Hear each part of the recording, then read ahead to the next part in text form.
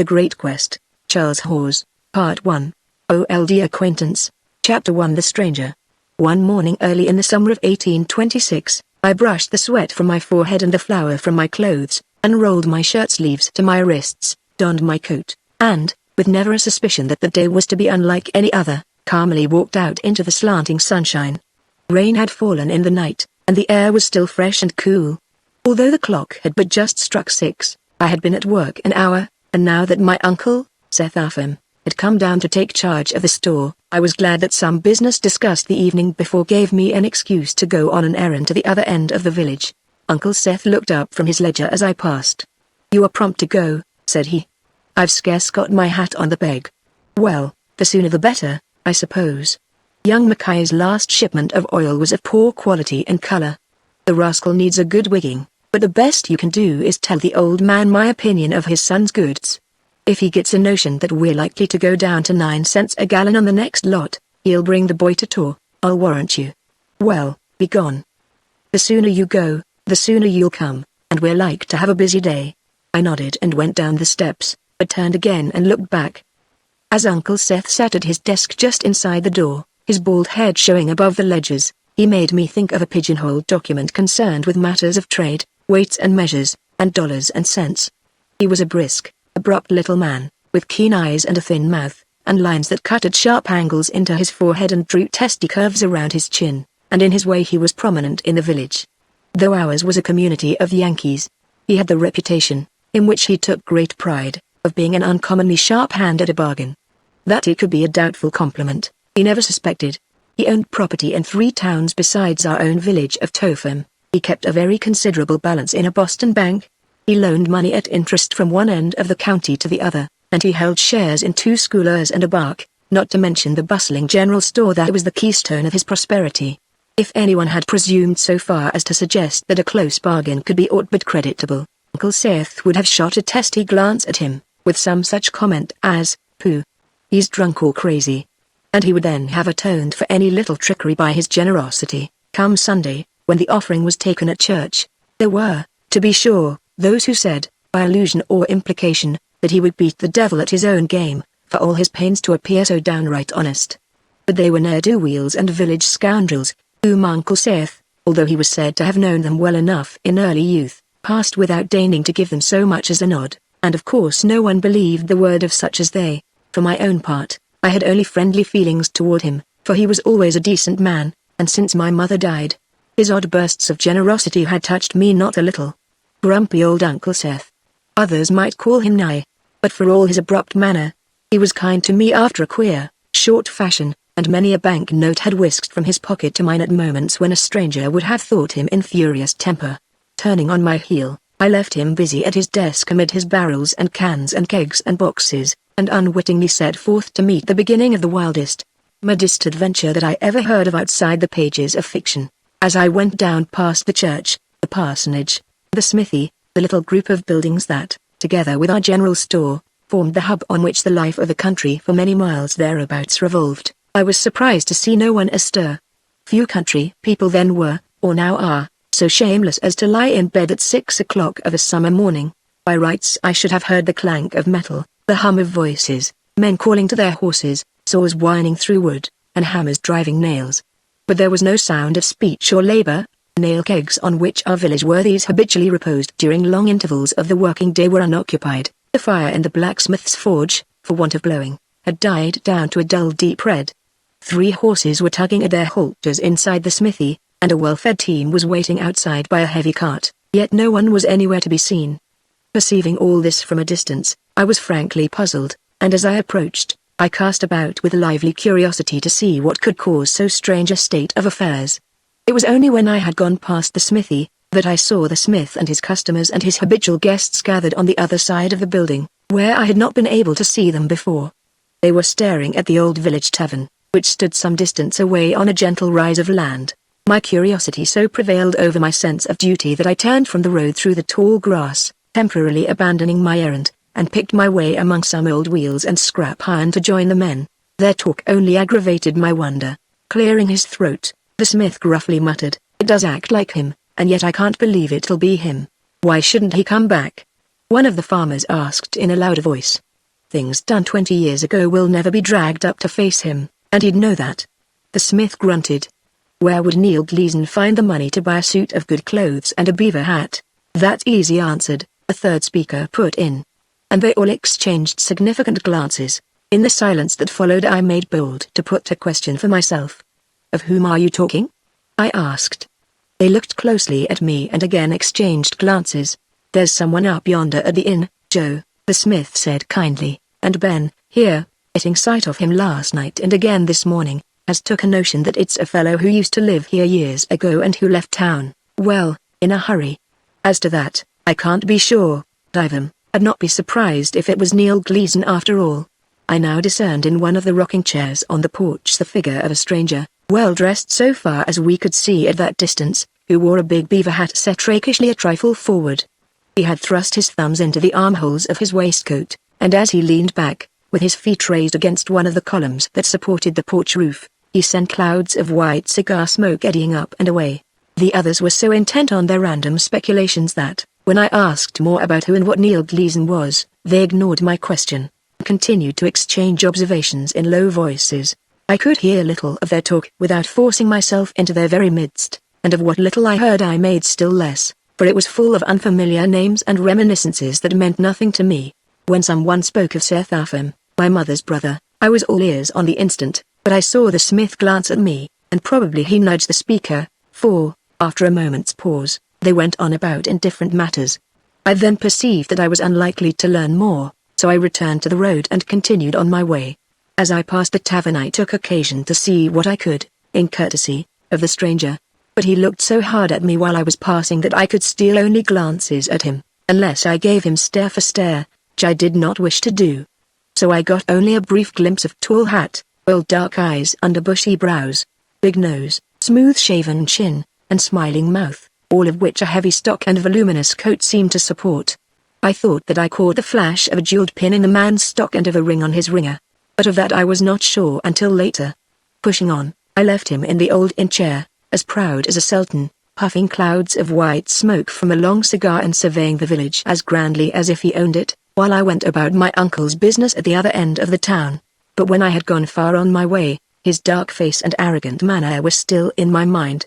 While I was arguing with surly old Dan Mackay about whale oil and horses and sugar and lumber, I was thinking of those proud, keen eyes and that smiling, scornful mouth. While I was bargaining with Mrs. Mackay for eggs and early peas, I was thinking of the beaver that the man had worn and the big ring on his finger, and while I was walking back over 2 miles of country road, on which the sun was now pouring down with ever-increasing heat, I was thinking of how my uncle's name had popped out in the conversation beside the smithy, and how it had popped, so to speak, discreetly back again. I was all eagerness, now, for another and better look at the stranger, and was resolved to stare him out of countenance, if need be, to get it. Imagine, then, my disappointment when, hot and sweaty, I once more came in sight of the tavern and saw the unmistakable figure under the beaver hat walk jauntily down the steps, pause a moment in the road, and, turning high the opposite direction, go rapidly away from me. The stranger should not escape me like that, I thought with a grim chuckle, and warm though I was, I lengthened my stride and drew slowly up on him. As he passed the smithy, he looked to neither right nor left, yet I was by no means sure that he did not see the curious faces that filled the door when he went by. A man can see so much without turning his head. While I toiled on after him, trying to appear indifferent and yet striving to overtake him before he should go beyond the store, where I must turn in, would I or would I not? He passed the church, the parsonage, the schoolhouse. He wore his hat tilted forward at just such an angle, and to one side over his right eye, swinging his walking stick nonchalantly, clipped the blossoms off the buttercups as he passed them. Now he paused to light a fresh cigar from the butt of the one that he was smoking. Now he lingered a moment in the shade of an old chestnut tree. All the time I was gaining on him, but now the store was hard by. Should I keep on until I had passed him and, turning back, could meet him face to face? No, Uncle Seth would surely stop me. In my determination to get a good look at the man, I was about to break into a run, when, to my amazement, he turned to the left toward the very place where I was going. So close to him had I now come that, when he stood on the threshold, I was setting foot on the lower step. I could see Uncle Seth's clerks, Arnold Lement, a Frenchman, and Simeon Muzzy, busily at work in the back room. I could see, as before, Uncle Seth's bald head shining above the top of his desk. But my eyes were all for the stranger, and I now saw plainly that in the ring on his finger there flashed a great white diamond. Uncle Seth, hearing our steps, raised his head. "Well?" he said sharply, in the dictatorial way that was so characteristic of him. "Well?" repeated the stranger in a voice that startled me. It was deep and gruff, and into the monosyllable the man put a solid, heavy emphasis, which made my uncle's sharpness seem as light as a woman's burst of temper. Uncle Seth, too, was startled, I think, for he raised his head and irritably peered over the steel rims of his spectacles. "Well," he grumpily responded, "what do you want of me?" "An hour of your time," said the stranger, lowering his voice. "Time's money," returned my uncle. "I'm the lad to transmute it into fine gold for you, Seth Upham," said the stranger. "How do you know my name?" "That's a foolish question to ask. Everyone in town can tell a stranger the name of the man who keeps the village store."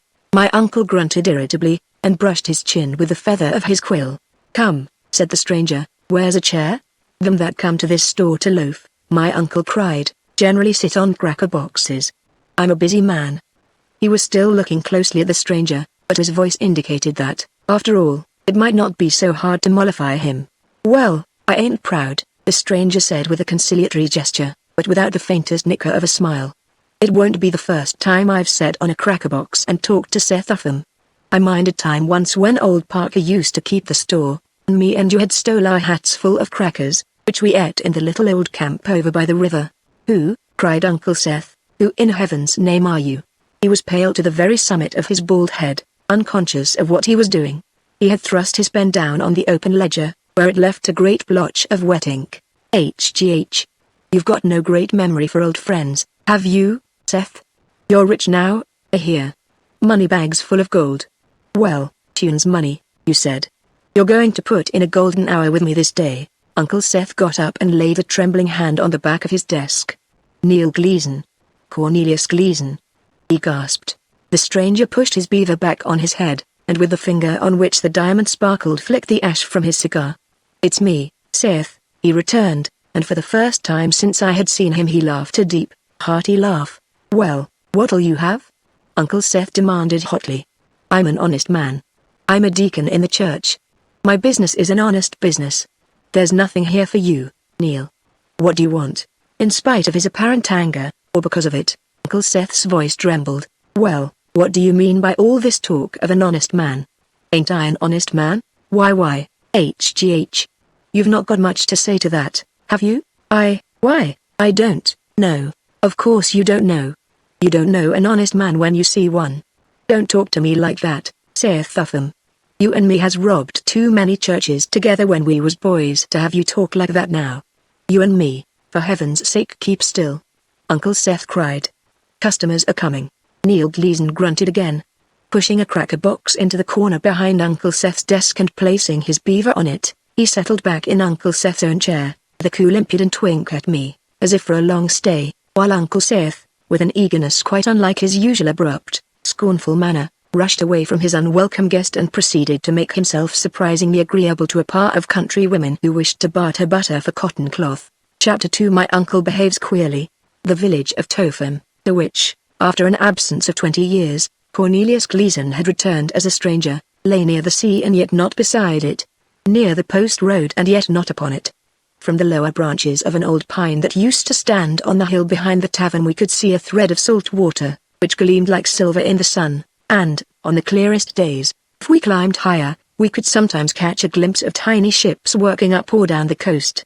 In the other direction, if we faced about, we could see, far down a long, broad valley, between low hills, a bit of white road that ran for a mile or two between meadows and marshes, and on the road we sometimes saw moving black dots trailing tiny clouds of dust, which we knew were men and horses and coaches. In Topham I was born, and there I spent my boyhood. I suppose that I was quieter than the average boy and more studious, for I was content to find adventures in the pages of books, and I read from cover to cover all the journals of the day that came to hand. Certainly I was a dreamy lad, who knew books better than men, and who cared so little for practical affairs that much passed me by unnoticed which many another youth of no more native keenness would instantly have perceived. When my mother, some years after my father's death, came to live with her brother and keep his house for him, it did not make so great a change in my manner of life as one might have expected. Bustling, smart Uncle Seth ruled the household with a quick, nervous hand, and for the time, as he bent all his energies to the various projects in which he was interested and in which he was more than ordinarily successful, he almost ignored his nephew. It was not strange that after my mother died Uncle Seth should give me more thought, for he was left a second time alone in the world, and except for me he had neither close friend nor blood relation. I think that his very shrewdness, which must have shown him how much a man needs friends, perversely kept him from making them. It built around him a fence of cold, calculating, selfish appraisal that repelled most people whom he might have drawn closer to him. But to me, who had on him claims of a kind, and whom he had come by slow stages to know intimately, he gave a queer, testy, impulsive affection, and although the first well-meant but ill-chosen act by which he manifested it was to withdraw me from my books to the store, he set me to learn the business, for which I was by no means so grateful as I should have been, both I and his two clerks, Sim Muzzy and Arnold Lamont, to whom long association had revealed the spontaneous generosity of which he seemed actually to be ashamed, had a very real affection for him. It was no secret that he intended to make me his heir, and I was regarded through the town as a young man of rare prospects, which reconciled me in a measure to exchanging during the day my worn volumes of Goldsmith and Defoe for neat columns that represented profit and loss on candles and sugar and spice, and my hard, faithful work won Uncle Seth's confidence, and with it a curiously grudging acknowledgment. Thus our little world of business moved monotonously, though not unpleasantly, round and round the cycle of the seasons, until the day when Cornelius Gleason came back to his native town. He continued to sit in my uncle's chair, that first morning, while Uncle Seth, perspiring, it seemed to me, more freely than the heat of the day could have occasioned, bustled about and waited on his customers. I suppose that Neil Gleason really saw nothing out of the ordinary in Uncle Seth's manner, but to me, who knew him so well now, it was plain that, instead of trying to get the troublesome women and their little business of eggs and cloth done with and out of the store as quickly as possible, which under the circumstances was what I should have expected of him, he was trying by every means high his power to prolong their bartering.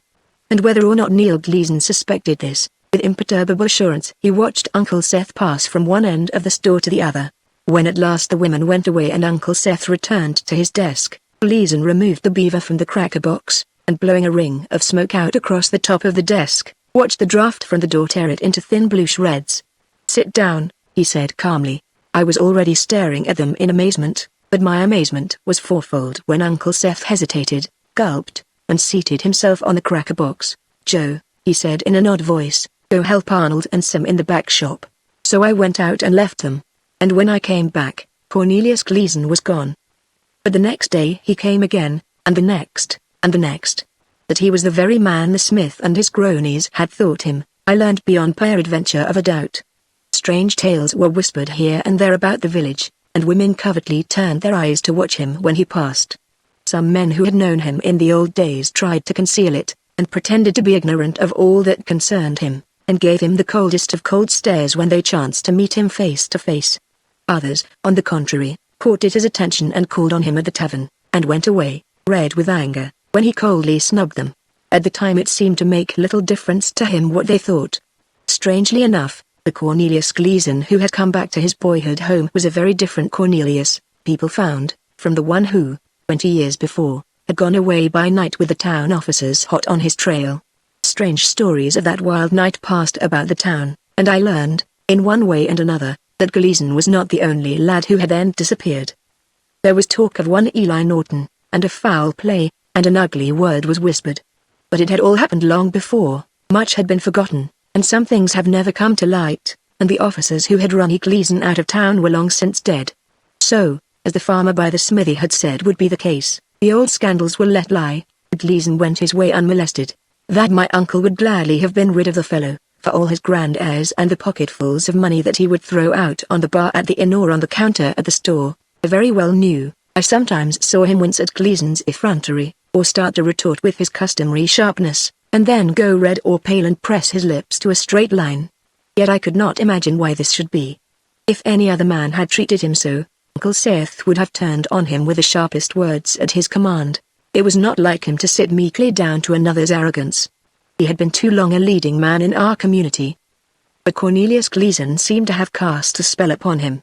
The longer Gleason would sit and watch Uncle Seth, the more overbearing would his manner become and the more nervous would Uncle Seth grow. I then believed, and still do, that if my uncle had stood up to him, as man to man, on that first day, Neil Gleason would have pursued a very different course. But Uncle Seth, if he realized it at all, realized it too late. At the end of a week, Gleason seemed to have become a part of the store. He would frown and look away out of the window, and scarcely deign to reply if any of the poorer or less reputable villagers spoke to him, whether their greeting was casual or pretentious, but he would nod affably, and proffer cigars, and exchange observations on politics and affairs of the world, when the minister or the doctor or any other of the solid, substantial men of the place came in. I sometimes saw Uncle Seth surreptitiously watching him with a sort of blank wonder, and once, when we had come home together late at night, he broke a silence of a good 2 hours by remarking as casually as if we had talked of nothing else all the evening, "I declare to goodness, Joe, it does seem as if Neil Gleason had reformed. I could almost take my oath he's not spoken to one of the old crowd since he returned. Who would have thought it? It's strange, passing strange." It was the question that the whole town was asking, who would have thought it? I had heard enough by now of the old escapades, drunken revels in the tavern, raids on a score of chicken roosts and gardens, errant burglary, and even, some said, arson, to understand why they asked the question. But more remarkable by far to me was the change that had come over my uncle. Never before had the business of the store been better, never before had there been more mortgages and notes locked up in the big safe, never had our affairs of every description flourished so famously. Whereas, in other seasons of greater than ordinary prosperity, Uncle Seth had become almost genial, I had never seen him so dictatorial and testy as now. Some secret fear seemed to haunt him from day to day and from week to week. Thinking back on that morning when Cornelius Gleason first came to our store, I remembered a certain sentence he had spoken. "You and me has robbed too many churches together when we was boys." I wondered if I could not put my finger on the secret of the change that had come over my uncle. Chapter 3 Higgleby's Barn. That Cornelius Gleason had returned to Topham a reformed and honest man. The less skeptical people in the village now freely asserted.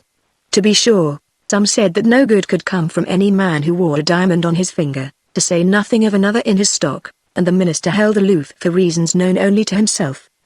But there was something hearty and wholesome in Gleason's gruff voice and blunt, kindly wit that quite turned aside the shafts of criticism, particularly when he had made it plain that he would associate only with people of unquestioned respectability, and his devout air, as he sat in the very front pew in church and sang the hymns in a fine, reverberating bass, almost, although never quite, won over even the minister. All were agreed that you could pardon much in a man who had lived long in foreign parts, and if any other argument were needed, Gleason's own free-handed generosity for every good cause provided it. There were even murmurs that a man with Seth Atham's money might well learn a lesson from the stranger within our gates, which came to my uncle's ears, by way of those good people you can find in every town who feel it incumbent on them to repeat in confidence that which they have gained in confidence, and caused him no little uneasiness. Of the probity of Cornelius Gleason the village came gradually to have few doubts, and those of us who believed in the man were inclined to belittle the blacksmith, who persisted in thinking ill of him, and even the minister. Unquestionably Gleason had seen the error of his youthful ways and had profited by the view, which, by all accounts, must have been extensive. It was a fine thing to see him sitting on the tavern porch or in my uncle's store and discoursing on the news of the day. By a gesture, he would dispose of the riots in England and leave us marveling at his keenness. The riots held a prominent place in the papers, and we argued that a man who could so readily place them where they belonged must have a head of no mean order. Of affairs in South America, where General Pez had become civil and military dictator of Venezuela, he had more to say, for General Pez, it seemed, was a friend of his. I have wondered since about his boasted friendship with the distinguished general, but at the time he convinced us that Venezuela was a fortunate state and that her affairs were much more important to men of the world than a bill to provide for the support of aged survivors of the Army of the Revolution, which a persistent and legged old chap from the Four Corners tried a number of times to introduce into the conversation. There came a day when both the doctor and the minister joined the circle around Cornelius Gleason. Never was the prouder man. He fairly expanded in the warmth of their interest. His gestures were more impressive than ever before, his voice was more assertive. Yet behind it all I perceived a curious twinkle in his eyes, and I got a perverse impression that even then the man was laughing up his sleeve. This did not in itself set my mind on new thoughts, but to add to my curiosity, when the doctor and the minister were leaving, I saw that they were talking in undertones and smiling significantly. Late one night toward the end of that week, I was returning from Boston, whither I had gone to buy 10 pipes of Siam gin and 6 of old East India Madeira, which a correspondent of my uncle's had lately imported. An acquaintance from the next town had given me a lift along the post road as far as a certain shortcut, which led through a pine woods and across an open pasture where once there had been a farmhouse and where, although the house had burned to the ground 8 or 10 years since, a barn still stood, which was known throughout the countryside as Hillby's. The sky was overcast, but the moonlight nevertheless sifted through the thin clouds, and with a word of thanks to the lad who had brought me thus far, I vaulted the bars and struck off toward the pines. My eyes were already accustomed to the darkness, and the relief from trying to see my way under the thickly interwoven branches of the grove made the open pasture, when I came to it, seem nearly as light as day, although, of course, to anyone coming out into it from a lighted room, it would have seemed quite otherwise. Of the old barn, which loomed up on the hill, a black, gaunt, lonesome object a mile or so away, I thought very little, as I walked along, until it seemed to me that I saw a glimmer of fire through a breach where a board had been torn off. Now the barn is remote from the woods and from the village, but the weather had been dry, the dead grass in the old pasture was as inflammable as tinder, and what wind there was, blowing toward the pines.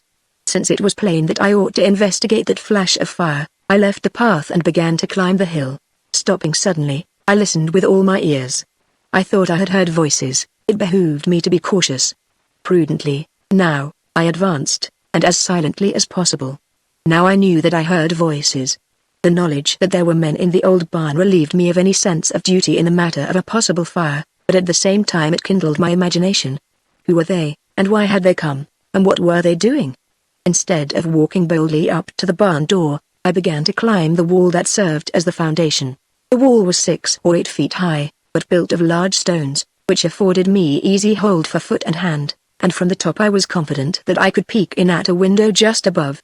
Very cautiously I climbed from rock to rock, until I was on my knees on the topmost tier.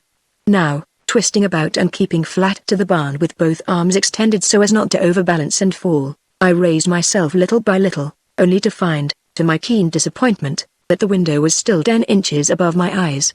That I should give up then, never occurred to me. I placed both hands on the sill and silently lifted myself until my chin was well above it. In the middle of the old barn, by the light of 4 candles, a number of men were playing cards. I could hear much of what they said, but it concerned only the fortunes of the game, and as they spoke in undertones I could not recognize their voices. For all that I got from their conversation they might as well have said naught, except that the sound of their talking and the clink of money as it changed hands served to cover whatever small noises I may have made, and thus enabled me to look in upon them undiscovered. Nor could I see who they were, for the candle light was dim and flickered, and those who were back to me, as they pressed forward in their eagerness to follow the play, concealed the faces of those opposite them. Moreover, my position was extremely uncomfortable, perhaps even dangerous. So I lowered myself until my toes rested on the wall of rock, and kneeling very cautiously, began to descend. Exploring with my foot until I found the likely stone, I put my weight on it, and felt it turn. Failing to clutch the top of the wall, I went down with a heavy thud. For a moment I lay on the ground with my wind knocked out of me, completely helpless. Then sharp voices broke the silence, and the sound of someone opening the barn door instilled enough wholesome fear into me to enable me to get up on all fours after a fashion, and creep cautiously away. From the darkness outside, my eyes being already accustomed to the absence of light, I could see a number of men standing together in front of the barn door. They must have blown out the candles, for the door and the windows and the chinks between the boards were dark. Cursing myself for a silly fool, I made off as silently as possible. I had not recognized one of the players. I had got a bad tumble and sore joints for my trouble, and my pride was hurt. In short, I felt that I had fallen out of the small end of the horn, and I was in no cheerful mood as I limped along. But by the tune I came into the village half an hour later, I had recovered my temper and my wind, and so, although I earnestly desired to go home and to bed, to rest my lame bones, I decided to go first to the store and report to Aunt Seth the results of my mission. Through the lighted windows of the store, as I approached, I could see Arnold Lamont and Sim Muzzy playing chess in the back room. They were a strange pair, and as ill-matched as any two you ever saw. Lamont was a Frenchman, who had appeared, seemingly from nowhere, 10 or a dozen years before, and in quaintly precise English had asked for work, only because it was so exceedingly precise, would you have suspected that it was a foreigner's English.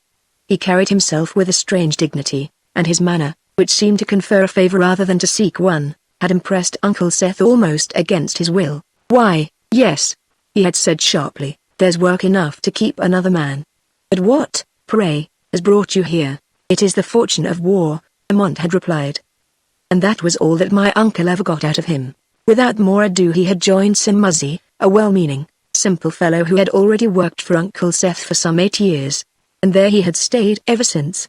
Arnold and Sim shared the room above the store and served both as watchmen and as clerks. But it was Sim who cooked their meals, who made their beds, who swept and dusted and polished. Although the two worked for equally small pay and, all in all, satisfactory men as any storekeeper could hope to have, Arnold had carried even into the work of the store that same odd, foreign dignity, and it apparently never occurred, even to petulant, talkative Sim, that Arnold, so reserved, so quietly assured, should have lent his hand to mere domestic duties. Learning early in their acquaintance, each that the other played chess, they had got aboard and a set of men, and, by spite of a disparity in skill that for some people must have made it very irksome, had kept the game up ever since. Arnold Lamont played chess with the same precision with which he spoke English, and if Sim Muzzy managed to catch him napping, and so to win 1 game in 20, it was a feat to be talked about for a month to come. Through the windows, as I said, I saw them playing chess in the back shop. Then, coming round the corner of the store, I saw someone just entering. It was no other than Cornelius Gleason, in beaver, stock, coat, and diamonds, with the perpetual cigar bit tight between his teeth. A little to my surprise, I noticed that there were beads of perspiration on his forehead. I had been walking fast myself, and yet I had not thought of it as a warm evening. The overcast sky and the wind from the sea, with then promise of rain to break the combined to make the night the coolest we had had for some weeks. It surprised me also to see that Gleason was breathing hard, but was he? I could not be sure. Then, through the open door, I again saw Arnold Lamont in the back room. In his hand he was holding a knight just over the square on which it was to rest, but with his eyes he was following Cornelius Gleason across the store and round behind my uncle's desk, where now there was a second chair in place of the cracker box. When Gleason had sat down beside my uncle, he tapping the desk with a long pencil, which he had drawn from his pocket, Uncle Seth bustling about among his papers, with quick useless sallies here and there, and into the pigeon-holes, as if he were confused by the mass of business that confronted him. It was a manner he sometimes affected when visitors were present. Arnold Lamont put down the knight and absently, as if his mind were far away, said in his calm, precise voice, "Check. No, no. You mustn't do that. You can't do that. That's wrong. See? You were on that square there, see? And you moved so. You can't put your knight there," Sim Muzzy cried. That Lamont had transgressed by mistake the rules of the game hit Sim like a thunderclap and even further befuddled his poor wits. "Ah," said Lamont, "I see. I beg you, pardon my error. So. Check." He again moved the knight, apparently without thought, and Sim Muzzy fell to biting his lip and puzzling this way and that and working his fingers, which he always did when he was getting the worst of the game. Arnold Lamont seemed not to care a straw about the game. Through the door he was watching Cornelius Gleason. And Cornelius Gleason was wiping his forehead with his handkerchief. I wondered if it was my lively imagination that made me think that he was breathing quickly. How long would it have taken him, I wondered, to cut across the pasture from Higgleby's barn to the North Road? Coming thus by the Four Corners, could he have reached the store ahead of me? Or could he, by way of the Shunpike, have passed me on the road? Chapter 4 Swords and Ships.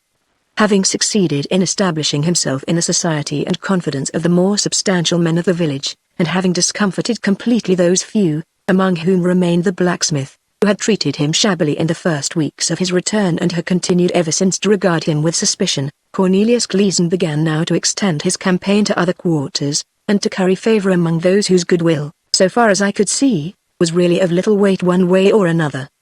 He now cast off something of his arrogant, disdainful air, and won the hearts of the children by strange knickknacks and scrimshaws, which he would produce, sometimes from his pockets, and sometimes, by delectable sleight of hand, from the very air itself.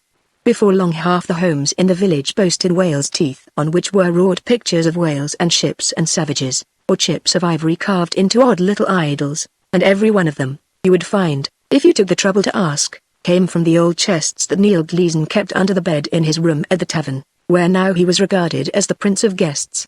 To those who were a little older he gave more elaborate trinkets of ivory and of dark, strange woods, and the report grew, and found ready belief, that he had prospered greatly in trade before he decided to retire, and that he had brought home a fortune with which to settle down in the old town, for the toys that he gave away so freely were worth, we judged, no inconsiderable sum.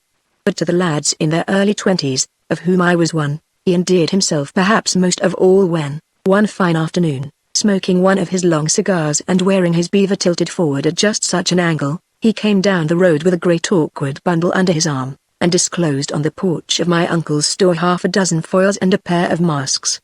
He smiled when all the young fellows in sight and hearing gathered round him eagerly, and called one another to come and see, and picked up the foils and passed at one another awkwardly. There was an odd satisfaction in his smile, as if he had gained something worth the having. What a man of his apparent means could care for our goodwill, I could not have said if anyone had asked me, and at the time I did not think to wonder about it. But his air of triumph, and I later had occasion to recall it to mind, convinced me that for our goodwill he did care, and that he was maneuvering to win and hold it. It was interesting to mark how the different ones took his playthings. Sim Muzzy cried out in wonder and earnestly asked, "Are those what men kill themselves with in duels? Pray how do they stake 'em in when the points are blunted?" Arnold Lament, without a word or a change of expression, picked up a foil at random and tested the blade by bending it against the wall. Uncle Seth, having satisfied his curiosity by a glance, cried sharply, "That's all very interesting, but there's work to be done. Come, come, I pay no one for gawking out the door." The lively hum of voices continued, and a number of town boys remained to examine the weapons, but Arnold, Sim, and I obediently turned back into the store. "That's all right, lads," Cornelius Gleason cried. "Come evening, I'll show you a few points on using these toys. I'll make a fencing master and a good one, I'll have you know, and there are some among you that have the making of swordsmen. You're one, Joe Woods, you're one." I was pleased to be singled out, and went to my work with a will, thinking meanwhile of the promised lessons. It never occurred to me that Cornelius Gleason could have had a motive that did not appear on the surface for so choosing my name from all the rest. That evening, true to his promise, he took us in hand on the village green, with 4/5 of the village standing by to watch, and gave us lessons in thrusting and parrying and stepping swiftly forward and backward. We were an awkward company of recruits, and for our pains we got only hearty laughter from the onlookers. But the new sport captured our imagination, and realizing that, once upon a time, even Cornelius Gleason himself had been a tyro, we zealously worked to learn what we could, and in our idle moments we watched with frank admiration the grand flourishes and great leaps and stamps of which Gleason was master. The diamond on the finger of his gracefully curved left hand flashed as he sprang about, and his ruffled shirt, damped by his unwonted exercise, clung close to his big shoulders and well-formed back. Surely, we thought, few could equal his surprising agility. The great voice in which he roared his suggestions and commands increased our confidence in his knowledge of swordsmanship. When, after my second turn at his instruction, I came away with my arms aching from the unaccustomed exertion and saw that Arnold Lament was watching us and covertly smiling, I flamed red and all but lost my temper. Why should he laugh at me, I thought. Surely I was no clumsier than the others. Indeed, he who thought himself so smart probably could not do half so well. Had not Mr. Gleason praised me most of all? In my anger at Arnold's secret amusement, I avoided him that evening and for several days to come. It was on Saturday night, when we were closing the store for the week, that quite another subject led me back to my resentment in such a way that we had the matter out between us, and as all that we had to say is more or less intimately connected with my story I will set it down word for word. A young woman in a great quilted bonnet of the kind that we used to call calash, and a dress that she no doubt thought very fetching, came mincing into the store and ordered this thing and that in a way that kept me attending closely to her desires. When she had gone mincing out again, I turned so impatiently to put the counter to rights, that Arnold softly chuckled. "Apparently," said he, with a quiet smile, "the lady did not impress you quite as she desired, Joe." "Impress me?" I snorted, ungallantly imitating her mincing manner. "She impressed me as much as any of them. You must have patience, Joe. Some day there will come a lady." "No, no," I cried, with the cocksure assertiveness of my years. "But yes, not I." "No, no, Arnold, needles and pins, needles and pins. When a man marries his trouble begins." Sadness now shadowed Arnold's expressive face. "No. Proverbs sometimes are pernicious. You are laughing at me." I had detected, through the veil of melancholy that seemed to have fallen over him, a faint ray of something akin to humor. "I am not laughing at you, Joe." His voice was sad. "You will marry someday, marry and settle down. It is good to do so." There was something in his stopping that made me look at him in wonder. Immediately he was himself again, calm, wise, taciturn, but in spite of my youth I instinctively felt that only by suffering could a man win his way to such kindly, quiet dignity. I had said that I could not marry, no wonder, I have since thought that Arnold looked at me with a gentle humor, never dreaming that in only a few short months a new name and a new face were to fill my mind and my heart with a world of new anxieties and sorrows and joys, never dreaming of the strange and distant adventures through which Arnold and I were to pass. If a fortune teller had foretold the story, I should have laughed it to scorn. I was only angry at his amused smile. Perhaps I had expected him to argue with me, to try to correct my notions. In any case, when he so kindly and yet keenly appraised at its true worth my boyish pose, I was sobered for a moment by the sadness that he himself had revealed. Then I all but flew into a temper. "Oh, very well. Go on and laugh at me. You were laughing at me the other night when I was fencing, too. I saw you. I'd like to see you do better yourself. Go on and laugh, you who are so wise." Arnold's smile vanished. "I am not laughing at you, Joe. Nor was I laughing at you then. You were not laughing at me?" "No. At whom, then, were you laughing?" To this Arnold did not reply. The fencing lessons, begun so auspiciously that first evening, became a regular event. Every night we gathered on the green and fenced together until twilight had all but settled into dark. Little by little we learned such tricks of attack and defense as our master could teach us, till we, too, could stamp and leap, and parry with whistling circles of the blade. And as we did so, we young fellows of the village came more and more to look upon Cornelius Gleason almost as one of us.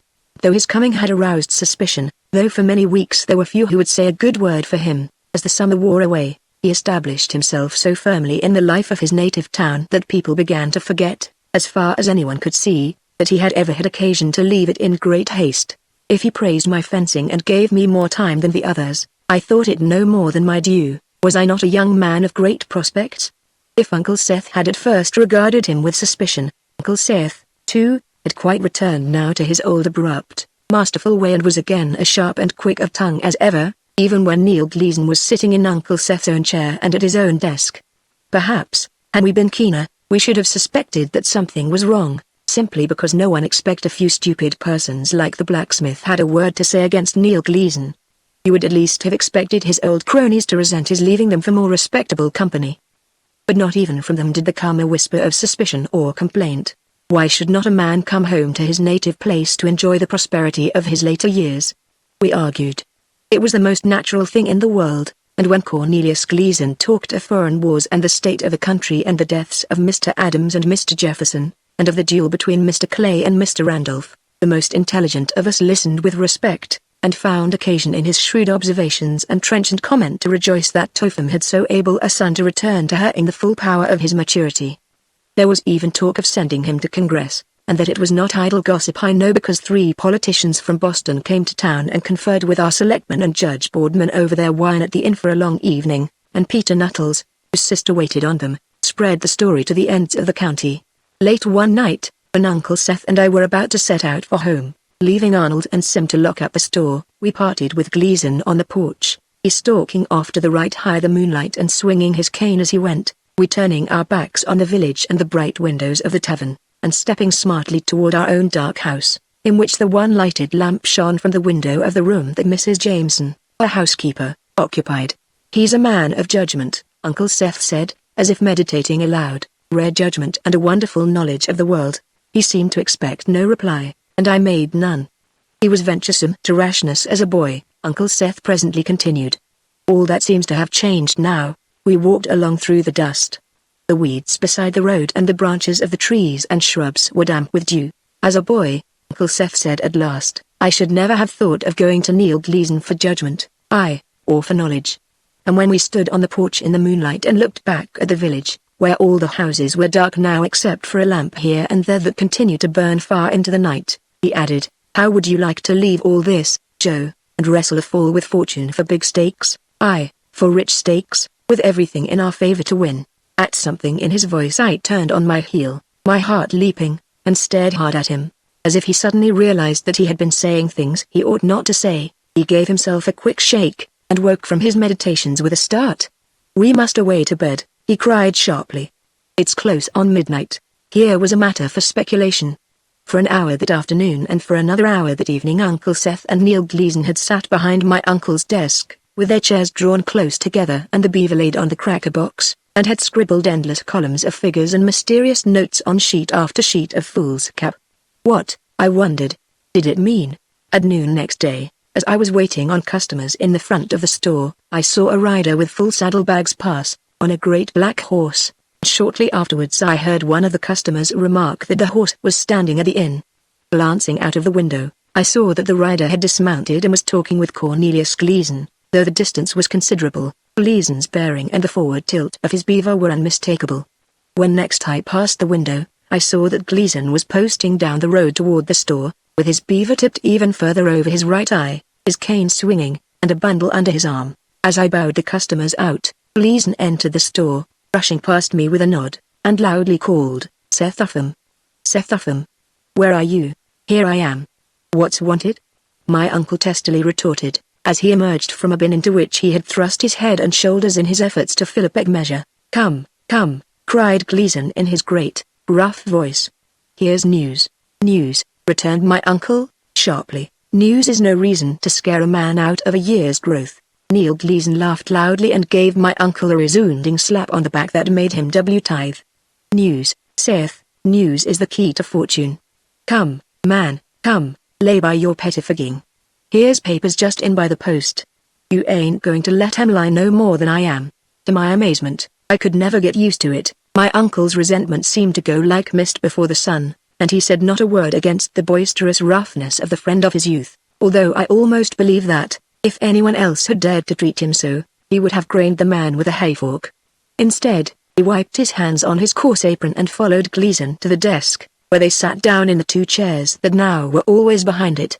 For a time they talked in voices so low that I heard nothing of their conversation, but after a while, as they became more and more absorbed in their business, their voices rose, and I perceived that Gleason was reading aloud from the papers some advertisements in which he seemed especially interested. "Here's this," he would cry.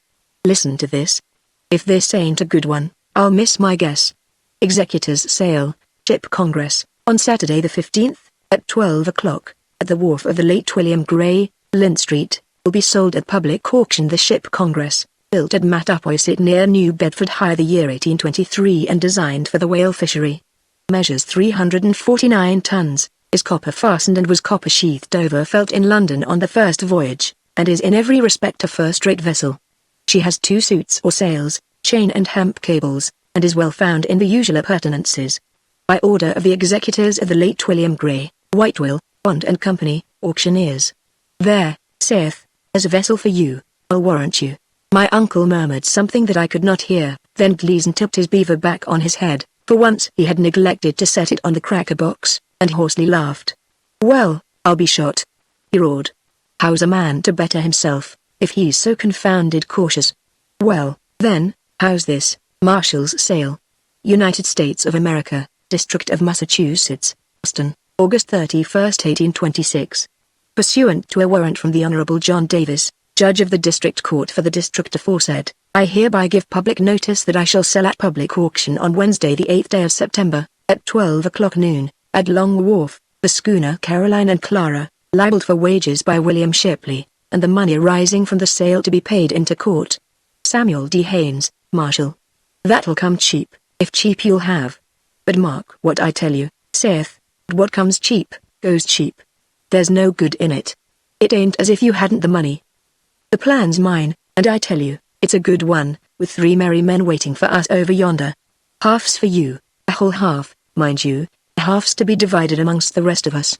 It don't pay to try to do things cheap. What with gear carried away and goods damaged, it don't pay." Uncle Seth was marking lines on the margin of the newspaper before them. "I wonder," he began, "how much?" Then they talked in undertones, and I heard nothing more. Chapter 5 A Mysterious Project. For 3 days I watched with growing amazement the strange behavior of my uncle. Now he would sit hunched up over his desk and search through a great pile of documents from the safe. Now he would toss the papers into his strong box, lock it, and return it to its place high the vault, and pace the floor in a reverie so deep that you could speak in his very ear without getting a reply. At one minute he would be as cross as a devil's imp, and turn on you in fury if you wished to do him a favor. At the next he would fairly laugh aloud with good humor. The only man at whom he never flew out in a rage was Cornelius Gleason, and why this should be so, I could only guess. You may be sure that I, and others, tried hard to fathom the secret, when the 2 of them were sitting at my uncle's desk over a huge mass of papers, as they were for hours at a time. On the noon of the third day they settled themselves together at the desk and talked interminably in undertones. Now Uncle Seth would bend over his papers, now he would look off across the road and the meadows to the woods beyond. Now he would put questions, now he would sit silent. An hour passed, and another, and another. At 4 o'clock they were still there, still talking in undertones. At 5 o'clock their heads were closer together than ever. Now Neil Gleason was tapping on the top of his beaver. He had a strange look, which I did not understand, and between his eyes and the flashing of his diamond as his finger tapped the hat, he charmed me as if he were a snake. Even Sim Muzzy was watching them curiously, and on Arnold Lament's fine, sober face there was an expression of mingled wonder and distrust. Customers came, and we waited on them, and when they had gone, the two were still there. The clocks were striking 6 when I faced about, hearing their chairs move, and saw them shaking hands and smiling. Then Cornelius Gleason went away, and my uncle, carefully locking up his papers, went out, too. Supper was late that night, for I waited until Uncle Seth came in, but he made no excuse for his long absence and late return. He ate rapidly and in silence, as if he were not thinking of his food, and he took no wine until he had pushed his plate away. Then he poured himself a glass from the decanter, tasted it, and said, "I am to be awake tomorrow, Joe." "Yes, sir," said I. "I may be back tomorrow night and I may not. As to that, I can't say. But I wish, come afternoon, you'd go to Abe Guptill's for me. I've an errand there I want you to do." I waited in silence. "I hold a mortgage of $2,000 on his place." He presently went on. "I've let it run, out of good nature. Good nature don't pay. Well, I'm going to need the money. Give him a month to pay up. If he can't, tell him I'll sell him out." "You'll what?" I cried, not believing that I heard him right. "I'll sell him out. Pringle has been wanting the place and he'll give at least $2,000. Now, Uncle Seth, Abraham Guptill's been a long time sick. His best horse broke a leg a while back and he had to shoot it, and while he was sick his crops failed. He can't pay you now. Give him another year. He's good for the money and he pays his interest on the day it's due." Uncle Seth frowned. "I've been too good-natured," he said sharply. "I need the money myself. I shall sell him out, but, well," I stopped short. After all, I could not save Abe Guptill. I knew Uncle Seth too well for that. And it might be easier for Abe if I broke the news than if, say, Uncle Seth did. "Very well," I replied after a moment's thought. "I will go." Uncle Seth, appeased by my compliance, gave a short grunt, curtly bade me good night and stumped off to bed.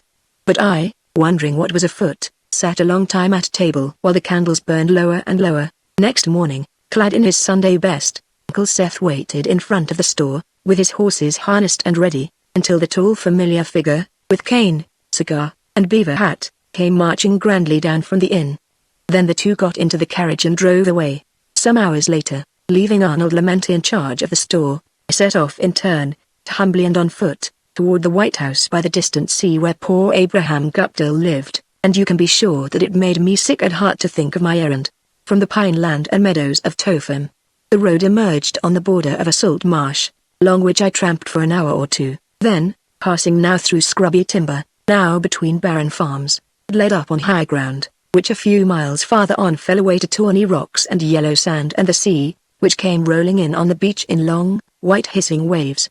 Islands in the offing seemed to give promise of other, far distant lands, and the sun was so bright and the water so blue that I thought to myself how much I would give to go a-sailing with Uncle Seth in search of adventure. Late in the afternoon I saw ahead of me, beside the road, the small white house, miles away from any other, where Abraham Guptill lived. A dog came barking out at me, and a little boy came to call back the dog. Then a woman appeared in the door and told me I was welcome. Abe, it seemed, was away working for a neighbor, but he would be back soon. Supper time was near. If I would stay with them for the meal, she said, they should be glad and honored. So I sat down on the doorstone and made friends with the boy and the dog, and talked away about little things that interested the boy, until we saw Abraham Guptill coming home across the fields with the sun at his back. He shook hands warmly, his face was anxious.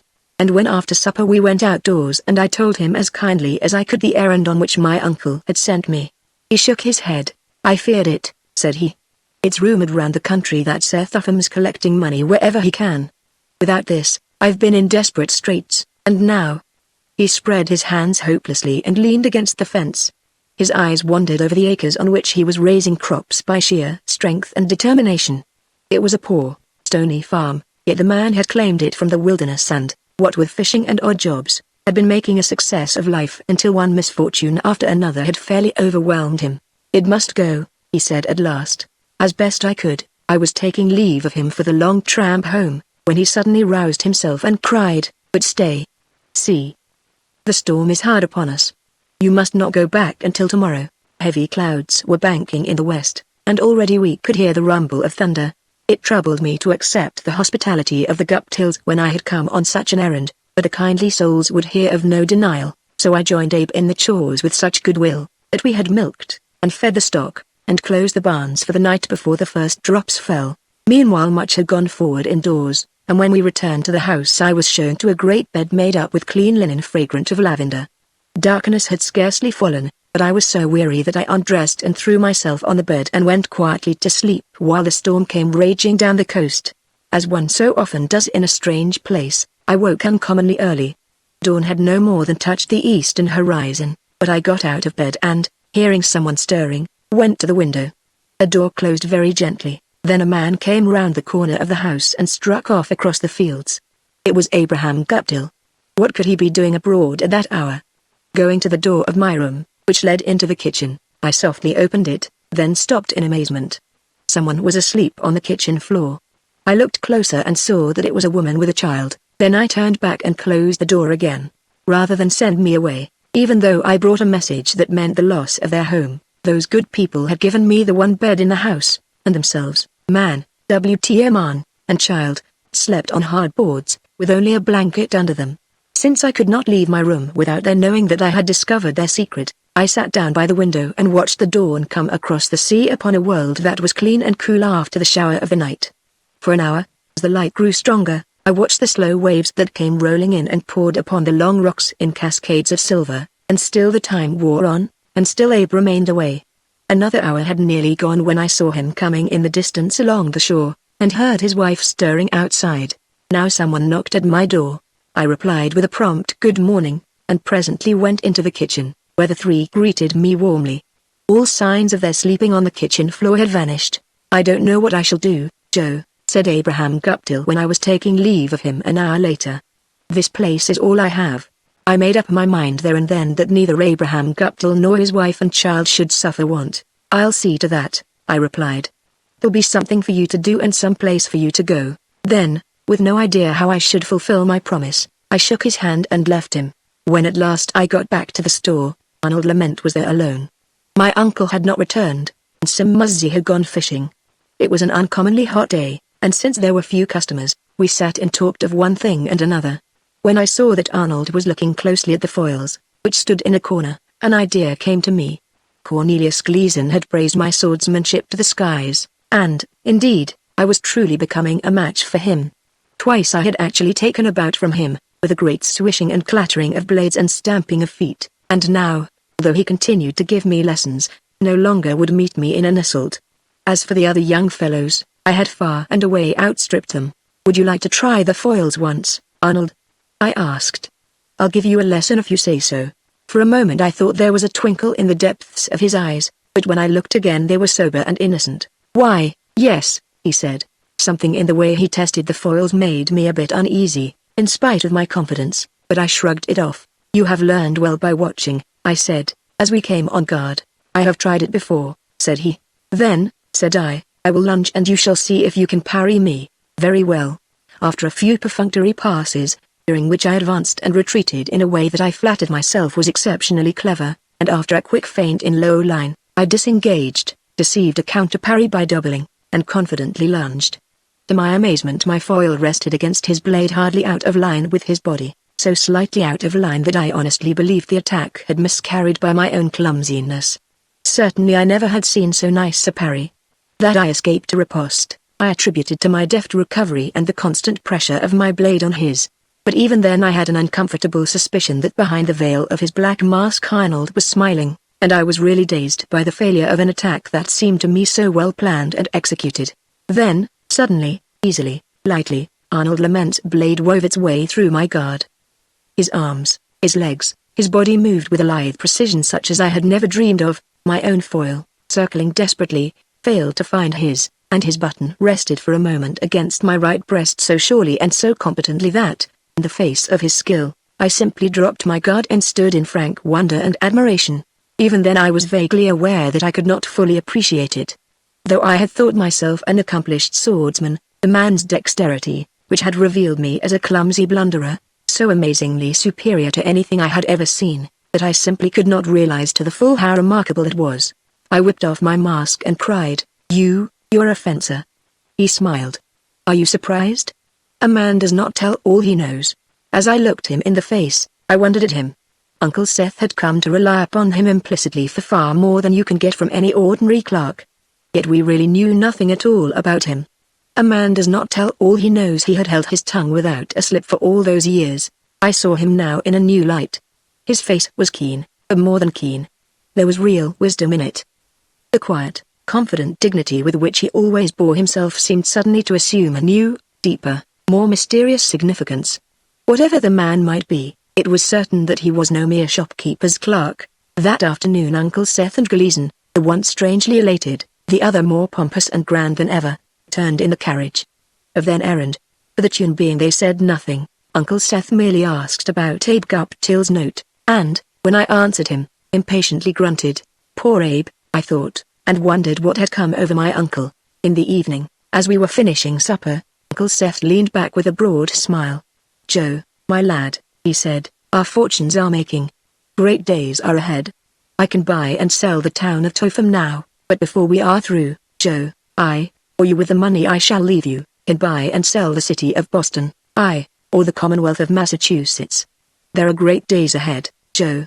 "But what?" I asked, with fear at my heart. "But what is this great venture?" Uncle Seth looked at me with a smile that expressed whatever power of affection was left in his hard old shell of a heart, a meager affection, yet, as far as it went, all centered upon me, and revealed a great conceit of his own wisdom. "Joe," he said, leaning forward on his elbows till his face, on which the light threw every testy wrinkle into sharp relief, midway between the two candles at the end of the table, "Joe, I've bought a ship and we're all going to Africa."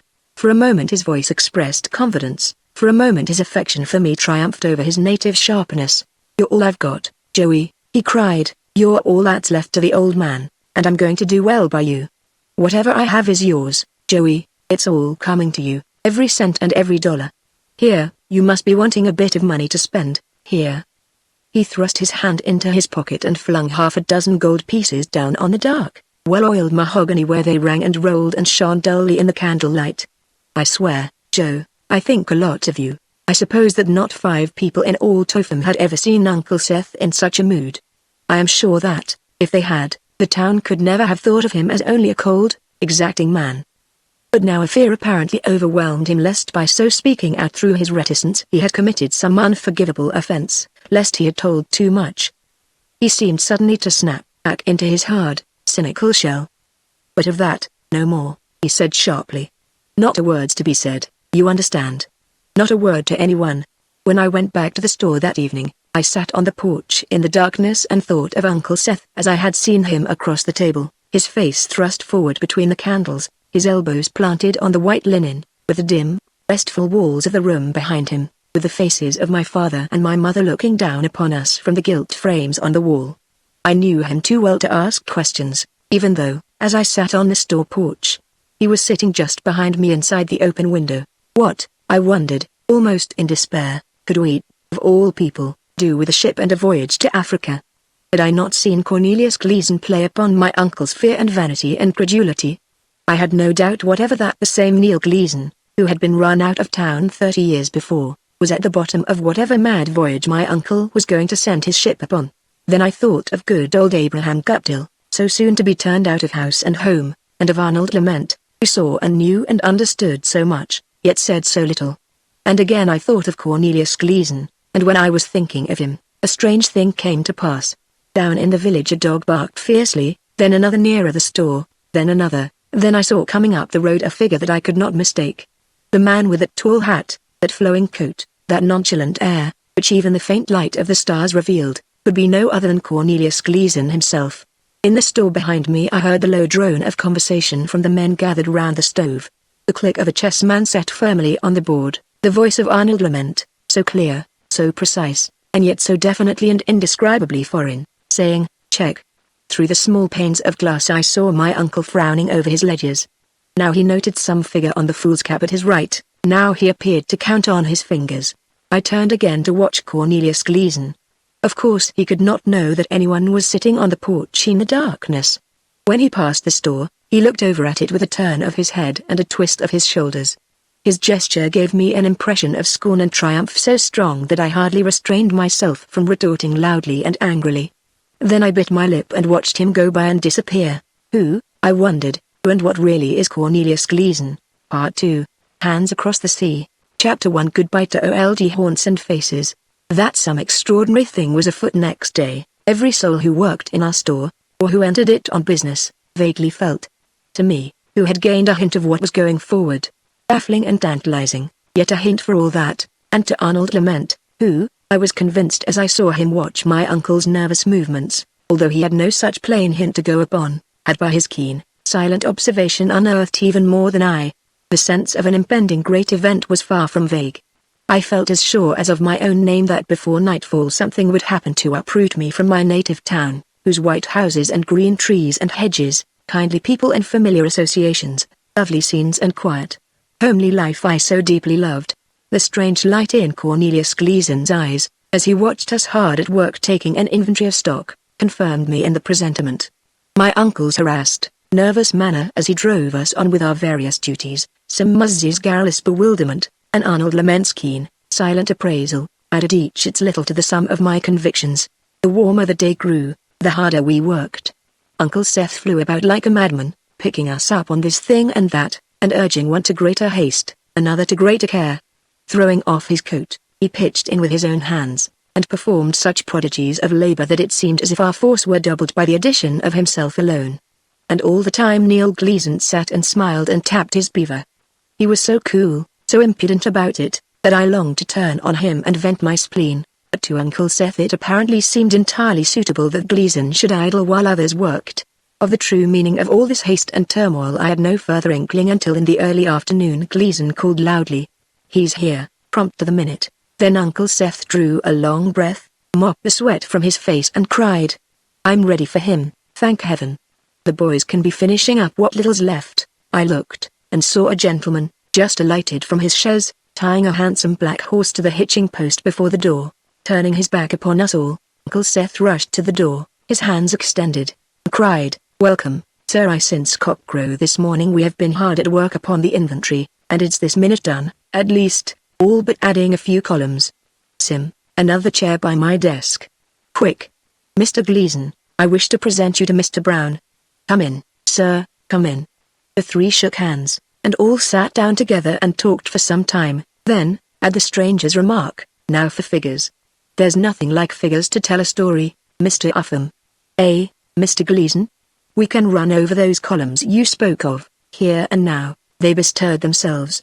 "You're right, sir," Uncle Seth cried, and then he sharply called, "Arnold, bring me those lists you've just finished." "That's right. Is that all? Well, then you take the other boys and return those boxes in the back room to their shelves. That'll occupy you all of an hour." No longer able to pick up an occasional sentence of their talk, we glumly retired out of earshot and were more than ever irritated when Gleason, his cigar between his teeth, stamped up to the door between the front room and the back and firmly closed it. Why should they wish so much to be alone? Arnold asked. I ventured no reply, but Sim Muzzy, as if personally affronted, burst hotly forth, "You'd think Seth Upham would know enough to ask the advice of a man who's been working for him ever since Neil Gleason ran away from home, now wouldn't you? Here I've toiled day in and out and done good work for him and learned the business, for all the many times he's said he never saw a thicker head, until there ain't a better hand at candling eggs, not this side of Boston, than I be. And does he ask my advice when he's got something up his sleeve? No, he don't. And yet I leave it to Arnold, here, if my nose ain't keener to scent sour milk than any nose in Topham. Yes, sir." The idea of Sim Muzzy's advice on any matter of greater importance than the condition of an egg or the sweetness of milk, in determining which, to do him justice, he was entirely competent, struck me as so funny that I almost sniggered. Nor could I have restrained myself, even so, when I perceived Arnold looking at me solemnly and as if reproachfully. Had not Uncle Seth just then opened the door and called, "Sim, there's a lady here wants some calico and spices. Come and wait on her." When, 15 minutes later, Son returned, closing the door smartly behind him, Arnold asked with a droll quirk, which I alone perceived, "Well, my friend, what did you gather during your stay in yonder?" "Gather? Gather?" Son spluttered. "I gathered nothing. There was talk of dollars and cents and pounds and pence, and stocks and oils, ships and horses, and though I listened till my head swam, all I could make out was when Neil Gleason told me to shut the door behind my back. If they was to ask my advice, I'd tell 'em to talk sense, that's what I'd do." "Ah, Sim," said Arnold, "if only they were to ask thy advice, what advice thee would give them?" "Now you're talking like a Quaker," Sim replied hotly. "Why do Quakers talk that way, I'd like to know? Theeing and thouing till it is enough to fuddle a sober man's wits.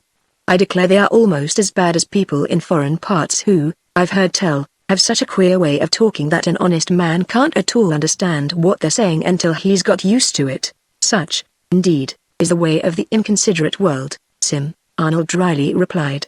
Then the three of us put our shoulders to a hogshead, and in the mighty effort of lifting it to the bulkhead sill ceased to talk. As we finally raised it and shoved it into the yard, Sim stepped further out than Arnold and I, and looking toward the street, whispered, "He's going." I sprang over beside him and saw that the visitor, having already unhitched his horse, was shaking hands with Uncle Seth. Stepping into the chaise, he then drove off. For a space of time so long that the man must have come to the bend in the road, Uncle Seth and Cornelius Gleason watched him as he went. Then, to puzzle us still further, smiling broadly, they shook hands, and turning about, still entirely unaware that we were watching them, walked with oddly pleased expressions back into the store. My uncle's face expressed such confidence and friendliness as even I had seldom seen on it. "Now ain't that queer?" Sim began. If Seth Upham was a little less set in his ways, with a shrug Arnold Lament broke in upon what seemed likely to be a long harangue, and made a comment that was much more to the point. "Now," said he, "we are going to hear what has happened." Surely enough, we thought. No sooner were we back in the store, all three of us, than the door opened and in came Uncle Seth. "Well," said he, brusquely, and yet with a certain pleased expression still lingering about his eyes, "I expected you to have done more. Well, work hard. We must have things in order come morning." Arnold smiled as my uncle promptly returned to the front room. But Sim and I were keenly disappointed. "How now, you who are so clever?" Sim cried when Uncle Seth again had closed the door. "How now, Arnold? We have heard nothing." "Why," said Arnold, imperturbably, "not exactly nothing. We have learned that the man is coming back tomorrow." "Are you crazy?" Sim responded. Seth Upham said nothing of the kind. Arnold only smiled again. "Wait and see," he said. So we worked until late at night, putting all once more to rights, and in the morning, true to Arnold's prophecy, the gentleman with the big black horse, accompanied now by a friend, made a second visit in the front room of the store. This time he talked but briefly with Uncle Seth and Neil Gleason, who had already waited an hour for his arrival, as if eager to see our business for himself. He then walked through the store, examining every little detail of the stock and fixtures, and asked a vast number of questions, which in themselves showed that he knew what he was about and that he was determined to get at the bottom of our affairs. There was talk of barrels of Alexandria superfine flour and hogsheads of Kentucky tobacco, teas, Hizen, young Hizen skin, Pouchong and Souchong, of oil, summer and winter, of vials of Shoal's done fish and Holland gin and preserved ginger, and one thing and another, until, with answering the questions they asked me, I was fairly dizzy. Having examined store and stock to his satisfaction, he then went with Uncle Seth, to my growing wonder, to our own house, and from what Sim reported when he came back from a trip to spy upon them, they examined the house with the same care.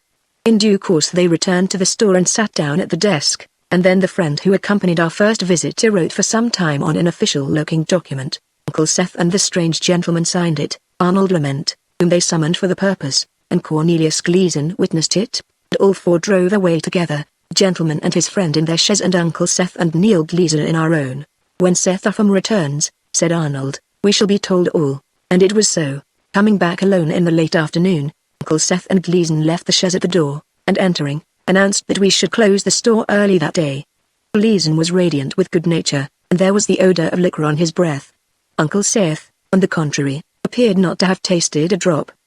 He was, if anything, a little sharper than ever at one moment, a little more jovial at the next, excited always, and full of some mysterious news that seemed both to delight and to frighten him.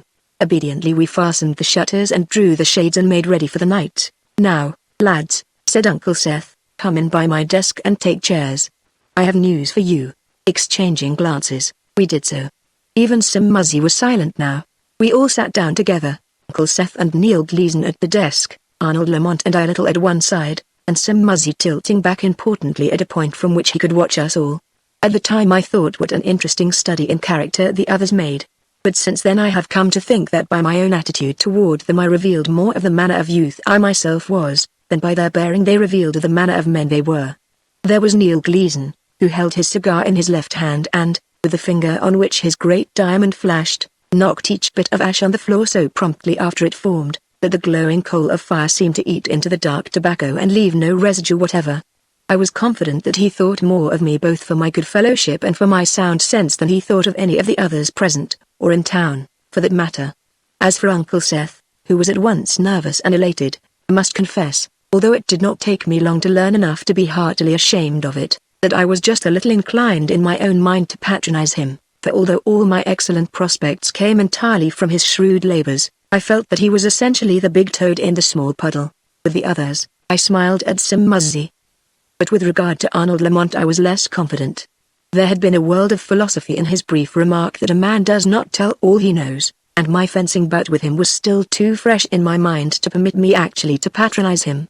He sat now with his thoughtful eyes intent on my uncle, and of the five of us he was by long odds the most composed. Although I have betrayed my vanity in a none too flattering light, it would be unjust, I truly think, not to add, at the risk of seeming to contradict myself, that I was instinctively kind-hearted, and that I did not lack the courage.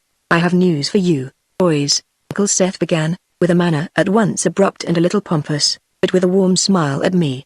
"I hope you'll be glad to hear it, although it means a radical change in the life we've lived together for so many years. First of all, I want to say that each of you will be well looked after." Uncle Seth paused and glanced at Cornelius Gleason, who nodded as if to encourage him to go on. "Yes, you will be well looked after, however it may appear at first flush. I'll see that no faithful man suffers to my profit, even though I have sold the store." "What's that? You've sold the store?" Sim wildly broke in. "If you've gone and sold the store?" What? Be still, Sim," Uncle Seth interposed. "Yes, I have sold the store. I know that Joe'll not be surprised to hear it, but even he has had only the vaguest hint of what's going forward. The gentleman who was here yesterday and today has bought me out, store and house, lock, stock, and barrel." "The house?" I cried. "Yes," said Uncle Seth shortly. "But what'll I do? And Arnold? And Joe?" Sim demanded. "Oh, Seth of them. Never did I think to see this day and hear them words." "I'm coming to that," said Uncle Seth.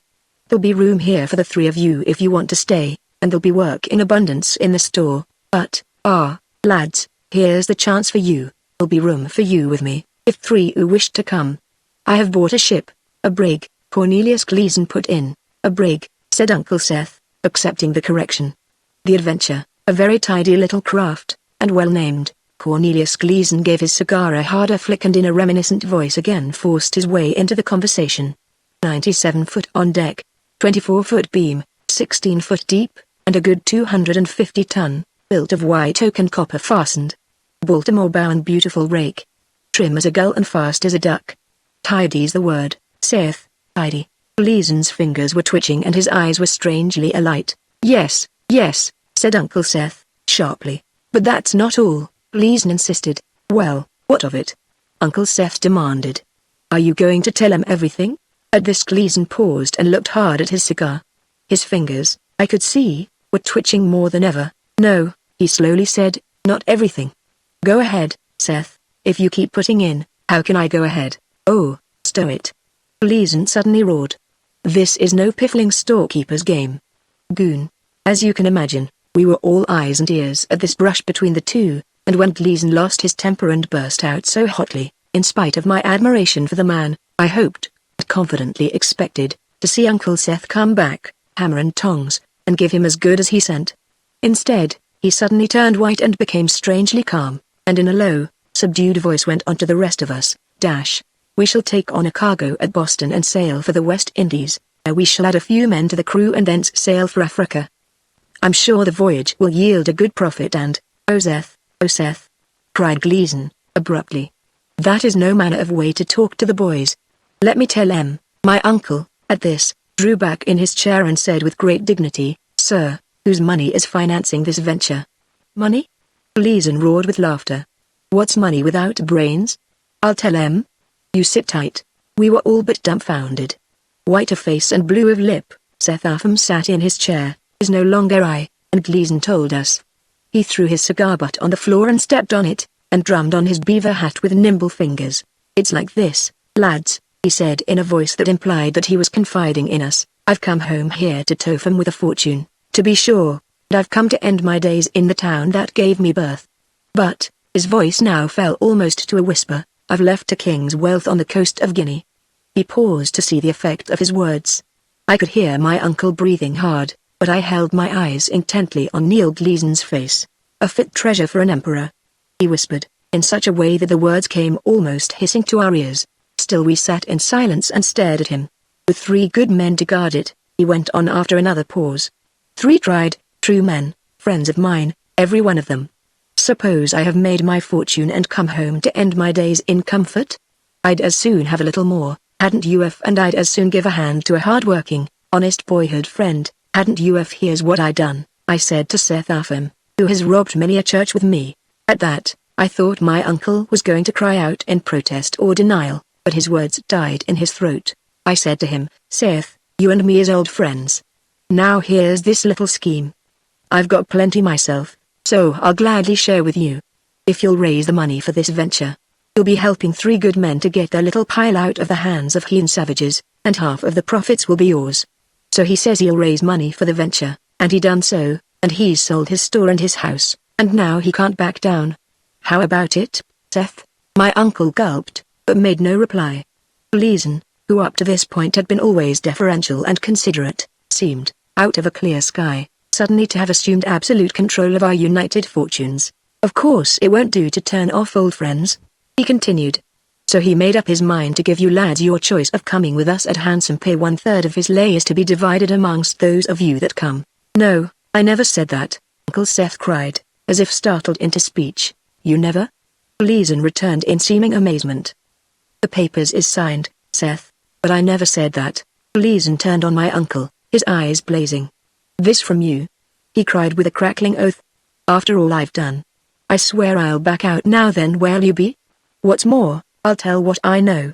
My uncle in a dazed way looked around the place that up to now had been his own little kingdom and uttered some unintelligible murmur. Ah, said Gleason, I thought you did.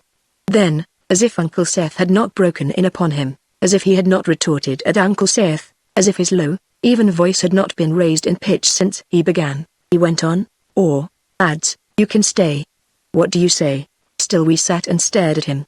Sim Muzzy, as usual, was first to speak and last to think. I'll go, he exclaimed eagerly, I'll go, for one. Good lad, said Gleason, who, although they were nearly of an age, outrageously patronized him. With my familiar world torn down about my shoulders, and the patrimony that I long had regarded as mine about to be imperiled in this strange expedition, it seemed that I must choose between a berth in the new vessel and a clerkship with no prospects. It was not a difficult choice for a youth with a leaning toward adventure, nor was I altogether unprepared for it. Then, too, there was something in me that would not suffer me lightly to break all ties with my mother's only brother. After a moment for reflection, I said, I'll go, for 2. Meanwhile, Arnold Lement had been studying us all and had seen, I'm confident, more than any of us. He had taken time to notice to the full the sudden return of all Cornelius Gleason's arrogance and the extraordinary meekness of Uncle Seth who, without serious affront, had just now taken words from Gleason for which he would once have blazed out at him in fury. It did not take Arnold Lamont's subtlety to see that Gleason, by some means or other, had got Seth Upham under his thumb and was taking keen pleasure in feeling him there.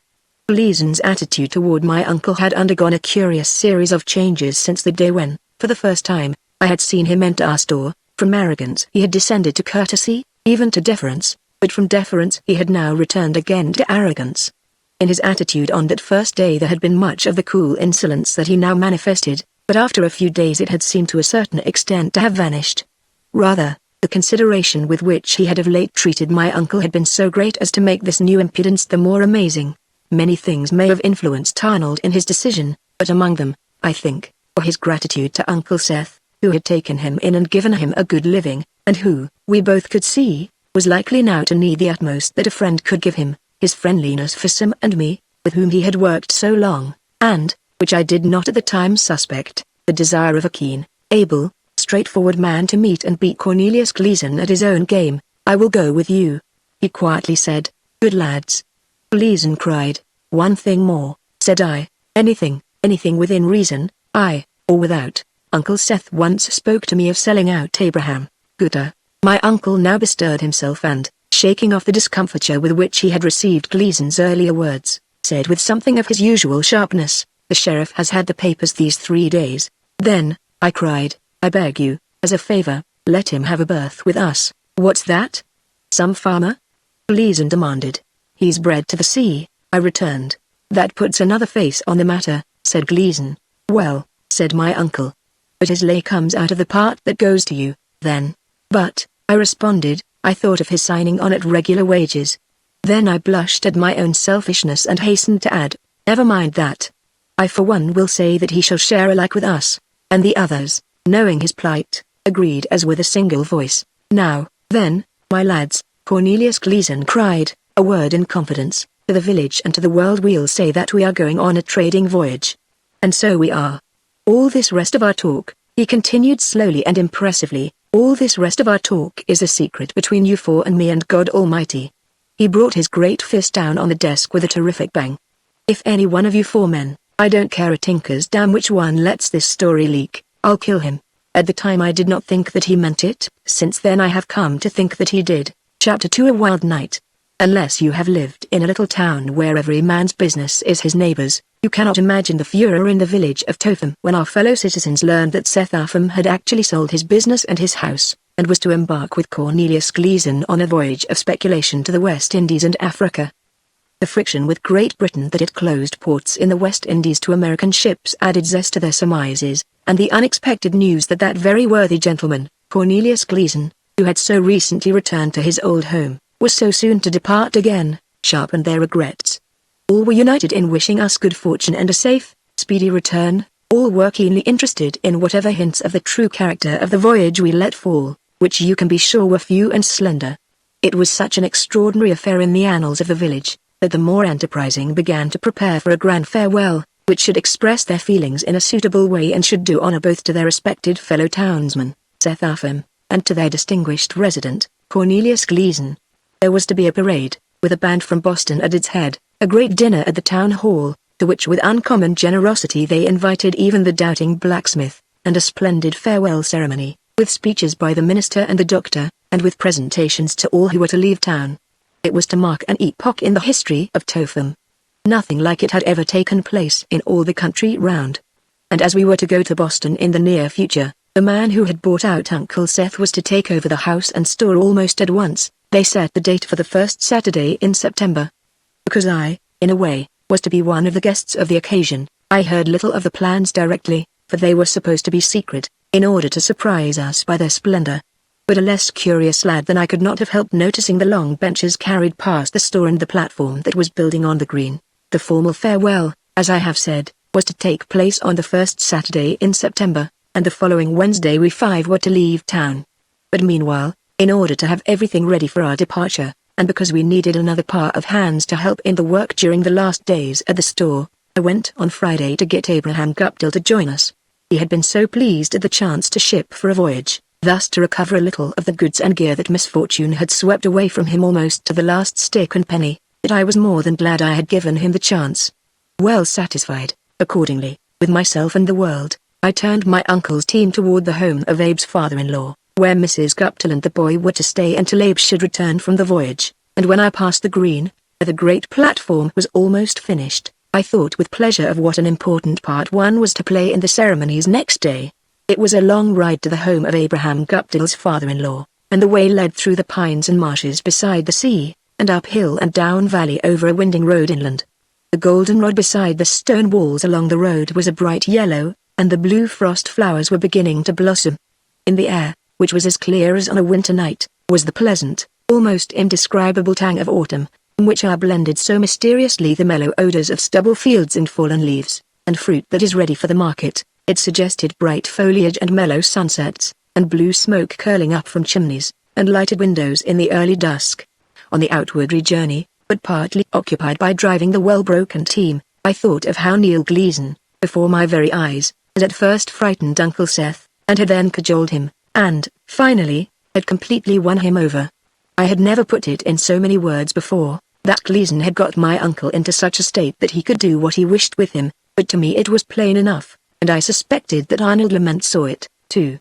Although I had watched Gleason from the moment when he first began to accomplish the purpose toward which he had been plotting, I could not understand what power he held over Uncle Seth that had so changed my uncle's whole character. Then I fell to thinking of that remark, twice repeated, about robbing churches, and meditated on it while the horses quietly jogged along. Never, I thought, should the people of the town learn of my suspicions. They concerned a family matter, and I would keep them discreetly to myself. It was touching to see Abraham Guptill bid farewell to his wife and son.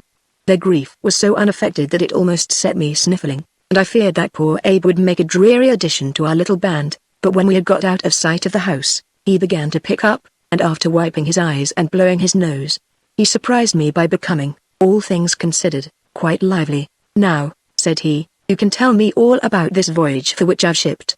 It seems queer for a man to sign the articles when he don't know where his lay is coming from, but, I declare, it was a godsend to me to have a voyage and wages in prospect, and you were a rare good friend of mine, Joe, to put my name in like you done."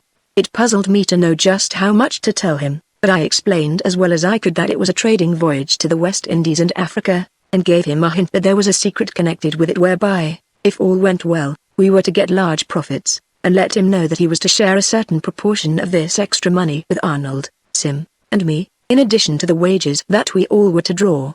It seemed to satisfy him, and after thinking it over, he said, "I've heard Seth Upham was getting all his money together for some reason or other. There must be more than enough to buy the adventure. He's been cashing in notes and mortgages all over the county, and I'm told the bank is holding it for him in gold coin." "In gold?" I cried. "Gold coin," he repeated. "It's rumored round the county that Neil Gleason's holding something over him that's frightened him into doing this and that, exactly according to order." "Where did you hear that?" I demanded.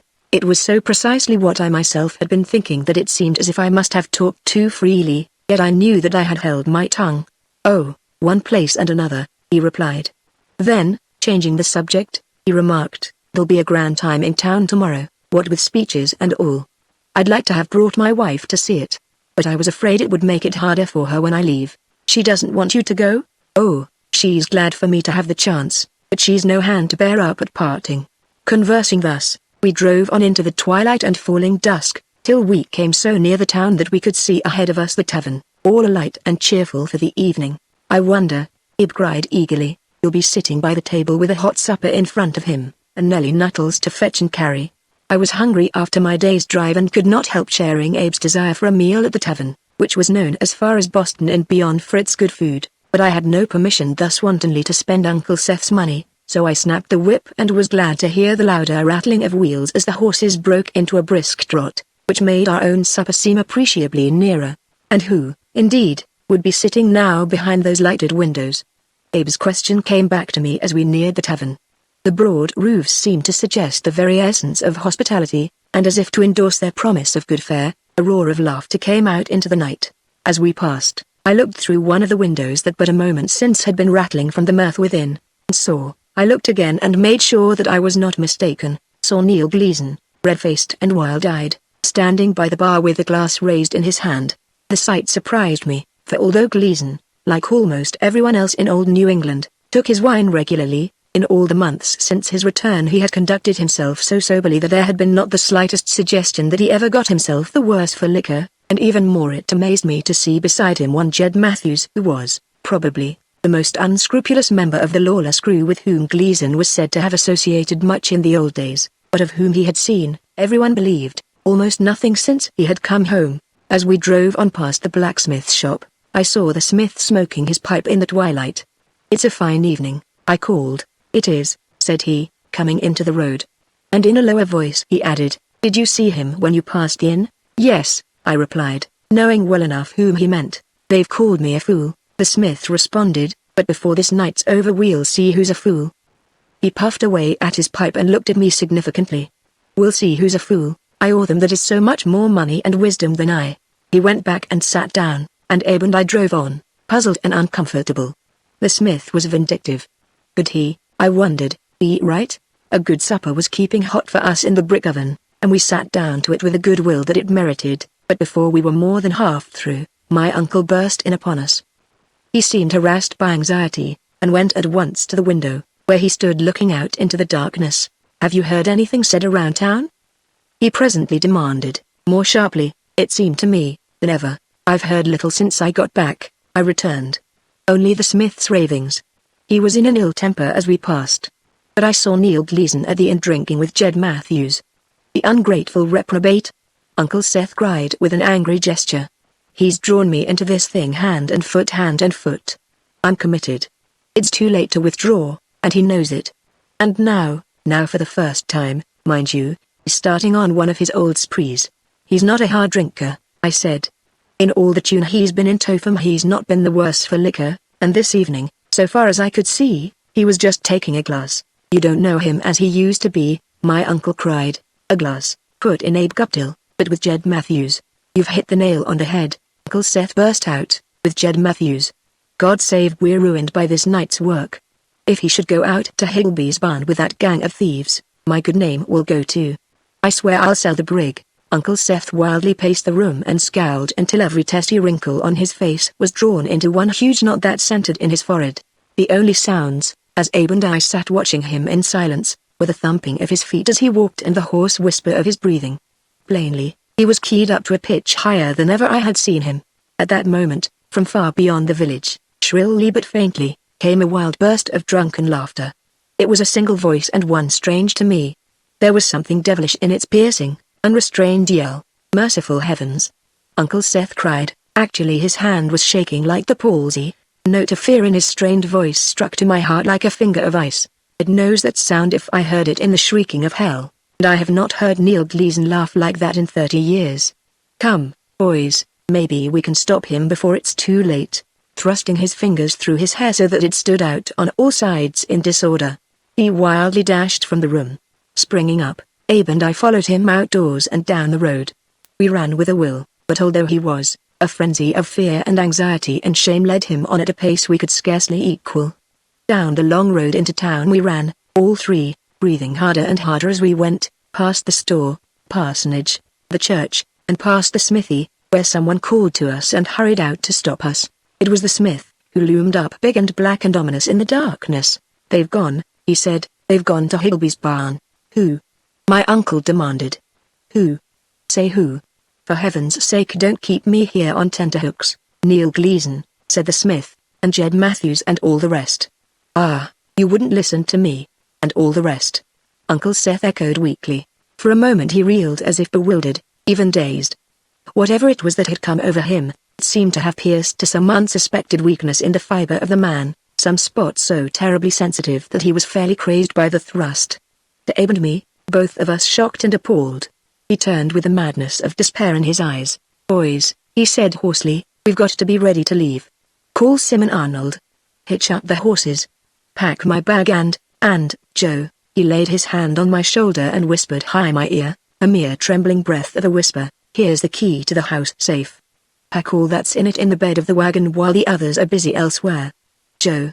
What a wretched man I am. Why in heaven's name could he not walk straight for just one day more? Why, indeed? I thought. But I remembered Higgleby's barn, and in my own heart I knew the reason. Secretly, all this time, Neil Gleason had been hand in glove with his old disreputable cronies. Now that he had got Uncle Seth so far committed to this new venture that he could not desert it, Gleason was entirely willing to throw away his hard-won reputation for integrity, for the sake of one farewell fling with the old guard. Go, lads, Uncle Seth cried, go quickly. He rested a shaking hand on my arm as Abe turned away. My poor boy, he murmured. I've meant to do so well by you, Joey. Heaven keep us all. But you?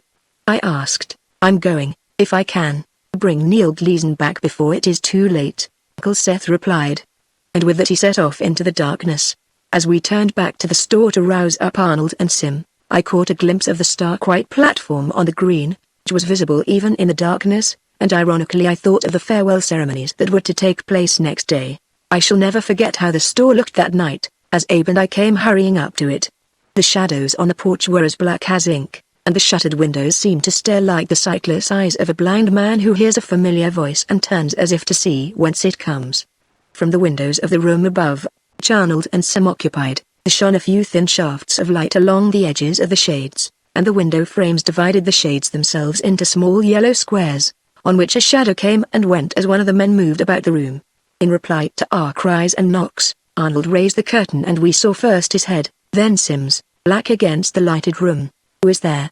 he called, "and what's wanted?" Almost before we had finished pouring out our story, Arnold was downstairs and fumbling at the bolts of the door, and as we entered the dark store, Sim, his shoes in his hand, followed him, even more than usually grotesque in the light from above. "My friends," said Arnold, calmly, "let us now, all four, prove to ourselves and to Seth Affam, the metal that is high us."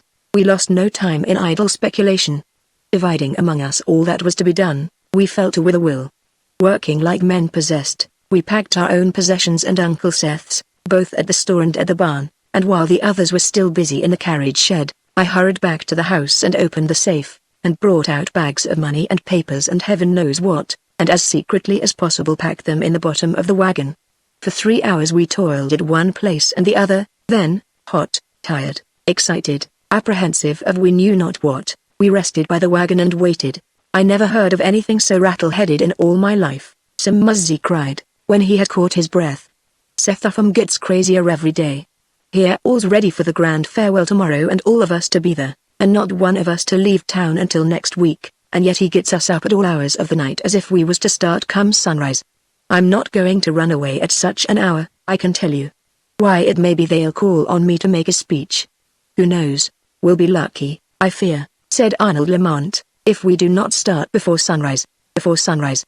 Well, I'll have you know, I simply could not endure Sim's interminable talk. "What's the goods and the wagon, you three?" I said. "I'm going to look for Uncle Seth and see what he wants us to do next." Before they could object, I had left them sitting by the wagon and the harnessed horses, ready for no one knew what, had made off into the night. Having done all that I could to carry out my uncle's orders, I had no intention of returning until I had solved the mystery of Higgleby's barn. I hurried along and used every shortcut that I knew, and though I now stumbled in the darkness, now fell headlong on the dewy grass, now barked my shins as I scrambled over a barway, I made reasonably good progress, all things considered, and came in less than half an hour to the pasture where Higgleby's lonely barn stood. The door of the barn, as I saw it from a distance, was open and made a rectangle of yellow light against the black woods beyond it. When I listened, I heard confused voices. As I was about to advance toward the barn, a certain note in the voices warned me that a quarrel was in progress. I hesitated and stopped where I was, wondering whether to go forward or not, and there I heard a strange sound and saw a strange sight. First there came a much louder outcry than any that had gone before, then the light high the barn suddenly went out, then I heard the sound of running back and forth, then the light appeared again, flickering and unsteady. Then a single harsh yell came all the way across the dark pasture, then the light grew and grew and grew. It threw its rays out over the pasture land and revealed men running about like ants around a newly destroyed hill. A tongue of flame crept out of one window and crawled up the side of the old building. A great wave of fire came billowing out of the door.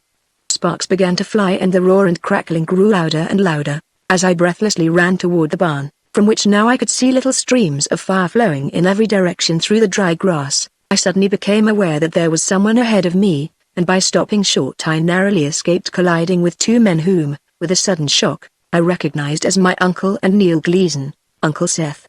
I gasped out. Nothing then, I think, could have surprised Seth Affam. There was only relief in his voice when he cried, "Quick, Joe, quick, take his other arm." Obediently, if reluctantly, I turned my back on the conflagration behind us, and locking my right arm through Neil Gleason's left, helped partly to drag him, partly to carry him toward the village and the tavern. I showed the villains. Gleason proclaimed thickly. The scoundrels. The despicable curs. I showed them how a gentleman replies to such as them. I showed them, Seth? Yes, yes, Neil. Hush. Be still. There are people coming. Merciful heavens. That fire will bring the whole town out upon us. I showed them, the villains. The scoundrels. The despicable curs. They are not used to the ways of gentlemen, eh, Seth? Yes, yes, but do be still. Do be still. I showed them how a gentleman acts. The man was as drunk as a lord, but in his thick ravings there was a fixed idea that sent a thrill of apprehension running through me. Uncle Seth, I gasped. Uncle Seth, what has he done? Quick! Quick! We must hurry. What has he done? Come, Joe, never mind that now. For the moment I yielded, and we stumbled along, arm in arm, with Gleason now all but a dead weight between us. I showed them. He cried again. I showed them. I simply could not ignore the strange muttering in his voice. Tell me, I cried. Uncle Seth, tell me what he has done. Not yet. Not yet, tell me, not yet. Or I'll not go another step. My uncle gasped and staggered. My importunity seemed to be one thing more than he could bear, poor man. And even in my temper, pity sobered me and cooled my anger. For a moment he touched my wrist. His hand was icy cold. But his face, when I looked at him, was set and hard, and my temper flashed anew. Not another step. Tell me, glancing apprehensively about, my uncle gasped in a hoarse undertone, he has killed Jed Matthews. As people were appearing now on all sides and running to fight the fire, Uncle Seth and I tried our best to lead Gleason into a bypath and so home by a back way, but with drunken obstinacy he refused to yield an inch. No, he roared, I'm going to walk home past all the people. I'm not afraid of them. If they say aught to me, I'll show 'em. So back we marched, supporting between us, hatless but with the diamonds still flashing on his finger and in his stock, that maudlin wretch, Cornelius Gleason. I felt my own face redden as the curious turned to stare at us, and for Uncle Seth it was a sad and bitter experience, but we pushed on as fast as we could go, driven always by fear of what would follow when the people should learn the whole story of the brawl in the burning barn. Back into the village we came, now loitering for a moment in the deeper shadows to avoid observation, now pushing at top speed across a lighter open space, always dragging Cornelius Gleason between us, and so up to the open door of the tavern. Now, murmured Uncle Seth, heaven sent us help. Kneel, I say. Well, we must get your chests and run. Your money, your papers, are they packed? Money? What money? Your fortune. You can never come back here. Sober up, Neil, sober up. You killed Jed Matthews, served him right. Despicable cur, villain, scoundrel. I'll show them, Neil Gleason, cried my uncle, now all but frantic. Well, I hear you. Oh, will he not listen to reason? Take his arm again, Joe. We lifted him up the steps and led him into the inn, and there in the door of the barroom came face to face with the landlord, who was hot with anger. Don't bring him in here, Mr. Upham, he cried, I keep no house for sots and swine. What? Gasped my uncle. You'll not receive him? Not I, but what's come over you? But you never would treat Mr. Gleason like this. But, the landlord snarled. This very night he threw my good claret in my own face and called it a brew for pigs. Let him seek his lodgings elsewhere. Where are his chests, then? My uncle demanded. We'll take his chests and go, not till he's paid my bill. For a moment we stood at deadlock, Uncle Seth and I, with Gleason between us, and the landlord in the barroom door. Every sound from outside struck terror to us lest the village had discovered the worst, lest at any moment we should have the people about our ears. But the landlord, who, of course, knew nothing of what had been going forward all this time, and Gleason, who seemed too drunk to care, were imperturbable, until Gleason raised his head and with inflamed eyes stared at the man. Who's a swine? He demanded. Who's a sot? Lurching forward, he broke away from us and crashed against the landlord and knocked him into the barroom, whither he himself followed. You black-faced blackguard! The landlord cried, and, raising a chair, he started to bring it down on Gleason's head. I had thought that the man was too drunk to move quickly, but now, as if a new brawl were all that he needed to bring him again to his faculties, he stepped back like a flash and raised his hand. A sharp, hook-like instrument used to pull corks is kept stuck into the beam above his head, where, so often was it used, it had worn a hollow place nearly as big as a bowl. This he seized and, holding it like a foil, lunged at the landlord as the chair descended. The chair struck Gleason on the head and knocked him down, but the cork puller went into the landlord's shoulder, and when Gleason, clutching it as he fell, pulled it out again, the hooked end tore a great hole in the muscles, from which blood spurted. Clapping his hand to the wound, The landlord went white and leaned back against the bar, but Gleason, having received a blow that might have killed a horse, got up nimbly and actually appeared to be sobered by the shock. Certainly he thought clearly and spoke to a purpose. "Now, by heaven," he cried, "I have got to leave town. Come, saith, come, Joe. But your chests. Your money," my uncle repeated in a dazed way. The events of the night were quite too much for his wits. "Let him keep them for the bill," said Gleason with a harsh laugh. "Come, I say, but, come. Hear that? Watch the back door," someone was crying. "He's probably dead drunk, but he's a dangerous man and we can't take chances." It was the constable's voice. Gleason was already running through the long hall, and we followed him at our best speed. As we left the room, the landlord fell and carried down with a crash a table on which a tray of glasses was standing. I would have stayed to help him, but I knew that other help was near, and to tell the truth I was beginning to fear the consequences of even so slight a part as mine had been in the ghastly happenings of the night. So I followed the others, and we noiselessly slipped away through the orchard, just as the men sent to guard the back door came hurrying round the house and took their stations.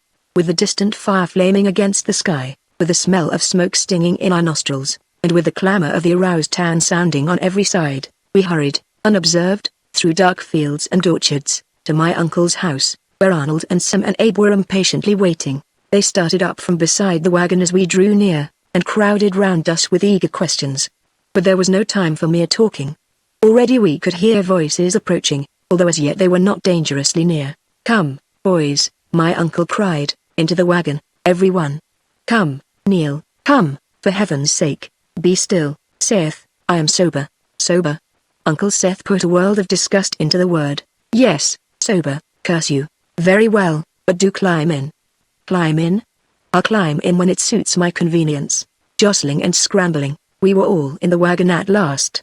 Uncle Seth held reins and whip. Neil Gleason, who was squeezed in between him and me on the seat, snored loudly, and the others, finding such seats as they could on boxes or the bed of the wagon, endured their discomfort in silence. The whip cracked, the horses started forward. The wheels crunched in gravel and came out on the hard road. Turning our backs on the village of Topham, we left behind us the benches on the green, the fine new platform, the banquet that was already half prepared, and all our anticipations of the great farewell. We went up the long hill, from the summit of which we could see the lights of the town shining in the dark valley, the great flare of fire at the burning barn, and the country stretching for miles in every direction, and thence we drove rapidly away. Thus, the second time, 20 years after the first, Cornelius Gleason left his native town as a fugitive from justice.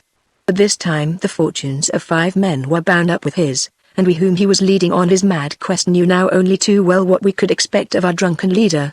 Chapter 3 The Brig Adventure. We drove for a long time in silence, with the jolting of the chaise and the terrible scenes behind us to occupy our minds, and I assure you it was a grim experience. In all the years that have intervened I have never been able to escape from the memory of the burning barn, with the dark figures running this way and that, shrill cries of Cornelius Gleason, staring drunk, and his talk of the man he had killed, the landlord at the tavern, with the blood spurting from his shoulder while the hook had pulled through the flesh. In a night the whole aspect of the world had changed. From a carefree, selfish, heedless youth, put to work despite his wish to linger over books, I had become of a sudden a companion of criminals, haunted by terrible memories, and through no fault of my own. After all, I thought, by whose fault was it? Cornelius Gleason's, to be sure. But by whose fault was I forced to accompany Cornelius Gleason in his flight? Certainly I was guiltless of any unlawful act. For that matter, we all were, except Gleason. I had not a jot of sympathy for him, yet so completely had he interwoven our affairs with his that, although the man was a drunken beast, we dared not refuse to share his flight. By whose fault? I again asked myself. For a while I would not accept the answer that came to me.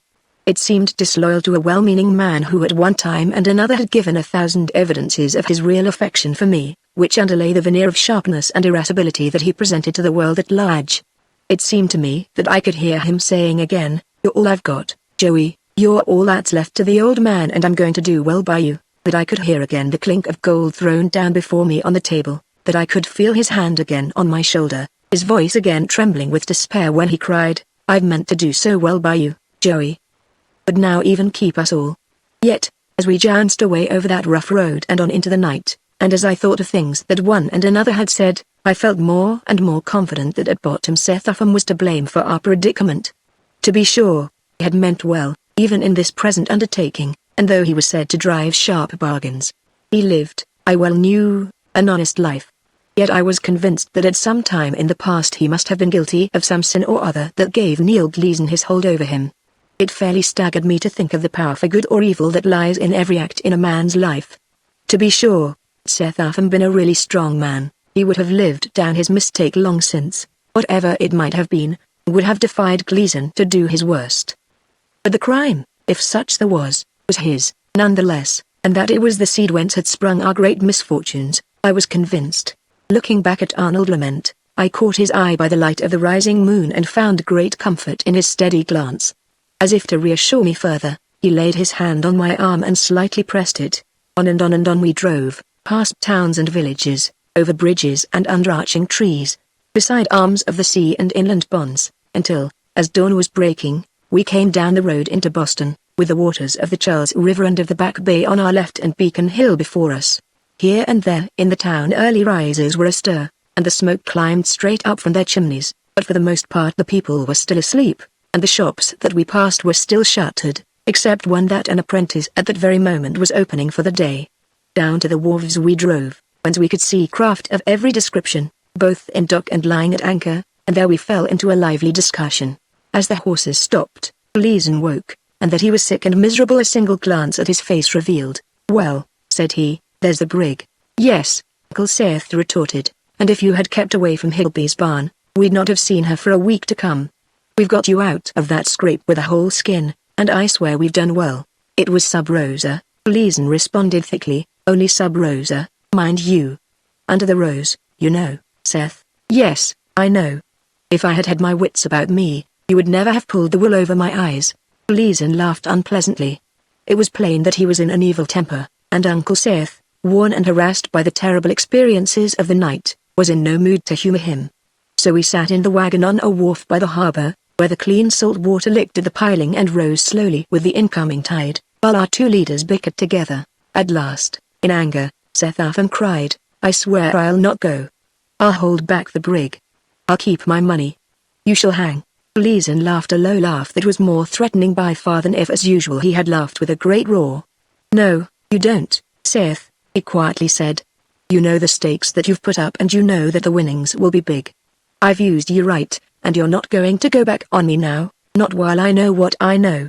There's them that would open their eyes to hear it, Seth. I've bore the blame for 30 years, but the end's come if you try to go back on me now." I looked at my uncle and saw that his face was white. His fingers were twisting back and forth and he seemed not to know what to say, but at last he nodded and said, "All right, Neil," and got down from the wagon, and we all climbed out and stretched our stiff muscles. "Here's a boat handy," Gleason cried. Uncle Seth cut the painter, and drawing her up to a convenient ladder, we began to carry down our various belongings, finishing with the big bags that hours before I had packed so carefully in the bottom of the wagon. Neil Gleason then seated himself in the stern sheets, Abe Guptill took the oars, and I climbed into the bow. As Uncle Seth was coming on board, Sim Muzzy stopped him. "What about the horses?" he exclaimed. "You ain't going off to leave them, are you? Not with wagon and all? Why, they must be worth a deal of money, eh? Come, you prattling fool," Gleason called. Uncle Seth, after reflecting a moment, added sharply, "They'll maybe go to pay for the boat we're taking. I don't like to steal, but now I see no way out. Quick! I hear steps." So down came Sim, and out into the harbor we rode, and when I turned to look, I saw close at hand for the first time the brig Adventure. She was a trim, well-proportioned craft, with a grace of masts and spars and a neatness of rigging and black and white paint that quite captivated me. Although coming from what was virtually an inland town, I was by no means qualified to pass judgment on her merits, and I was not too weary to be glad to know that she, of all vessels in the harbor, was the one in which we were to sail. When a sleepy sailor on deck called, "Boat ahoy!" Gleason gave him better than he sent with a loud, "Ahoy, Adventure!" Then we came up to her and swung with the tide under her chains, until a couple of other sailors came running to help us get our goods aboard. Then up we scrambled, one at a time, and set the boat adrift. I now found myself on a neat clean deck, and was taken with the buckets and pins and coiled ropes lying in tidy fakes, but I should say, too, that I was so tired after my long night ride that I could scarcely keep my eyes open, so that I paid little attention to what was going on around me until I heard Uncle Seth saying, "This, Captain North, is my nephew. If there are quarters for him aft, I'll be glad." Of course, sir, of course," the captain replied, and I knew when I first heard his voice that I was going to like him. "If he and the Frenchman, Lamont you say's his name, can share a stateroom, I've one with 2 berths." "Good. And you say we must sail at once?" "In half an hour wind and tide will be in our favor. We're light of ballast, but if we're careful, I've no doubt it will be safe. We must get some fresh water. But that we can hurry up." I hadn't expected sailing orders so soon, but in an hour's time, "Mr. Upham, if it's necessary, I can weigh anchor." "Good!" cried Uncle Seth. "Mr. Severance," Captain North called, "take 5 men and the cutter for the rest of the fresh water, and be quick about it. Willie, take Mr. Woods and Mr. Lamont below and show them to the stateroom the lady passengers had when we came up from Rio. Now then, Guptill, you take your bag forward and stow it in the forecastle, and if you're hungry, tell the cook I said to give you a good cup of coffee and a plate of beans." As with Arnold Lamont I followed Willie McDougald, the little cabin boy. I was too tired to care a straw about life on board a ship, and before I should come on deck again, I was to be too sick.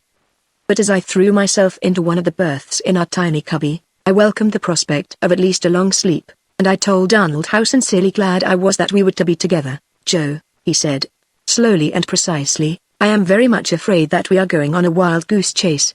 Seth Upham has been kind to me in his own way. He is one of the few friends I have in this world.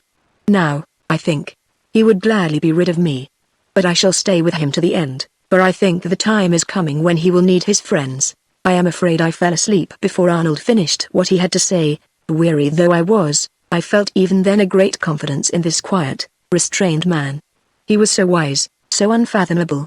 And I felt already the growing determination, which, before we had seen the last of Neil Gleason, was to absorb almost my very life, to work side by side with Arnold Lamont in order to save what we could of Uncle Seth's happiness and property from the hands of the man who, we both saw, got my poor uncle completely in his power. Chapter 4. An OLDC song. The noise of the crew as they catted the anchor and made sail must have waked me more than once, for to this very day I remember hearing distinctly the loud chorus of a shanty, the trampling of many feet, the creaking and rattling and calling, the strange jumble of sounds heard only when a vessel is getting underway. But strange and interesting though it all was, I must immediately have fallen asleep again each time, for the memories come back to me like strange snatches of a vivid dream, broken and disconnected, for all that they are so clear. When at last, having slept my sleep out, I woke with no inclination to close my eyes again, and sat up in my berth. The brig was pitching and rolling in a heavy sea, and a great wave of sickness engulfed me, such as I had never experienced. How long it lasted, I do not know, but at the time it seemed like months and years. Perhaps, had I been forced to go on deck and work aloft, and eat coarse seafood, and meet my sickness like a man, I might have thrown it off in short order and have got my sea legs as soon as another. But coming on board as the owner's nephew, the stateroom at my command, lay and suffered untold wretchedness, now thinking that I was getting better, now relapsing into agonies that seemed to me 10 times worse than before. Uncle Seth himself, I believe, was almost as badly off, and Arnold Lamont and Willie McDougald had a time of it tending us. Even Arnold suffered a touch of sickness at first, but recovering from it promptly, he took Uncle Seth and me in his charge and set Willie jumping to attend our wants, which he did with a comical alacrity that under other circumstances would mightily have amused me. I took what satisfaction I could in being able to come on deck 2 days before Uncle Seth would stir from his bunk. But even then I was good for nothing except to lie on a blanket that Arnold and Willie spread for me, or to lean weakly against the rail. But now, as I watched the blue seas through which the keen bow of the brig, a Baltimore craft of clipper lines, swiftly and smoothly cut its course, the great white sails, with every seam drawn to a taut, clean curve by the wind, the occasional glimpses of low land to the west, and the succession of great clouds that swept across the blue sky like rolling masses of molten silver, I fell to thinking in a dull, bewildered way of all that we had left behind. How long would it be, I wondered, before someone would take charge of the horses we had left on the wharf in Boston? I could imagine the advertisement that would appear in the paper, and the questions of the people, until news should come from Topham of all that had happened. Who then, I wondered, would get the team? Well, all that was done with, and we were embarked on our great adventure.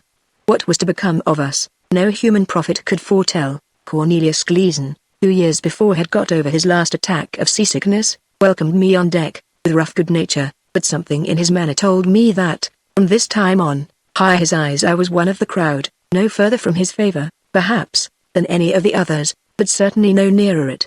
To me, so weak from my long sickness that I could scarcely stand unaided, this came like a blow, even although I had completely lost my admiration for the man. I had been so sure of his friendly interest, so confident of my own superiority. As I thought of it, I slowly came to see that his kindness and flattery had been but a part of his deep and well-considered plan to work into the confidence of my uncle, that since he had secured his hold upon Sethapham and all his worldly goods, I, vain, credulous youth, might, for all he cared, sink or swim. Well, he would say carelessly, "How's the lad this morning?" And when I would reply from the depths of my misery, he would respond briefly, as he strolled away, "Better pull yourself together. There's work ahead for all hands." It was not in his words, you understand, that I found indication of his changed attitude. He was always a man of careless speech, but in his manner of saying them. The tilt of his head, and his trick of not looking at me when he spoke and when I replied, told me as plainly as direct speech could have done that, having gained whatever ends he had sought by flattery, he cared not a straw whether I came with him or followed my own inclinations to the opposite end of the earth. So we sailed south, until we entered the Straits of Florida. Now we saw at a distance great scarlet birds flying in a row. Now schools of porpoises played round us. Now a big crane, speckled brown and white, alighted on our rigging. Now we passed green islands, now sandy shoals where the sea rose into great waves and crashed down in cauldrons of foam. And now we sighted land and learned that it was Cuba. All this time I had constantly been gaining strength, and though more than once we had passed through spells of rough weather, I had had no return of seasickness. It was natural, therefore, that I should take an increasing interest in all that went on around me. With some of the sailors I established myself on friendly terms, although others seemed to suspect me of attempting to patronize them, and thanks to the tutelage of Captain North, made myself familiar with the duties of the crew and with more common evolutions of a sailing ship.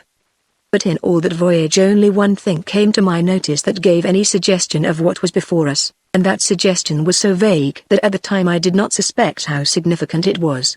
In the first dog watch one afternoon, the carpenter, who had a good voice and a good ear for music, got out his guitar and, after strumming a few chords, began to sing a song so odd that I set my mind on remembering it, and later wrote the words down. Old King Mungo Hungo Ding, a barracoon he made, and sold his blessed subjects to a captain in the trade, and when his subjects all were gone, oh, what did Mungo do? He drove his wives and daughters in, and traded for them, too. He sang it to a queer tune that caught my feet and set them twitching, and it was no surprise to see 3 or 4 sailors begin to shuffle about the deck high time to the music. As the carpenter took up the chorus, they, too, began to sing softly and to dance a kind of a hornpipe, but, I must confess, I was surprised to hear someone behind me join in the singing under his breath.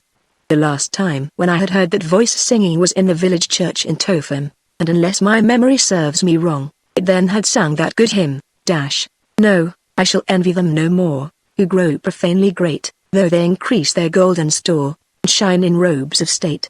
It was Cornelius Gleason, who, it appeared, knew both words and tune of the carpenter's song: tally on the braces, heave and haul in time. 24 niggers and all them was brown. Old King Mungo's daughters, they bought our lasses rings. Heave now, pull now, they never married kings. They sang on and on to the strumming of the guitar, while all the rest stood around and watched them, and when they had finished the song, which told how King Mungo, when he had sold his family as well as his subjects, made a raid upon his neighbors and was captured in his turn and, very justly, was himself sold as a slave, Cornelius Gleason cried loudly, "Encore! Encore!" and clapped his hands, until the carpenter, with a droll look in his direction, again began to strum his guitar and sang the song all over. As I have said, at the time I attributed little significance to Cornelius Gleason's enthusiasm for the song or to the look that the carpenter gave him. But when I saw Captain North staring from one to the other and realized that he had seen and heard only what I had, I wondered why he wore so queer an expression, and why, for some time to come, he was so grave and stiff in his dealings with both Gleason and Uncle Seth. Nor did it further enlighten me to see that Arnold Lament and Captain North exchanged significant glances. So at last we came to the mouth of Havana Harbor, and you can be sure that when, after lying off the castle all night, We set our jack at the main as signal for a pilot, and passed through the narrow strait between Mura Castle and the great battery of Lapunta, and came to anchor in the vast and beautiful port where 1,000 ships of war might have lain. I was all eyes for my first near view of a foreign city. On every side were small boats plying back and forth, some laden with freight of every description, from fresh fruit to nondescript, dingy bales, others carrying only 1 or 2 passengers or a single oarsman. There were scores of ships, some full of stir and activity getting up anchor and making sail, others seeming half asleep as they lay with only a drowsy anchor watch. On shore, besides the grand buildings and green avenues and long fortifications, I could catch here and there glimpses of curious tow-wheeled vehicles, of men and women with bundles on their heads, of countless negroes lolling about on one errand or another, and, here and there, of men on horseback. I longed to hurry ashore, and when I saw Uncle Seth and Neil Gleason deep in conversation, I had great hopes that I should accomplish my desire. But something at that moment put an end for the tune being to all such thoughts. Among the boats that were plying back and forth I saw one that attracted my attention by her peculiar maneuvers. A negro was rowing her at the command of a big dark man, who leaned back in the stern and looked sharply about from one side to the other. Now he had gone beyond us, but instead of continuing, he came about and drew nearer. He wore his hair in a pigtail, an old fashion that not many men continued to observe, and on several fingers he wore broad gold rings. His face was seamed and scarred. There were deep cuts on cheek and chin, which might have been either scars or natural wrinkles, and across his forehead and down one cheek were 2 white lines that must have been torn in the first place by some weapon or missile. His hands were big and broad and powerful, and there was a grimly determined air in the set of his head and the thin line of his mouth that made me think of him as a man I should not like to meet alone in the dark. From the top of his round head to the soles of his feet, his whole body gave an impression of great physical strength. His jaws and chin were square and massive, his bull neck sloped down to great broad shoulders, and his deep chest made his long, heavy arms seem to hang away from his body. As he lay there in the stern of the boat, with every muscle relaxed, yet with great swelling masses standing out under his skin all over him, I thought to myself that never in all my life had I seen so powerful a man. Now he leaned forward and murmured something to the negro, who with a stroke of his oars deftly brought the boat under the stern of the Adventure and held her there. Then the man, smiling slightly, amazed me by calling in a voice so soft and gentle and low that it seemed almost effeminate, "Neil Gleason. Neil Gleason." The effect on Cornelius Gleason was startling almost beyond words. Springing up and staring from one side to the other as if he could not believe his ears, roared furiously, "By the holy Molly Matterson, where are you?" Then the huge bull of a man, speaking in that same low, gentle voice, said, "So you know me, Neil? Know you? I'd know your voice from Ponga River to Penzance," Gleason replied, whirling about and leaning far over the taffrail. The big man laughed so lightly that his voice seemed almost to tinkle. "You're eager, Neil," he said. Then he glanced at me and spoke again in a language that I could not understand. At the time I had no idea what it was, but since then I have come to know well, too well, that it was Spanish. And all the time my uncle stood by with a curiously wistful expression.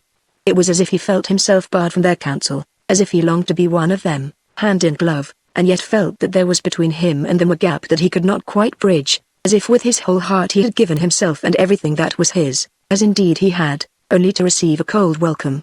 Remembering how haughtily Uncle Seth himself had but a little while ago regarded the good people of Topham, how seldom he had expressed even the very deep affection in which he held me, his only sister's only son, I marveled at the simple, frank eagerness with which he now watched those two, and since anyone could see that of him they were thinking lightly, if at all, I felt for him a pang of sympathy. For a while the two talked together. Now they glanced at me, now at the others.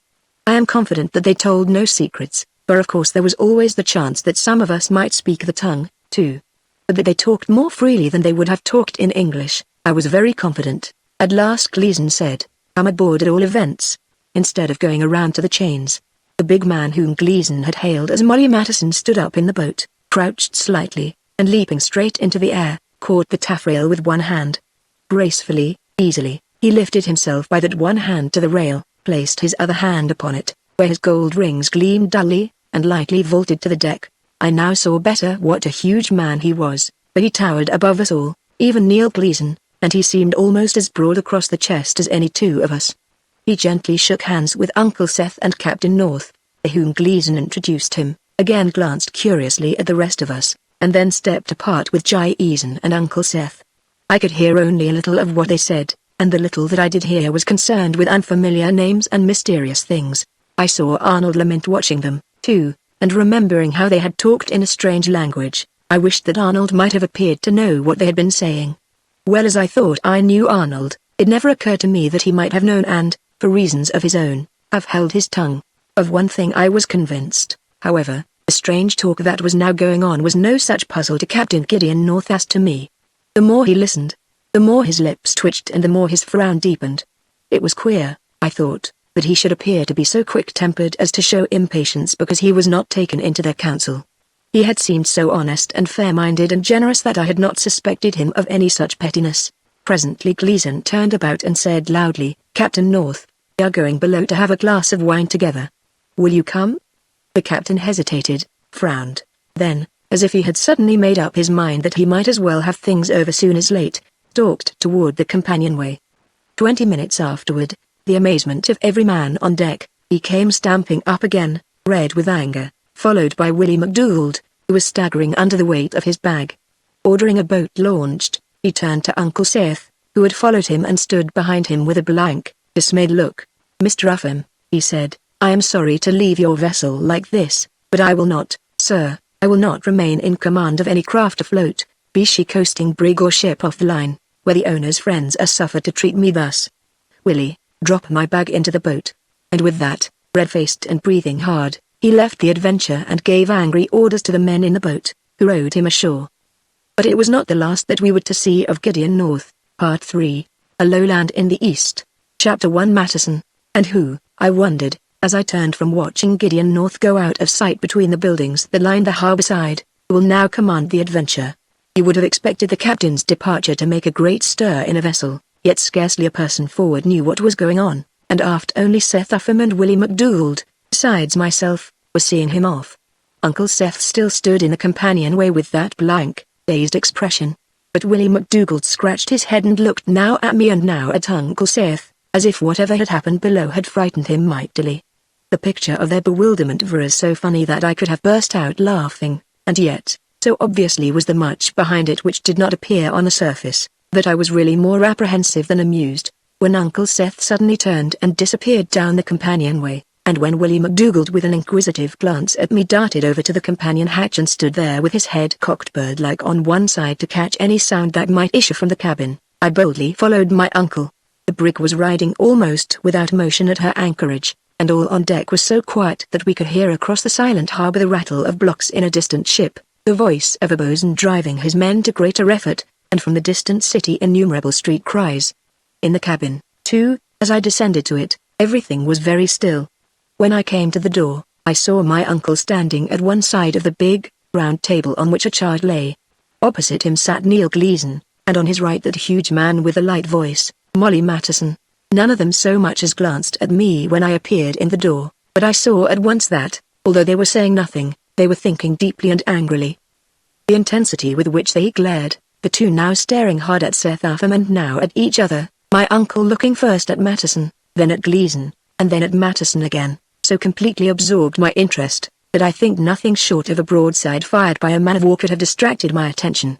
I heard the steps creak as Willie McDougald now came on tiptoe part way down the companion. I heard the heavy breathing of the men in the cabin. Then, far across the harbour, I heard the great voice of a shantyman singing while the crew heaved at the windlass. And still the three men glared in silence at one another. It was Matteson who broke the spell, when in his almost girlish voice he said, "You don't seem to like me as captain of his vessel, Neil." "You old whited sepulchre," Neil Gleason cried, speaking not to Matteson, but to my uncle. "Just because you've got money at stake is no reason to think you know a sailor-man when you see one. Why, Matteson, here, give Gideon North a king's cruiser and outsail him in a Gloucester Pinky." My uncle swallowed hard and laughed a little wildly. "If you hadn't got yourself run out of town, Neil Gleason, and had to leave your chests with all that's in them behind you, you might have had money to put in this vessel yourself. As it is, the brig's mine and I swear I'll have a voice in saying who's to be her master." "A voice you shall have," Gleason retorted, while the bull-necked Matteson broadly grinned at the squabble. "A voice you shall have, but you're only one of 5 good men, Seth, only one, and a good long way from being the best of 'em, and your voice is just 1 vote in 5. Now here, vote for Molly, and Molly, here, votes for himself, and there ain't no need of thinking who the others would vote for. We've outvoted you already. Uncle Seth turned from red to white and from white to red. Let it be 1 vote to 4, then. Though it's only 1 to 4, my vote is better than all the rest. The brig's mine. I swear, if you try to override me so, I'll put her in the hands of the law.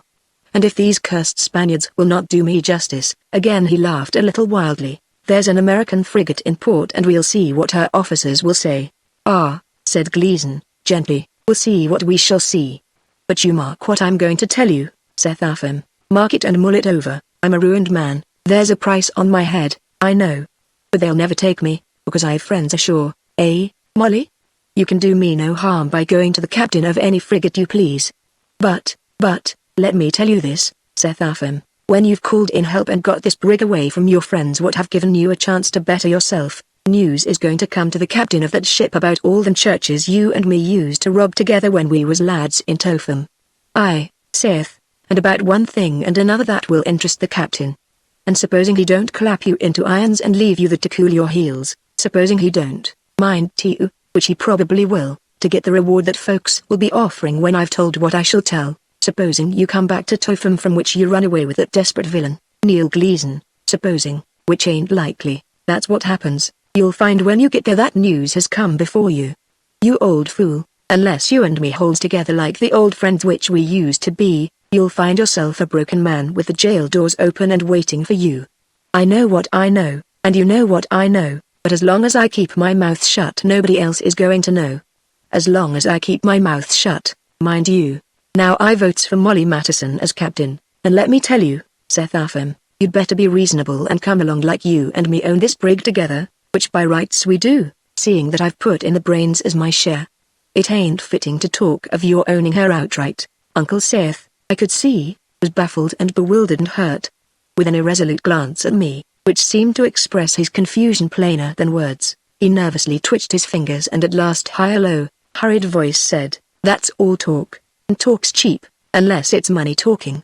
Now if you hadn't made a fool of yourself and had to run away and leave your chests and money behind you, you'd have a right to talk. Gleason suddenly threw back his head and roared with laughter. Them chests, he bellowed. Oh, them chests. Well, Uncle Seth cried, wrinkling his face till his nose seemed to be the center of a spider's web. Well, why not? What's so cursedly funny about them chests? Oh, ho ho. Gleason roared. Them chests. Money. There warn't no money in them chests, not a red round copper. But why? Uncle Seth's face, always quick to express every emotion, smoothed out until it was as blank with amazement as before it had been wrinkled with petulance. You silly fool, Gleason thundered. No other word can express the vigor of contempt and derision that his voice conveyed. Do you think that, if ever I had got a comfortable fortune safe to Topham, I'd take to the sea and leave it there? Bah. Them chests was crammed to the lid with toys and trinkets, which I've long since given to the children. Them chests served their purpose well, Seth. Again he laughed, and we knew that he was laughing at my uncle and me, who had believed all his great tales of vast wealth. And they'll do me one more good turn when they show their empty sides to whomsoever pulls them open in hope of finding gold. Matteson, looking from one to another, laughed with a ladylike tinkle of his light voice, and Gleason once more guffawed, but my uncle sat weakly down and turned toward me his dazed face. He and I suddenly, for the first tune, realized to the full what we should of course have been stupid indeed not to have got inklings of before, that Neil Gleason had come home to Topham, an all but penniless adventurer. Instead of being a rich man who wished to help my uncle and the rest of us to better ourselves, he had been working on credulous Uncle Seth's cupidity to get from him the wherewithal to re-establish his own shattered fortunes. Of the pair of us, I was the less amazed. Although I had by no means guessed all that Gleason now revealed, I had nevertheless been more suspicious than my uncle of the true state of the chests that Gleason had so willingly abandoned at the inn. Come, said Matteson, lightly, let's be friends, Upham. I'm no ogre. I can sail your vessel. You'll see the crew work as not many crews know how to work, and yet I'll not drive 'em hard, either. I make one flogging go a long way, Upham. Here's my hand on it. Nor do I want to be greedy. Say the word and I'll be mate, not skipper. Find your own skipper. My uncle looked from one to the other. He was still dazed and disconcerted. We lacked a mate because circumstances had forced us to sail at little more than a moment's notice. with only Mr. Severance as second officer. It was manifest that the two regarded my uncle with good-humoured contempt, that he was not in the least necessary to their plans, yet that with something of the same clumsy tolerance with which a great, confident dog regards an annoying terrier, they were entirely willing to forgive his petulant outbursts, provided always that he did not too long persist in them. What could the poor man do? He accepted Mattison's proffered hand, failed to restrain a cry when the mighty fist squeezed his fingers until the bones crackled, and weakly settled back in his chair, while Gleason again laughed. When he and Gleason faced about with hostile glances, I turned away, carrying with me the knowledge that Mattison was to go to Africa with the Adventure in one capacity, if not in another, and left the three in the cabin.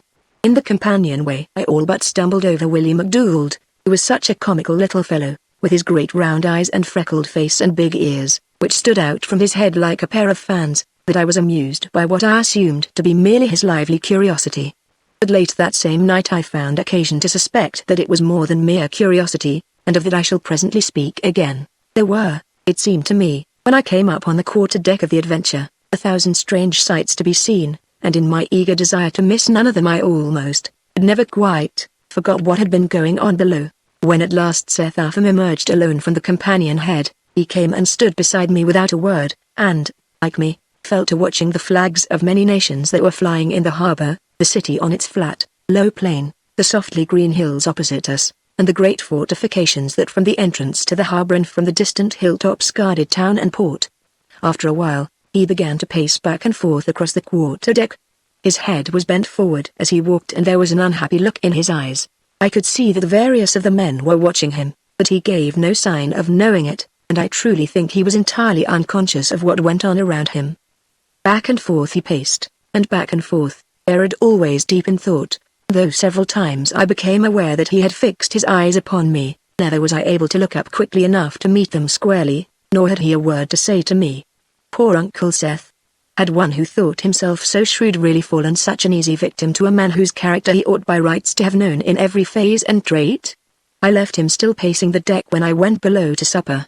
Because of my long seasickness I had had comparatively few meals in the cabin, and always before there had been the honest face of Gideon North to serve me as a sea anchor, so to speak, but now even Uncle Seth was absent, and as Arnold Lement and I sat opposite Mattison and Gleason, with Uncle Seth's place standing empty at one end of the table and the captain's place standing empty at the other, I could think only of Gideon North going angrily over the side, and of Uncle Seth pacing ceaselessly back and forth. Willie McDougald slipped from place to place, laying and removing dishes. Now he was replenishing the glasses, Gleason's with port from a cut glass decanter, Mattison's with gin from a queer old blown glass bottle with a tiny mouth. Now he was scurrying forward, pursued by a volley of oaths, to get a new pepper for the grinder. Gleason, always an able man at his food, said little and ate much, but Mattison showed us that he could both eat and talk, for he consumed vast quantities of bread and meat, and all the while he discoursed so interestingly on one thing and another that, in spite of myself, I came fairly to hang upon his words, as in his incongruously effeminate voice he talked of men in foreign ports, and strangely rigged ships, and all manner of hairbreadth escapes, and described desperate fights that had occurred, he said, not 100 miles from where at that moment we sat. I could fairly see the things he spoke of and hear the guns boom. He thrilled me by tales of wild adventure on the African coast and both fascinated and horrified me by stories of the trade, as he called it. He would say, so lightly that it was hard to believe that the words actually came from that great bulk of man. I have seen them marching the niggers down to the sea, single file through the jungle, chained one to another. Men, women and children, all marching along down to the barracoons. As a sight for you. Chained hand and foot they are, too, and horribly afraid until they're stuffed with rice and meat, and see that naught but good's intended.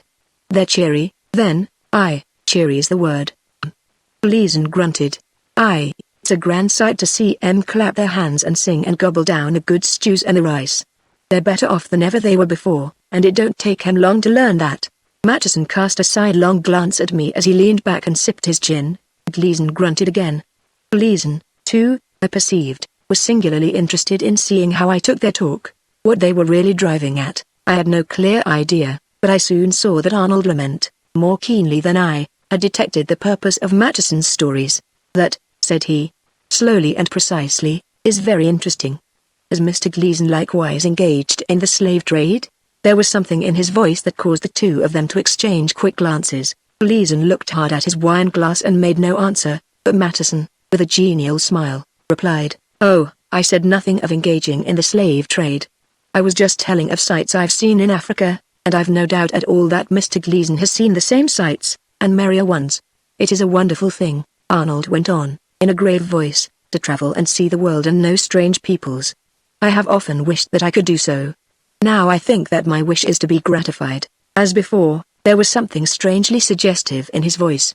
I puzzled over it and made nothing of it, yet I could no more ignore it than could Matteson and Gleason, who again exchanged glances. When Matteson muttered a word or two in Spanish and Gleason replied in the same language, I looked hard at Arnold to see if he understood. His expression gave no indication that he did, but I could not forget the words he had used long ago in Totham before ever I had suspected Neil Gleason of being a wit other than he seemed. A man, Arnold had said, does not tell all he knows. There was no doubt in my mind that Arnold was a man in every sense of the word. Again Gleason and Matteson spoke in Spanish, then Matteson with a warm smile turned to us and said, "Will you have a glass of wine, lads?" "You, Arnold?" "No." "And you, Joe?" "No." He raised his eyebrows and with a deprecatory gesture glanced once more at Gleason. I thought of Uncle Seth still pacing the quarter-deck. I suddenly realized that I was afraid of the two men who sat opposite me, afraid to drink with them or even to continue to talk with them. My fear passed as a mood changes, but in its place came the determination that I would not drink with them or talk with them. They were no friends of mine. I pushed back my chair, and, leaving Arnold below, went on deck. Chapter 2 New light on an old friend. My uncle was still pacing back and forth when I came out into the sunset. Then, almost at once, the twilight had come and gone, and I saw him as a deeper shadow moving up and down the deck, with only the faint sound of his feet to convince me that my eyes saw truly. The very monotony of his slow, even steps told me that there was no companionship to be got from him, and at that moment more than anything else I desired companionship. What I then did was for me a new step. Leaving the quarter-deck, I went forward to the steerage and found Sim Muzzy smoking his pipe with the sailmaker. "So it's you," he querulously said, when he recognized me. "Now aren't you sorry you ever left Totham? If I had lost as much as you have by Seth Upham's going into his second childhood, I vow I'd jump overboard and be done with life. You're slow enough to look up your old friends, seems to me, but," said I, impatiently, "I've been like to die of seasickness. I couldn't look you up then, and you never came near me." "Oh, that's all very well for you to say, but you know I couldn't come aft without a trouncing from that Neil Gleason. I'm sure I'd like to see something awful happen to him to pay him for breaking up the store, and you've had plenty of time since. If I didn't show more fondness for my friends than you do, I'd at least have the good grace to stay away from them. You've used me very shabbily indeed, Joe Woods, and I've got the spirit to resent it." The sailmaker, meanwhile, as if he were not listening with vast interest to all that Sim had to say against me, looked absently away and quietly smoked his pipe. But I imagined that I detected in his eyes a glint of amusement at what he assumed to be my discomfiture, and angered as much by that as by Sim's petulance, I turned my back on the two and went on forward to the forecastle, where I found Abraham Guptill, sprawled full length, in quiet conversation with two shipmates. From Abe I got pleasanter greetings. "Here's Joe Woods," he cried, "one of the best friends Abe Guptill ever had. You had a hard voyage, didn't you, Joe?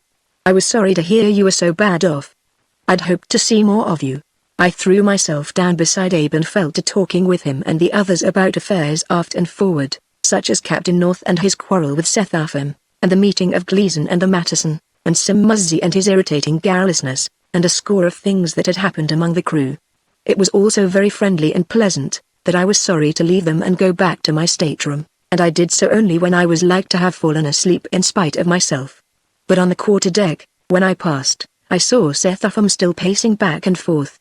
He must have known that it was I, for I came close to him and spoke his name, yet he completely ignored my presence. How long he kept it up, I do not know. Looking over my shoulder, I saw last, as I went down the companionway, his stooped figure and bowed head moving like a shadow back and forth, and back and forth.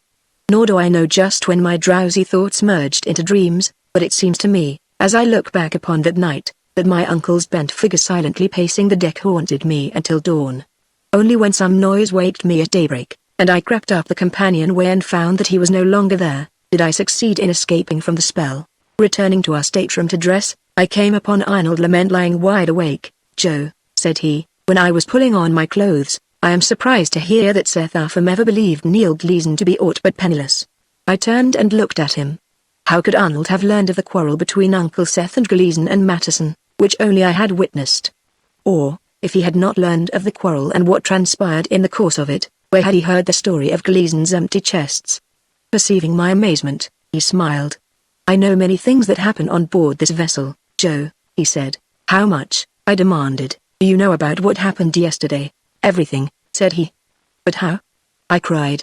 I was at my wit's end with curiosity. "Listen, I heard a quick step, Joe," he whispered. "You must never tell. Crawl under your blankets and cover your head so no one can see that you are there." More puzzled, even, than before, I complied.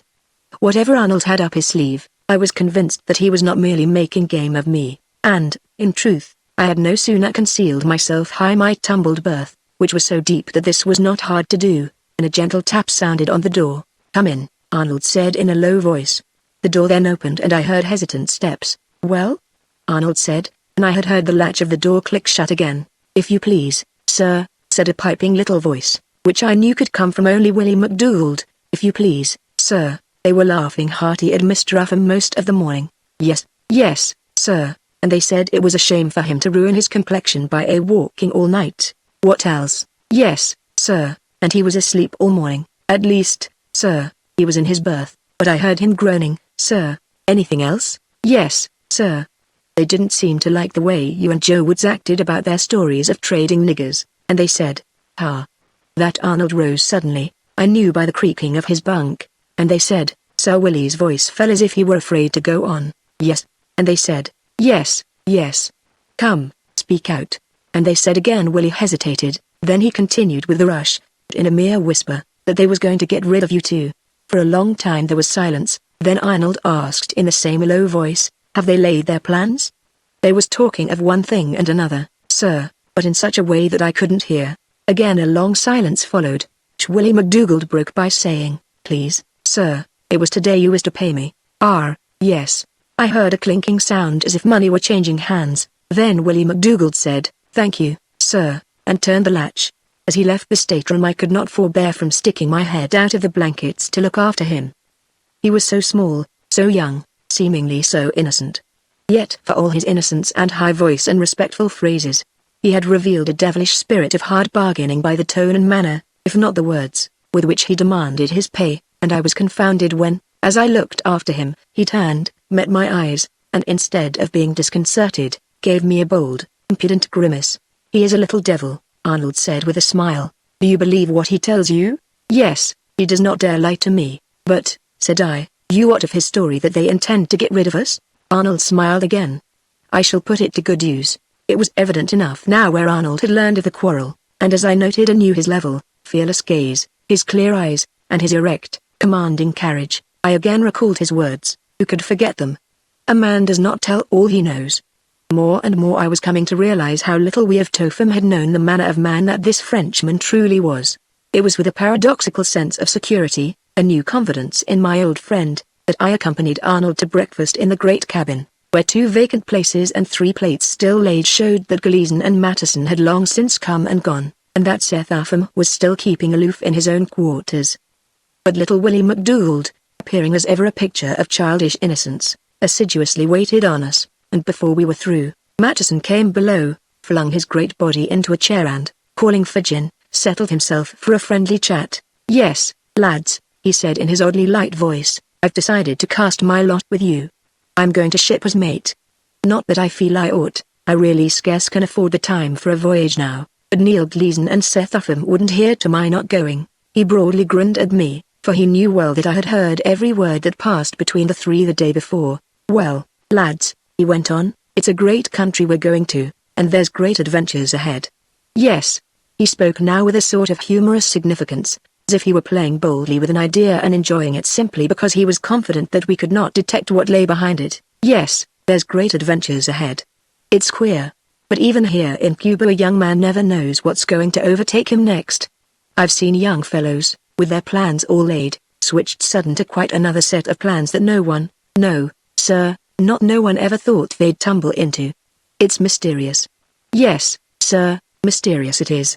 that there was a double meaning behind all this talk, I had no doubt whatever, and it irritated me that he should tease us as if we were little children, but I could make no particular sense of what he said, except so far as Willie McDougal's tale served to indicate that it was a threat, and Arnold Lament, apparently not a whit disturbed, continued his meal with great composure and, whatever he may have thought, gave no sign to enlighten me. We had so little to say to Matteson in reply, that he soon left us, and for another day we sat idle on deck or amused ourselves as best we could. The crew had numberless duties to perform, such as painting and caulking and working on the rigging. Arnold Lament and son Muzzy got out the chessmen and played for hours, while Matteson watched them with an interest so intent that I suspected him of being himself a chess player, and Gleason and Uncle Seth intermittently played at cards. So the day passed, until in the early evening a boat hailed us, and a sailor came aboard and said that Captain Jones of the Mary Jack and Eleanor sent his compliments to Mr. Upham and Mr. Gleason and would be glad to have all the gentlemen come visiting and share a bowl of punch, at making which his steward had an excellent hand. My uncle seized upon the invitation with alacrity, for it seemed that he had met Captain Jones in Havana 2 days since. He called to Gleason and Matteson, saying with something of his old sharp, pompous manner that they certainly must come, too, and that he was going also to bring Arnold, Sim, and me, at which, I perceived, the two exchanged smiles. Sim came running aft, ready to complain at the slightest provocation, but too pleased with the prospect of an outing to burst forth on no grounds at all. Neil Gleason and my uncle led the way toward the quarter boat in which we were to go. Arnold followed them. It did not escape me that both Gleason and Matteson had held their tongues since the sailor delivered his master's invitation, and that, as they passed me, they exchanged nudges. I was all but tempted into staying on board the Adventure. As I meditated on Willie McDougal's story, and Matteson's allusions, how significant they were, I could not know. The silence of the two alarmed me more than direct threats would have done. Why should Gleason and the Matteson look at each other and smile when all the rest that is, except myself were going down by the chains ahead of them? Would they not, unless they had known more than we about this Captain Jones and his ship, the Mary Jack and Eleanor, have asked questions, or perhaps even have declined to go? Whatever my thoughts, I had no chance to express them, so over the side I went, close after the rest, and down into the boat where the sailors waited at their oars. To none of us did it occur that it was in any way contrary to the usual etiquette to take Sim Muzzy with us. Except that force of circumstances had placed him in the steerage, his position aboard the Adventure was the same as Arnold's and mine, or even Gleason's, for that matter. Poor Sim. For once he forgot to complain and came with us as gaily as the fly that walked into the spider's parlor. And yet I now hold the opinion, I was a long, long time in coming to it, that after all fate was very kind to Simeon Muzzy. He settled himself importantly in the boat and began to talk a blue streak, as the saying is, about one thing and another, until I would almost have tossed him overboard. Uncle Seth, too, frowned at him, and the strange sailors smiled, and Gleason and Matteson spoke together in Spanish and laughed as if they shared a lively joke. But Arnold Lament leaned back and half closed his eyes and appeared to hear nothing of what was going on. All the way to the Mary Jack and Eleanor, which lay about a quarter of a mile from the Adventure, Gleason and Matteson continued at intervals to exchange remarks in Spanish, and although Uncle Seth and Arnold Lament completely ignored them, Tim, who by now had got so used to foreign tongues that they no longer astonished and confused him, took it hard that he could make nothing of what they said and went into a lively tantrum about it, at which the strange sailors chuckled as they rowed. Passing under the counter of the vessel, we continued to the gangway, but just as we came about the stern, Arnold touched my hand and by a motion so slight as to pass almost unnoticed drew my attention to a man of war that lay perhaps a cable's length away. Under cover of the loud exchange of greetings and the bustle that occurred when the others were going aboard, he whispered, "We are safe for the time being. See. Yonder is a frigate. But either you or I must stay on deck, and if there is aught of an outcry below, he must call for help in such a way that there shall be no doubt of its coming." "What do you mean?" I whispered. "Hush. They are watching us." As we followed the others, Arnold stopped by the bulwark and half leaned, half fell, against it. "Pardon me, gentlemen," he said in that slow, precise voice, "for the moment I am ill. It is a mere attack of dizziness, but I dare not go below. I must stay in the open air. I beg you will pardon me. I intend no rudeness." His face did look pale in the half-light, and the others, whatever their suspicions may have been, said nothing to indicate that they doubted him. When Captain Jones of the Mary Jack and Eleanor came toward us a second time and again with oily courtesy asked us all to the cabin, Gleason and Matteson made excuses for Arnold, and the rest of us went down into the gloomy space below and left him in the gangway whence he could watch the hills, which were now dark against the evening sky, and the black masts of the frigate, which stood by like sentries guarding our lives and fortunes. There was a fetid, sickening odor about the ship, such as I had never before experienced, and the cabin reeked of rum and tobacco. The skipper had the face of a human brute. The mate's right hand was twisted all out of shape, as if some heavy weapon had once smashed the bones of it. The more I looked about the dark, low cabin, and the more I saw and heard of the skipper and his mate, the more I wished I were on deck with Arnold. But the punch was brewed in a colossal bowl and gave forth a fragrance of spices, and Son Muzzy drank with the rest, and for a while the 5 of them were as jolly as the name of the ship would indicate. Chapter 3 Captain North again. First there was talk of old times, for it seemed that Matteson and Gleason and Captain Jones were friends of long standing. Then there was talk of strange wars and battles, particularly of one battle of Insamancow, of which neither Gleason nor Matteson had had other news than that which Captain Jones now gave them, and in which it seemed that the British had met with great disaster, although it puzzled me to know wherein such a battle even remotely concerned any of us. After that there was talk of various other things, a murderous plague of smallpox that years before had swept the African coast, a war between the Fantis and Ashantis, a cruiser that they, with oaths and laughter, said had struck her flag in battle with a slaver, a year's journey with desert caravans that traded with the Arabs, and last of all, and apparently most important, curious ways of circumventing the laws of England and America and of bribing Cuban officers of low degree and high.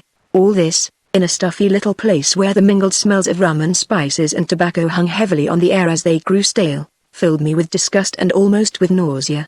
Vile oaths slipped out between each 2 sentences, if by rare chance they were not woven into the very warp of the sentences themselves. Such stories of barbarous and unbelievable cruelty were told and retold as I cannot bear to call to mind, to say nothing of repeating, and always I was aware of that sickening odor, now strong, now weak, which I had detected before we went below.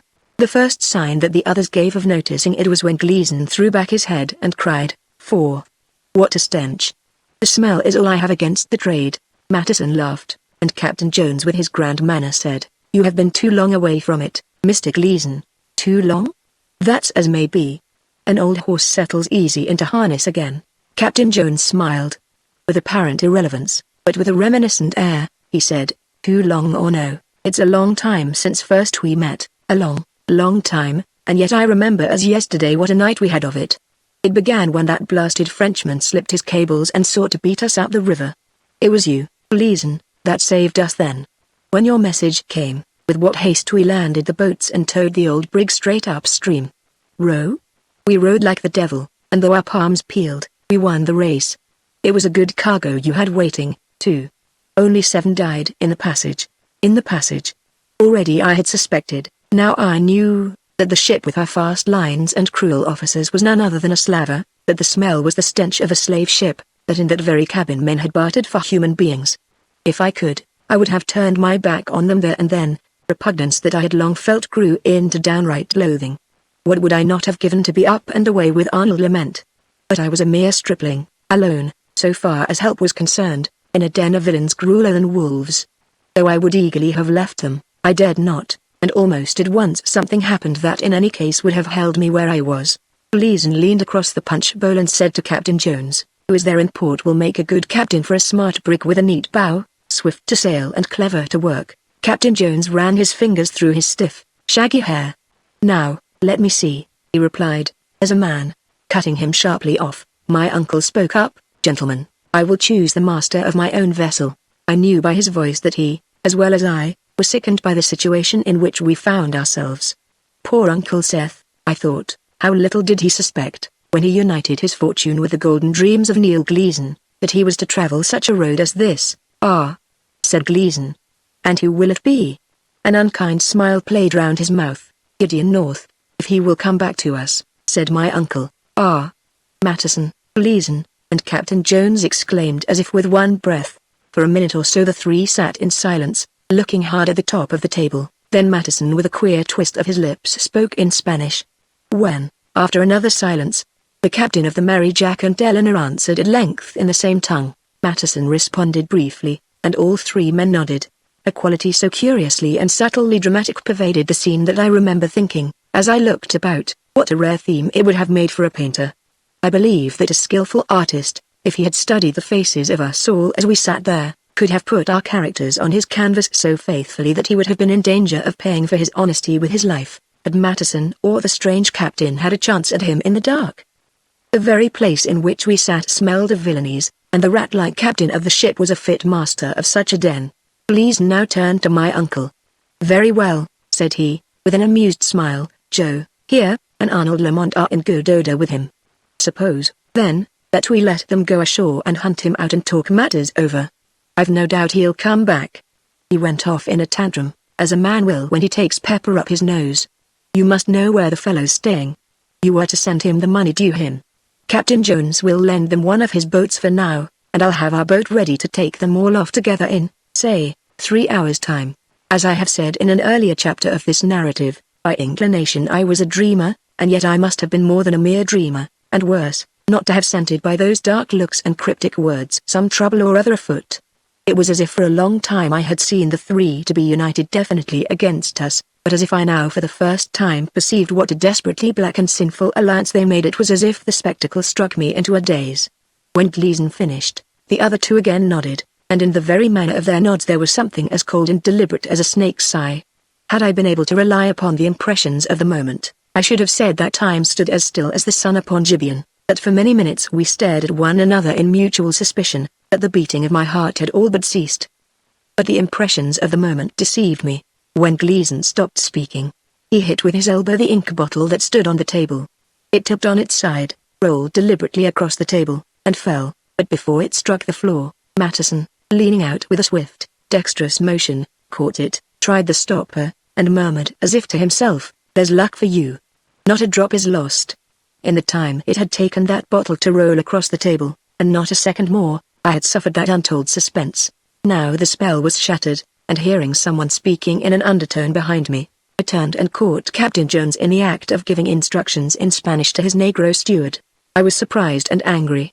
Though of late I had heard much Spanish, it seemed to me that to speak it under the circumstances was so rude as to verge on open affront.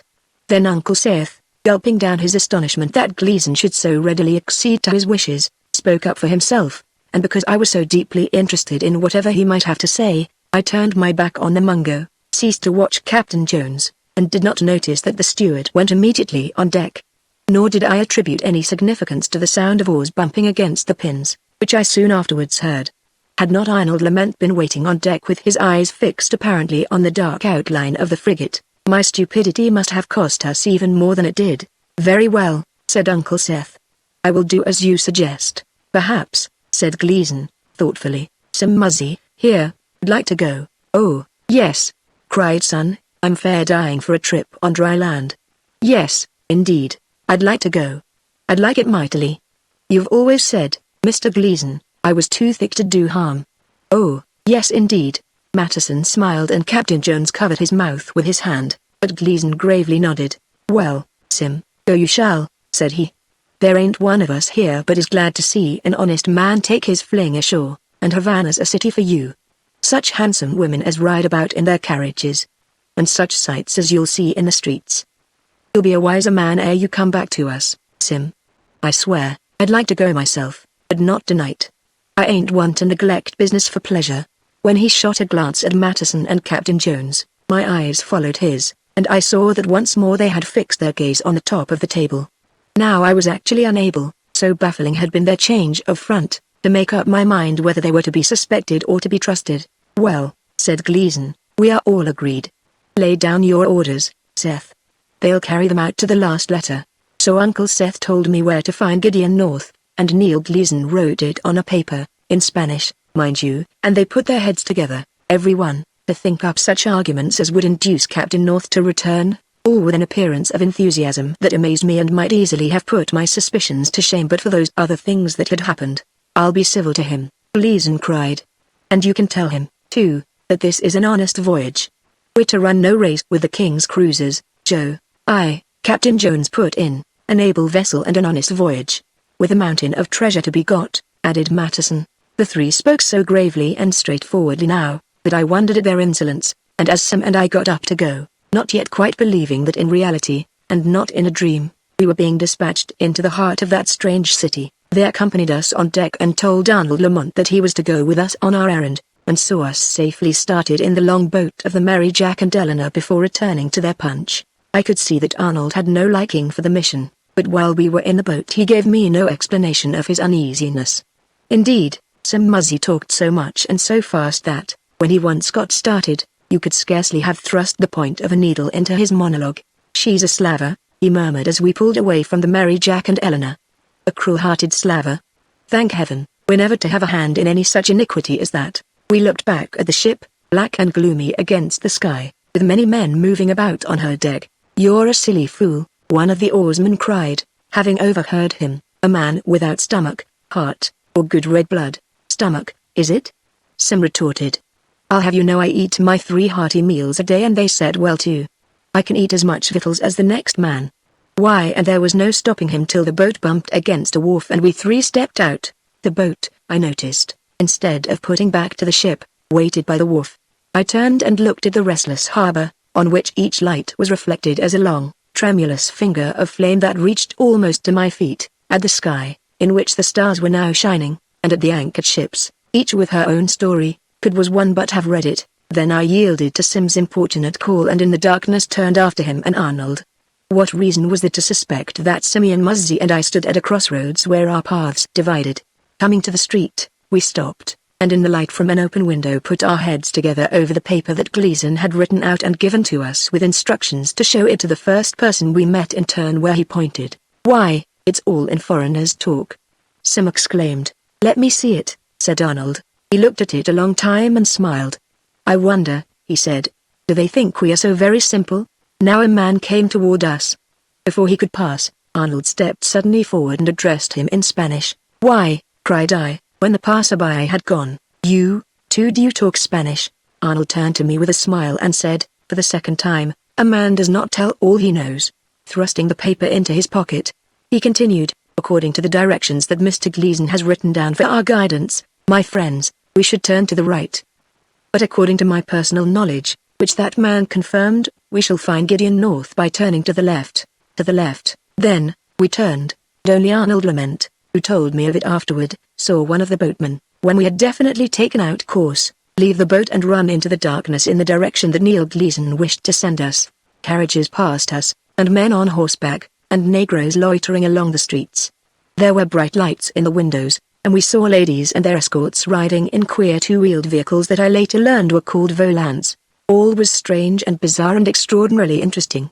Never did 3 men from a little country village in New England find themselves in a more utterly foreign city.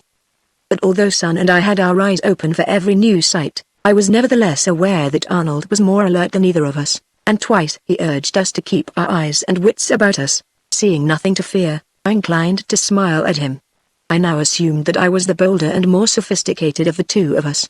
As we tramped along in the darkness, I got over the sense of unreality and felt as much at home in that alien city as if I had been back in the familiar streets and lanes of Boston.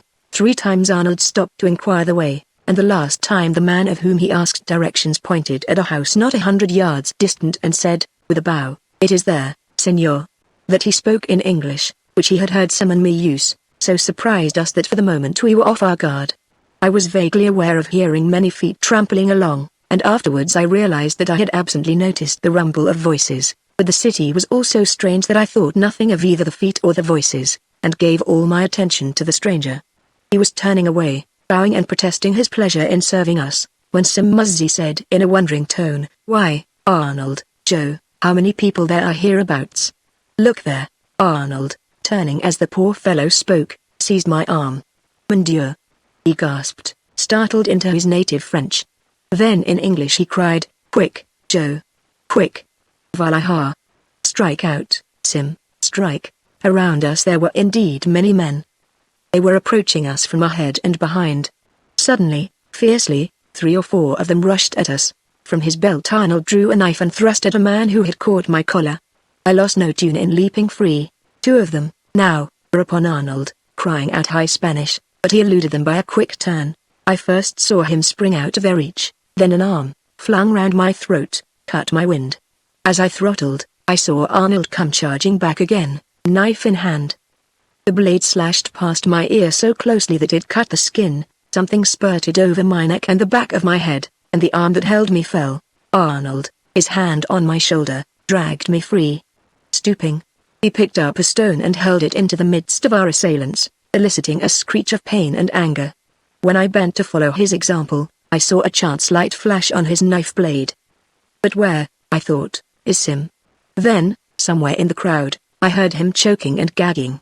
My first impulse was to rush to his rescue, but instantly I saw the folly of such a course, so greatly were we outnumbered. For a moment Arnold and I held them off. Just behind us was a street corner. As we darted toward it, one man dashed out from the crowd, the rest followed, and a second tune, with hoarse shouts, they charged down upon us. They came in a solid phalanx, but we rounded the corner and fled. At top speed we raced down the street and round a second corner, distancing them for the moment, but with their yells ringing in our ears, we scrambled up over a wrought iron gate that gave us hold for fingers and feet, through a garden rich with palms and statuary, over another gate and across still another street. We scaled one gate more, and throwing ourselves down in some dense vines, lay quietly and got back our breath, while our eluded pursuers raced and called on the street outside. The last thing I had heard as we ran was poor Sim Muzzy screaming for help. Who? WHWHOWH what were TH they? I gasped out. I believe it to have been a press gang, Arnold replied. He, too, was gasping for breath, but he better controlled his voice. After a time he added, poor son. I fear that he is now on his way into the service of the Royal Navy of Spain. But, I returned, they cannot hold an American citizen, lawfully, said he. They cannot. Then we'll soon have Sim out again. To this, he did not reply. He said merely, you and I, Joe, must keep it a secret between us that I speak their language. We lay a long time in the garden, the stars shining above us and yellow lights streaming out of the house, and I thought of how skillfully Arnold Lamont had concealed his interest in what Gleason and Matteson had said in a language they thought none of us could understand. But when the racing and shouting had gone, and come, and gone again, and when we both were convinced that all danger was past, we rose and stretched ourselves and went up to the house and knocked. As the door swung open, a flood of light poured out into the garden, but we saw only an old Negro, who stood like a black shadow in our way and assailed us with a broadside of angry Spanish. His grey head shook with fury, I suppose at finding us in the garden, and he spread his arms to keep us from entering the house. Behind him arose a hubbub, and an angry white man came rushing out. When to his fierce questions Arnold shot back prompt answers, his anger died, and tolerance took its place, and finally a wave of cordiality swept over his face.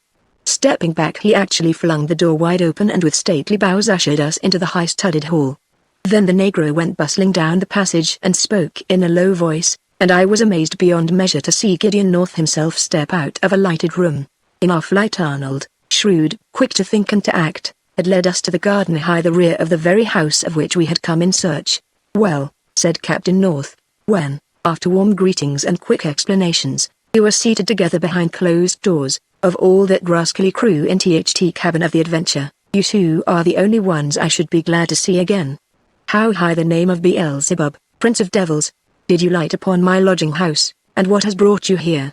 Now Gleason had suggested various arguments by which to bring Captain North back to his command, and not the least of them was an apology of a kind from himself, but they had all lacked sincerity, and as I knew well enough that Gleason really would be very sorry if we should succeed in our errand, I had wisely determined to have none of them. It is exceedingly doubtful, however, if I should have dared to speak quite as plainly as did Arnold lament. Sir, he said, we have come on a strange errand. We ask you to return to a ship where you have suffered indignities, to resume a command that you have resigned under just provocation, to help a man who, I fear, has forfeited every right to call upon you for help. I'm no hand for riddles, said Gideon North.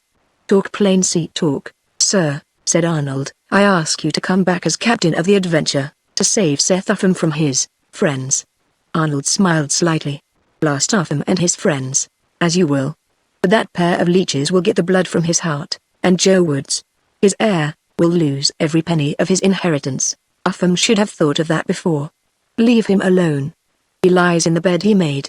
He, poor man, does not think of it now. Indeed, I fear he is beyond saving. Gideon North got up and went to the barred windows that opened upon the street. What is this wild goose chase? He suddenly demanded. Exactly what the object is I do not know, Arnold replied. They talk of a treasure, but they are fit to rule an empire of liars. They are not, I believe, equipped for the slave trade, though of that you are a better judge than I."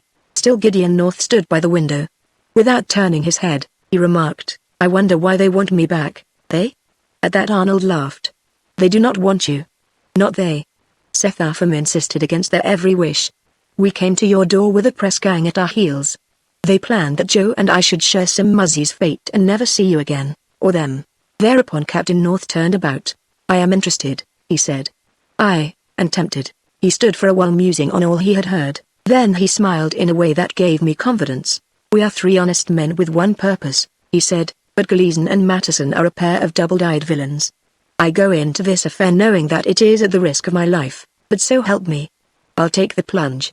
After a pause he added, "You spend the night with me, lads, and we will go on board together in the morning.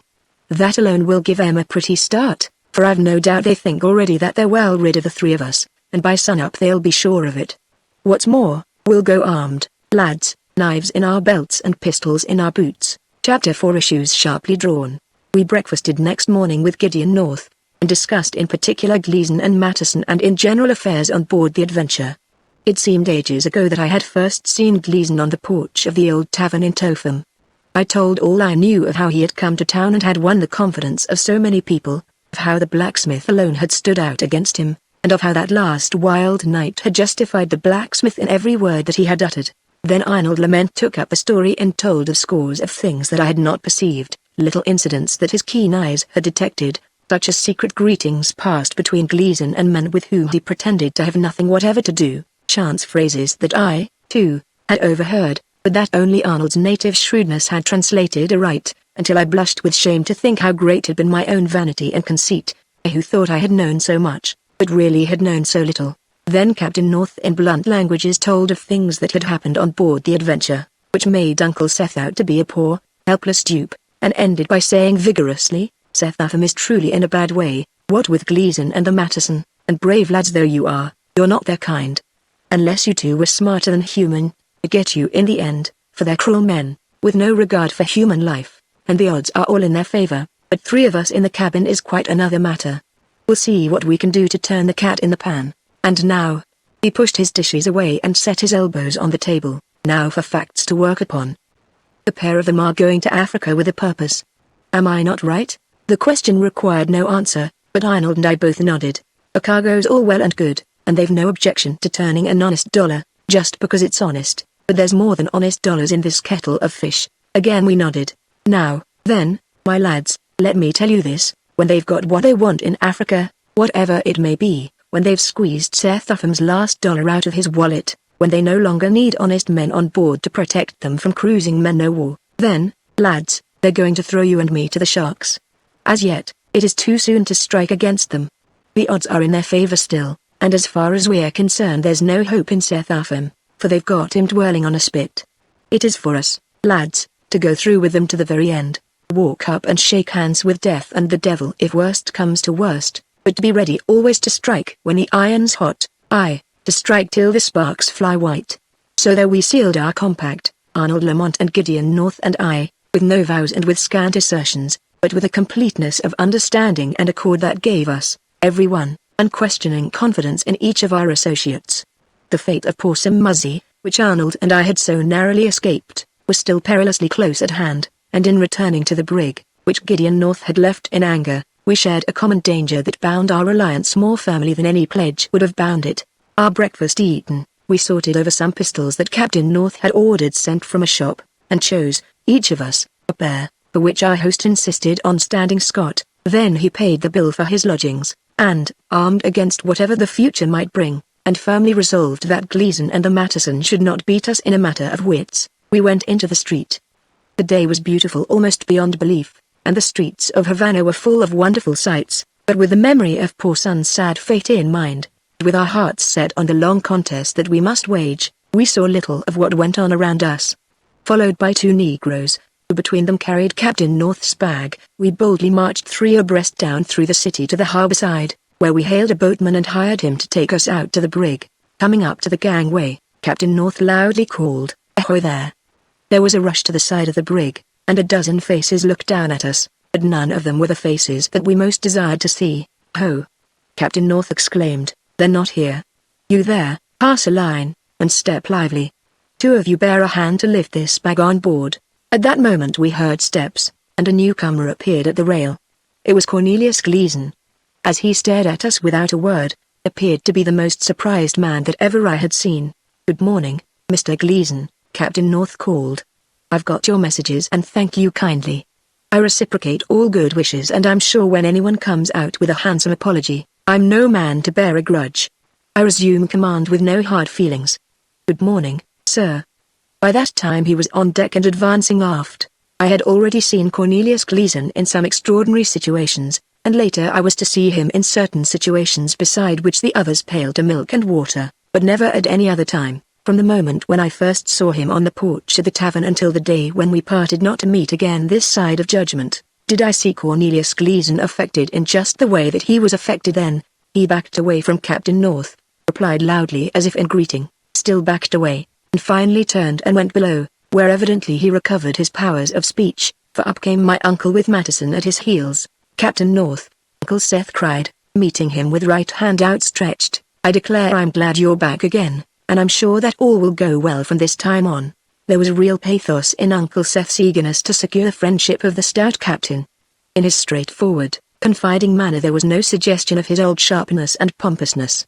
To see him looking from one of us to another, so frankly pleased that we had returned, you could not have failed to know that he was sincere, and if any of us had had the least suspicion that Seth Upham had condoned the scheme to have us fall into the hands of the press gang, he lost it there and then forever.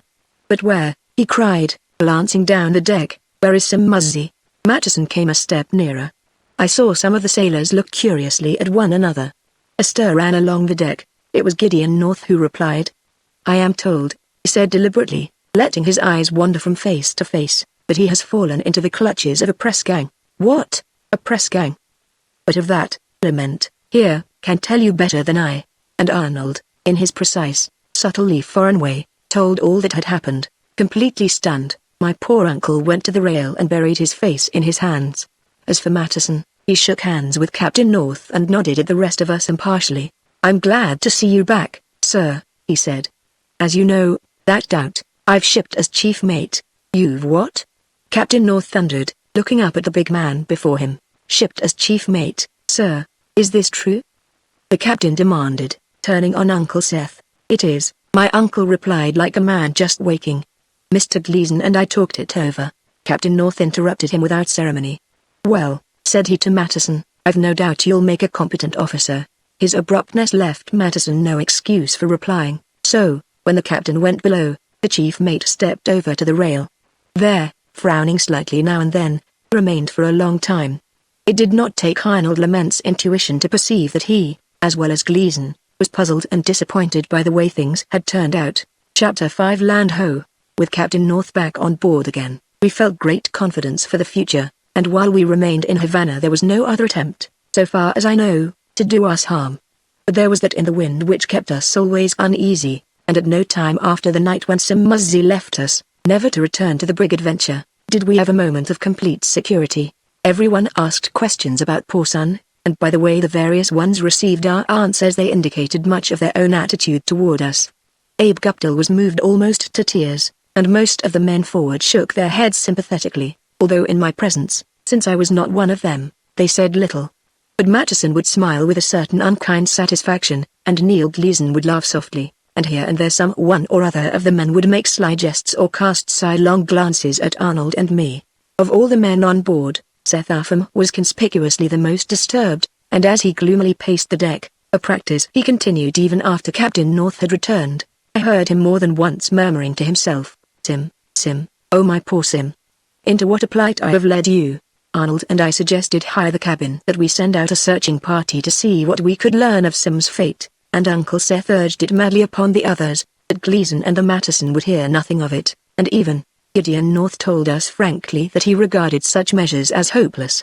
"The man's gone and I'm sorry," he said, "but I honestly believe it is useless for us to try to help him now." So, reluctantly, he dropped the matter, after reporting it both to the local authorities and to our own consul, for however deeply we distrusted Gleason and Matteson, in Captain North we had implicit faith. To prepare for the voyage, we took on board in the next few days supplies of divers kinds. and though I had learned much by now the ways of life at sea, many of the things puzzled me. One day it was a vast number of empty water casks, another day, more than 100 barrels of farina, yet another day, a boatload of bins and one of lumber. There were mysterious gatherings in the cabin from which Arnold and I were excluded. We could not fail to notice that they took place when Captain North was ashore, but to which gentry with dingy wristbands and shiny faces were bid, and presently we saw stowed away forward iron boilers and iron bars, a great box of iron spoons, a heap of rusty shackles, and still puzzling, although perhaps less so, a mighty store of gunpowder. All this occasioned a long argument between Arnold and Captain North and myself, which fully enlightened me concerning the purpose of the mysterious supplies. But reluctant though we were to take the goods on board, there was nothing that we could do to stop it so long as my uncle, under Gleason's influence, insisted on it, for as owner of the brig, and in that particular port where contraband trade played so important a part, he could have had us even jailed, if necessary, to carry his point. Our only way to serve him best in the end was to stand by in silence and let the stores, such as they were, go into the hold.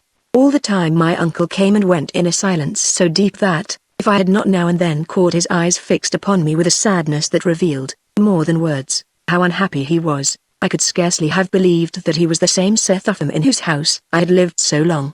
From a person of importance in his own town and a leader among those of us who had set forth with him, he had fallen to a place so shameful that I felt for him the deepest concern, and for the precious villains that were thus dishonoring my mother's brother, the deepest anger. There are no pirates on the seas nowadays, I remarked one morning to Neil Gleason, who stood beside me watching all that went forward, and all the time I watched his face. Why then should we set out armed to fight a sloop of war? Or ship a pair of small swords on a cabin bulkhead? Trade and barter, Joe, he replied. The niggers fairly tumble over themselves to buy such tricks. There's money in it, Joe. Then he laughed as if mightily pleased with himself. But, I persisted, scarcely veiling my impatience, you've said more than once that trade is not the object of our voyage. True, Joe. He lowered his voice. But that's no reason to neglect a chance to turn our money over. Ah, Joe, you're a good lad, and we must have a bout with the foils some day soon. I'm sure we'll get along well together, you and I. He smiled and clapped me on the shoulder, but the old spell was broken, and when he had gone, I ruminated for a long time on one thing and another that had occurred in the past months. That evening, when Arnold and I stood with Gideon North abaft the wheel where there was no one to overhear us, Arnold and the honest captain would have confirmed my worst suspicions, had they needed to be confirmed. But by then I had observed as much as they, and we talked only in such vague terms as pleased our mood. No. There's more to this voyage than has appeared on the surface even yet, Captain North said in an undertone. I have heard them talking in Spanish, said Arnold Lamont, of gold, and of other things, of 2 men on the coast, and of a ship wrecked at the hour they needed her most. They share a great secret. They have come scarred through more than one fight and have lost the vessel on which they counted to make their fortunes. They are taking us back now, perhaps to fight for them, perhaps to run for them, but always as their creatures. So much I, too, have learned. We must walk circumspectly, my friends.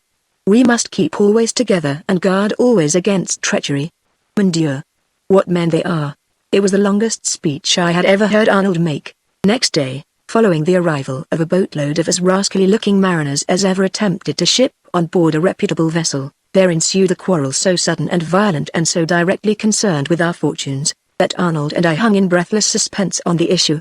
Gentlemen, Gideon North cried, hammering the cabin table with his fist, as captain of this brig, I and I alone will say who shall ship with me and who shall not.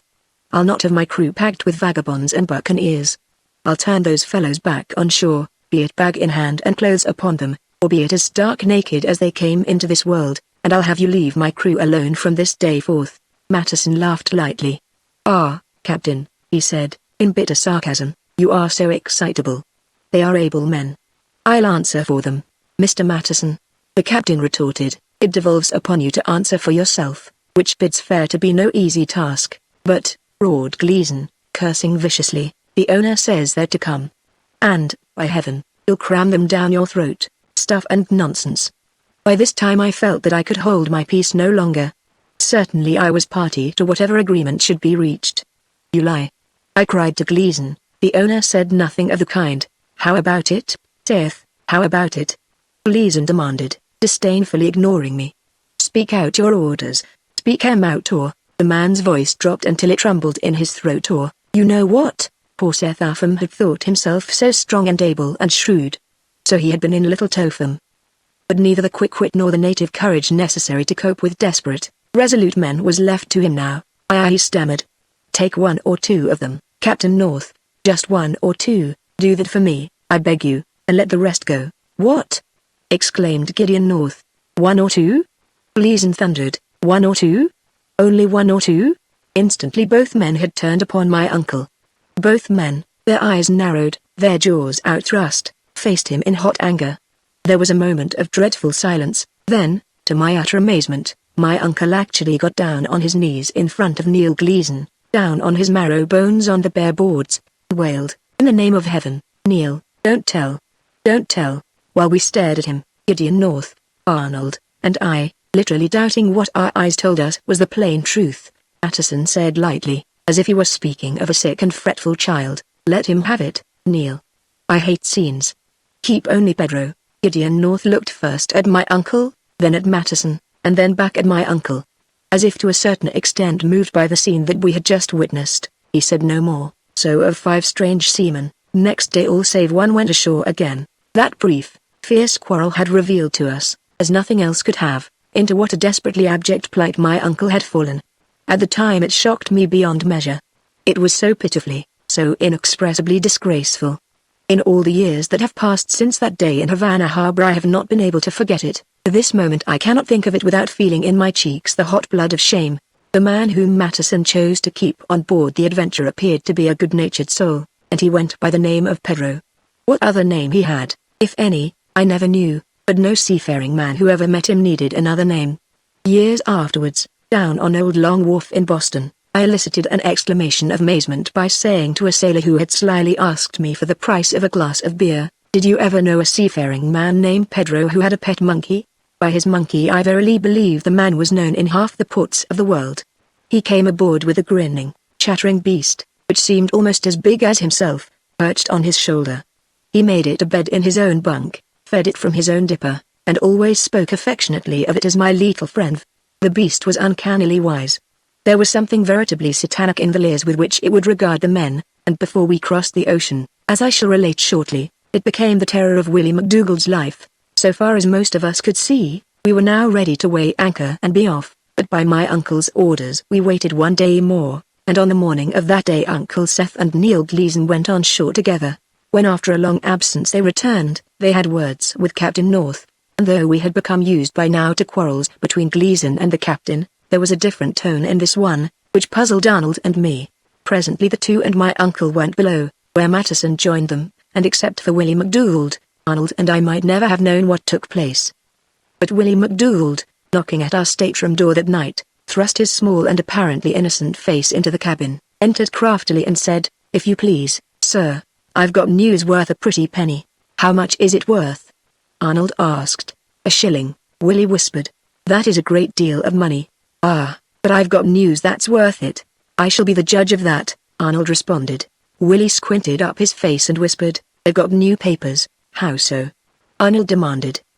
He did not yet understand what Willie meant. "Why, new papers?" "Portuguese papers." "Ah," said Arnold. "Forged, I suppose? Shall we not sail under the American flag?" Sir, but the schooner Shark and the sloop of war Ontario are to be sent across for cruising." "Ah, and Seth Upham's sold the brig." "Sold it?" Arnold exclaimed. For the moment both he and I thought that Willie was lying to us. Sir. To be delivered in Africa.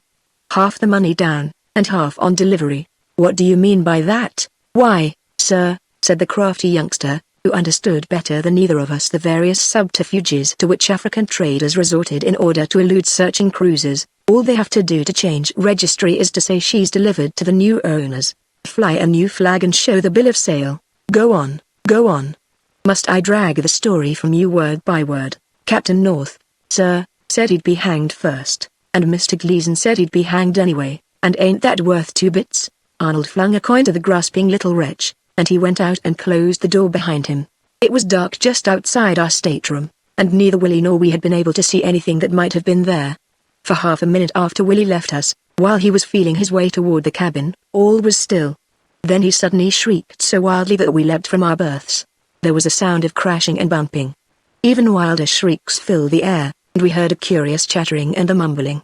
Something fell against the stateroom door and cracked a panel. The door flew open, and in toppled Willie with Pedro's monkey grasping him firmly by the throat from its perch on the little fellow's shoulders. "Help! Help!" Willie shrieked. "Lord save me! It's the devil! Help! I repent! I repent!" And he tripped and fell with a crash.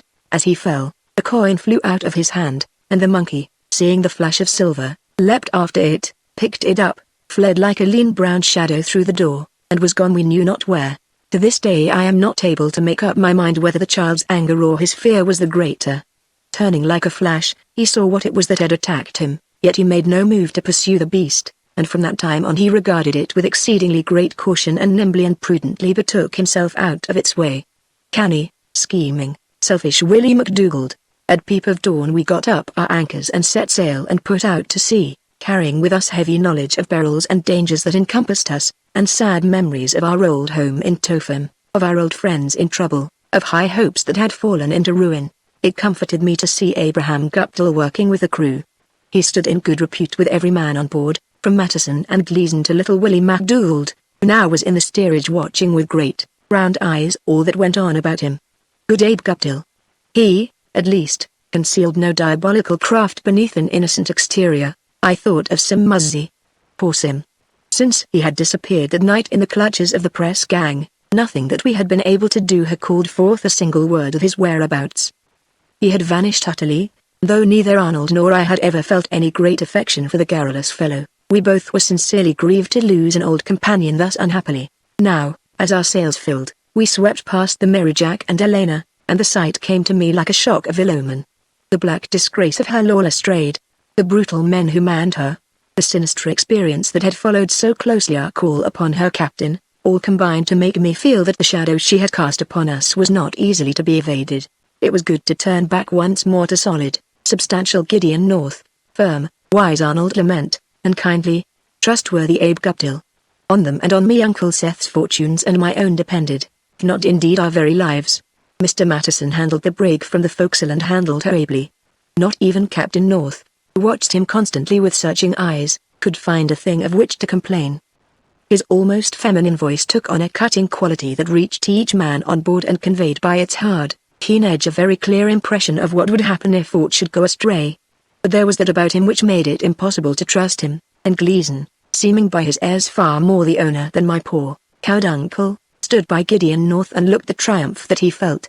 So we passed between the castle and the battery and showed our heels to Cuba and set our course across the sea and lived always on guard, always suspicious, yet never confirming further our suspicions, until, weeks later, Lookout at the masthead cried, "Land ho!"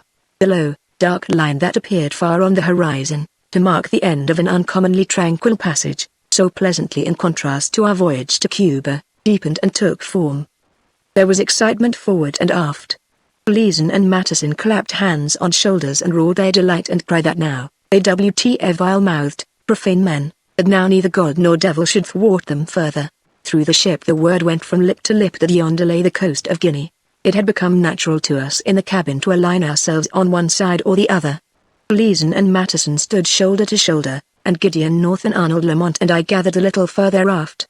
We acted unconsciously, for all of us were intent on the land that we had raised, and my poor uncle, apparently assuming neither friend nor enemy, leaned against the cabin all alone. His face was averted and I could catch only a glimpse of his profile, but I was convinced that I saw his lip tremble. Yonder, in truth, lay the coast of Guinea, and there at last every one of us was to learn the secret of that mad expedition which had so long since set forth from the little New England town of Topham. Part 4, 3 Desperate Men, Chapter 1 The Island. To the dark land on the skyline, we swiftly drew nearer, and presently saw a low shore where a thread of gleaming white, which came and went, told us unmistakably that great seas were breaking. Of the exact point that we had reached on the coast we still were in doubt, for our charts were poor and Captain North suspected the quadrant of having developed some fault of a nature so technical that I neither understood it at the time nor now remember its name, so we hove to, while Gleason and the Matteson and Gideon North, and eventually Mr. Severance, of whom I saw less and thought more seldom than of any other man in the cabin, put their heads together and argued the matter. Mr. Severance was a good enough man in his place, I suppose, but he was too indolent and self-centered, and too sleepily fond of his pipe, to command attention. For all the headway that the four seemed to be making, they might have argued until the crack of doom, as far as I could see, when from the masthead came the cry, "Sail ho!" Matteson and Gleason faced about, as quickly as weasels on a stone wall, and Gideon North was not much behind them. "Where away, off the larboard bow, what do you make her out?" Captain North demanded. "As yet, sir, she's too far off to be seen clearly." I had known that we were sailing dangerous seas, but nothing else had so vividly brought our dangers home to me as did the scene of desperate activity that now ensued. Hoarse orders went booming up and down the decks. Men sprang to braces and halyards. For a moment the foresail, newly let fall, roared in the wind, then, clapping like thunder, it filled, as the men tailed on tack and sheet, and catching the wind, stiffened like iron. Wearing ship, we set every stitch of our canvas, and with a breeze that drove us like a greyhound through the long, swiftly running seas, went lasking up the coast of Africa, as, intently training glasses across the taffrail, we waited to see more of the strange vessel. Notwithstanding our feverish efforts to elude her, she had drawn slowly nearer, and we made out that she was a schooner and as fleet as a bird. For a tune there was talk of the armed schooner Shark, which our own government was reported to have sent out to cruise for slavers. It was with grim interest that we watched her every maneuver. Our men forward would constantly turn their heads to study her more closely, and those of us aft kept our eyes fixed upon her. Swift as was the adventure, it was plain from the first that the schooner was outsailing her in a way that seemed almost to savor of wizardry. "I swear I can see the hangman's knot in her halyard," Gleason cried, and roundly braced his oath. "Never before did I feel such an itching on my neck." At that Gideon North sternly said, "If she's a government vessel, gentlemen, I can assure you that we will not run from her. We have committed no crime, we carry no contraband. It is not government vessels I fear, there's reason in that, too." Gleason muttered. "Yes, I'd as soon swing, as go over the side with my throat slit." Then, caustically, he added, "No. Oh, no. We've no contraband, you say. So we haven't. But we have enough water casks for 300 men, and lumber for extra decks, and shackles and nigger food." Gideon North flamed red and started to respond angrily, but Matteson, with a sly smile, turned the argument off by saying lightly, "If she's the Shark she's sailing under false colors. See.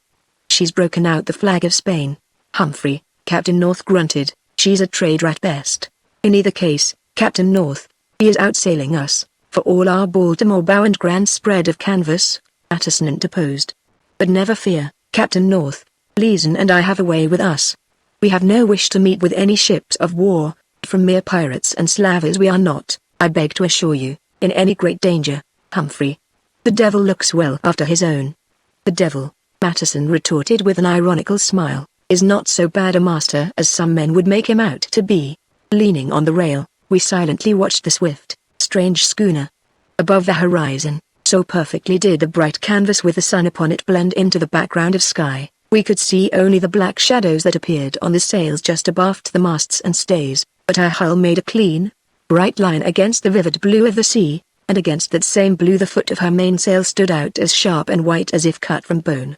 She continued to gain on us surely all that afternoon, but our apprehensions, which grew keener as she drew nearer, laid when she stood out to sea and gave us as wide a berth as we desired.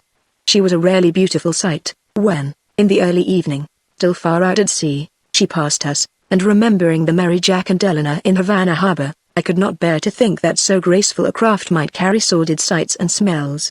After a time, as the light changed, her sails turned to a slate gray touched with dull blue, and with a great blotch of purple shadow down the middle, where mainsail merged into staysail and foresail into jib. So grim, now, did she appear in the gathering darkness, that I could have believed almost anything of her. And now she was gone. Lost to sight. Vanished into the distant, almost uncharted waters of the great gulf. Only the memory of her marvelous swiftness and of the changing light on her sails was left to us, that and the memory of one more angry encounter with Gleason and Matteson.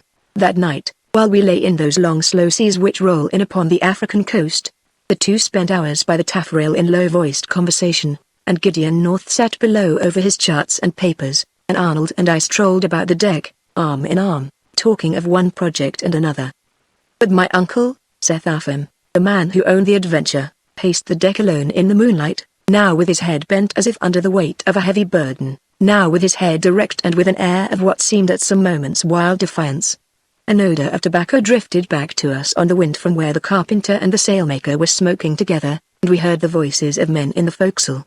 When, at daybreak, we resumed our course up the coast, we knew that we were near the end of our journey, for Gleason and Matteson were constantly conferring together and with Gideon North, and a dozen times in 2 hours, one or the other of them charged the masthead man to keep a smart lookout. Now Gleason would lean his elbows on the rail and search the horizon, now he would hand the glass to Matteson and stride the deck in a fury of impatience. Below, the logbook lay open on the cabin table at a blank page, on which there was a rough pencil sketch of coast and a river and an island. On a chart, which lay half open across a chair, someone had drawn a circle with a pair of compasses, half on land and half on sea, and when Arnold silently drew my attention to it, I saw that in the circle someone had penciled the same sketch that I had seen on the blank page of the logbook: coast, river, and island. We studied the sketch in silence and talked of it afterward. That evening, for the first time in many hours, we came on Captain North alone by the rail. "Someone has drawn an island on the chart," said Arnold, slowly. Gideon North growled assent. "Well?" said Arnold. "It would seem that the blithering idiots don't know its bearings within 100 miles, and yet they expect me to bring it straight aboard. One says thus and so, t'other says so and thus." Gleason talked loudest and I took his word first, like a fool, for he's no navigator. I'd not put such foolishness beyond Seth Affam, but the others ought to know better. "Aye. And they do know better. What island?" I demanded. He shot a keen glance at me. "Have they said naught to you?" "Not a word." Arnold was smiling. "Nor to you?" Gideon North demanded, seeing him smile. "Nor to me." "Then," said he, "you two know less than I, and I know little enough. If you know more than we, pray tell us what you can." "After all," said he, "I only know that we are looking for an island, and that when we find it the deviltry is yet to begin." He smiled grimly. "We'll yet have a chance to see sparks fly from those weapons Gleason hung in the cabin. I hear he's a clever man at the small sword." When he said that, Captain North looked at Arnold and me as if to question us. "Clever?" I replied. "Yes. He's clever, though, dash." I then saw that Arnold was smiling. I remembered seeing him smile when Gleason and I were fencing on the green. I remembered his saying that he had not been laughing at me. And now he was smiling again. I stammered with embarrassment and clumsily concluded, but not so very, perhaps not very clever. In the waist I heard Gleason call in a low voice, "Masthead. You there, wake up." Sir," came the man's reply. "Not so loud," said Gleason. "Have you seen no lights?" "No lights, sir, and no land but the coast yonder, which we've seen these 2 days." I could just make out that Gleason was leaning on the bulwark and staring into the northeast. "Did you hear that?" Captain North asked in a whisper. We both had heard it. "I'm thinking," Captain North presently muttered, "that we like to see more land than will be good for us."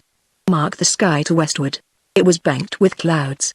The island, when we found it, which we did early next day, proved to be low and flat and marshy.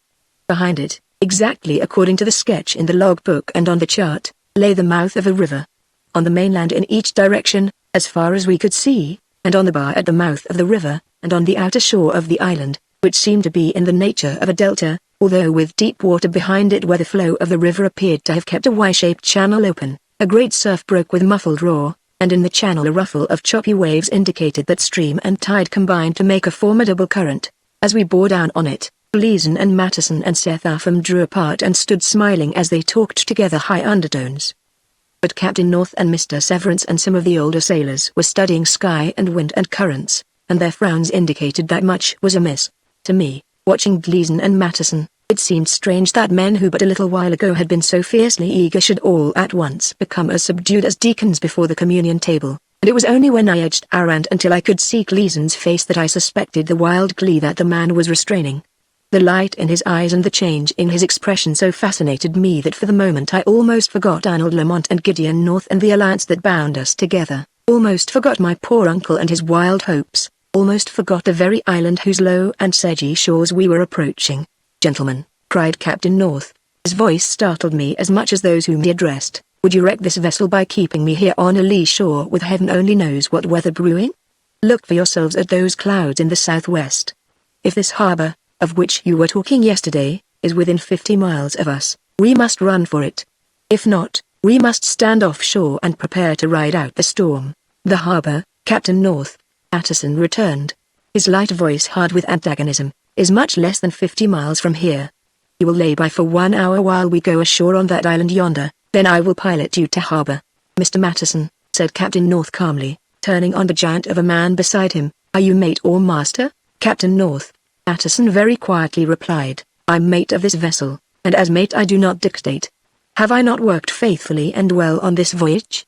Have I not carried out every order of yours? It was true, for to the surprise of Gideon North and Arnold and myself, he had made a first-class mate, but I also am a friend of the owner, and as friend of the owner, I spoke just now, forgetting my place as mate. I ask you to pardon me.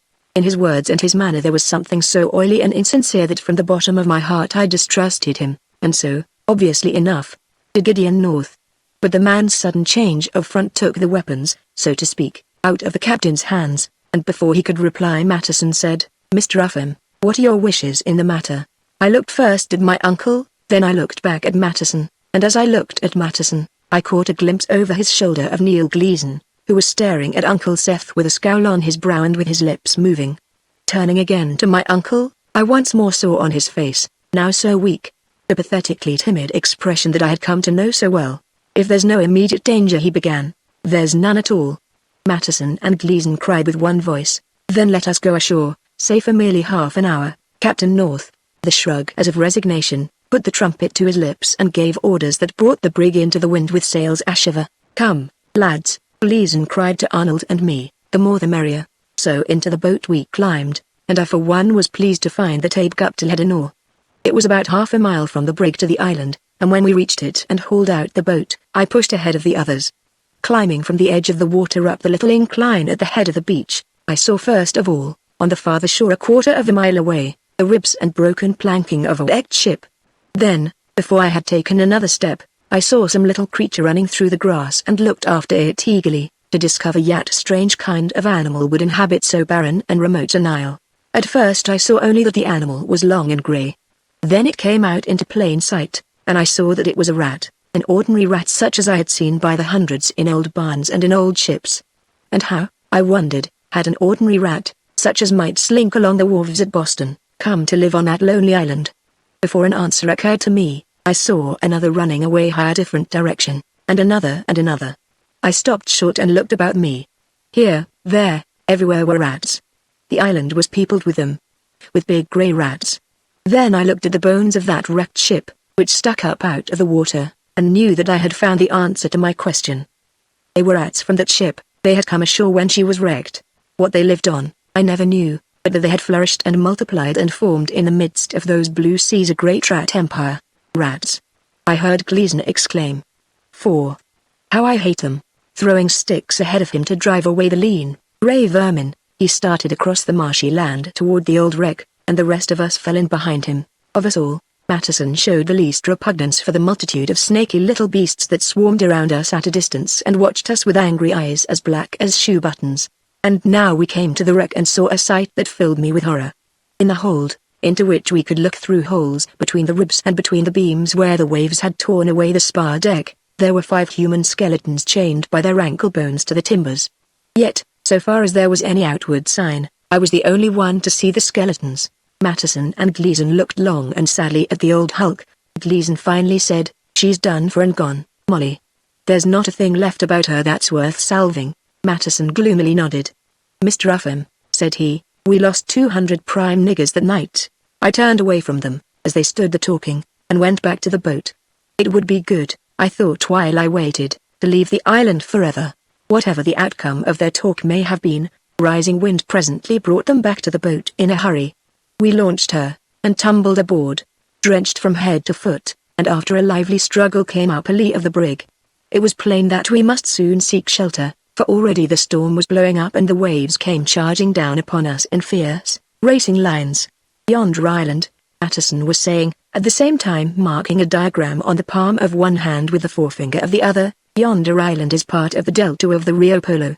It runs so, and all but the island is washed away. You see, do you not, gentlemen? If Captain North will run straight so, northeast by east, say, holding his bearings by the angle of ripples where you see the current veer, and when we are 4 cables lengths from the breakers give me the wheel, I will take her over the bar, Mr. Matterson."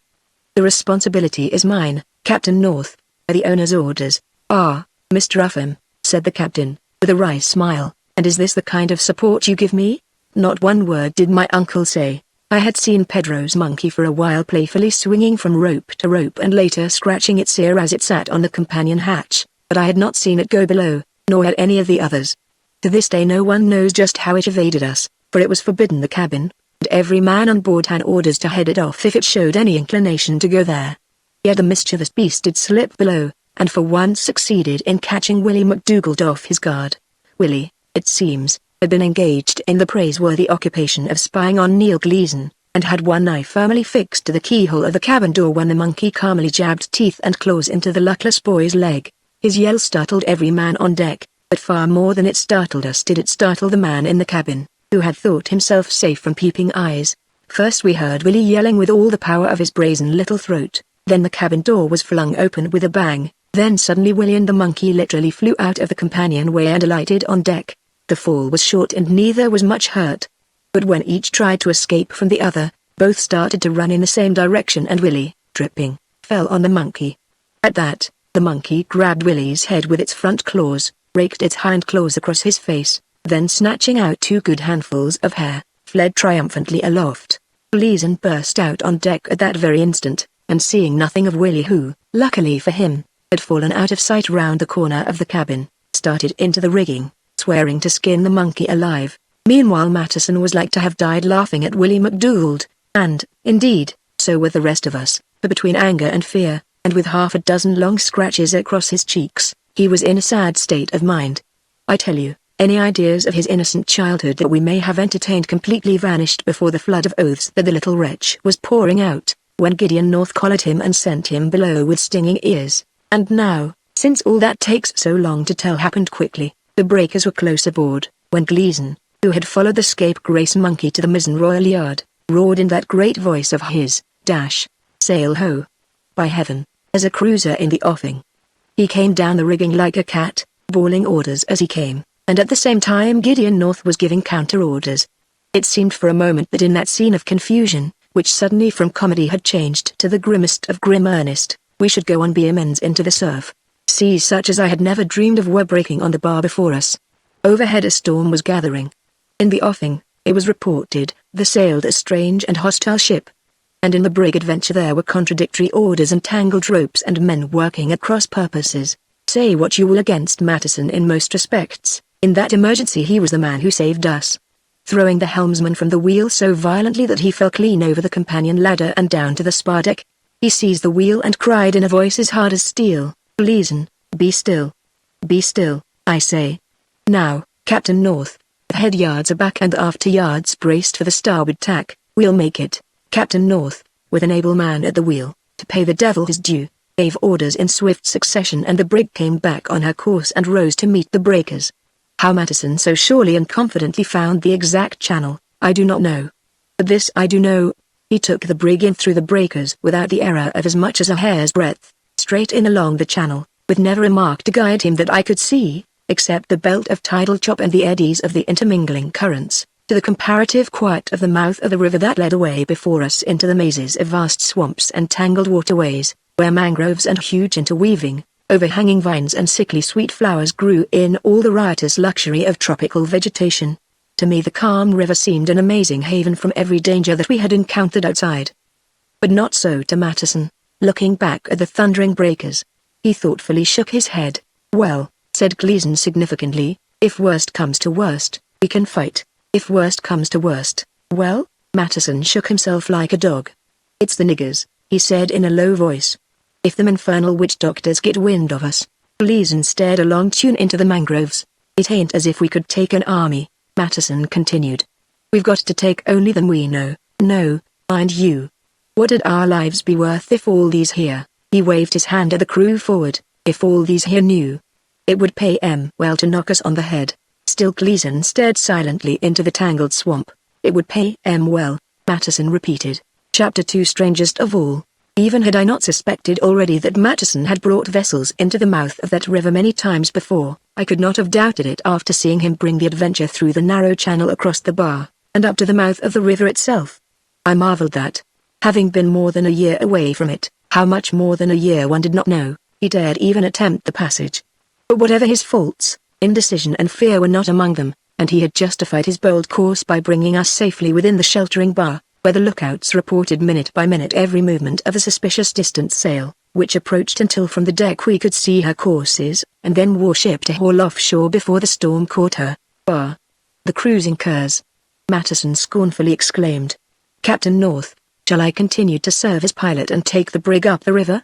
"Since up the river it seems we are to go," Captain North returned stiffly, "I place the helm and all responsibility in your hands, Mr. Matteson." With that he folded his arms and, with a nod to Seth Upham, withdrew to the weather rail. My poor uncle. Never was the nearer figurehead than he as owner of the brig Adventure. It was pathetic to see him try to maintain his dignity and speak and answer smartly, even sharply as of old, when every man on board knew that if that reckless, high-handed pair, Gleason and Matteson were at any time to cease tolerating him, his life would be worth no more than the flame of a snuffed candle.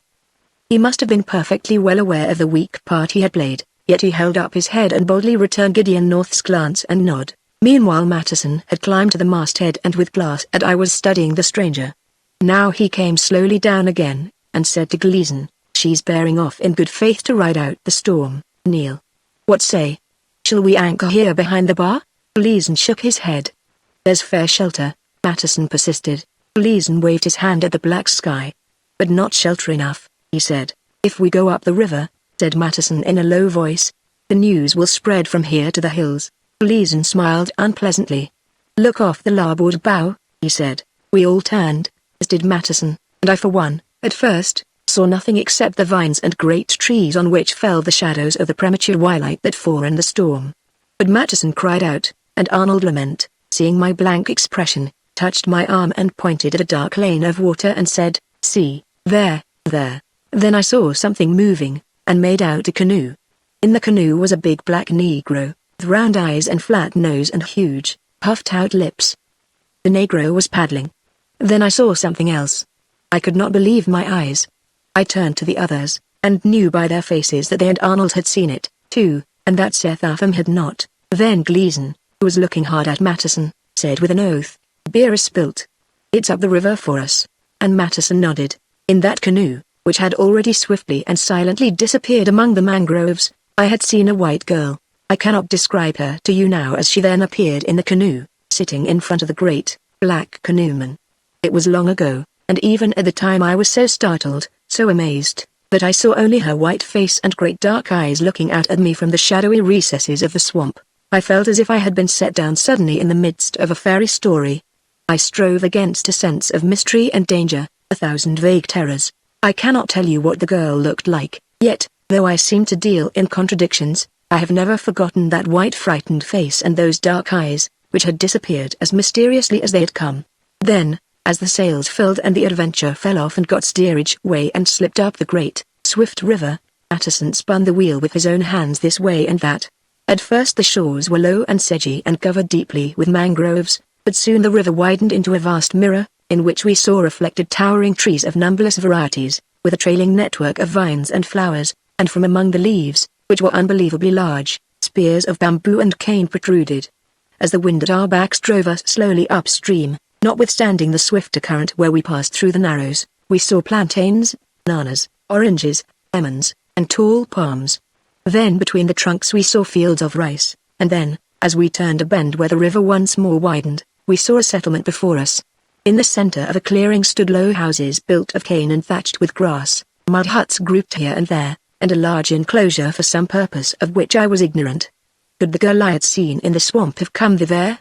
On all sides people were running this way and that, some of them white, but most of them as black as midnight. So small did the settlement appear, and so sharply was each figure outlined, that it looked for all the world like a toy village in a shop window, or like such a tiny model of a foreign town as sailors sometimes bring home from distant ports. As the anchor gripped the bed of the river, and the men, spraddling out on the footropes and leaning over the yards, clewed up the sails and hauled high the great folds of canvas, the Adventure brought up on her cable and lay with her head into the current. Matteson and Gleason, who had ordered a boat launched and were standing in the gangway, now turned and called to Uncle Seth, who responded by walking toward them with as haughty a manner as if he were heart and soul in their counsels and their plans. All three of them got into the boat and they talked for a while in undertones. Then they called Willie McDougal to come tumbling after them, and all together they hastily went ashore, where I saw that a crowd had gathered to meet them. Then the storm, which had so long been threatening, broke with a roar of wind and rain. Arnold and I, going below, had the cabin for a time to ourselves. Arnold sat down by the cabin table and looked around at ports and doors, and at the dueling swords on the bulkhead, and up at the skylight on which the storm was fiercely beating. "You, too," he said, with a quiet smile. "You, too, Joe, look around at the cabin of this good brig. It has not been a pleasant place to live, but I do believe there are times coming when we shall wish ourselves back again in this very spot. And what have you learned now of our friends' plans?" I asked. "One does not have to learn so much, Joe." "But what?" Arnold, I knew, was smiling at my impatience, although the light was so nearly gone that I saw him, when he bent forward, only as a deeper shadow in the darkness. Yet the ports and the skylight still were clear enough to be reflected in his eyes when he leaned very close to me, and whatever his doubts, I saw that he showed no sign of fear. "They talked yesterday and today, in Spanish, of the men they call Bud and Bull, who share the secret that has brought us all the way from Top Hark." Arnold half rose. I myself heard a soft step. When Arnold lifted his hand I saw his knife, now drawn, so far as I knew, for the first time in apprehension of treacherous Carrot. Then the step so soft and low sounded again. I reached for my own pistol. The sound was repeated yet again. It was just outside the door. Then into the cabin crept a low ambling creature, which we both knew at once must be Pedro's monkey. Arnold laughed quietly and sat down again and breathed deeply. "They have discovered something," he whispered, as if we had suffered no interruption. "That I know well," I said. "But what?" I believed that I, too, had ferreted out the secret, but I was not yet willing to hazard my surmises. "Sh." He raised his hand to warn me. "Do you not guess?" he whispered. "Try. Until they have got what they have found to the sea, you and I are safe. They must have meant to help them who will not turn and rob them. They do not believe in the saying about honor among thieves." "Come," I cried, "stop speaking in riddles. Tell me." Then, thinking of Cornelius Gleason as I first had seen him, with the rings flashing on his fingers, I popped out a word that began with D. Arnold smiled and nodded. "Well," I returned, "speak up and tell me if such a voyage as we have come upon is not a far-fetched manner of approaching such an errand as you have described." "In a sense, yes. In a sense, no. They are after other things, too. This good vessel, as we have remarked before, is well found for the trade." Suddenly, he gave me a start by beginning to whistle a lively tune and to drum on the table. His quick ear had detected another step in the companionway. As the step drew near, the monkey, which in our absorption we had quite forgotten, pattered toward the door and slipped out. "What's that? Who's here?" "Who passed me then?" "It was Captain North." Arnold struck a spark into tinder and lighted a candle. "And what, pray, are you two doing here in the dark?" the captain demanded. "We are passing time with talk of our good friends, Gleason and Matteson," said Arnold, with an angry exclamation. Captain North took the chair opposite us. "Well," said he, "matters have turned out as any sane man might have known they would. That precious little scamp of a cabin boy will tell you no more tales, Lamont." "You mean, I'll wager half my wages for the voyage that you and I have seen the last of him." The monkey betrayed the little scamp after all. Although I knew that Willie McDougal's innocent and childlike face masked a scheming, rascally mind, I could not so calmly see the little fellow go, soul and body, into the power of such men as Gleason and Matteson, or perhaps worse, and although neither Arnold nor Gideon North, praising Willie at his true worth, cared a straw what became of him, I was so troubled by his probable fate that I did not listen to the others, who were talking coolly enough about our own predicament, but, instead, got up and walked around the cabin. It seemed very strange to listen to the roaring wind and driving rain and yet feel the brig lying quiet underfoot in the strong, deep current of the river. Now I sat down and listened to a few sentences of their talk. Now I got up and once more paced the cabin.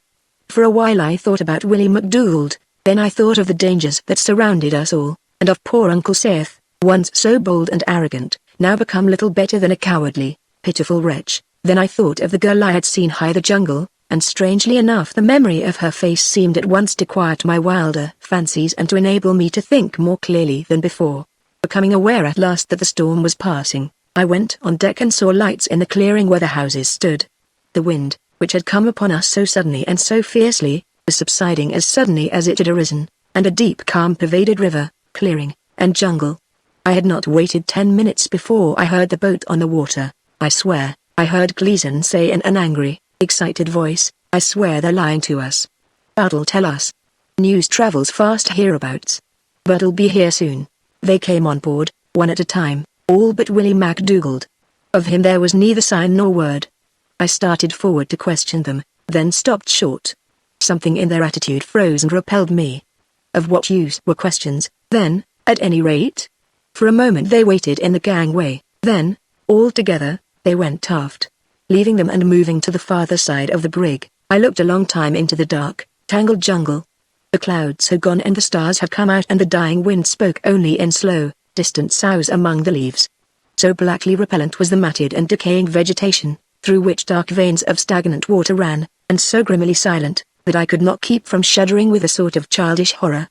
Surely, I thought, human beings could not penetrate such depths. Then, almost with my thought, there came across the dark and fever-laden waters of the great swamp, out of the black jungle night, a thread of golden melody. Someone in that very jungle was whistling sweetly an old and plaintive tune. I heard the three, Gleason, Matteson, and my uncle, turn to listen. By lantern light I saw their faces as they looked intently toward the jungle. So still had the brig now become, that I actually heard them breath more quickly. Then Neil Gleason cried, by the holy, that's either Bud O'Hara or his ghost. With both hands cupped round his mouth, he was about to send a hoarse reply roaring back across the river, and Matteson clutched his hand. Be still, he whispered. Here's the answer, and he, in turn, sent back the answering phrase of that singularly mournful and haunting ballad, I Lost My Love in the Nightingale. Chapter 3 The Man from the Jungle. Very slowly Matteson whistled that old tune, The Nightingale, and very slowly an answer came back to us. Then a long silence ensued. The black water of the marsh rose and fell.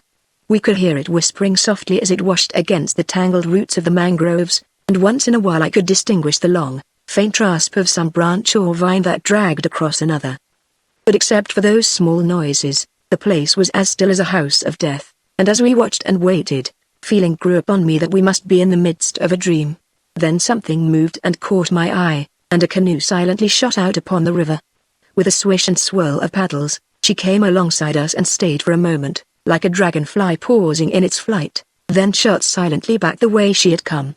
I had seen against the water that there were 3 men in the canoe when she came, but when she slipped back into the mangroves, I saw that there were only 2. Before I had time to question the reason of all this, I saw a man's head rise above the bulwark and knew that he had sprung from the canoe to the chains while the little craft so briefly paused. Climbing over the bulwark and dropping to the deck, the man said in low, cautious voice, Is it Neil I've been hearing? And Molly? Here we be, Bud, us 2 and Seth Upham. And sure, do this fine vessel be ours, Neil? Ours she is, along with Seth Upham. Come, Bud, here is Mr. Upham, who has joined in with us and gets a half and half lay. Here, Neil.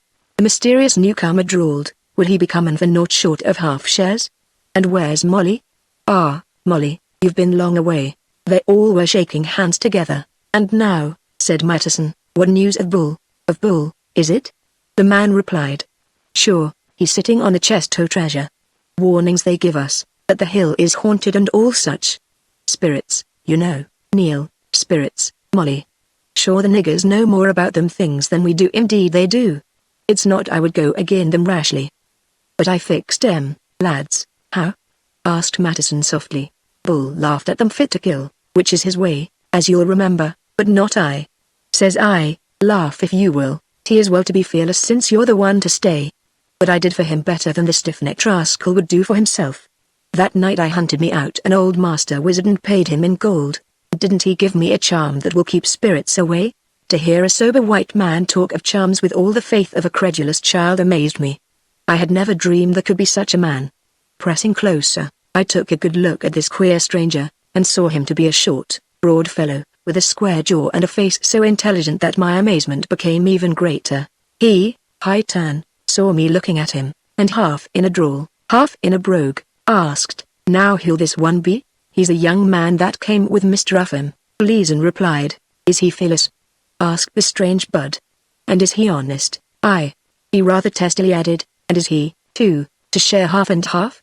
To that Gleason returned no answer, but the man's tone made me think of Gleason himself roaring drunk and staggering away from Higby's barn. of Matteson with his voice hardened to a cutting edge, of the master of the Merry Jack and Elena, and of the adventurous night when we parted from poor Sim Muzzy. I tell you honestly, I would have given every cent I had in the world and every chance I had of fortune to have been 1,500 leagues away. Turning to Matteson, the man went on, "'Tis not discreet for the like o' you two to come sailing in by broad daylight with all sail set. Now why couldn't ye come in a boat, say, and let the brig lie off the coast? Then we could have met secret like and got away and up the river with no one the wiser. Sure, and there's not a soul in 1,000 miles, now, that ain't heard a tale o' Neil and Molly." "The storm was hard upon us," said Matteson. "And a cruiser lay in the offing," said Gleason. "It would be possible, then," the man returned, "but ye are not as big, not quite as big fools as I took ye to be." Then, as if all had been arranged beforehand, while Matteson and the strange man and Uncle Seth went below to the cabin, Gleason took me by the arm and led me away from the others. "Joe," he murmured, and I saw a new, eager glint in his eyes. "Joe, there's great times coming. I've made up my mind I can trust you, Joe, and I'm going to make you my lieutenant." "Yes, sir, I'm going to make you an officer." I wondered what kind of story he would tell next, for by this tune I knew him far too intimately to be deceived by his brazen flattery. It was singularly trying for me, man-grown that I was, to be treated with an air of patronage that a stripling would have resented, and there were moments when I was like to have turned on Gleason with a vengeance. But I waited my time. It was not hard to see that my patience need not endure interminably. "You, Joe, are one of us," he continued, "and we're glad to take you into our confidence. But these others apostrophe," he waved his hand generally, "we can't have 'em know too much. Now we're going tonight to get things sized up and ready, and what I want to know, Joe, is this: will you, as my lieutenant, you understand, take Arnold and Mr. Severance and Captain North ashore to call on Mr. Parmenter?" "But who," I asked, "is Mr. Parmenter?" "He's an Englishman, Joe, and if you can sort of convey to him, you know what I mean, that we're after hides and ivory, purely a matter of trade, it'll be a good thing, Joe. Mind you, as my lieutenant, Joe, never had I been so Joed in all my life before." When Gleason had gone, I fairly snorted at my sudden and easy honors. Evidently he told much the same story to the others, except Captain North, with whom Gleason himself very well knew that such a flimsy yarn was not likely to prevail, to whom Uncle Seth, accordingly, entrusted some genuine business, and half an hour later we gathered at the rail to go ashore. "Now, then," Captain North said peremptorily, in such a way that I knew he was entirely unaware of my recent appointment as Gleason's lieutenant, "now then, lads, into the boat, all hands together." "One moment," I cried. "I forgot something." And with that I ran back. In changing my jacket in honor of the call we were to make, I had left my pistol behind me. Of no mind to put off without it, I hurried down to my stateroom. Passing through the cabin, I saw that the four men, Gleason, Matteson, the strange bud, and my uncle, were drawing up around the great table, on which they had carelessly thrown a pack of cards. They gave me frowns and hard looks as I passed, and I heard them muttering among themselves at the interruption, but with scarcely a thought of what they said, I left them to their game. No sooner had our boat crunched on the shore than on all sides black figures appeared from the darkness, and landing, we found ourselves surrounded by negroes, pressed upon us until we fairly had to thrust them back with oars. It was the first time I had set foot on the continent of Africa, and the place and the people and the circumstances were all, to my New England apprehension, so extraordinary and so alarming that I cast a reluctant glance back at the dim lights of the adventure. But now a door opened, and I saw in the bright rectangle a white man in European clothes, and we went up and shook his hand, which seemed for some reason to displease him, although he did not actually refuse it, and were ushered into a large room with a board floor and chairs and tables and pictures, for all the world as if it were a regular house. "Under some circumstances I should no doubt be glad to meet you, gentlemen," he said, with cold reserve, "for no ship has visited us for more than 3 months. But we hereabouts are not friendly to slavers, nor are we," Gideon North retorted. "I think, sir," said Arnold Lament, soberly and precisely, "that you mistake our errand." He looked at us a long time without saying more, then he quietly remarked, "I hope so." His cold, measured words repelled us and set us at an infinite distance from him. We looked at one another and then at him, and he in turn studied us. We four, for Mr. Severance had accompanied us, although as usual he scarcely opened his mouth, saw a man whose iron-grey hair indicated that he was a little beyond middle age. The lamp that burned beside him revealed a strong, rather sad face. The book at his elbow was a Bible. It came to me suddenly that he was a missionary. "You give us chill welcome, sir," said Gideon North. What, then, will you have us do to prove that we are not what you believe us? Your leaders who were here a little while ago, our host replied, tried their best to prove it, and failed. Indeed, had I not seen them, I should more readily believe you. It is not the first time that I have seen some of them, you must remember. Gideon North bit his lip. Have you considered, he asked, that we may not be in accord with them? A man must be known by the company he keeps. We are in neither sympathy nor accord with them. It is a virtue, sir, no matter what your circumstances, to be at least loyal to your associates. If you so glibly repudiate your friends, on what grounds should a stranger trust you? At that Gideon North got up all hot with temper. Sir, he cried, I will not stay to be insulted. Sir, the man returned, I have insulted, and would insult, no one. Of that, sir, Gideon North responded, I will be my own judge. Captain North, said Arnold, have patience. One moment and we, turning in the door, which he had reached in 2 strides, our captain cried hotly, come, men, come. I tell you, come. Mr. Severance followed him. High silence. Arnold stepped forward as if to restrain him, and I, left for a moment with the missionary, turned and faced him with all the dignity of which I was master. I am sorry that you think so ill of us, I said. I am sorry, he replied, to see a youth with an honest face in such a band as that. I could think of no response and was about to turn and go, and I suddenly remembered our lost cabin boy. Can you, in any case, I asked, tell me what has become of our cabin boy, Willie McDougald? Of whom? Of Willie McDougald, the little fellow that came ashore today? Did he not return to the brig? No. The man stepped forward. No, I repeated, I have not seen him since. Then, he returned, you are not likely ever to see him again. What do you mean? I demanded. What has happened? Where is he? Getting no answer, I looked around the room at the chairs and tables and pictures. They had an air of comfort that made me miserably homesick, and at the well-trimmed lamp from which the light fell on the Bible. Then I turned and went out into the darkness. What had befallen that hardened little wretch? Where under the canopy of heaven could he be?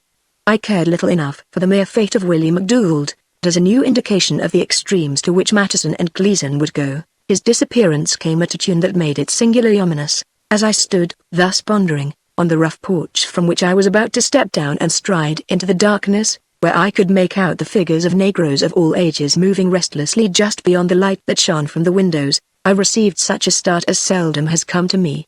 A hand touched my arm so quietly that for a moment I nearly had an illusion that that miserable little sinner, Willie McDougald, had returned from the next world to haunt me in this one. A low voice said in my ear, "Stay here with us." I turned. Just beside me stood the girl whom I had seen in the canoe. "Stay here," she repeated. "They have gone." I stammered and tried to speak, and for the first time in my life I found that my tongue was tied. A step rustled in the grass just under the porch, something touched the floor beside my foot, then a huge black hand brushed gently over my shoe and up my leg, and a black, grotesque face, with rolling eyes and round, slightly parted lips, looked up at me, so close to my hand that unconsciously I snatched it away lest it be bitten. Startled nearly out of my wits by this amazing apparition, I gave a leap backward and crashed against the wall, at which the absurd Negro uttered a shrill whistle of surprise. The girl tossed her head and stamped her foot, and spoke to the Negro in a low voice, which yet was clear enough and sharp enough to send him without a sound into the darkness. For a moment the lights from the window shone full upon her, and I saw that she was proud as well as comely, and spirited as well as generous.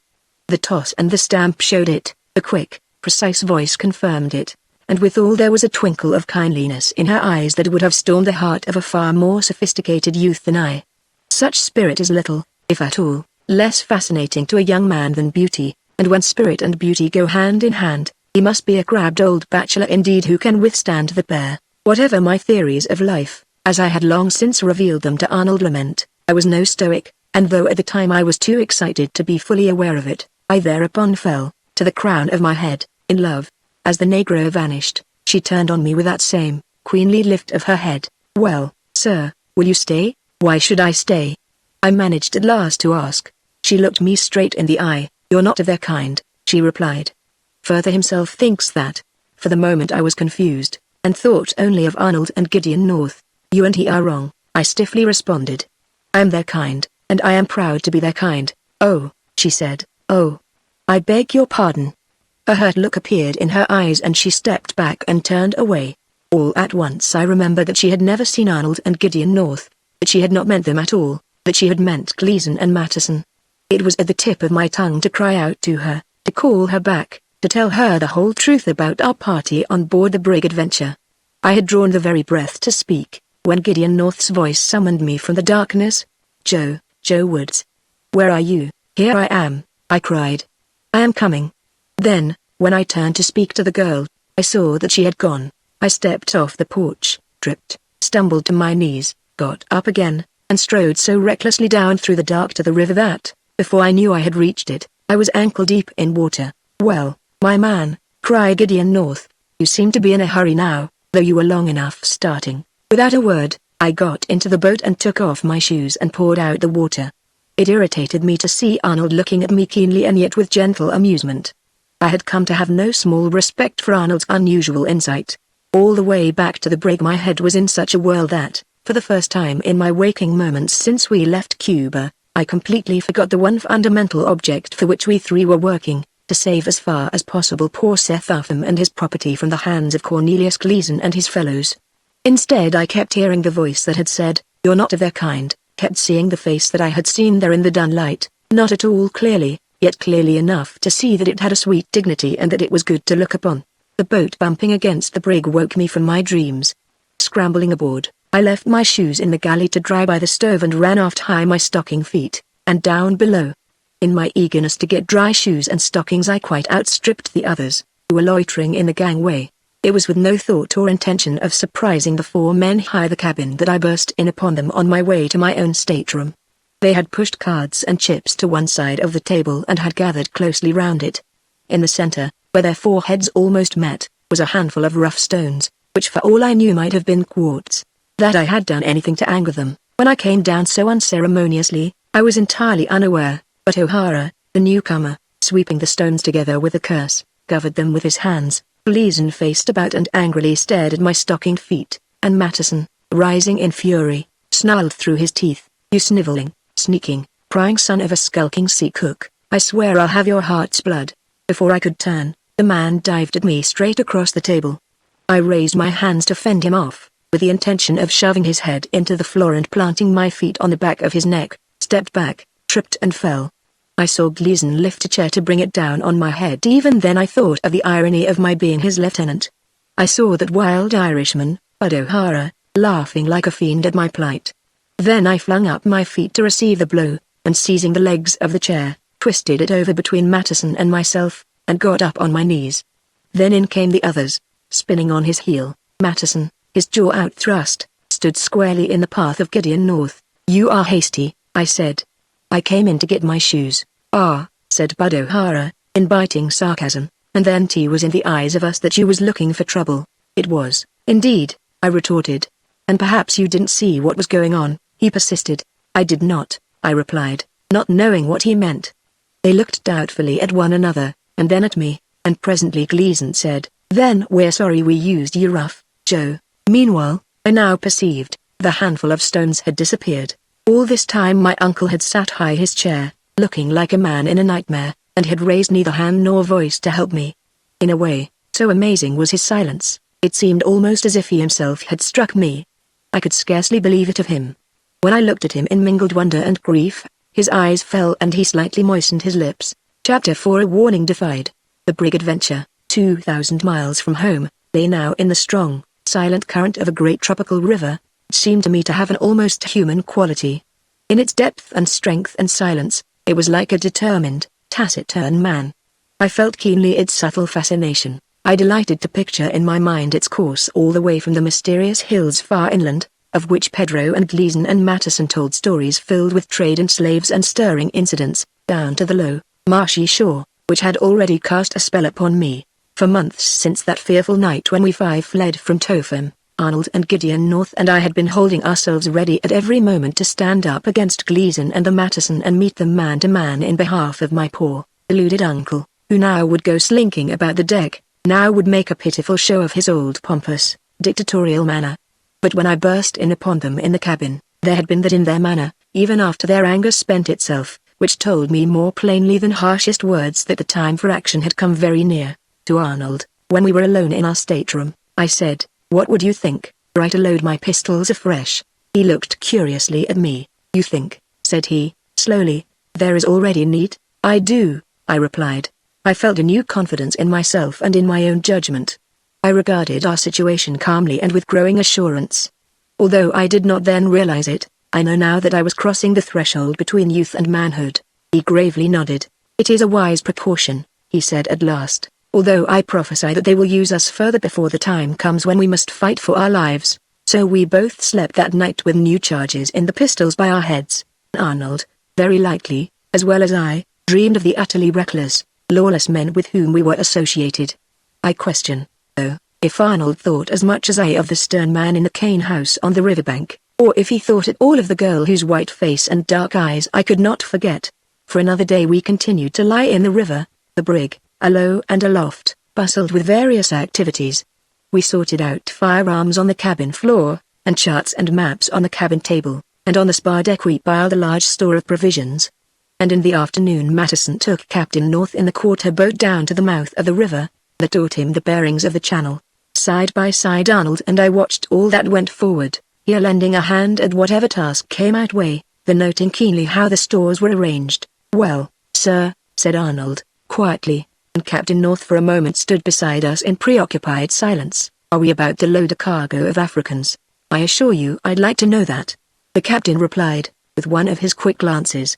Uncle Seth gave me an occasional curt word or sentence. He was in one of his arrogant moods. Matteson talked to me vaguely and at length of great times ahead. O'Hara watched me with hostile and suspicious glances. And still Arnold and I, whenever occasion offered, put our heads together and made what we could of the various preparations. Our surmises, time showed, were not far wrong. And all this while I had watched the clearing ashore and had seen neither the missionary nor any other white man. When, in the evening, all hands were ordered aft, we on the quarter deck looked down and saw the men standing expectantly to hear whatever was to be said. 1,000 rumors had spread throughout the vessel, and of what was really afoot they knew less, even, than Arnold and I. There was Abe Guptill with his kindly face upturned, Pedro with his monkey on his shoulder and what seemed to me a devilish gleam in his eye, and all the rest. As they gathered close under us, the light from the lantern slung in the rigging revealed every one of them to my curious gaze. "Men," said Captain North, quietly, "Mr. Gleason has asked me to call you together. There are certain things that he wishes to tell you." As the grizzled old mariner stepped back, Cornelius Gleason advanced. His beaver, donned for the occasion, was tilted over his eye as of old, his diamonds flashed from finger and throat, he puffed great clouds of smoke from his ever-present cigar. "Lads," he cried in that voice which seemed always so fine and hearty and honest, "lads, there's no ordinary purpose in this voyage, all of you, I make no doubt, have heard. Well, lads, you're right about that. It is no ordinary purpose that has brought us all the way from Boston. You've done good work for us so far, and if you keep up the good work until the end of the voyage has brought us home again to New England, we ain't going to forget you, lads. No, sir. Not me and Mr. Matteson and Mr. O'Hara, oh, yes, and Mr. Upham. We ain't going to forget you." Reflectively he knocked the ash from his cigar. Leaning over the rail, he said, as if taking all the men into his confidence, "All you've got to do now, lads, is stand by.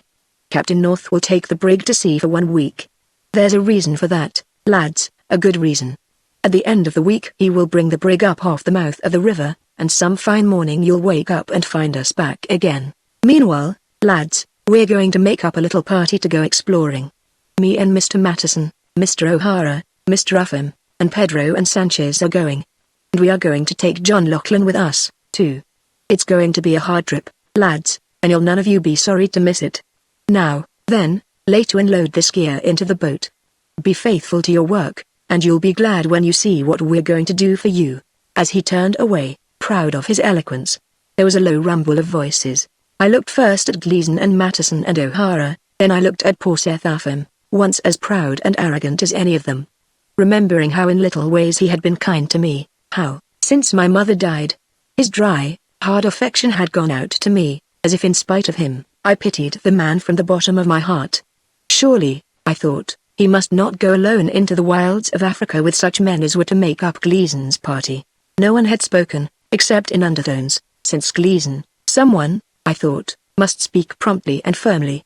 For a moment, as I looked at the hard faces of the men whom I must oppose, my courage forsook me utterly, then the new confidence that had been growing within me once more gave me command of myself.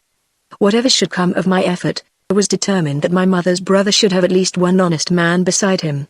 To reason out all this had taken me the merest fraction of the time that it takes to read it. Stepping suddenly forward, I said in a voice so decided that it surprised me as much as anyone, if not more. "Mr. Gleason, I desire to go with you." "And I," said Arnold Lament. "You young pup," Gleason bellowed, "who are you to desire this or desire that?" "Then," said I will go with you." "You will not," he retorted. I saw out of the corner of my eye that Matteson and O'Hara were looking at me keenly, but I never let my gaze veer from Gleason's. "Mr. Gleason," I said boldly, "Arnold Lamont, Abe Guptill, and I are going to take the places of Pedro, Sanchez, and John Lachlan." He swore a round oath and stepped toward me with his fists clenched, while the men below us fairly held their breath. In a fist fight the man could have pounded me to a pulp, for he was half as heavy again as I, but at the thought of poor Uncle Seth with all his property tied up in that mad venture, with his happiness and his very life in the absolute power of that band of godless reprobates, something stronger than myself rose up within me. At that moment I verily believe I could have faced the fires of hell without flinching. Thinking of the old days when Uncle Seth and my mother and I had been so happy together and of how kind he had been to me in his own testy, abrupt, reserved way, I stepped out and shook my fist in Gleason's face. Before he could say another word, I cried, "So help me, unless we three go with you and those three stay, we'll keep Seth off and back and sail away in the adventure and leave you here forever." Never before could I have spoken thus lightly of what my uncle should, or should not, do. The thought made me feel even more keenly how helpless the poor man had become, and confirmed me in my purpose. It was on the tip of my tongue to add that Gideon North was to come, too, but I thought of how essential it was that someone whom we, Arnold and I could trust should stand guard upon the brig, and said nothing more, which probably was better, for my words seemed to have struck home. When I threatened to sail away with the adventure, Gleason glared at me hard and murmured, with a respect and admiration in his voice that surprised me, "You young cock, I didn't think you had it in you." Throwing overboard the butt of his cigar, which made a bright arc in its flight through the darkness and fell into the water with a smart hiss, he smiled to himself. Matteson whispered to O'Hara, "WTO," touched Gleason's arm. I thought I heard him say, "Too honest to make trouble," as they drew apart and conferred together, glancing now and then at my uncle. Then Gleason nodded and said, "Very well, Joe," and I knew that for once I had come off victorious. At least, I thought, we are strong enough to stand up for our rights and Uncle Seth's. The men quietly turned away and went forward, a little disappointed that the trouble had blown past and the episode had come to naught. But it had added one more issue to be fought out between Cornelius Gleason and myself, and though it was over, it was neither forgotten nor forgiven. I had gone into the waist, where I was watching the arms and provisions that the men were loading into the boat we were to take, when I heard a voice at my ear, "I guess ha. You come back with plenty nigger, eh?" It was Pedro with his monkey riding on his shoulder. The beast leered at me and clicked its teeth. "No," I replied, "of that I am sure. We are not going after any such cargo as that." "I wonder," he responded. "I think, queer way to get nigger no barracoon go in a boat. But dar plenty nigger food below. Plenty lumber. Plenty chain. What you get if not nigger?" "One." I said nothing. "Maybe so maybe not," Pedro muttered. His earrings tinkled as he shook his head and moved away. I was surprised to observe that for the moment all work had stopped. Seeing that O'Hara was pointing into the swamp, I stepped over beside him to ascertain what had caught his attention, but found the darkness impenetrable. "I'm telling ye, someone's there," O'Hara muttered with an oath. I saw that Gleason and Matteson were on the other side of him. Now the men were whispering, "SH. See there it goes. What oh? There it is." I myself saw that something vague and shadowy was moving indistinctly toward us down one of the long lanes of water. Suddenly out of the swamp came a piercing wail. It was so utterly unhuman that to every one of us it brought, I believe, a nameless terror. Certainly I can answer for myself. It was as if some creature from another world had suddenly found a voice and were crying out to us. Then the wail was repeated. Then, as if revealed by some preparation of phosphorus, I indistinctly saw, in the dark of the swamp, an uncouth face, black as midnight, on which were painted white rings and badges. For the third tune the cry came out to us, then a voice shrieked in a queer, wailing minor, "White man, I come peak. Long time past white man go up water. Him thief from King Spirit. Hun go dead land, white man, I come peak. We no sell slave. White man go him country so him not go dead land. White man, I go, the dim, mysterious face drew away little by little and disappeared. A single soft splash came from the great marsh, then a yell so wild and weird that to this very day the memory of it sometimes sets me to shivering, as if I myself were only a heathen savage and not a white man and a Christian. 3 times we heard the wild yell, then far off in the fastnesses of the swamp, we heard an unholy chanting. It was high and shrill and piercing, and it brought to us across the dark water suggestions of 1,000 terrors. I felt Bud O'Hara's hand on mine, and it was as cold as death. Chapter 5 Burned Bridges. By heaven. O'Hara gasped. The voice has spoke. Aye, so it has, said Gleason slowly. Neil, Molly, Shaw and we'd best put out to sea. This is no time for us, surely. A month from now, say, we could slip high by night with a boat. O'Hara, said Mattison's light, almost silvery voice, have you turned coward? No, not that, Molly. 'Tis not I am scared of any man that walks the green earth, Molly, but spirits is different, spirits. Mattison was softly laughing. I didn't think, O'Hara, you'd be one to turn black. Laugh, curse you. O'Hara cried hotly. If 'twas you had seen a glimmer of the things I've seen with my own 2 eyes, if 'twas you had seen a man die because he went against taboo, if 'twas you had seen a witch doctor bring the yammering spirit back unwilling to a cold body, if 'twas you had seen a man 3 weeks dead get up and dance, if 'twas you had seen a strong man fall down without the breath of life in him at all for nothing you but a spell was on him, maybe then you'd believe me. I swear by the blessed saints in heaven, it's throwing our lives away to go upriver now, and all I've got to say for Bull is, God help him. The others were looking at O'Hara curiously. The lantern light on their faces brought out every scar and wrinkle and showed that strong passions were contending within each of them. It ain't spirits that worries me, said Gleason, at last. And it ain't niggers. It's men. He now seemed quite to shake off the spell of the strange voice. What say, Seth? He turned to my uncle. To my surprise, Seth Upham rose manfully to the occasion. Spirits? He cried. Nonsense. O'Hara uneasily shifted his feet. Ah, say what you like, men, he very earnestly replied. Say what you like against spirits and Gregories and judges and all the rest. I'll never be one to say there's nothing in them, nor would you, if you'd seen all that I have seen.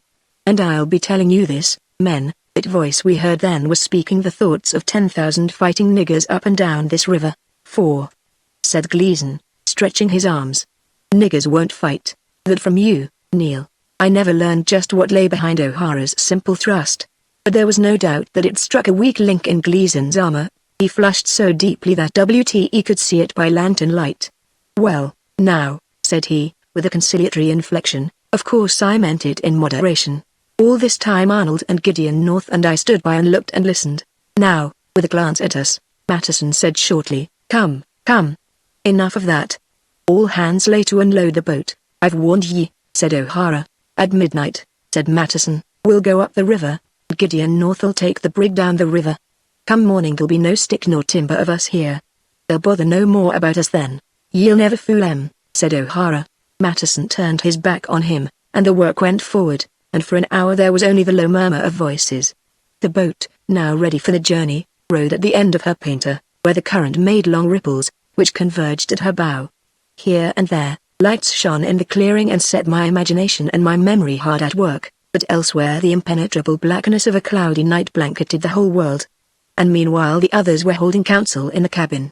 I think, Arnold Lament said, that Mattison and Gleason underestimate the ingenuity and resources of that black yelling devil. So they do, said Abe Guptill. So they do, and I'd be glad enough to be back home, I tell you. What would I not have given to be sleeping once more in Abe's low-studded house beside our wholesome northern sea? Now the others came from the cabin. They walked eagerly. Their very whispers were full of excitement.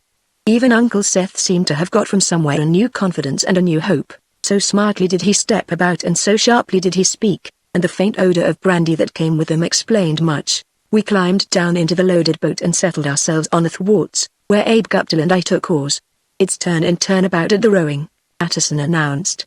We've a long way to go and a current dead against us. I saw Gideon North looking down at us anxiously, and waved my hand. Then someone cast off, and we pulled out into midstream and up above the brig, where we held our place and watched and waited. Soon we heard orders on board the brig. Sails fell from the gaskets and shook free. The men began to heave at the windlass. The brig first came up to the anchors, then, with anchors away, she half turned in the current. Now orders followed in quick succession. We could hear them rigging the fish tackle and catching the hooks on the flukes of the anchors. Locks rattled, braces creaked. The yards swung from side to side according to the word of command. The sails filled with the light breeze, and coming slowly about, the Adventure gathered steerage way and went down the river as if she was some gigantic water bird lazily swimming between the mangroves. We watched her go and knew that we 7 were now irrevocably left to fend for ourselves. When Gleason whispered to us to give way, we bent to the oars with a will. For better or for worse, we had embarked on the final stage of our great quest. The lights in the clearing fell astern. The tall trees seemed to close in above us. Alone in the wilderness, we turned the bow of our boat toward the heart of Africa. That we had set forth in complete secrecy on our voyage upriver we were absolutely confident. What eyes were keen enough to tell at a distance that the brig had left a boat behind her when she sailed? Gleason now laughed derisively at O'Hara. You'd have had us sail away, would you? And wait a month? Or a year, maybe, or maybe 2. Ha, ha, don't you laugh at me, Neil, O'Hara replied. We're not yet out o' the woods. At the man's solemn manner Gleason laughed again, louder than before, as if to reprove his rashness, as if to bear out every word O'Hara had said. At that very moment the uncanny yell we had heard before rose the second time, far off in the swamp. 3 times we heard the yell, then we heard the voice, faint and far away. White man, I come peak. White man boat him sink. White man him go dead land. 3 times more the wordless wailing yell drifted to us out of the darkness, then we heard a great multitude of men wildly and savagely laughing. Never again did Cornelius Gleason scoff at O'Hara. His face now, I verily believe, was greyer than O'Hara's. He turned about and stared downstream as if he could see beyond the black wall of mangroves. Now what'll we do? He gasped, with a choking, profane ejaculation. Did you hear that? Had we heard it? There was not one of us whom it had not chilled to the heart. Our own smallness under those vast trees, our few resources, we had only the goods that were piled in the boat, our unfathomable loneliness, combined to make us feel utterly without help or strength. But it was now too late to return.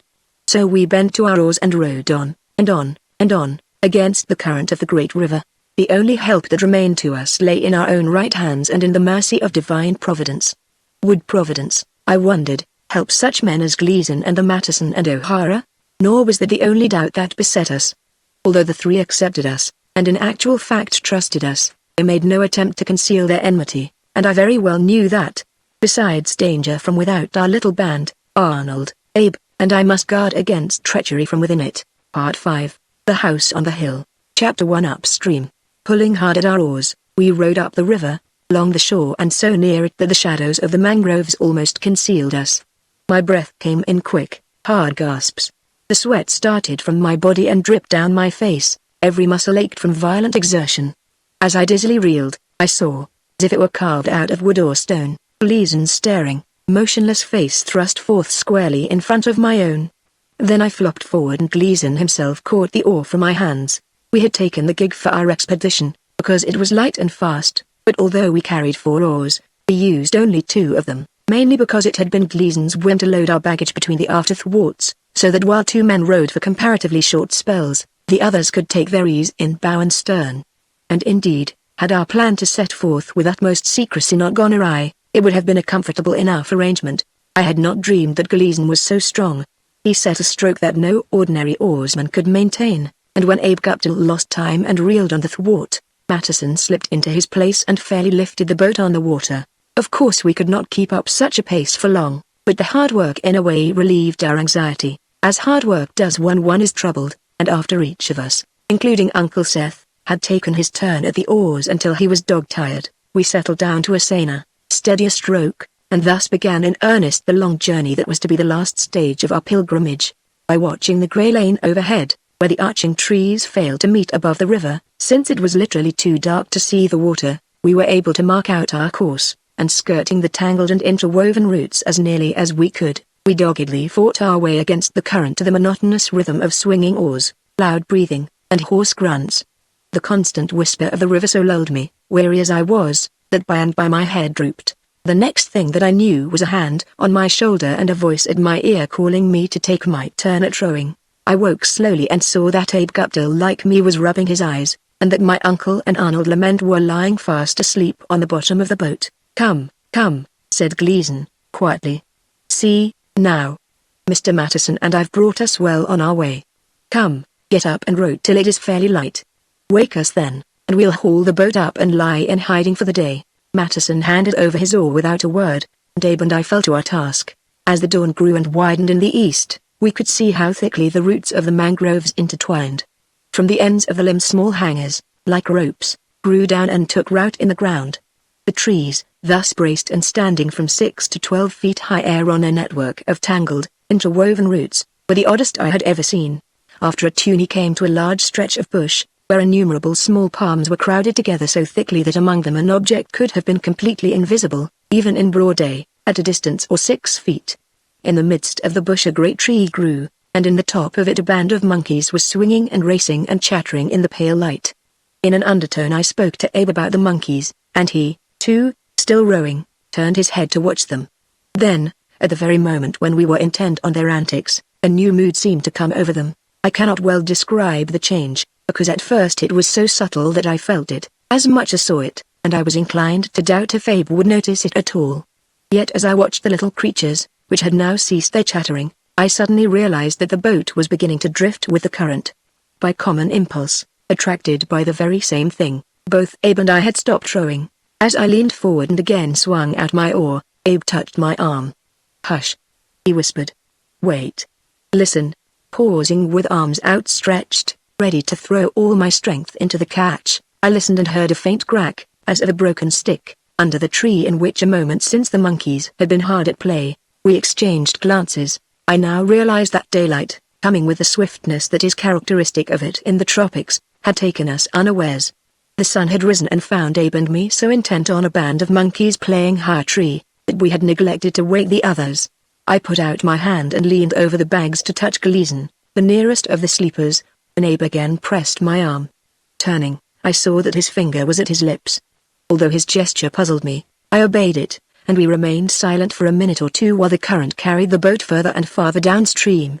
Every foot that we drifted back meant labor lost, and I was so sorely tempted to put an end to our silence that I was on the point of speaking out, when, distinctly, unmistakably, we heard another crackle in the bush. "Pull," Abe whispered. "Pull, Joe, as hard as you can." I leaned back against my oar, heard the water gurgle from under it, saw bubbles go floating down past the stern, and knew that by one stroke we had stopped our drifting. With a second swing of the long blades, we sent the boat once more up against the current. Now we got back into the old rhythm and went on past the dense palms, until we again came to the tangled roots of mangroves. Laying hold of one of the roots, Abe whispered, "Wake 'em, Joe." They woke testily, and with no thanks to us, even though it was by their orders that we called them. In reply to their questions we told them the whole story, from the strange hush that came over the monkeys to the second crackling among the palms, but they appeared not to take our apprehensions seriously. "Belike it was a snake," said O'Hara, "a big fella." "Them big fellas will scare a monkey into fits, or some kind of an animal," said Gleason, curtly. "Didn't I say we was to be called at daylight? When I say a thing I mean it." He impatiently turned from us to his intimates. "How about it, Bud? Shall we haul up here for the day?" "Belike it was only a snake," O'Hara replied, but tea was near, despite of that. "Push on, I say." There was something in the expression of his face as he stared downstream that made me even more uneasy than before. "Not so. The niggers will see us in the open and end us there and then," interposed Matteson. "Moreover, unless the place has changed with the times, there's a town a scant 3 miles ahead." "Belike 'twas only a serpent," O'Hara doggedly repeated, "but tea is no place for us here. Let us fare on just half a mile upstream the other side the river, in the mouth of the little creek that makes in there, and, me lads, let us get there quickly." As we once more began to row, I was confident that O'Hara's talk of a great serpent was poppycock for us and for Uncle Seth, and that in any case neither Gleason nor Matteson nor O'Hara cared a straw about a serpent half a mile away. At the time I would have given much to know just what shrewd guess they had made at the cause of that strange crackling, but they dismissed the subject absolutely, which probably was as well for all concerned, and refusing to speak of it again, they urged Abe and me to our rowing until at their direction we bore across the current and slipped through the trailing branches of the trees, and through the thick bushes and dangling vines, into the well-hidden mouth of a little creek. By then the sun was shining hotly and I was glad enough to lean on my oar and get my breath. All that day we lay in the thick vegetation of the creek, which to a certain extent shielded us from the sun, although the warm, damp air became almost unendurable. Much of the time we slept, but always one or another of us was posted as a guard, and at high noon an alarm called us to our weapons. Ahara, who happened to be standing watch, woke us without a sound, one after another, by touching us with his hand. For a while we saw only the great trees, the sluggish creek, the slow river, and the interwoven vines. Then we heard voices, and into our sight there swept a long canoe manned by naked Negroes, swung their paddles strongly and went racing past us down the river. How, I wondered, had O'Hara known that they were coming? Human ears could not have heard their voices as far away as they must have been when he woke us. It was evident, when the blacks had gone, that Matteson and O'Hara had made sense of their mumbled guttural speech. "I warned ye," O'Hara whispered, glaring at Matteson and Gleason. Had we waited, now, say only a month, they'd not be scouring the river in search of us. 4. Niggers with bows and arrows, Gleason scornfully muttered. "Yes, niggers with bows and arrows," O'Hara returned. "But I'd no sooner die by an arrow than by a musket ball." "Die? Who's talking o' dying?" Gleason whispered. And calmly laying himself down again, he once more closed his eyes. "Sure, and I'd not be one to talk o' dying," O'Hara murmured, as he resumed his guard with a musket across his knees. "Was not the curse o' rash companions upon me?" Matteson, holding aloof from their controversy, solemnly looked from one of the two to the other. There was that in his eyes which I did not like to see, not fear, certainly, but a look of understanding, which convinced me that O'Hara had the right of it. And now Seth Upham, who had followed all this so sleepily that he did not more than half understand the significance of what had occurred, as of old spoke up sharply, even pompously. In that confused state between sleeping and waking his mind seemed to have gone back to some mood of months before. "That's all nonsense, O'Hara, we're safe enough." Gleason's right. His words fairly shattered the silence of the marshy woods.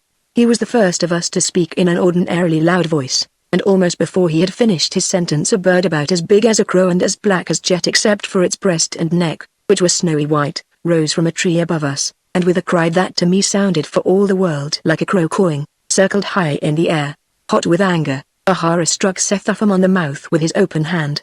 That it had been arrant folly for my uncle thus to speak aloud, I knew as well as any other, and the bird circling above us and crying out in its slow flight was liable to draw upon us an attack from heaven only knew what source and quarter.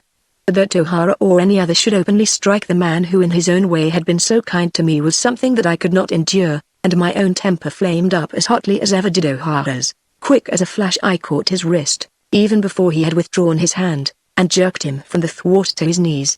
With a devilish gleam in his eye, he threw off my grip and clubbed his musket. Before I could draw my pistol he would have brained me, not Matteson, with no desire whatever to save me from such a fate, but apparently only eager to have a hand in the affair, seized me from behind, lifted me bodily from my seat, and plunged me down out of sight into the ilk. Of what followed, I know only by hearsay, for I was too much occupied with saving myself from drowning to observe events in the boat. But the creek was comparatively shallow, and getting my feet firmly planted on bottom, I pushed up my head and breathed deeply. Meanwhile it seems that Arnold Lement quietly thrust his knife a quarter of an inch through the skin between two of Matteson's ribs, thus effectually distracting his attention, while Abe Guptill deftly caught O'Hara's clubbed musket in his hands and wrenched it away. As I hauled myself back into the boat, Gleason sat up and stared, first at the others who, now that Matteson had knocked Arnold's knife to one side, were momentarily deadlocked, then at me dripping from my plunge, then at Seth Upham upon whose white face the marks of O'Hara's hand still showed red. "Between you," he whispered angrily, "you will have half the niggers in Africa upon us." He talked, O'Hara muttered, pointing at Uncle Seth. "You struck him," I retorted. "'Twas a bird told me they was coming by." "'Twill be that bird surely will tell them we are here." Arnold and Abe and I glared angrily at O'Hara and Matteson and Gleason, but by common consent we dropped the brief quarrel, and when, after an anxious time of waiting, the canoe had not reappeared, we again lay down to sleep.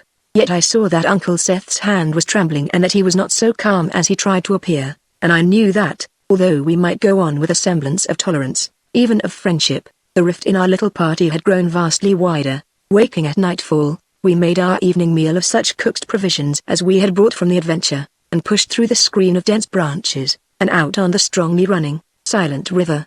Again we bent to the oars and rowed interminably on against the stream and into the black darkness. That night we passed a town with wattled houses and thatched roofs rising in tall cones high on the riverbank, and a building that O'Hara said was a bar or courthouse. In the town, We saw against the sky, which the rising moon now lighted, a few orange trees and palms, and under it, close beside the bank of the river, we indistinctly made out a boat, which, Gleason whispered, was very likely loaded with camwood and ivory.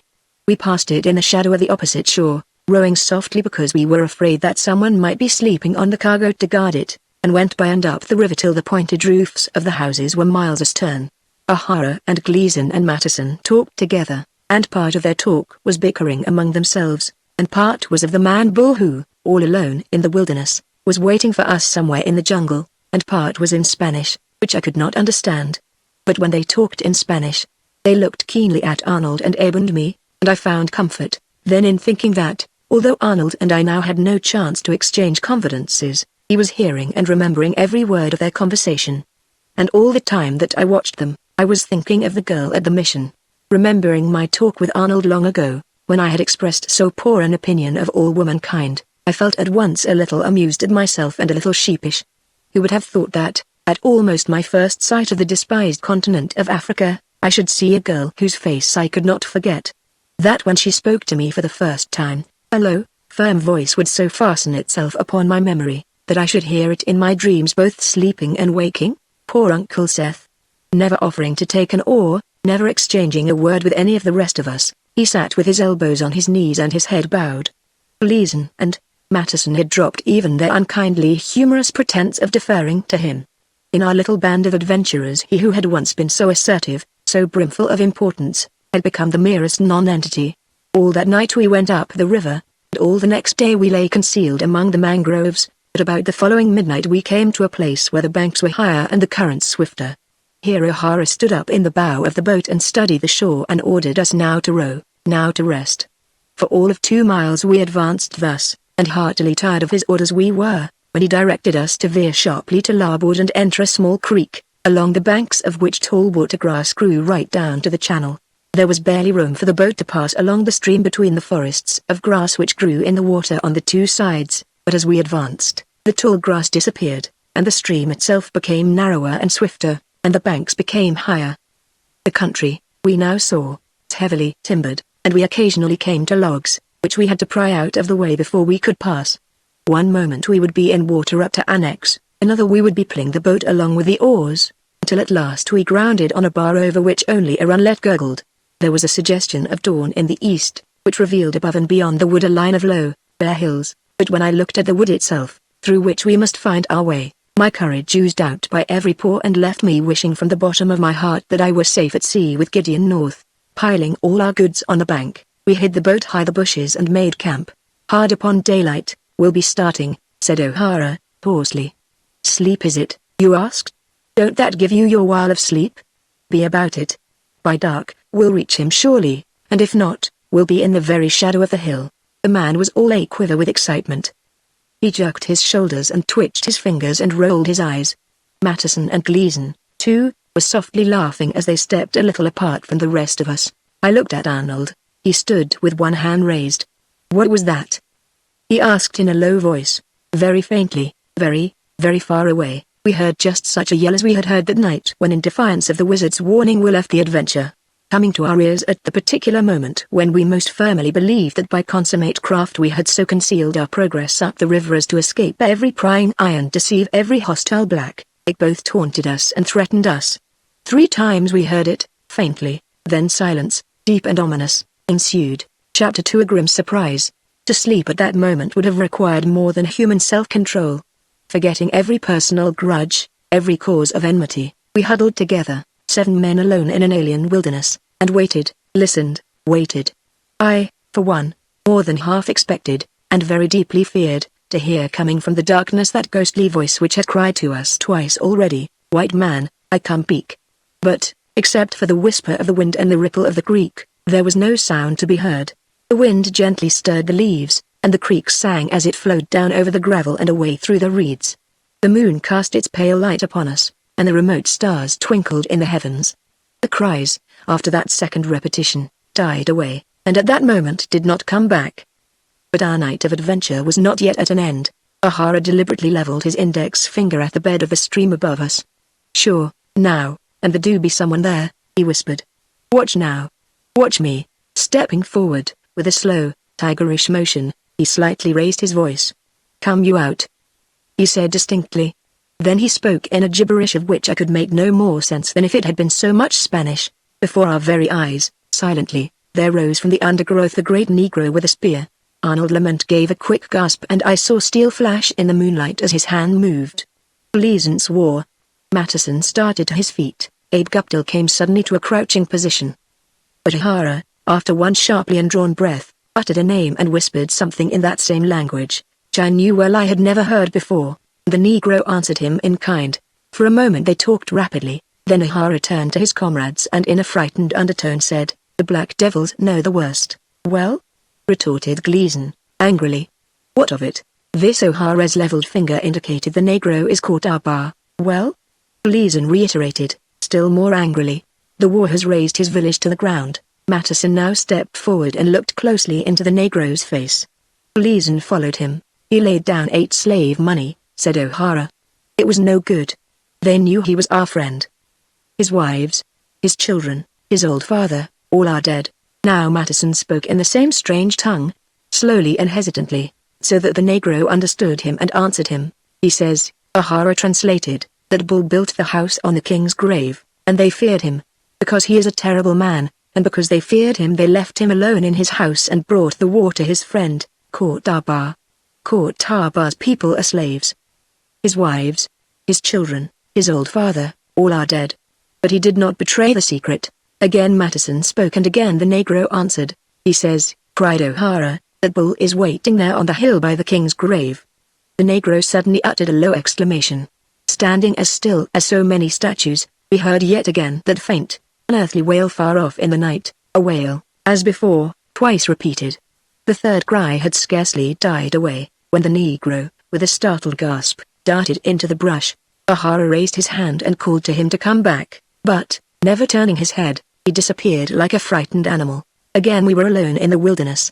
To me, now, all that formerly I had understood only in vague outline had become clear in every detail. I knew, of course, that, after their own ship was wrecked, our quartet of adventurers had sent Gleason back to America, to get by hook or crook another vessel to serve their godless purposes, and I knew that they had implicated my deluded uncle in something more than ordinary slave trade. Their talk of the man who had stayed behind for a purpose still further convinced me that Arnold had been right. I remembered the rough stones on the table in the cabin the night when I took the four by surprise. But it was only common sense that, if our first guess were all their secret, they would have smuggled such a find down to the coast, and have taken their chance in embarking in the first vessel that came to port. There was more than that of which to be mindful, and I knew well enough what. I say, now, push forward this very minute, cried O'Hara. Better travel a bad road by dark in safety than a good road by day that will land every mother's son of us in the place where there's no road back. The Black Devils are hard upon us, Gleason cried. Lay low, I say. Come afternoon we'll sneak along easy like. I stand with Bud O'Hara, said Matteson, slowly. It'll not be so easy to hit us by moonlight as by sunlight. And once we're with Bull in the little fort that he'll have made for us, Bud persisted, we'll be safe surely. It is harder to travel by night, said Arnold. But it is easier by night than by day to evade an enemy. The others looked at him curiously, as if surprised by his temerity in speaking out, but, oddly, his seemed to be the deciding voice. Working with furious haste, we sorted our goods and made them up into 6 packs, which we shouldered according to our strength. But as we worked, we would stop and look furtively around, and at the slightest sound we would start and stare. Our determination to go through to the end of our adventure had not flagged when at last we gathered beside the thicket where we had concealed the boat. We were 7 silent men who left the boat, the creek, and the river behind us, and with O'Hara to guide us set off straight into the heart of Africa. O'Hara's long sojourn on the continent, which had made him a black man in the sense that he had come to believe, or at least more than half believe, in the silly superstitions of the natives, had served him better by giving him an amazing knowledge of the country. That he was following a trail he had traveled many times before would have been evident to a less keenly interested observer than I. But though he had traveled it ever so many times, it was a mystery to me how he could follow it unerringly, by moonlight alone, through black tangles of forest growth so dense that scarcely a ray stole down on the deeply shadowed path. Passing over some high hills, we came, sweaty and breathless, down into the rocky gorge, along which we hurried, now skirting patches of cotton and corn and yams, now making a long devour around a sleeping village, until we arrived at a wood in a valley where a deep stream rumbled. And all this time we had seen no sign whatever of any living creature other than ourselves. It was already full daylight, and throwing off our burdens, we flung ourselves down and slept. Had our danger been even more urgent, I believe that we could not have kept awake, so exhausted were we, and indeed, we were in greater peril than we had supposed, for all that day, whenever we woke, we heard at no great distance from our place of concealment the thump of a pestle pounding rice. 12 hours of daylight would easily have brought us to our destination. But it was slow work traveling in the darkness, and we still had far to go. Pushing on again that night, we pressed through a country thickly wooded with tall trees, many of which elephants had broken down in order to feed on the tender upper branches. As we passed them, I was thrilled to see with my own eyes the work of wild elephants in their native country, and should have liked to stop for a time, but there was no opportunity to loiter, and leaving the woods behind us, we came at daylight to a brook, which had cut a deep channel into dark slate rock and blue clay. Here I conjectured that we should camp for another day, but not so. Our 3 leaders were strangely excited. "Sure," Ahara cried, pointing at a low hill at a distance in the plain. "Sure, gentlemen. And there's our port. Where's the man would cast anchor this side of it?" Ahara, Leeson, and Matteson stood at one side, and Arnold, Abe, and I at the other, with my poor uncle in the middle. We had not concerted to divide thus. Instinctively and unconsciously we separated into hostile factions, with poor Seth Affam, neither fish, flesh, nor fowl, as they say, standing weakly between us. But even so, the enthusiasm of the 3 was contagious. Weary though we were, we strongly felt it. We had come so far, all of us, and had wondered so much and so often about our mysterious errand, that now, with the end in sight, not one of us, I believe, would have stopped. Casting caution to the winds, we swung down into a wild country and across the broad plain, where, after some 3 hours of rough hard travel, we came to the foot of the hill. And in all this time, except the patches of tilled land that we had passed, the towns that we had avoided, the thumping of vessels and the occasional sounds of domestic animals, we had seen and heard no sign of human life. It is not strange that for the moment I forgot the threats that had caused us such anxiety. Stopping only to catch our breath and drink and dash over our faces water from a brook, we started up the hill. Ahara, ahead of us all, was like a madman in his eagerness, and Matteson and Gleason were not far behind him. Even Uncle Seth caught something of their frenzy and assumed an empty show of his old pompousness and sharp manner. Up the hill we went, our 3 leaders first, then, in nervous haste, between the 2 parties literally as well as figuratively, my uncle, then Arnold and Abe and I, who were soon outdistanced, in that fierce scramble, by all but Uncle Seth. "Do you know, Joe," Abe said in a low voice, as he gave me a hand up over a bit of a ledge, "I'd sooner be home on my little farm that Seth Affam sold from under me, with only my crops and fishing to look forward to, than here with all the gold in Africa to be got. I wonder, Joe, if I'll ever see my wife and the little boy again." "Nonsense," I cried, "of course you will. Do you think so?" "I'm not so sure." As we stood for a moment on the summit of the ledge, I saw that we had chosen a rougher, more circuitous path than was necessary. The others had gone up a sort of swale on our right, where tall, lush grass indicated that the ground was marshy. It irritated me that we should have scrambled over the rocks for nothing. My legs were tremble from our haste. "Of course you will," I repeated testily. Then I saw something move. "See!" I cried. "There goes an animal of some kind." While for a moment we waited in hope of seeing again whatever it was that had moved, I thought, oddly enough, of the girl at the mission. Then my thoughts slept back half round the world to Little Topham, and returned by swift steps, through all our adventures, to the spot where we stood. Now the others were bawling at us to come along after them, so Abe and I turned, not having seen distinctly whatever animal there may have been, and followed them up the hill. "Here's the brook," Ahara cried, "the brook from the spring." He was running now, straight up through the tall grass beside the tiny trickle, and we were driving along at his heels as hard as we could go. "Here's the clearing, and never a blade of grass has changed since I left it last. Oh Bull! Here we are.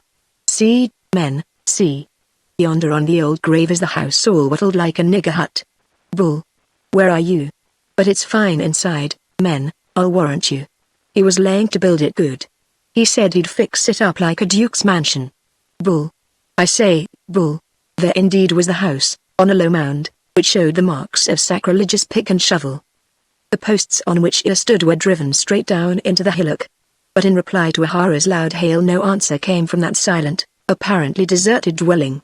Ahara turned and, as if apologizing, said in a lower voice, but still loud enough for us to hear, "Sure, now, and he must be out somewhere." Then he waited for us, and we gathered in a little group and looked at the wattled hut as if in apprehension, although of course there was no reason on earth why we should have been apprehensive. "Well, gentlemen," said Arnold, very quietly, "why not go in?" Not a man stirred. Ahara faced about with moodily clouded eyes. "Well, then," he gasped, "he would build it on the king's grave." I am sure that my face, for one, told O'Hara that he only mystified me. Sure, and he was like others I've seen. More than once I warned him, but he didn't believe in nigger gods. He didn't believe in nigger gods, and he built the house on the king's grave. On the king's grave, mind you. He was that set and reckless. "Gentlemen," said Arnold, again, very quietly, very precisely, "why not go in?" All this time my uncle, as was his way except in those rare moments when he made a pitiful show of regaining his old peremptory manner, had been standing by in silence, looking from one to another of our company. But now he hesitantly spoke up. "He has not been here for some time," he said. Gleason turned with a scornful grunt. "Much you know whether he has or not," he retorted. "See." My uncle pointed at the door. "Vines have grown across the top of it."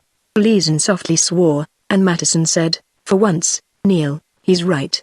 Why we had not noticed it before, I cannot say. Probably we were too much excited. But we all saw it now, and Gleason, staring at the dark shadow of the leaves on the door, stepped back a pace. "By heaven," he whispered, "I don't like to go in." "Gentlemen," said Arnold, speaking for the third June, ever quietly and precisely, "I'm not afraid to go in." When he boldly went up to the house ahead of us, we, ashamed to hang back, reluctantly followed. To this day I can see him in every detail as he laid his hand on the latch. His blue coat, which fitted so snugly his tall, straight figure, seemed to draw from the warm sunlight a brighter, more intense hue. His black hair and white, handsome face stood out in bold relief against the dark door, the green leaves drooped round him and formed a living frame. Setting his shoulders against the door, he straightened his body and heaved mightily and broke the rusty latch. The hinges creaked loudly, the vine tore away, the door opened, and in we walked, to see the most dreadful sight my eyes have ever beheld. There in a chair by the table sat a stark skeleton dressed in good sound clothes. The arms and skull lay on the table itself beside a great heap of those rough quartz-like stones. I knew now well enough what they were, and the bony fingers still held a pen, which rested on a sheet of yellow foolscap where a great brown blot marked the end of the last word that the man they called Bull had ever written. Between the ribs of the skeleton, through the good coat and into the back of the chair in such a way that it held the body in a sitting posture, stuck a long spear. Of the seven of us who stared high horror at the terrible object, Matteson was the first to utter a word. His voice was singularly meditative, detached. He never knew see. It took him unawares. There in a chair by the table sat a stark skeleton dressed in good sound clothes. Ahara slowly went to the table, leaned over it, and looking incredulously at the paper, as if he could not believe his eyes, burst suddenly into a frenzy of grief and rage. "Lads," he cried, "look there. My name was the last thing he wrote. Bull, I warned ye how many times I warned ye. And yet ye would build the house on the king's grave. Bull." He drew the yellow paper out from under the fleshless fingers and held it up for all of us to see, and we read in a clear flowing hand the following inscription. "My dear O'Hara, not having heard from you this long time, I take my pen in hand to inform you that I am well and that despite your silly fears, no harm has come of building our house on the sightliest spot hereabouts. Martin Brown, the trader, from whom I bought the hinges and fittings will carry this letter to you and," there attended in a great blot. Whence had the spear come? Why had Martin Brown never called for the letter? Or had he called and gone away again? What scenes that page of cheap, yellowed paper, from which the faded brown writing stared at us, had witnessed? It was indeed as if a dead man were speaking, and more than that, for the paper on which the man had been writing when he died had remained ever since under his very hands, undisturbed by all that had happened. How long must the man have been dead, I wondered. The stark white bones uncannily fascinated me. I saw that the feather had been stripped from the bare quill of the pen. Could moths have done that? A knife could not have stripped it so cleanly. Abe Guptill, who had been prowling about, now spoke. We looked where he pointed and saw on the floor under a window the print of a single bare foot as clearly marked in mud as if it had been placed there yesterday. "He saw that the job was done and went away again," said Gleason, coolly. I stared about the hut, from which apparently not a thing had been stolen. and thought that it was the more remarkable, because there were pans and knives in plain sight that would have been a fortune to an African black. The open ink bottle, in which were a few brown crystals, the pen, which was cut from the quill of some African bird, and the faded letter, which was scarcely begun, told us that the spear, hurled through the open window, had pierced the man's body and snuffed out his life, without so much as a word of warning. O'Hara unsteadily laid the letter down and stepped back. His face was still white. "It's words from the dead," he gasped. "So it is," said Matteson, "but he's panned out a noble lot of stones." As if Matteson's effeminate voice had again goaded him to fury, O'Hara burst out anew. "You'd talk o' stones, would ye? Stones to me, has lost the best friend surely ever man had? A man that would ha' laid down his very life for me, and now the niggers have got him and the ants have stripped his bones. 000, and throwing himself into a rough chair that the dead man himself had made, O'Hara sobbed like a little boy. Matteson and Gleason nodded to each other, as much as to say that it was too bad, but that no one had any call to take on to such an extent, and Gleason with a shrug thrust a finger into the heap of stones, slowly, as if he could not quite believe his senses. Little he cared for any man's life, while those of us who until now had been so hypnotized by horror that we had not laid down our packs dropped them on the floor. "Ants," O'Hara had said. I knew now why the bones were so clean and white, why the feather was stripped from the quill. From the windows of the hut, which stood in a clearing at the very top of the hill, we could see for miles through occasional vistas in the tall timber below us. The edge of the clearing, on all sides except that by which we had approached it, had grown into a tangled net of vines, which had crept out into the open space to mingle with saplings and green shrubs. Halfway down the hill, where we had passed it in our haste, I now saw, the character of the vegetation, was the spring from which issued the brook whose course we had followed. Uncle Seth, who had been striving to appear at ease since the first shock of seeing the single occupant of the house, came over beside me, and after a few remarks, which touched me because they were so obviously a pathetic effort to win back my friendship and affection, said in a louder voice, "Thank God, we, at least, are safe." The word to O'Hara was like spark to powder. Flaring up again, he shrieked, "Safe you? And you thank God for it? You white-livered milksop of a country storekeeper, what is your cowardly life worth to yourself or to anyone else? You safe?" He swore mightily. "You. I tell you, Upham," there he pointed at the skeleton by the table. "There was a man. You safe?" Withered by the contempt in the fellow's voice, Uncle Seth stepped back from the window, turned round, and, as if puzzling what to say next, bent his head. As he did so, a single arrow flew with a soft hiss in through the window, passed exactly where his head had just that moment been, and with a hollow thump struck trembling into the opposite wall. There was not a sound outside, not the motion of a leaf, to show whence the arrow came. Only the arrow whispering through the air and trembling in the wall. Uncle Seth, as yellow as old parchment, looked up with distended eyes at the still quivering missile. "Safe, you say?" cried Gleason with a hoarse laugh, still letting those little stones fall between his fingers. The man at times was a fiend for utter recklessness. "Aye, safe on the knees of Mumbo Jumbo." I heard this, of course, but in a singularly absent way, for at that moment, when every man of us was staring at the arrow in the wall, I, strangely enough, was thinking of the girl at the mission. Chapter 3 Siege. Much as I hated and distrusted Cornelius Gleason, and in the months since I first saw him sitting on the tavern porch in Topham he had given me reason for both, I continually wondered at his reckless nonchalance, as coolly as if he were in our village store, the codfish swinging above the table, instead of a skeleton leaning against it, and with a boy's dart trembling in a beam, instead of an arrow thrust half through the wall with just such a grand gesture as he had used to overawe the good people of Topham. He stepped to the door and brushed his hair back from his forehead. The diamond still flashed on his finger, his bearing was as impressive as ever. "Well, lads," he said, and little as I liked him, his calmness was somehow reassuring. "There may be 100 of 'em out there, but again there may be only one. First of all, we'll need water. I'll fetch it." From a peg on the wall he took down a bucket and, turning to the door, stepped out. In the clearing, where the hot sun was shining, I could see no sign of life. Pausing on the doorstone, Gleason shrugged his great shoulders and stretched himself and moved his fingers so that the diamond in his ring flashed a score of colors. He was a handsome man in his big, rake-hell way, and in spite of all I knew against him, I could but admire his bravado as he turned from us. Boldly, deliberately, he stepped down into the grass, while we crowded in the door and watched him. After all, it seemed that there was really nothing to be afraid of. The rest of us were startled and angry when O'Hara suddenly called out, "Come back, you blithering fool! Come back! You don't know them, Neil, I say, don't know them. Come back, I say. With a scornful smile Gleason turned again and airily waved his hand. I saw the diamond catch the sunlight as he did so. Then he gave a groan and dropped the bucket and cried out in pain and stumbled back over the threshold. With muskets we sprang to guard door and window. But outside the hut there was no living thing to be seen. There was not even wind enough to move the leaves of the trees, which hung motionless in the sunlight. It was as if we were in the midst of a nightmare from which shortly we should wake up.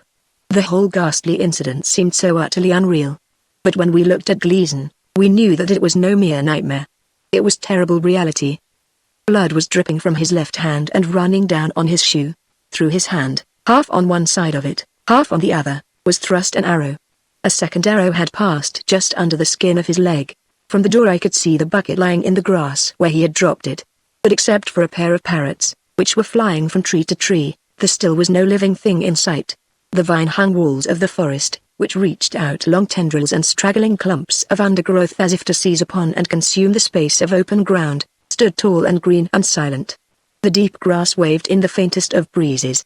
Above a single big rock the hot air swayed and trembled.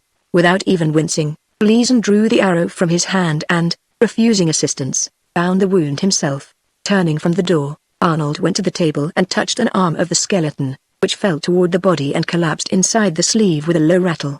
O'Hara raised his hand with an angry gesture. I mean no irreverence, said Arnold.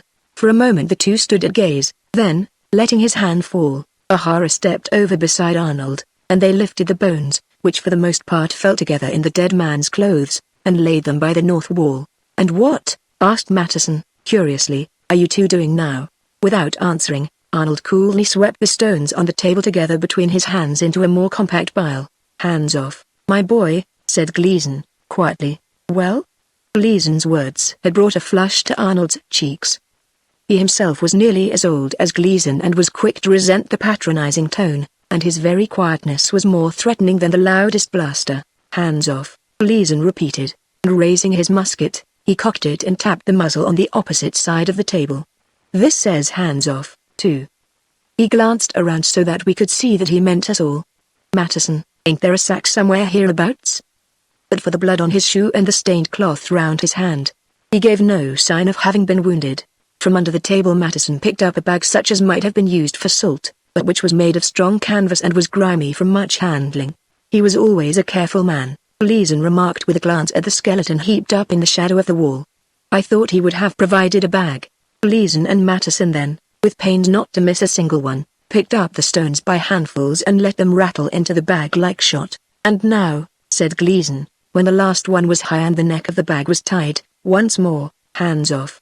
Laying the bag beside the skeleton, he took his stand in front of it, with Matteson and O'Hara on his right and left. So far as the three of them were concerned, we might have been killed a dozen times over, had anyone seen fit to attack us. But Abe and I, all the time keeping one eye on the strange scene inside the cabin, had kept watch also for trouble from without, and all the time not a thing had stirred in the clearing. What? Matteson again asked, still watching Arnold curiously. What are you going to do now? Tipping the table up on one side and wrenching off one of the boards that formed the top of it, Arnold placed it across a window, so that there was a slit at the bottom through which we could watch or shoot. Now, there's an idea, Gleason exclaimed. But he never stirred from in front of the skeleton in the bag. There are nails in the table, said Arnold. Matteson smiled, and taking the board in one hand, tapped a nail against the table to start it, and with the thumb and forefinger of the other hand drew it out as easily as if it had been stuck in putty. For a hammer, he said lightly, use the butt of a musket. Look. My uncle exclaimed. He was pointing at a good claw hammer, which hung over the door. The hut fell far short of the Duke's mansion that its luckless builder had promised O'Hara, but it had a window in each of 3 walls, and the door in the 4th, so that, by cutting a hole through the door, we were able, after we had barricaded the windows, to guard against surprise from any quarter without exposing ourselves to a chance shot, and as we had brought 4 muskets, we were able to give each sentry one well loaded. The silence deepened. The air was fairly alive with suspicion. When Uncle Seth nervously moistened his lips, we all heard him, and when he flushed and shifted his feet, the creaking of a board seemed harsh and loud. Well, said Gleason, slowly, I'll stand in one watch and Matteson here will stand in the other. For the rest, suit yourselves. Another long, uncomfortable silence fell upon us. Then, said Arnold, at last, Since no one else suggests an arrangement, I would suggest that Mr. Matteson, O'Hara, Mr. Upham, and I stand the first watch, that Mr. Gleason, Joe Woods, and Abe Guptill stand second watch, and in order to put 4 men in each watch in turn, since we must have 4 to guard against surprise from any direction, I suggest that each man, turn and turn about, stands a double watch of 8 hours. I myself will take the double watch first. That is good as far as it goes, Matteson interposed in his light voice. But a single watch of 2 hours, with the double watch of 4, is long enough. A man grows sleepy sooner with his eye at a knothole than if he is walking the deck. Arnold nodded. We agree to that, he replied. Lads, said Gleason, quite unexpectedly, let's have an end of hard looks and hard words. Come, Joe, come, Arnold, don't take sides against us and good Seth Upham. We're all in this fix together, and, by heaven, unless we stand together and come out together, not one of us'll come out alive. The man now seemed so frank, and in the face of our common danger so genial, that, if I had not still felt the sting of the flattery by which he had deceived me so outrageously in the old days in Topham, I should have been convinced that he was sincere in every word he uttered. As it was, sincere or false, I knew that for the moment he was honest. However, his attitude toward us might change when our troubles were past. For the time being we did share a common danger, and it was imperative that we stand together. But to speak of my poor uncle as if he were hand in glove with the 3 of them and on equal terms exasperated me. Seth Upham's face was drawn and anxious. It was plain that his spirit was broken, and I believed, when I looked at him, that never again would he make a show of standing up to the man who had virtually robbed him of all he possessed. Sir, said Arnold Lamont, thoughtfully and with that quaint, almost indefinable touch of foreign accent, that is true. We might say that we don't know what you mean by offering us a truce. We might pretend that we have always been, and always shall be, on the friendliest of terms with you. But we know, as well as you, that it is not so. Since we share a common danger and since our safety depends on our mutual loyalty, we, sir, agree to your offer. A truce it shall be while our danger lasts, and here's my hand that it will be an honest truce. It was easy to see that Gleason and Matteson were not altogether pleased by his words. They would have liked, I think, to have us apprehend the situation less clearly. But there was nothing to do but make the best of matters, so Gleason shook Arnold's hand, and we took an inventory of our provisions, which were quite too few to last through a siege of any length. Tomorrow night, surely we can run for it, said O'Hara. Tonight they'll watch us like hawks, but tomorrow night, plainly it was that for which we must wait. We divided our food into equal portions, each to serve for 1 meal. The meals, we saw, to be very few, ate 1 portion on the spot and settled ourselves to watch and sleep. But before I fell asleep I heard something that still further enlightened me. Now, why, asked Gleason, sourly, as he faced the other 2 in the darkness, couldn't one of you ha stayed with Bull, even if the other was fool enough to go a-wandering? Matteson quietly smiled. Bud, here, swore he'd never leave him. O'Hara drawled, irritably, you was both of you too long gone and Bull was set in his ways. It was step this side / and step that. And those stones are yourn and those are mine and those are for the company. Says I at last, and that you've laid out for me, I'll take to the coast. Keep the rest of them if you wish, says he, you'll leave me here to rot. Not so, says I. By hook or by crook Neil will get the vessel surely, and Molly will arrange the market surely, for they're good men and not to be turned lightly off. Do you clean the pocket, and build the house? Surely the pocket that has sent Neil home like a gentleman, and has sent Molly west like a man of business, will provide us at least the wherewithal to buy 1 cargo. And with a cargo under our own hatches, says I, 4 fortunes will soon be made. Do you go, says he, and I'll build a house like a duke's mansion to live in, and dig the pocket out and make friends with the niggers, which eventually we will catch, and 4 fortunes we will make. So I come away, and you too surely would have done the same if you'd been in my breeches instead of me. And then he went and built his house on the king's grave. As I lay on the floor, not 3 feet from the skeleton and from the round bag of quartz-like stones, through half-closed eyes I saw against the door, beyond which the sun was shining with intense heat, the great black shadow that I knew was Matteson, with a musket across his knees. Then, so exhausted was I, that I forgot the grim object within arm's length of where I lay, forgot our feud with Matteson and Gleason and O'Hara, forgot every ominous event that had happened since the adventure had set sail 4 days before and moved down the river toward the open sea, and, falling asleep, dreamed of someone whom, strangely, I could not forget. The sun had set and the moon was up when my turn came to go on guard. taking Mattison's musket and his place by the open door where I could see all that went on without. But where no one outside could see me in the dark of the hut, I settled myself with my back against the jamb.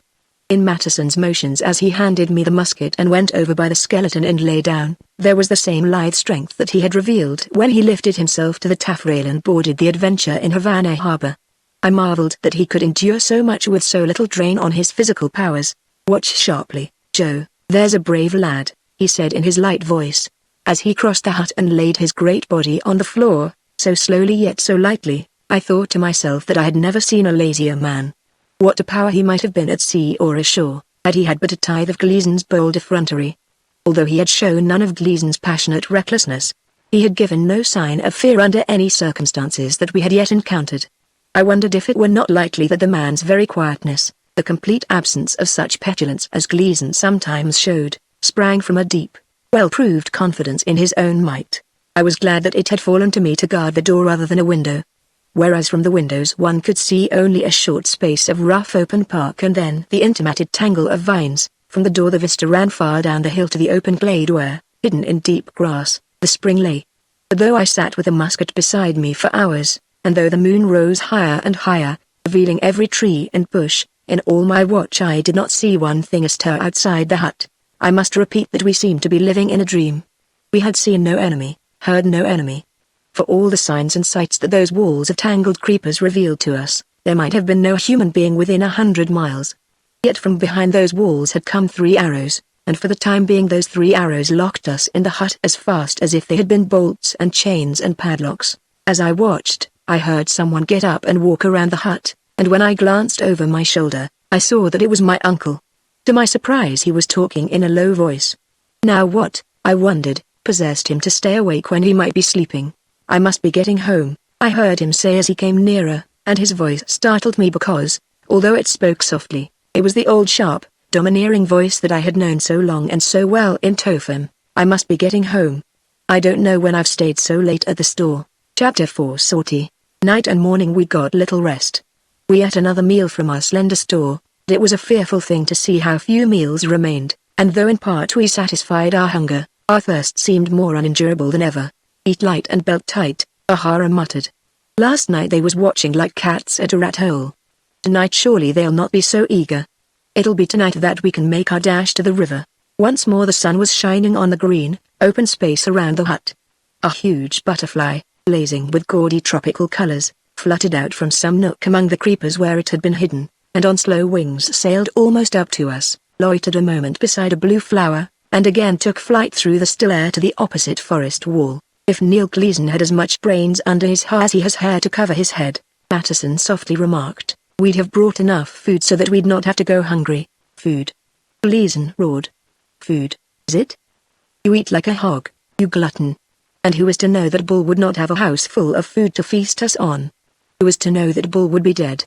At that a silence fell upon us. As usual, though we had agreed to a truce between our two parties, Gleason, Mattison, and O'Hara sat on one side of the room, the side where the skeleton in the bag of pebbles lay. Arnold, Abe and I sat on the other, with poor Uncle Seth wandering about at will between us. There was that in my uncle's manner which I could not understand, and as I watched him, Abe Guptill touched my elbow. "Something queer ails Seth Affam," he whispered. "I know it," I replied. "I don't like to see him act that way." "Nor I." Abe regarded me thoughtfully. "Now ain't it queer how things turn out?" he whispered. "I mind the day you come to my house and told me I'd got to flit. It was a bitter day for me, Joe, and yet do you know, I'd kind o' like to be back there, even if it was all to go through again. I swear, though, I'd never sail again with Mr. Gleason." There was something so ingenuous in Abe's way of saying that he wished he had never come, that I smiled, but it touched me to remember all that Abe and I had faced together, and Abe himself, with keen Yankee shrewdness, added in an undertone, "It's all very well for O'Hara to talk of making our break tonight. I'm thinking, Joe, it is upon us a storm will break before we get free and clear of this camp." As the sun rose higher and higher, the sunlight steadily grew warmer. The air shimmered with heat, and the house itself became as hot, it seemed, as an oven over a charcoal fire. Sweat streamed from our faces and, having had no water now for nearly 24 hours, we suffered agonies of thirst. Never were men in a more utterly tantalizing predicament. Whether or not it was cooler outside the hut than within, It surely could have been no hotter, and from the door straight down the hill to the spring there led a broad, open path. The spring was only a short distance away, and there was, so far as we could see, not a living creature between us and cold water in abundance. Hour after hour the green, deep grass around it mocked us. Yet in the wattled hut, under the thatched roof, we were prisoners. 3 arrows, shot by we knew not whom, every one of them now in our own hands, were the only warnings that we had received, but not a man of us dared disobey the message that those 3 arrows had brought. The day wore on, through the long and dreary watches of the morning, through the tortures of high noon, and through the less harsh afternoon hours. We ate another of our few remaining meals and watched the sunset and the darkness come swiftly. The shadows, growing longer and longer, reached out across the clearing to the trees on the opposite side, and suddenly, darkly, swept up the eastern wall of the forest. As the light vanished, night enfolded us. The stars that flashed into the sky only intensified the utter blackness of the woods. O'Hara uneasily stirred and stretched himself in the darkness like a dog. "Now, lads," he whispered. "Now's the time to gather things together. At 2 in the morning we'll run for it. Then's the hour they'll be sleeping like so many black pigs." Gleason moved and groaned. It was almost the first time that he had yielded in the least to the pain of his wound. "Can you travel by yourself, Neil?" Matteson asked. "Or shall I carry you on my back?" When it came to me that the question was no joke, that Matteson actually meant it, I could not keep from staring at him in amazement. He was a tremendous man, but there was something honestly heroic in his offering to carry Cornelius Gleason's weight back over all those miles. Gleason smiled and shook his head. "Thanks, Matt," he replied, "but I'll make out to scramble along." The word scramble, it seemed, caught Uncle Seth's attention, and with a curt nod, he said, "Yes, scramble them, use them any way but boiled. We can't sell cracked eggs in the store, they're perfectly good to use at home." We all looked in amazement, and Gleason, in spite of his pain, hoarsely laughed. "Why, Seth," he cried, "are you gone crazy?" My uncle stared blankly at him and continued to pace the room. In the silence that ensued, Gleason's words seemed to echo and re-echo, though they were spoken quietly, even in jest. Their significance was truly terrible. "Gentlemen," said Arnold Lement in a very low voice, "Seth Upham, I fear, is not well. We must not let him stand guard. We cannot trust him." "Name of heaven," whispered Matteson, "the man's right. Upham is turning queer." As I watched my uncle, my mother's only brother, the last of all my kin, a choking rose in my throat. He did not see me at all. He saw none of us. In mind and spirit he was thousands of miles away from us. I started toward him, but when his eyes met mine dully and with no indication that he recognized me, I swallowed hard and turned back. Never was a night so long and ghastly. With all prepared for our dash to the river, Uncle Seth wandering back and forth, and with the rest of us divided into 3 watches of 2 each, that overlapped by an hour, so that 4 men were always on guard, we watched and waited until midnight passed and the morning hours came. When the moon was at the zenith, O'Hara woke Matteson, and we gathered by the packs, which were made up and ready. "Poor bull," said O'Hara, brushing his hand across his eyes. "Sure, and I hate to leave him thus. If ever man deserved a decent burial, it's him." "If men got what they deserved," Gleason briefly retorted, "Bull would never have drove the ship on the island, and we'd never have had to divide up this here find which Bull dug up for us, and Bull would never have had to stand by the hill to get himself killed, in the first place. Each man had tied up his own belongings to suit himself, and had put in his pocket his share of what little food was left. The different packs stood in the middle of the hut, but it was noticeable that, although each man was nearest his own, Matteson was eyeing Gleason's with a show of keener interest. "Let me carry your bundle, Neil, you with a hole in your leg," he said. "No," Gleason replied. "I'll never notice the weight of it. Keep your hand off, Molly. I'll carry my own bundle." "As you please." Matteson turned away and stepped to one side. All this I noted, at first, mainly, if the truth be known, because I saw how closely Arnold Lement was noticing it, but later because the manner of the 2 men convinced me that Gleason's pack held the bag that the others were so carefully guarding.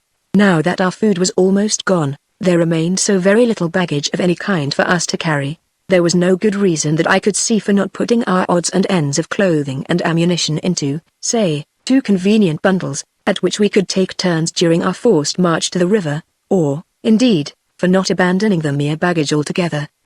But Gleason, Matteson, and O'Hara had planned otherwise. Having allotted to each of us his share of the food that remained, and an equal 7th of our various common possessions, They kept 3 of the muskets themselves, and gave the 4th to poor Seth Affam, which seemed to me so mad an act that I was on the point of questioning its wisdom, when Arnold caught my eye and signaled me to be still. Gathering in the door of the hut, we looked out into the silent, moonlit glade that led down the hill and through the valley toward the distant river. "Are we all ready, lads?" Matteson asked in his light voice. "Push on, Molly, push on," Gleason replied. Shouldering his pack, Matteson stepped out into the moonlight. "Now, then," he whispered, for although we were confident that no enemy within earshot was then awake, it had not been hard for O'Hara to persuade us to his own way of thinking. A spell of silence and secrecy was upon us. "It's straight for the river, lads, and the devil take the hindermost. If you're too lame to travel, Neil, so help me, I'll carry you. Push on." Gleason returned hoarsely. "Push on to the spring. After that we'll talk if you wish. We're going home," I thought. Home, indeed. It seemed that at last we had turned the corner, that at last we had passed the height of land and were on the point of racing down the long slope, that at last our troubles were over and done with. A score of figures to express it leapt into my mind. And first of all, best of all, at last we were to get water. Arnold said sharply, "Come, Abe, come, Joe, step along." Bending low, Matteson led the way. I followed close at his heels, and the others came in single file behind me. 7 dark figures, silently slipping from shadow to shadow. We left behind us the hut, we believed forever, and headed straight down the hill to the spring. For more than anything else we longed to plunge our faces into cold water and drink until we had quenched our burning thirst. Down the hill to the spring we went, slipping along high single file. All night and all day, without a word, we had endured agony, for it was by showing no sign of life whatever to those who were guarding the hut from the forest that we hoped so to lull their watchfulness that we could escape them just after midnight. And now we were eager almost beyond words for that water which we had so vividly imagined. As we darted into the tall grass, it seemed so completely assured that I swung my pack from my shoulder and broke into a quick trot after Matteson, whose long, swift strides, as he straightened up, had carried him on ahead of me. If 1,000 people read this tale, not one of them, probably, will know the full meaning of the word thirst. Not one will understand what water had come by then to mean to me. I tried to run faster. But as I dragged my pack along, bumping at my knees, I was amazed to see Matteson stop. He threw his musket to his shoulder. The hollow boom of it went rolling off through the woodland and echoed slowly away into silence among the mighty trees. Then he threw his hands up, and with a cry fell into the grass, and lay so still that I could not tell where he had fallen. By the flash of his musket I and those behind me had for an instant seen by the spring a grotesque figure dressed in skins and rags, and painted with white rings and bars. When the flash died away, we could see nothing, not even the waving grasses and the black trees against the sky, because momentarily the sudden glare had blinded us. As if impelled by another will than mine, I drew back step by step until I was standing shoulder to shoulder with the others. Whatever quarrels we had had among ourselves were for the time forgotten. Now, by heaven, Gleason gasped, it's back to the hut for all of us. But Neil now, Neil, sure now we can't run away and leave old Molly, O'Hara cried. Leave him? Gleason roared. We've got to leave him. Where is he? Tell me if you can. Go find him if you like. Hark. See. With a thin, windy whistle a spear came flying out of the night and passed just over Gleason's shoulder and his pack. Another with a soft chug struck into the ground at my feet. Then, my eyes having once more become accustomed to the moonlight, I saw sneaking into the clearing a score of dark, slinking figures. They're coming! I cried. They're cutting us off. Quick! Quick!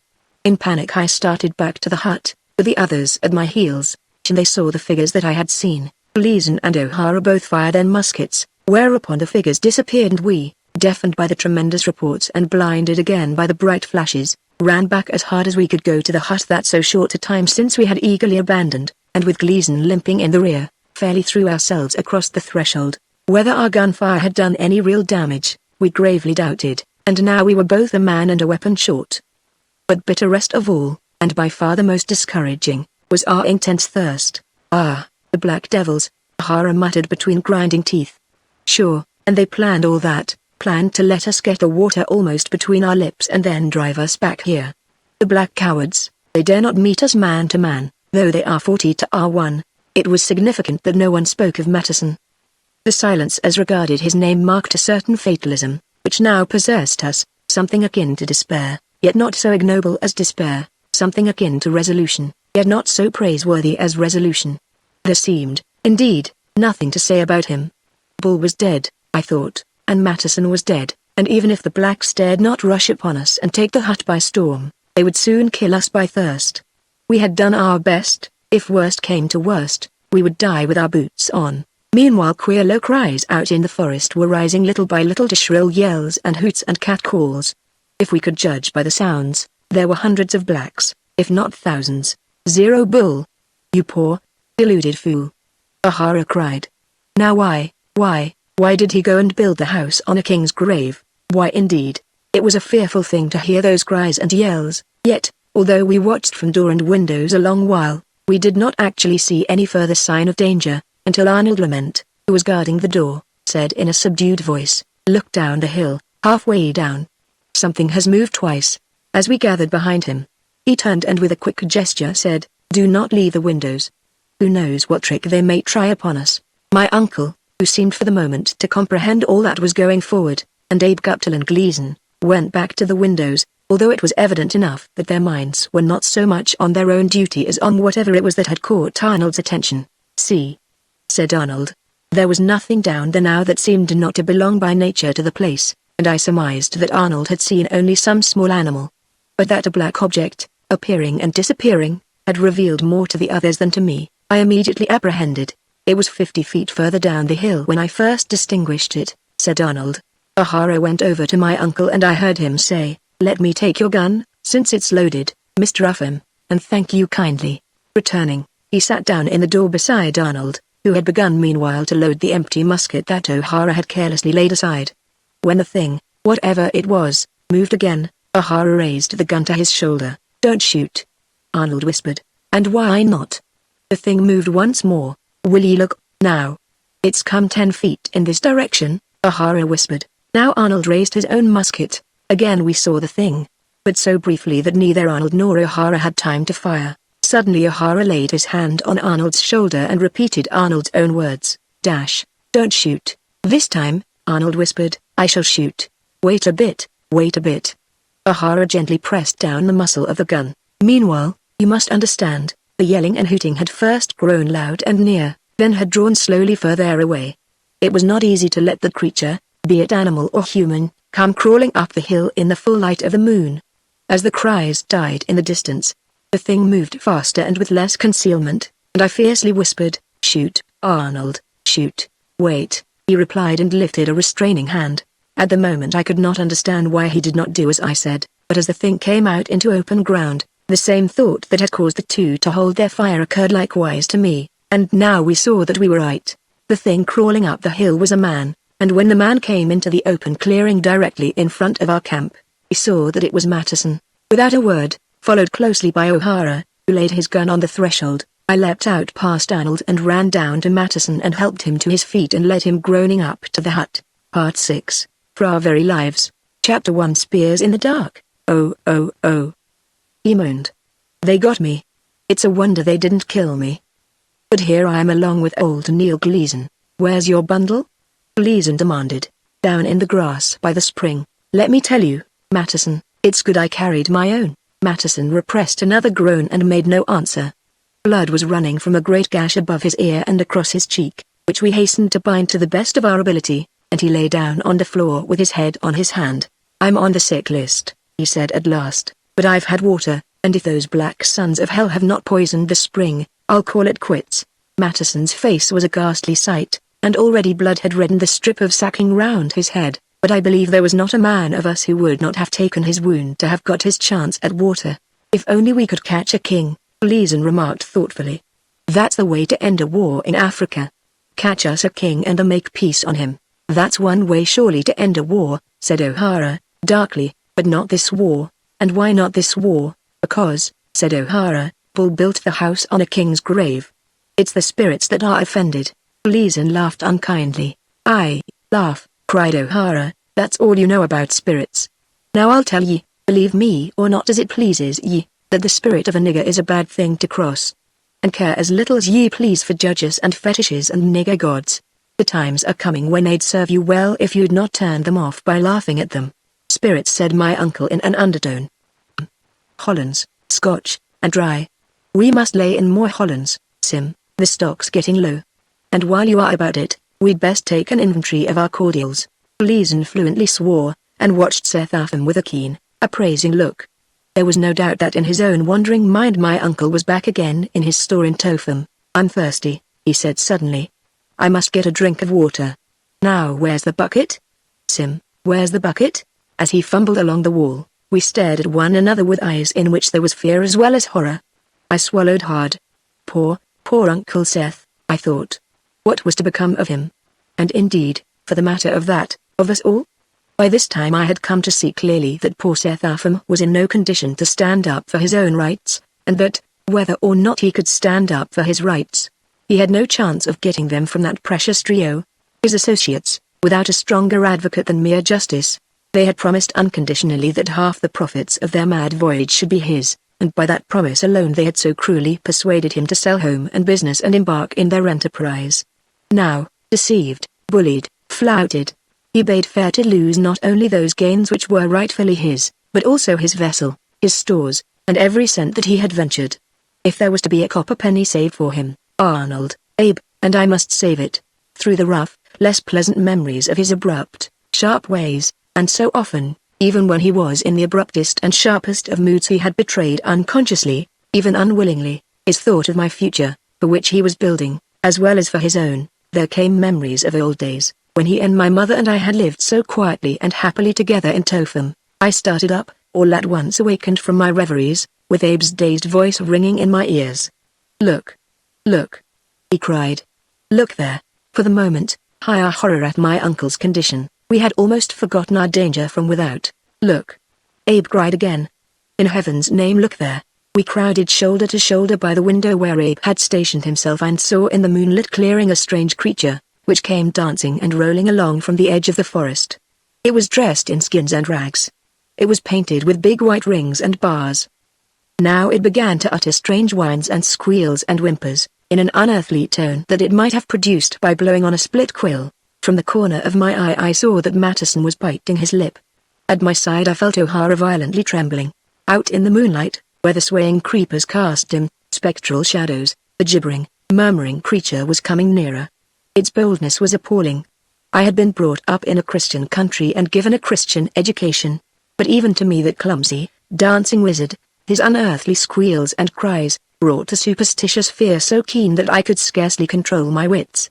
Small wonder that such tricks impose on credulous savages. Watch, now, Gleason said quietly. He leveled a musket across the windowsill. Spirits, is it? I'll show them. Don't shoot, O'Hara cried. Don't shoot, Neil, don't shoot.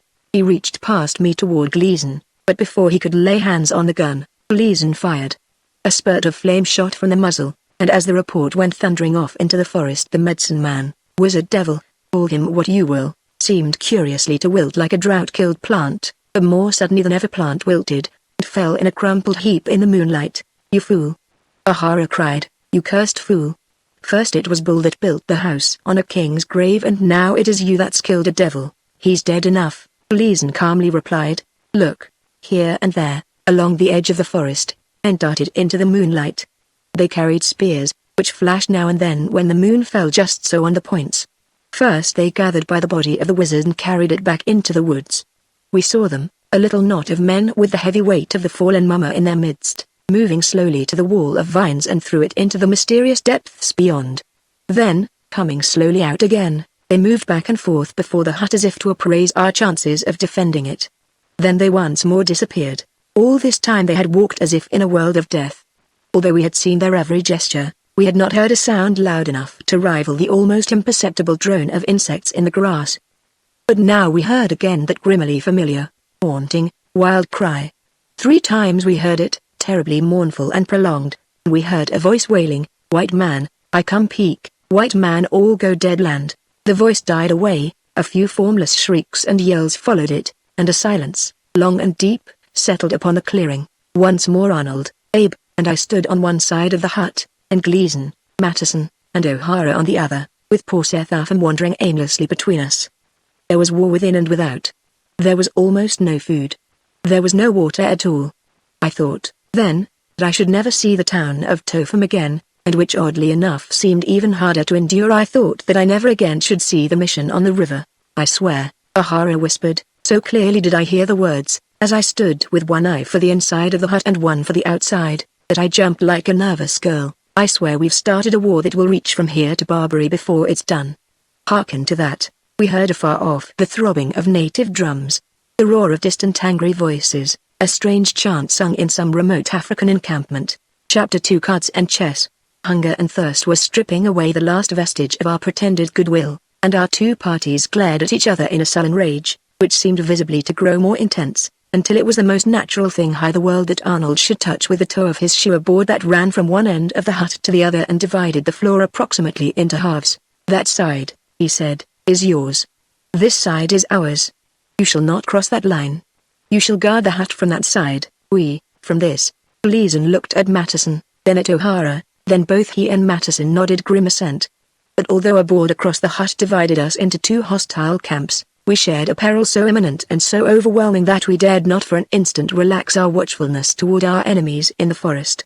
With one eye on our foes without and one on our foes within, we settled ourselves for another night, which I remember by the agonies of thirst that we endured, and with a certain grim confidence, shared by both parties in the hut, that neither would betray the other, since to do so would be to throw away its own one chance for life. We watched and waited for the dawn. And meanwhile we heard high the forest such a clamor and din as few white men have ever been so unlucky as to hear. First, we heard unseen people running about and furiously screaming, then, here and there through the trees and vines we caught glimpses of flaming torches, which they swung in great circles and again touched to the ground. I was convinced that it preluded an attack, and I screwed up my courage and fingered my pistols and tried not to show my fear. But in a brief lull I learned from something that O'Hara was saying to his companions that they were not preparing for an attack, they were mourning for the wizard whom Gleason had killed, and with the flaming torches they were driving away evil spirits. Now far down the valley we caught glimpses of moving lights, and once in a while, through pauses in the nearer din, we heard a distant droning, by which we knew that the blacks of the countryside were converging upon us from the remotest districts, along their narrow trails, in thin streams like ants. Minute by minute the cries became more general, and rose to such a hideous intermingling of wails and shrieks as I should not have believed could issue from merely human throats. By its volume and extent the uproar was an appalling revelation of the number of those who had surrounded us, and I tell you that we 7 men in that hut in the clearing were properly frightened. It seemed a miracle that they did not sweep over us in one great irresistible wave and bear us down and blot us out. Yet such was their superstitious fear of things they did not understand, that from the cover of our frail little hut our few firearms still held them at a distance, never dreaming that their own power was infinitely superior to ours, attributing the death of their wizard to a witchcraft stronger than his own. They circled round and round us under cover of the forest and dared not come within gunshot. As day broke, and the sun rose like a ball of fire and blazed down on us and doubled the tortures that we had suffered in the night, we heard the drummers who had come to pound their drums by the body of the dead wizard. The drumming throbbed and rolled in waves. Bells rang and hands clapped, and all the time there was shrieking and wailing and moaning. They drummed the stars down and the sun up, and when at noon there had been no respite from the din, which by then fairly tortured us, the other 3, who had been talking together among themselves, called us to the board across the hut for conference. Now, men, O'Hara began, we'll make no foolish talk of being friends together. Surely we and you know how much such talk is worth. But we and you know, surely, that if one party of us is killed, the others will be killed likewise, for we are too few to fight for our lives, even supposing as now that every man jack of us is alive and bustling. Is not that so? Now, lads, there's a chance we can break through their line and run for the river while the niggers is praying and the mourning over that corpse yonder. O'Hara stopped as if for us to reply, and I glanced at Arnold, who, meeting my glance, turned to Abe Guptill and thoughtfully said, shall we take that chance, Abe? Take any chance, is my feeling, Mr. Lament. Chances are all too few. With a nod at O'Hara, Arnold replied, we are agreed, I think. As you say, there is a chance. You 3 shall go first. We will follow. It's a chance, O'Hara repeated, almost stubbornly. We are in a mood for chances, Arnold returned. But you 3 must go first. When O'Hara frowned, hesitated, and acceded, I wondered if he thought we were gullible enough to let them come behind us.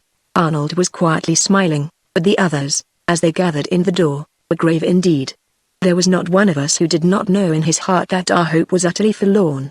Only Arnold, time and again I marveled at him, sustain that amazing equanimity. Gleason shouldered his pack, but the others let theirs lie. "How about the rest of the baggage?" Arnold asked, as composedly as if he were setting out from the store in Topham upon a 2 days journey. "Leave it to the devils and the ants," Matteson thickly retorted. Both he and Gleason were lame from their wounds and must have suffered more than any of the rest of us. How they could face the long, forced march, I did not understand, for though hunger and thirst were my only troubles, my head swam when I moved quickly and my limbs were now very light, now heavier than so much lead. But Gleason had long since shown his mettle, and Matteson, although he staggered when he walked, set his teeth as he leaned against the wall and waited to start. If the truth were told, we had no real hope of getting away, and immediately whatever desperate dreams we clung to were frustrated, for, as we appeared in front of the hut and weakly started down the hill, there came a sudden lull in the mad wailing over the dead wizard. Pack warriors appeared on all sides of us, and a line of them, like hornets streaming out of their nest, emerged from the forest and massed between us and the spring. "Come, men, it's back to the house," said O'Hara, and back we went, each party to its own side as before, but each turning to the others as if for what pitiful mutual reassurance there could be in such a situation. "There's war from here to the coast," Matteson muttered. "Such a war as never was before." The voice that issued from his dry throat was so thick and husky that I should never have known it for the light, effeminate voice of Matteson. "It's bad," said Gleason, "but so help me, they'll be cleaning out old Parmenter and putting an end to the sniveling psalm singers on this river. And then, lads. Then'll be great times ahead, if once we get free and clear of this accursed hornet's nest." In the face of our desperate danger, the man was actually exultant. But I thought of the girl at the mission, and a dread filled my heart, so strong that the room went black and I sat down, literally too sick to stand. With never a word poor Uncle Seth was pacing back and forth across the hut. Of us all, he alone had the liberty of the entire place, but it was a tolerant, contemptuous liberty that the others gave him, and nothing else would have testified so vividly to the way he had fallen in their regard. It seemed incredible that this pale, gaunt, voiceless man, who suffered so much in silence, who without comment or remark let matters take their own course, who resented no indignity and aspired to no authority, could be that same Seth Upham who had made himself one of the leading men of our own Topham. And indeed it was not the same Seth Upham. Something was broken, something was lost. In my heart of hearts, I knew well enough what it was, but I could not bear to put the thought into words. No man in my place, who had a tender regard for old tunes and old associations, could have done so. There had been no life at all in our last attempt to leave the hut. We faced the future now in the listlessness of despair. Still the extraordinary situation continued unchanged. Apparently, so long as we remained in the hut, we were to be ignored. It seemed as if the black fiends must know how bitterly we were suffering as hour after hour the clamor of their mourning rose and fell, as if they were deliberately torturing us. When Matteson sat down on the floor with his back against the wall, and began to whittle out bits of wood from one of the legs of the table, I watched him with an inward passion that I made no effort to control.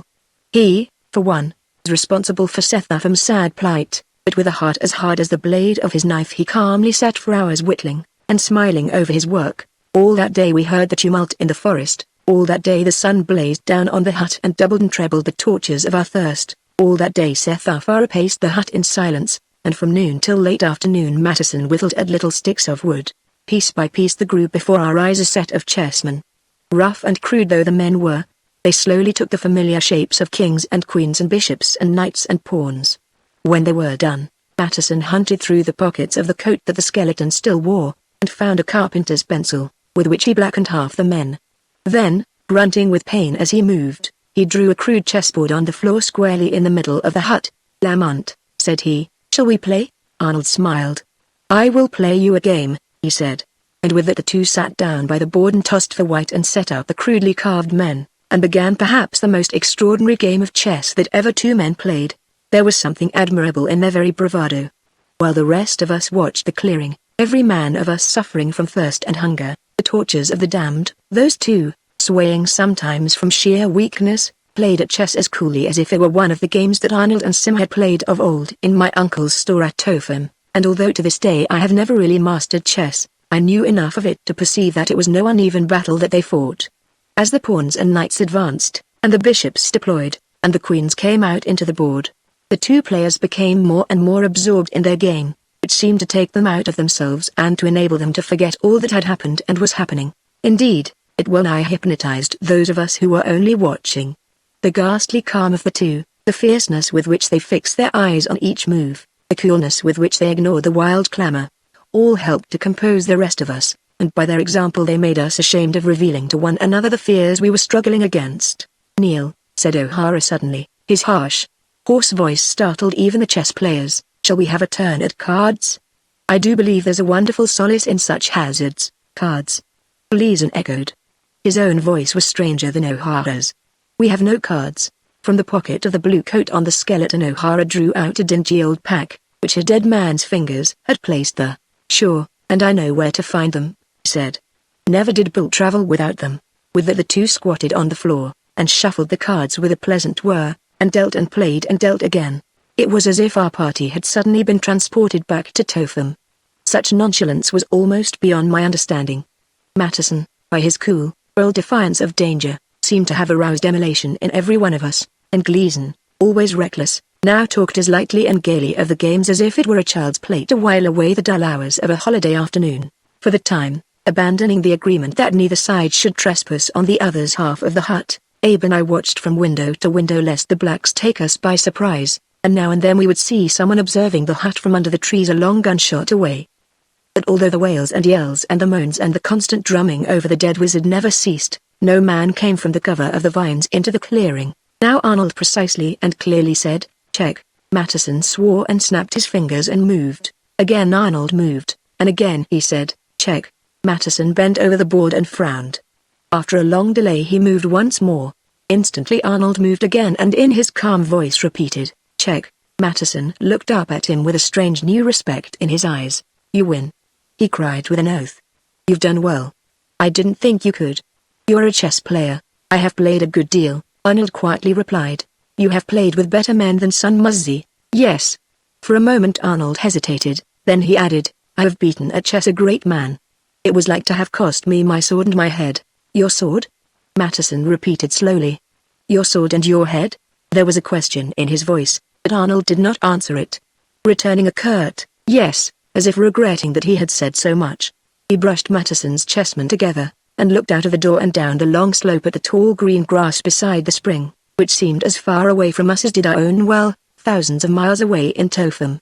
And still Gleason and O'Hara played on. Time and again we heard the whir of shuffling and the slap of cards flung on top of one another. Now the sun was setting. The swift twilight came upon us and faded into darkness, and the card players also stopped their game. Chapter 3 An Unseen Foe. All day Seth Upham had scarcely said a word. From dawn until dark he had paced the hut, apparently buried deep in thought. Only his gaunt, pitiful face revealed the extent to which he shared our tortures.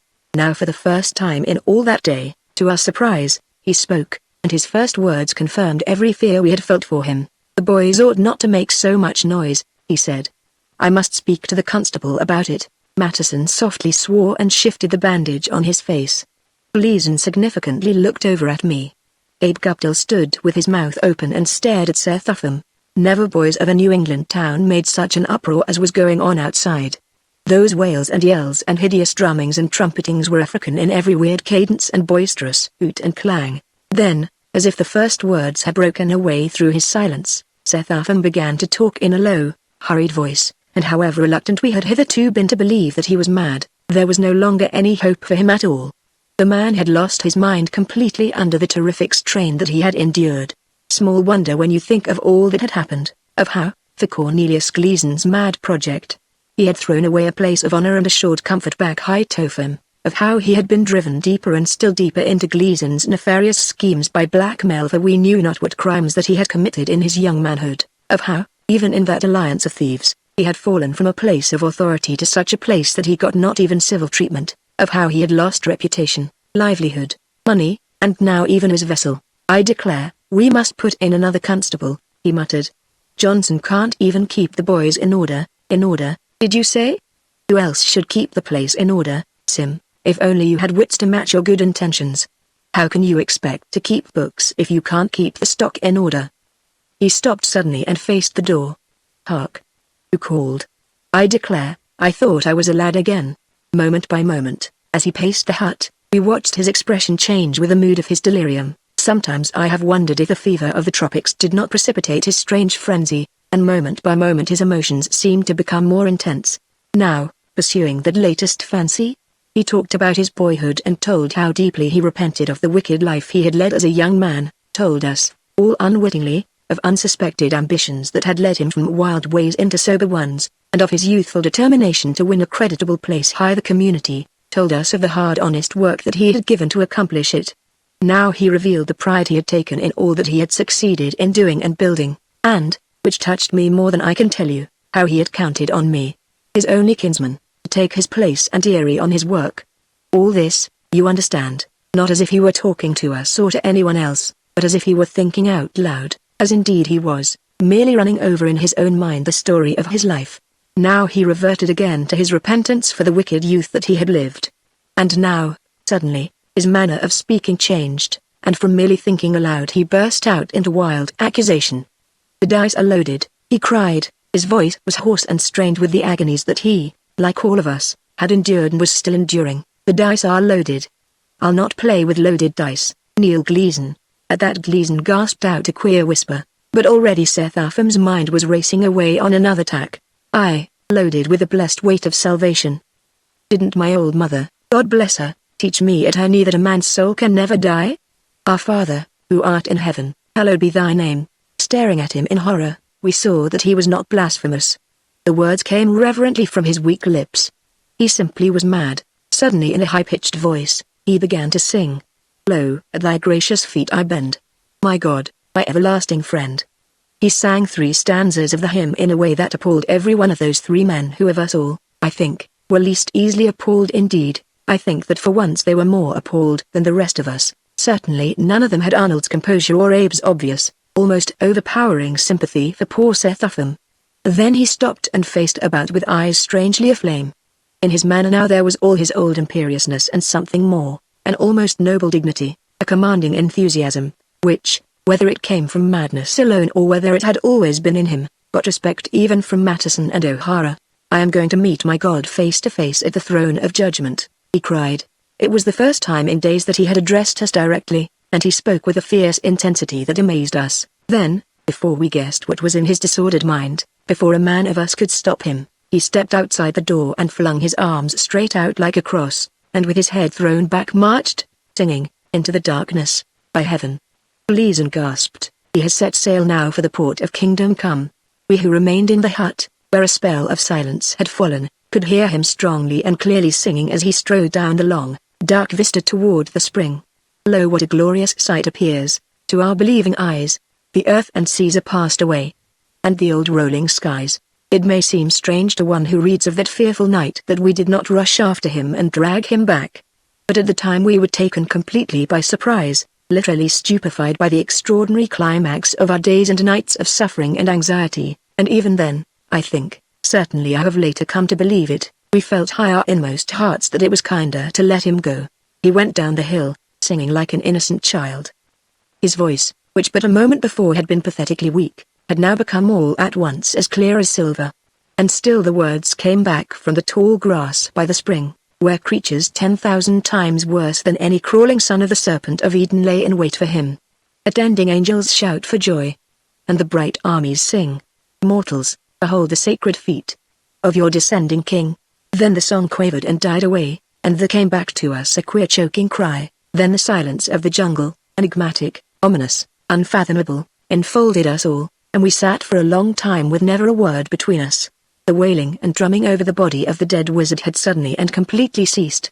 At what was coming next, not a man of us ventured to guess. Gleason was first to break that ghastly silence. "They got him," he whispered. For once the man was awed. "No," said Arnold Lamont, very quietly, "they have not got him. Unless I am mistaken, his madness purged his soul of its black stains, and he went straight to the God whose name was on his lips when he died. Of that we never spoke again. Some thought one thing, some, another. We had no heart to argue it. Poor Uncle Seth. What he had done in his youth that brought him at last to that bitterly tragic end, perhaps no other besides Cornelius Gleason really knew, and Cornelius Gleason, be it said to his everlasting credit, never told. But for all that, I was to learn a certain story long afterward and far away. Not one man in hundreds of thousands pays such a penalty for blasphemous sins of his mature years, and whatever Seth Upham had done, However dark the memory, it had been a boy's fault. She had so well lived down that, when Cornelius Gleason came back to Topham, no one in the whole world, except those two, would have believed it of him. In that grim, threatening silence, which enfolded us like a thick, new blanket, we forgot our own quarrel, we almost forgot the very cause for which we had risked, and now bade fair to lose, our lives.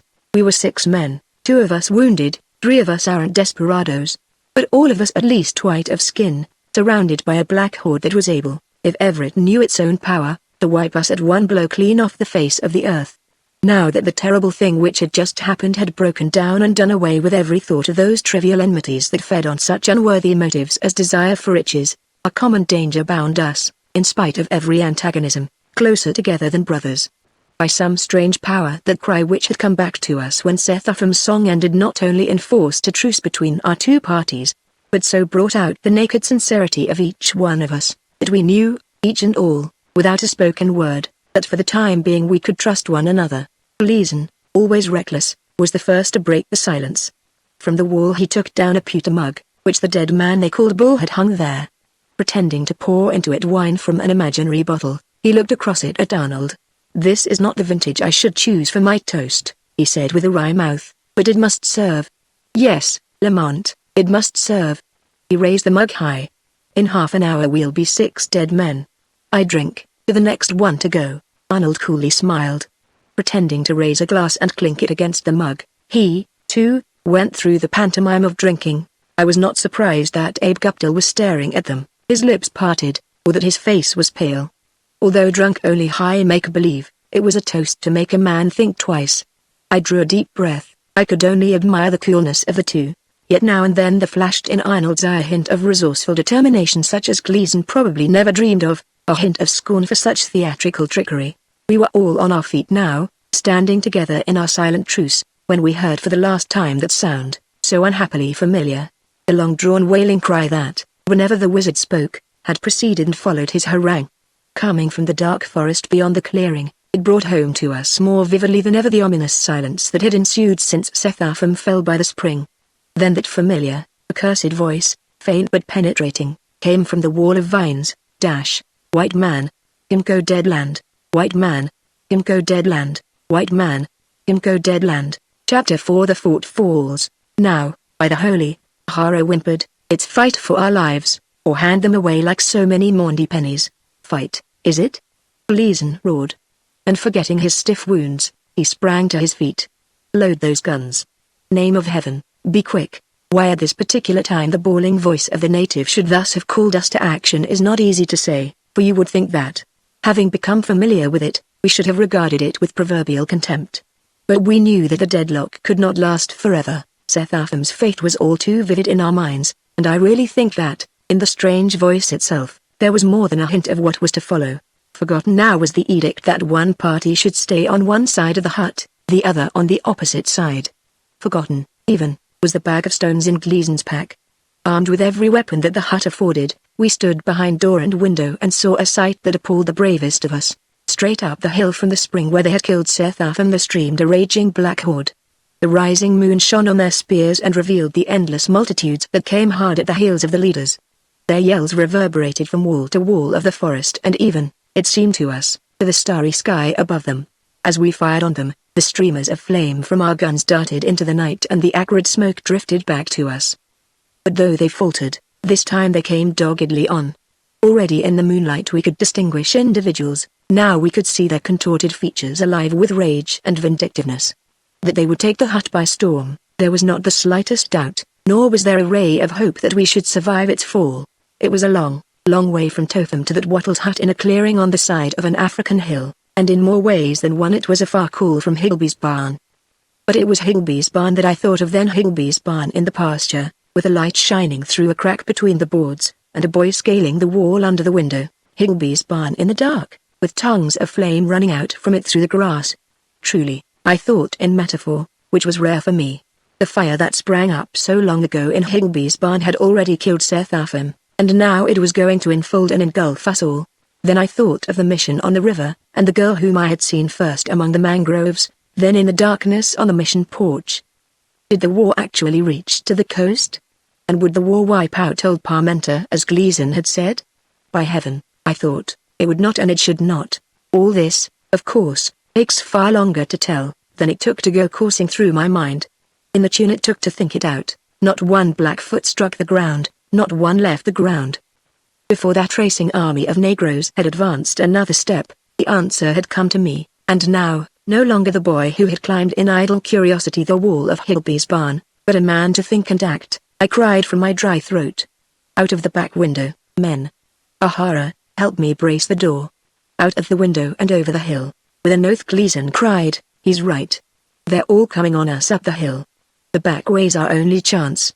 O'Hara, in spite of my call for help, led the way out of the back window, but Arnold paused to jam chairs and boards against the door, and Gleason, ever reckless, stooped in the darkness and picked something up. As we sprang to the window, he came last of all, and I saw that he, the only one to think of it in that hour of desperate peril, was of a mind to bring his pack, the pack that had held the thing for which we had left our homes and crossed the seas. I saw Matteson clinging to brave Abe Guptill's shoulder, and striving desperately, with Abe's help, to keep pace with O'Hara, who in all this tune had not got so much as a scratch. I saw the forest wherein lay our sole hope of safety, and terribly far off it seemed. Then I rolled out into the moonlight, and ran as if a devil were at my heels. Almost at once I heard Gleason come tumbling after me, and gasped with a frightful oath that the pack had caught and he had left it. As we ran, we kept, as far as possible, the house between us and the blacks, and so intent were they on attacking our little citadel. For a moment or two they overlooked our flight. We heard their cries as they battered down the door, their eager shouts, their sudden silence, and then the fierce yell of discovery when they saw us high the moonlight. It occurred to me then that, but for my poor uncle's death down by the spring, which had very likely caused them to break their circle and gather in the open, we should not have had so easy a time of it when we fled over the hill behind the hut. Weak though we were, despair was a mighty stimulus and we ran desperately for the woods, but although we had got a fair start, the pack was now yelping in full cry on our trail. The pitiful futility of it all, I thought. Seth Upham was dead, the stones were lost, we ourselves were hunted for our lives. As I staggered after the others straight into the wall of almost impenetrable vines, I turned in the act of wriggling through it and let fly with my pistol. Compared with the muskets, the pistol made a dainty little spit of fire and sound, but it served to delay the foremost Negroes, and with our scanty hopes a little brighter for their hesitation, I struggled on to come up with the others. It was well for us, after all, that O'Hara had taken the lead. Say what you WDLL against him. The man knew the country. First, guided by the general lay of the land, he led us down the hill, through rocks and brush, straight to a stream where we drank and, warned by Arnold Lamont, fought against the temptation to drink more than a tiny fraction of what we desired. Revived by the plunge into water, we turned and followed O'Hara up the stream bed, bending low so that no onlooker could see us, climbed a great precipitous hill down which the stream tumbled in noisy cascades that hid every sound of our flight, drank again, and kept on up into the rocks away from the water.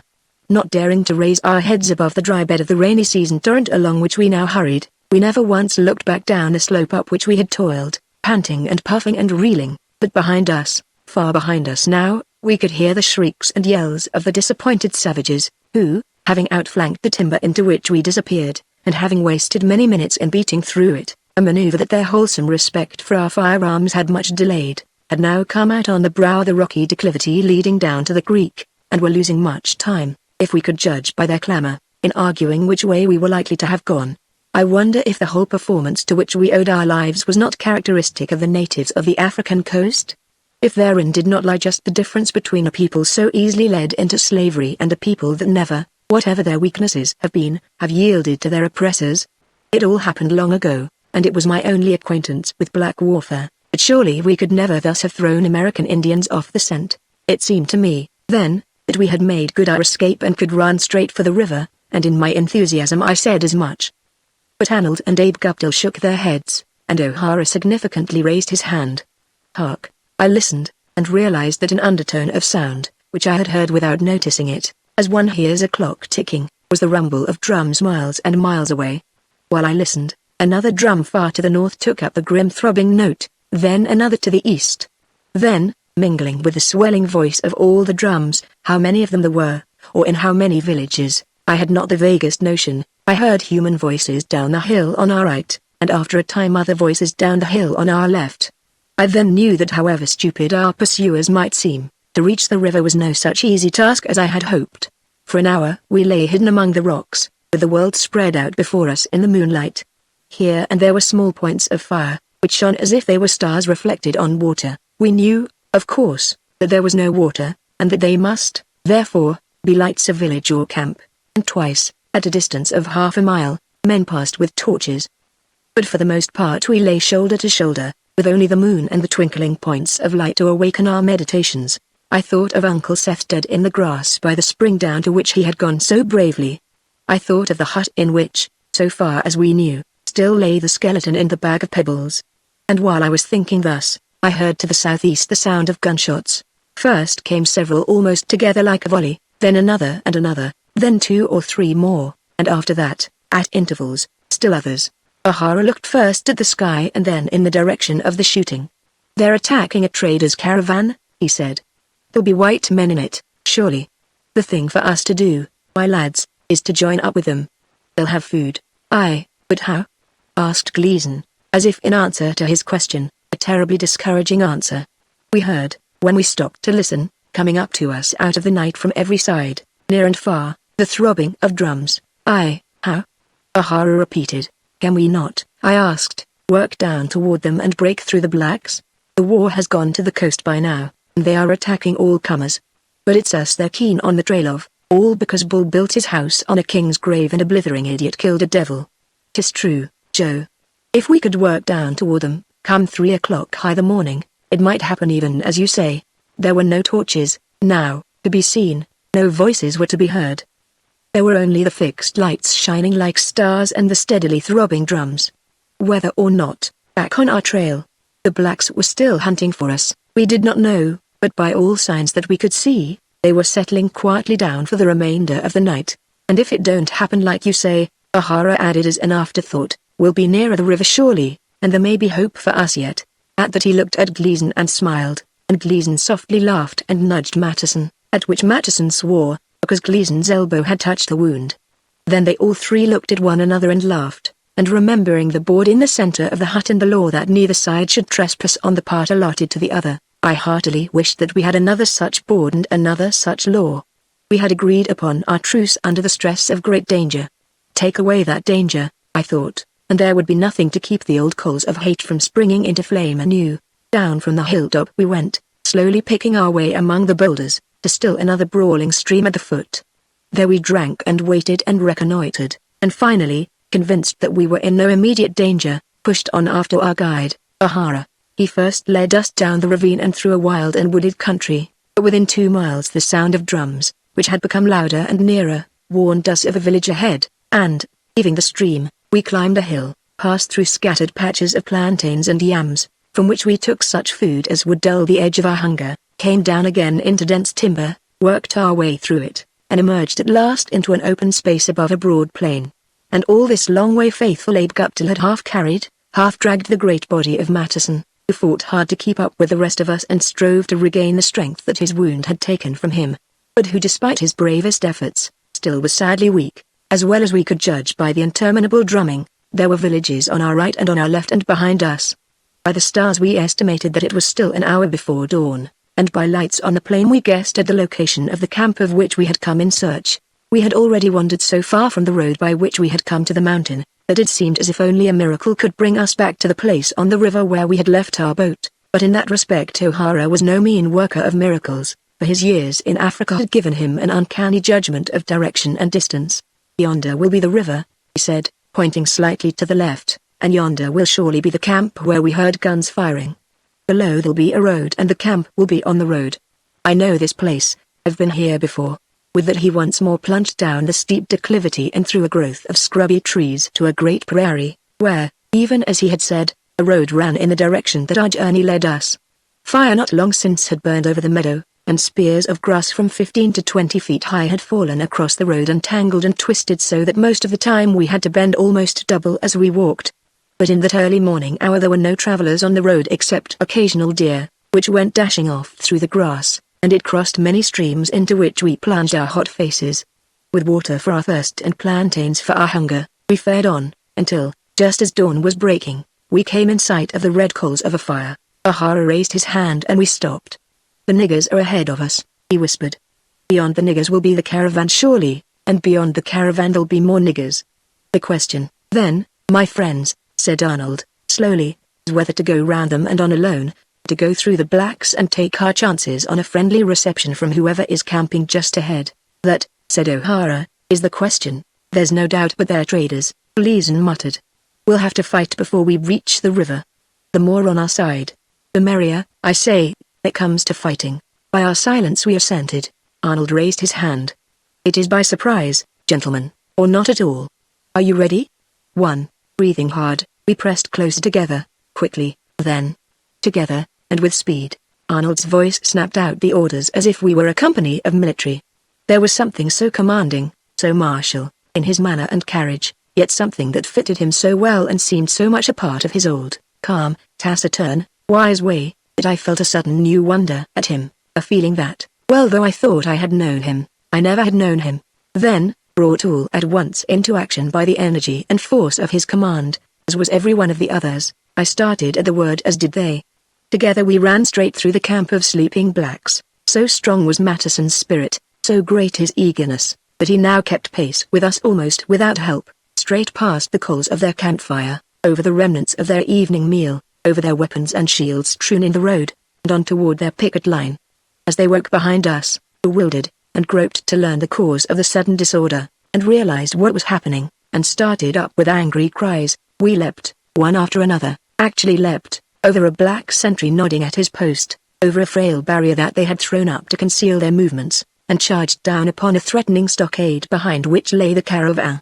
That the caravan kept better watch than their besiegers, we learned first of all, for even as we leapt the barricade and came racing down the road, a gun went off in our faces and a cry of warning called the defenders from their sleep. "Don't shoot!" O'Hara yelled. "We're white men. Don't shoot!" All now depended on the men of that caravan. Were they friends or foes, honest men or thieves? We had cast the dice, and on that throw our fate waited. I heard Gleason bellowing in Spanish and Arnold Lamont calling in French. Then up I came with Mattison and Abe to the crude, hasty rampart of mud and grass, and over I tumbled upon a man who cried out in amazement and raised his gun to strike me down, only to desist at the sight of my white face, which was no whiter than his own. Arnold was ahead of me. Gleason and Mattison came in, almost at the same moment. Then came Abe, and last of all, dumb with terror, O'Hara, who had tripped and fallen midway between the two barricades and had narrowly escaped perishing at the hands of the Negro guards. In we came and about we turned, side by side with the strange whites, and when the hostile spearmen showed signs of rushing upon us, we gave them balls from musket and pistol to remember us by, and they faltered and drew back. But the end was not yet in sight. The thudding of their drums and the growing chorus of their angry yells unmistakably told us, "Ha! They think they get us yet," one of the strangers cried, hearing me speak to Arnold in English. "This one big war. Where he start, you know. They fight. How they fight. They come down upon us we. Gun, spear when we start we have 50 slave. 10 we lose before war hit us so we know and hit back. Ha! This one big war. How far, tell me," asked O'Hara, "has the fighting gone, Leston?" The stranger lifted his hand. "Hear dem drum? One here, one dar, one 5 mile way, one 10 mile way. Oh, everywhere dem drum. Hear dem yell. How far dis war gone? Dis war gone clean to Cuba. This one big war, by damn." As the war, I cried, reached the mission on the river, "Ha! You think you see dat mission, eh? Dat mission, he fall down long since time, I'll bet. One good thing dat war he do. If only I had never seen the girl by the river," I thought. "If only I could have forgotten her." I turned away. Yet even then I would not have spared one iota of my brief memories of that girl with the strong, kind face and quiet voice. If I never saw her again, I still had something to hold fast. How many tunes, since Seth Upham went down to die by the spring, had I thought of that girl as one of the few people whom I should be glad to see again, and how many times had I wished that she did not think so ill of me. "Tell me, you man, where from you come?" the stranger now asked. "You come Pop." "So? We." At that Gleason spoke in Spanish, and the man turned like a cat taken unawares and looked at him with shrewd, keen eyes. Then Mattison came up to them and likewise began to talk in Spanish, and others crowded round them. Arnold, after listening for a moment, drew me to one side. "See," he murmured, following his gesture, I looked around the camp and saw, in the middle of the clearing, 30 or 40 cowering Negroes bound fast by bamboo withes. Behind them and mingling with them were bullocks and sheep and goats. Moving restlessly about in the light of earliest morning were numbers of male and female slaves, and on every side were baled hides and bundles of merchandise, ivory, rice, beeswax, and even, it was whispered, gold. I fear, my friend, Arnold said in an undertone, that our hosts are more to the taste of Gleason than of ourselves. You have heard them talking, I whispered. Tell me what they said. Only, replied Arnold, that we have a ship and they have a cargo, that it will be to our mutual advantage to join forces. I looked again at the captive Negroes, and again thought of the girl at the mission and of the evil that she had attributed to me. To join forces, I said, and in my excitement I spoke aloud, in trading human beings? Not that. The others turned. What are you two talking about? Matteson asked quickly in his light voice. Of one thing and another, I replied, flushing. Come, said Gleason, boldly, let us all talk together. This one big war. The trader cried. To fight, it is all we can do. Fighting we go. Da's what me, I say. See. Son, he come up. To that, said Arnold, we all agree. We, sir, will go with you and fight by your side. Good. Me, I's happy. You brave men. This one big war, but we make plenty war back again. Then he cried out orders in Spanish, and the camp woke to the activities of the new day. While some of us held off the blacks, the rest of us ate our morning meal in the first golden sunlight of the dawn, with a hum and bustle of packing and harnessing and herding going on around us. But all the time the drums beat, and far away we would hear now and then calls and shouts that made the strange trader and Gleason and O'Hara exchange significant glances.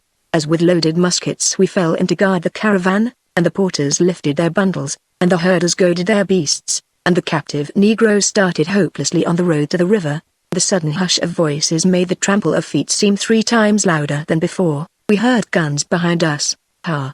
Dos trade gun, eh? The trader cried, and fell into Spanish. Wheeling his horse, he anxiously looked back along the road. One thing for which we had crossed the sea was lost in a hut overrun by an army of vengeful savages. There was no fortune left for us, I knew, unless it were a fortune gained by bartering human souls, and at that, which lay at the real bottom of all Neil Gleason's schemes, my heart revolted. What chance should we have had of saving for Seth Upham his ship and what money was left, even if he had lived? Small chance, I admitted. All day we drove on in a forced march, leaving the water all appearances far behind us and stopping only at noon, by a clear cold stream in the forest, to eat a hasty meal, and at nightfall, crossing another stretch of prairie, we came to still another forest. Here, the trader cried, here is one fine little river. Here we camp one little while. Then we go, like fire when midnight come, maybe we see one big river. That we, who had come the night before from the house on the king's grave, were ready to rest, I can assure you. Never in all my life have I been so heavy with weariness, nay, with downright exhaustion, as on that evening at the edge of that African forest. The very beasts were weary after the long day's march. The trader's horse hung its head. The bullocks and goats and sheep plodded on before their noisy herders and scarcely quickened their pace at thrust of goad or snap of whip. The captive Negroes, wretched creatures doomed to the horrors of the infamous Middle Passage in the hold of some Cuban or Brazilian slave ship, wearily dragged along, their chins out thrust, their hands lashed behind them. The trader's own slaves, bending under the weight of hides and rice and ivory, stumbled as they walked, and even the white men themselves, who had done nothing more than ride or walk over the road, breathed hard and showed drawn faces as they eagerly pushed on or apprehensively looked back. Into the woods we pressed, thanking in our hearts the divine providence that here at least there was no throb of drum, no howling of black hen, no war at all. The aisles between the great trees were cool and green and inviting. The river rippled over rocks and suggested by its music the luxury of bathing. Fruits were to be had for the picking, and there was no doubt in my mind that our hosts would butcher a sheep for the evening meal. Water, food, and sleep at that moment seemed more desirable than all the dominions of Africa, and water, food, and sleep, I was confident, were but now at hand. Into the forest we marched, for once relaxing the watchfulness that we had maintained since sunrise, and down the trail to the creek that we could hear murmuring on its way over the rocks and through the underbrush. And there, at the end of our long day's journey, the bushes suddenly blossomed in flame, guns boomed in our very faces. Up and down the creek fire flashed in long spurts. The wind brought to our nostrils the stinging smell of powder smoke. Men and beasts were thrown into wild confusion. In the dim light of the forest I saw coming at us from all sides, naked men armed with trade guns and bows and spears and lances. Louder than the shouts and curses behind us, rang the exultant yells before us. Chapter 5 Down the Current. When I was a boy in school, I one day ran across the translation of Homer's Iliad and carried it home and read it afternoons for a week. During those days I lived in the great pictures of the battles on the plains of Troy, and though afterwards I had seldom thought of them, they had never quite faded from my memory. It was far indeed from Homer's Iliad to an ambush in an African forest, but the fight that ensued when we walked into the hornet's nest of black warriors nevertheless brought Homer's story vividly to my mind. The spears, I think, suggested the resemblance, or perhaps the wild swiftness of the fight. First an arrow came whistling through the air and struck one of the men on the throat and went through his neck half the length of the shaft.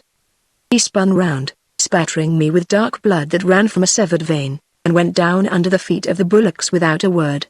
Then the bullocks turned, stampeded by the sight and smell of blood, and crowded back upon the sheep and goats, and the porters dropped their burdens and tried to run. Ahara threw up his musket and shattered the skull of a huge black who came at him with a knife like the blade of a scythe, and, himself stooping to pick up the knife, grappled with another and died, shrieking, from a spear thrust up under the ribs. Then one of the porters hurled a bundle at a man who was about to cut him down, and the bundle broke and a shower of yellow gold scattered high front of us, whereupon there was a short, fierce rush for plunder, side by side with Arnold Lament and Gleason. Emptying my pistol into the crowd, I saw out of the corner of my eye that the blacks were cutting their way into the heart of the caravan for slaves and booty. Imagine, if you can, that motley horde which had rushed upon us out of the wood. Some, naked except for loincloths, brandished spears and howled like enraged maniacs. Some, in queer quilted armor and helmets with ostrich plumes, clumsily wielded trade muskets. Some advanced boldly under the cover of shields, and others, ranging through the underbrush, kept up a desultory flight of arrows. It was primitive, unorganized, ferocious war. Mon Dieu, what a spectacle! Arnold exclaimed. Then, now, my friends, quick! To the left! While the thieves steal, we yet may escape. Up from the melee, streaked with blood and dust, now came the trader. All is gone! He wailed, and waved his arms and shrieked and stamped and cursed and jabbered on in Spanish. Had our enemies been content to delay their plundering until they had killed us all, not one of us would have escaped to tell the true story of that bloody day. But at the sight of a rich caravan and loose gold, blacks, in the twinkling of an eye, were fighting among themselves. Quick! Again cried Arnold's voice, strangely familiar in the midst of that grotesquely unreal uproar, and as amazingly precise as ever. Quick, gentlemen! It is our only chance. And with that, he, Gleason, Matteson, the trader, Abe, and I took to our heels into the bushes. The woods behind the line of the ambush appeared to be deserted. At the foot of a ravine ran the creek. We crossed it by a rude bridge of branches, hastily and silently climbed the opposite bank, and stole off quite unobserved. 100 yards farther on, at the sound of a great thrash and clatter, we dove into the undergrowth and lay hidden while a band of blacks tore past us to the scene of battle. But getting hastily up as soon as they were out of sight, we resumed our headlong retreat. Every bush and tree darkly threatened us. Great rocks, deeply clothed in moss and tumbled so together as to form damp holes and caves, at once tempted us by their scores of hiding places and filled us with apprehension lest natives might have hidden there before us. But as if we were playing the old game of follow my leader, we scrambled up and down, and in and out, and always hard ahead, until we again heard before us a rumble of voices and pounding feet, and a second tune, desperately, flung ourselves into the undergrowth and lay all a tremble while 100 naked negroes, armed with bows and clubs and spears, came trotting, single file, like wolves, and passed us not 50 feet away. As they disappeared, and while we still dared not move, I saw something stir not 5 English cubits from my face. I caught my breath and stared at the thing. 10 feet ahead of it, the leaves and ferns rustled, and 20 feet ahead of it then, twitching, it disappeared. I broke out from head to foot in sweat. Unwittingly, we had thrown ourselves down within hand's reach of a great serpent. Whether or not newly gorged, and so too sleepy to resent our nearness, it moved slowly away through the quivering undergrowth. When we had put a mile between ourselves and the plundered caravan, Patterson turned with an oath.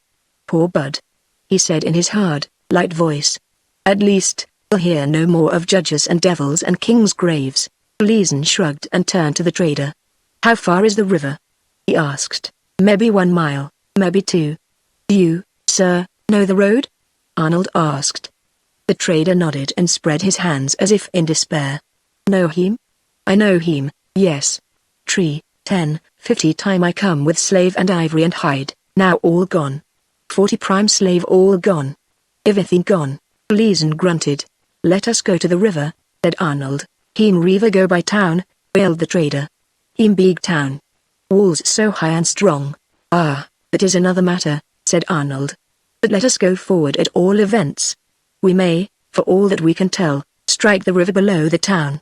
So forward we went in the darkness, and a slow, tedious journey it was, particularly for Abe and me, who helped Matteson along as best we could, but we avoided the town by the sound of drumming that issued from behind its walls, and having helped ourselves to fruit from the patches of cultivated land that we passed, we at last emerged from the darkness of the woods into the half-light of a great clearing, and saw a vast, black, living surface on which strange lights played unsteadily. It seemed unbelievable that it really could be the same river that we had left so long ago, in the sense of all that had happened, so very long ago, and yet I knew, as I watched Gleason and Matteson, that it must be the same. The black, swift current recalled to my mind the toil that we had expended in coming so far to so little purpose. In which direction the creek lay that we had entered on our way to the ill-fated hut, I had not the remotest idea. But I looked a long time downstream toward the mission. Bearing around in a rough half-circle, we worked slowly down the bank, until the walls of the town itself were before us, at a safe distance. "Our boat," said Matteson, grimly, "is 50 miles away." "Wait here," said I. "There'll be canoes under the town." "I'll get one." Gleason made a motion as if to go himself, but Arnold shook his head. "No, let Joe go first. He will learn where the canoes are, and do it more quietly than we." They all sat down by the edge of the water, and, leaving them, I went on alone. It took all the courage I could muster, but having rashly offered, I would not hesitate. For one thing, it gave me time to think, and in a sense I desired to think, although in another sense it came to me that I was more afraid of my own thoughts than of all the walled towns in Africa. The living nightmare through which we had passed had left me worn in body and mind. That Uncle Seth, upon whom once I had placed every confidence, should have died so tragic a death, now brought me a fresh burst of sorrow, as if I realized it for the first time. It seemed to me that I could hear his sharp yet kindly voice speaking to me of little things in our life at Opham. I thought of one episode after another in those earlier days, some of them, things that had happened while my mother was alive, others, things that had happened after her death, all, things that I had almost forgotten long before. My poor uncle, I thought for the 100th time, my poor uncle. Then suddenly another thought came to me and I straightened up and stood well nigh aghast. By the terms of my uncle's will, of which more than once he had told me, all that had been his was mine, the river silently swept down between its high banks, past me who stood where the waves licked at my feet, past the black walls of the town, which stood like a sentinel guarding the unknown fastnesses of the continent of Africa, past high hill and low gravel shoal and bottomless morass, past pawpaw and pine palm and mangrove, to the mission and the sea. There I stood, as still as a statue, until after a long time I remembered my errand and, like one just awakened, continued on my way. I found a score of canoes drawn up on the beach under the town, and very carefully placing paddles by one that was large enough for our entire party, I cautiously returned to the others and reported what I had done.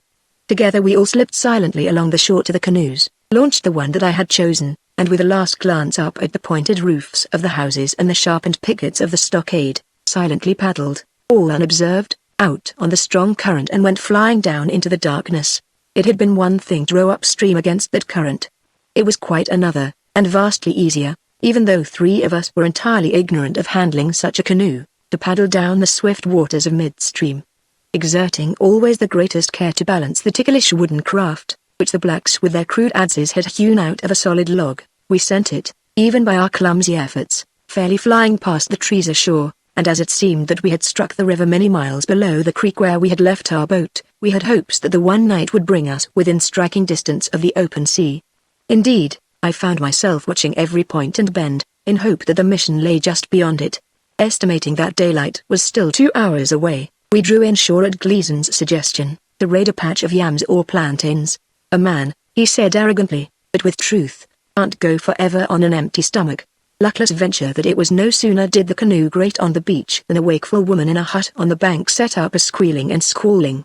As we put out again incontinently into the river, we heard, first behind us, then also ahead of us, the roll of those accursed native drums. To this very day I abhor the sound of drumming. It has a devilishly haunting note that I cannot escape, and small wonder. We swept on down the current, but now, here and there, the riverbanks were alive with blacks, and always the booming of drums ran before us, to warn the country that we were coming. Once, as we passed a wooded point, a spear flew over our heads and went hissing into the water, and I was all for putting over to the other bank. But Arnold, who could use his eyes and ears as well as his head, cried, "No! Watch!" All at once, under the dark bank of the river, there was screaming and splashing and floundering.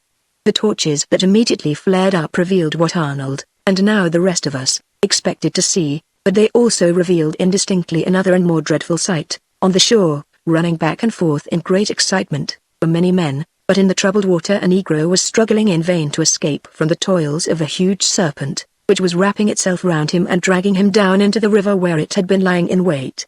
To me, even though I knew that that very negro had been watching for a chance to waylay us, the sight of the poor fellow's horrible death almost overcame me. Not so with Matteson and Gleason.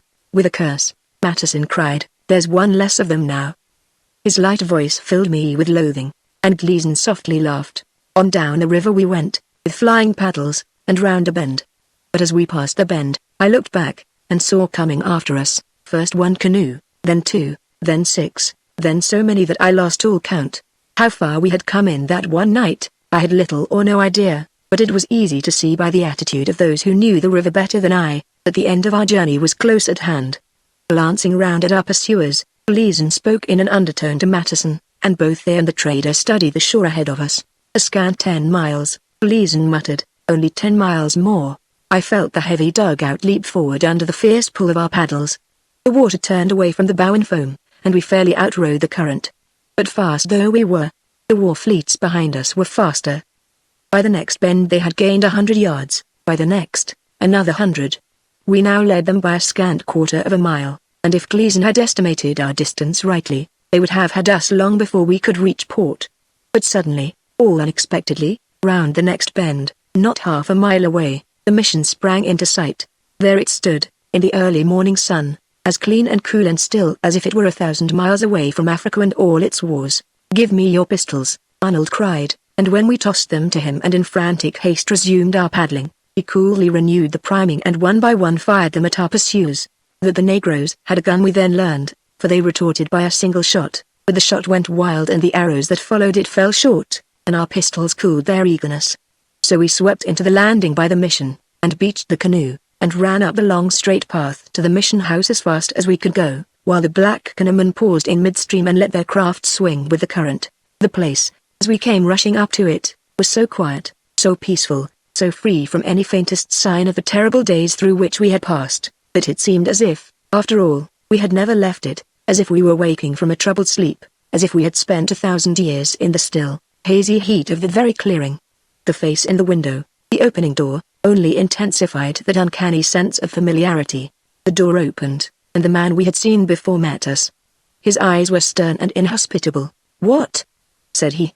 "Must you bring your vile quarrels and vile wars to the very threshold of one whose whole duty here is to preach the word of God?" "Those," cried Arnold, angry in turn, but as always, precise in phrase and enunciation, "are hard words to cast at strangers who come to your gate in trouble." "Trouble, sir, of your own brewing," the missionary retorted. "What you have been up to, I do not know. Nor have I any wish to save your rascally necks from a fate you no doubt richly merit." "Your words are inclusive," I cried. "They certainly include you, young man.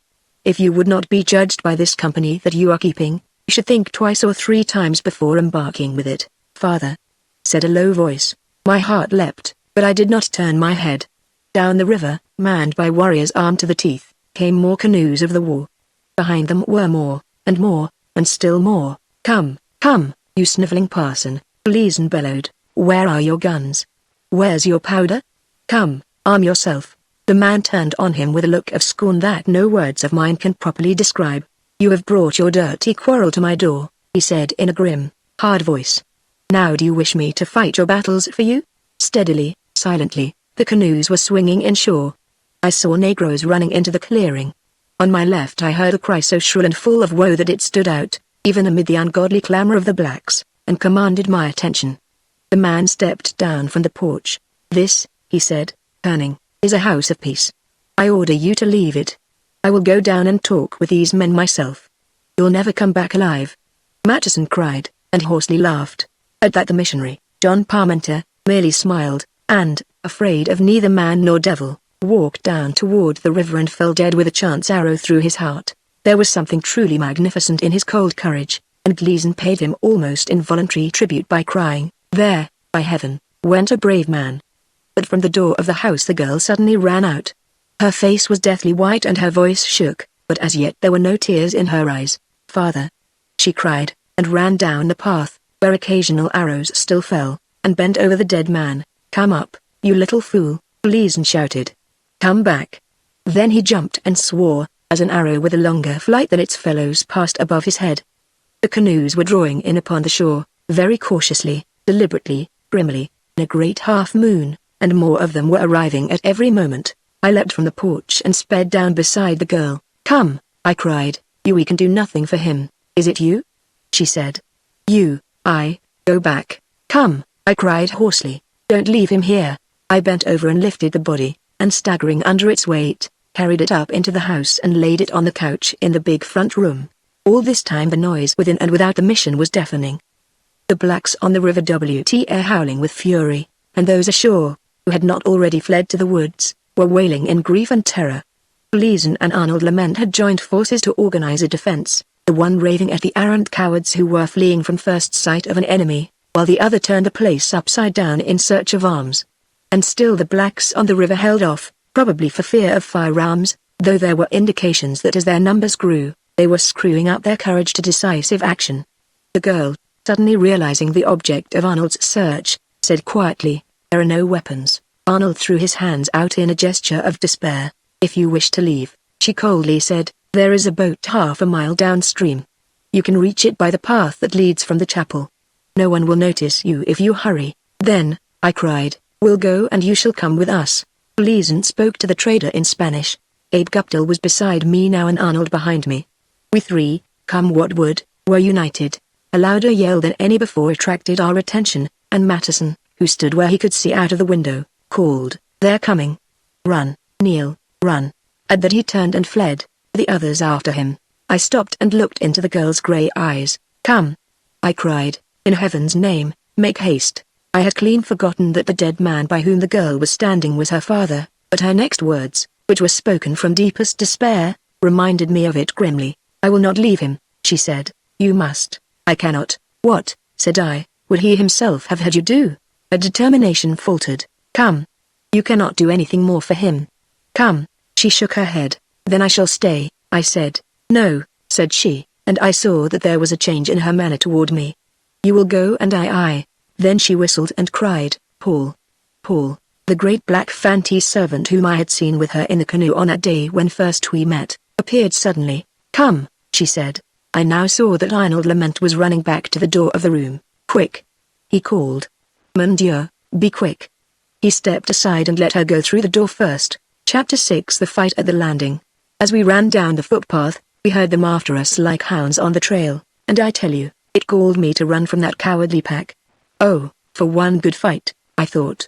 For a chance to avenge Seth Upham, who lay miles away beside the spring at the king's grave, to avenge the stern man who had fallen so bravely in front of the mission. For a chance to show the black curs that we would and could meet them, though the odds against us were 100 to 1. A chance to hold our own with them in defiance of their arms and numbers. The hot pride of youth burned in my cheeks, and I was actually tempted to turn on them there and then. Now I thought of something besides myself, of something besides Seth Upham's rights and my own. I thought of the girl who ran ahead of me so lightly and easily. Be the hazards what they might, be the shame of our retreat ever so great, she must not, while one of us lived, be left to that herd at our heels. So, running thus in headlong flight, out we came on the river bank.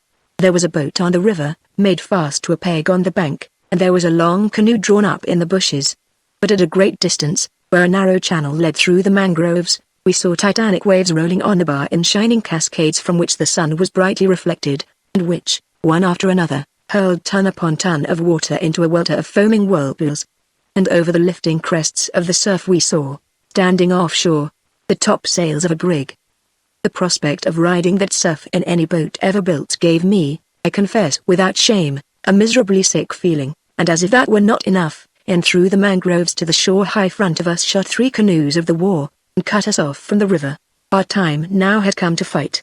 With blacks behind us and blacks before us, we could no longer double and turn. The river, we knew, was alive with the canoes of the war.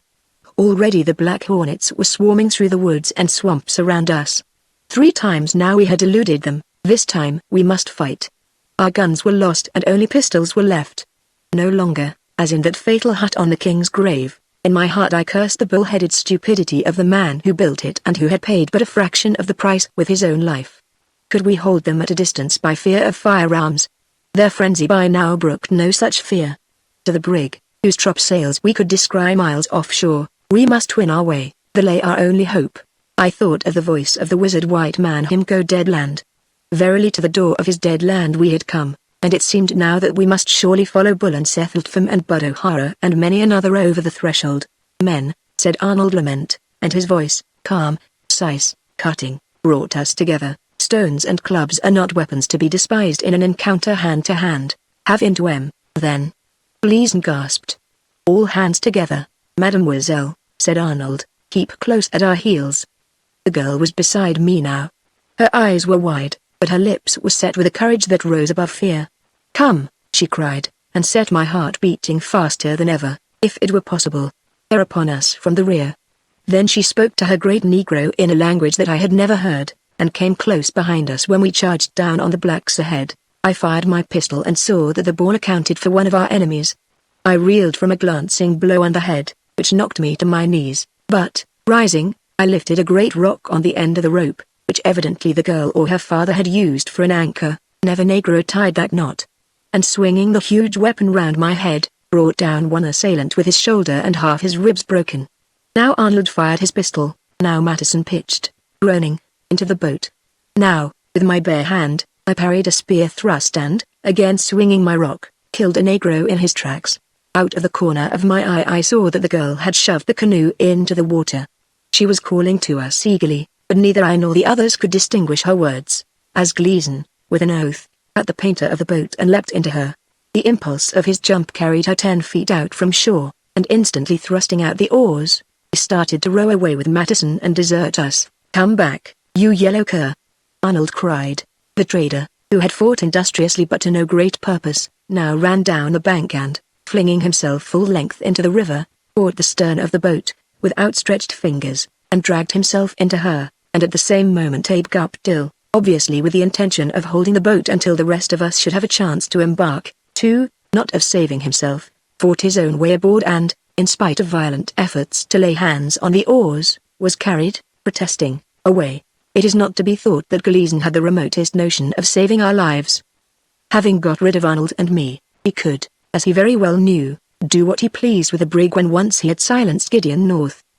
But although he had every desire not to help us, he in truth did help us in very spite of himself. No sooner did he appear to be getting safely out into the river, the blacks, who had us all but at their mercy, suddenly bent every effort to keep him, too, from escaping. Let them go.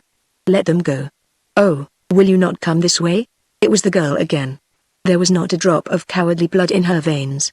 She, in the bow of the canoe and her big black servant in the stern, held the craft against the bank, taking advantage of the momentary respite that we got while the enemy was putting after Gleason, Arnold and I fairly trembling in our haste. Arnold missed his footing and plunged waist deep into the river, climbed in after them. All this, which has taken a long time to tell, happened like so many cracks of the whip. Each event leapt sharply and suddenly at the heels of another, so that it was really but a few seconds, at all events less than a minute, after our arrival at the shore when we found ourselves gliding swiftly and noiselessly through a tiny channel among the mangroves, of which Gleason had never dreamed. A turn of the paddle carried us out of sight of the struggle behind us, and it now appeared that, once out of sight, we were likewise out of mind. Mademoiselle, said Arnold, with a manner at once so deferential and in itself so proud, that it puzzled me more than a little, shall we not paddle? Permit me to take your place, thank you. No, she said.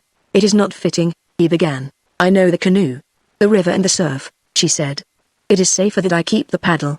And to my surprise, as well as Arnold's, she did keep it and handled it in a way that would have shamed our efforts had we been permitted to try.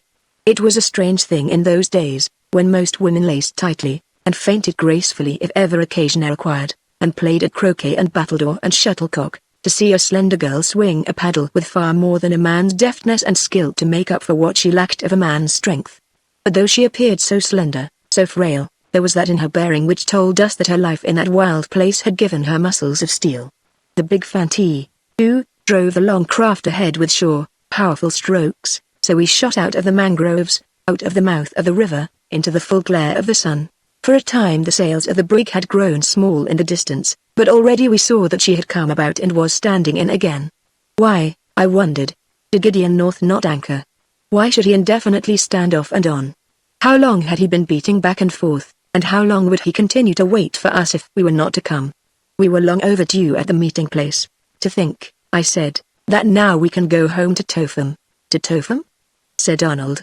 There was a question in his voice. "I should be surer of going home to Topham if we were rid of Gleason. Also, my friend, we must ride that surf to the open sea." The Negro in the stern of the canoe now spoke up in gutturals. "See!" Arnold cried. Looking back up the river, we saw Gleason and Abe Guptill, whom we had outdistanced by our short-cut, now rowing madly downstream. Big and heavy through the boat was, a rowed with the strength that precedes despair, and sent her ploughing through the river with a wake such as a cutter might have left. In the stern beside the trader lay Matteson, and though his face, we could see, was streaked with blood, he menaced the Negroes upstream with a loaded pistol. Arrows flew, and then a long spear hurtled through the air and struck the bow of the boat.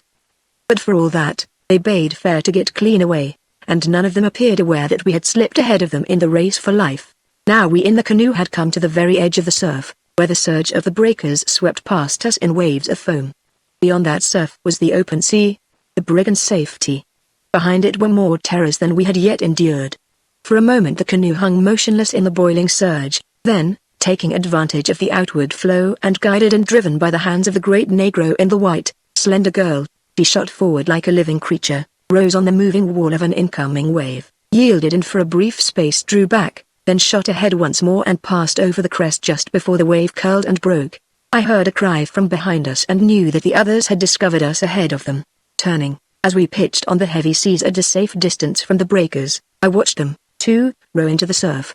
I faintly heard Matteson's pistol spit, then I saw Gleason drive the boat forward, saw her hesitate and swing round, lose way and go over as the next wave broke. Then we saw them swimming and heard their cries. As a mere matter of cold justice we should, I am convinced, have left that villainous pair, Matteson and Gleason, to their fate. They had been ready enough to leave us to ours. Their whole career was sown with fraud, cruelty, brazen effrontery, and downright dishonesty. But even Arnold and I could scarcely have borne to do that, for the trader was guiltless enough according to his lights, and Abe Guptill was struggling with them in the water. The girl, turning and looking back when she heard them shouts, spoke to the great Negro in his own language. The canoe came about. Again we paused, waiting for a lull. Then we shot back on the crest of a wave, back down upon the overturned boat, and within gunshot of the flotilla of canoes that were spreading to receive us. As we passed the wallowing boat I leaned out and caught Gleason's hands and drew him up to the canoe. The Negro cried a hoarse warning, and the canoe herself almost went over, but by as clever use of paddles as ever man achieved, girl and the Negro brought us up on an even keel. Arnold and I lifted Gleason aboard, half drowned, and gave a hand to Abe Guptill, who had made out to swim to the canoe. Of Matteson and the trader we saw no sign. Then Abe, himself but newly rescued, gave a lurch to starboard, and with a clutch at something just under water, was whipped, fiercely struggling to prevent it, clean overboard. We could neither stop nor turn, either would have been suicide. Would we or would we not? We went past him and left him, and drove on in the wash of the breaking waves down upon the grim line of canoes. To them we must have seemed a visitation. When I sit alone in the dark I can see again in memory, very clearly, that white girl, her eyes flashing, that great, black Fantee, his bare teeth thrust out between his thick lips. The long breakers were roaring as they swept across the bar and crashed at slow intervals behind us. In those seething waters the fiercest attack would have been futile. The very tigers of the sea must have lain just beyond the wash of the surf, as did the war. The one who has never seen a Fantee on his native coast, the story that I tell of that wild canoe ride may seem incredible. It was an appalling, horrifying thing to those of us who were forced passively to endure it, who a dozen tunes were flung to the very brink of death. And yet every word is true. Though I could scarce draw breath, so swiftly did we escape one danger only to meet another, the big black, trained from childhood to face every peril of the coast, with the white girl paddling in the bow, brought the canoe through the surf and shipped no more than a bucket of water. And then that Negro and that slim girl turned in the surge, as coolly as if there were no enemy within 1,000 miles, and started back, out again through the surf, to the adventure. Were we thus, I thought, to lose Abe Guptill, whom but now we had rescued, good old Abe Guptill, into whose home I had gone long since with the sad news that had forced him to embark with us on Gleason's mad quest. The thunder of the seas was so loud that I could only wait. No words that I might utter could be heard a hand's breadth away. For a moment the canoe hung motionless on the racing waters as a hummingbird hangs in the air, then she shot ahead, and up from the sea, directly in her path, came a tangle of bodies. Leaning out, Arnold and I laid hands on Abe and Matteson, and while the Negro held the canoe in place, the girl herself reached back and caught that rascal of a trader by the hair. Now tons of water broke around us and the canoe half filled. Now the big Negro, by the might of his single paddle, drove us forward. The wash of water caught us up and carried us on half a cable's length. The Negro again fairly lifted us by his great strength. We went in safety over the crest of the next wave. Then as we drew the last of the three into the canoe, we began to pitch in the heavy swell of the open sea. With our backs turned forever on the war, we paddled out to meet the brig. Our great quest had failed. We had left a trail of dead men, plundered goods, and a broken mission. But though all our hopes had gone wrong, though Gleason had lost all that he sought, there was that in his face as he lay sick and miserable in the canoe which told me that he had other strings for his bow, and when I looked up at the brig, I vowed to myself that I would defend my own property with as much zeal as I would have defended my uncle's. "See," Arnold whispered. "Yonder is a strange ship." I saw the sail, but I thought little of it at the tune. I had grown surprisingly high many ways, but to this very day I have not acquired Arnold Lament's wonderful power to appraise seemingly insignificant events at their true value. I only thought of how glad I was to come at last to the shelter of the brig Adventure, how strangely glad I was to have brought off the girl from the mission. And when he came up under the side of the brig and saw honest Gideon North and all the others on deck looking down at us, the girl let her paddle slide into the water and bent her head on her hands and cried. Part 7. The Long Road Home, Chapter 1. The cruiser, Matteson, Gleason and the trader, Arnold, Abe and I, and the white girl and her great black servant, all were crowded into a frail dugout, which must long since have foundered, but for the marvelous skill of the big Fanti canoeman in the sureness and steadiness with which the girl had wielded her paddle. And now the girl sat with her face buried in her hands and her shoulders shaking as she sobbed, and the big black, awed and frightened by the nearness and strangeness of the good Adventure, was looking up at the men who had crowded to the rail above him. As the brig came into the wind and lay beside the canoe, our yards sharply counterbraced, the long seas rose to the gunwale of our heavily laden and waterlogged little craft, and she slowly filled and settled. We should have perished there and then, within an arm's length of the solid planks that promised safety, had not Gideon North acted promptly. As the canoe settled and the water rose, I suddenly found myself swimming, and gave the bottom of the canoe a kick and plunged forward through the water to reach the girl and hold her up. At the same moment, indistinctly through the rush of the waves, I heard Captain North giving orders. Then I saw Abe beside me, swimming on the same errand, and heard someone spluttering and choking behind me, and I came up beside the girl and, seizing one slender wrist, drew her arm over my shoulder and swam slowly by the brig. There was no excitement or clamor.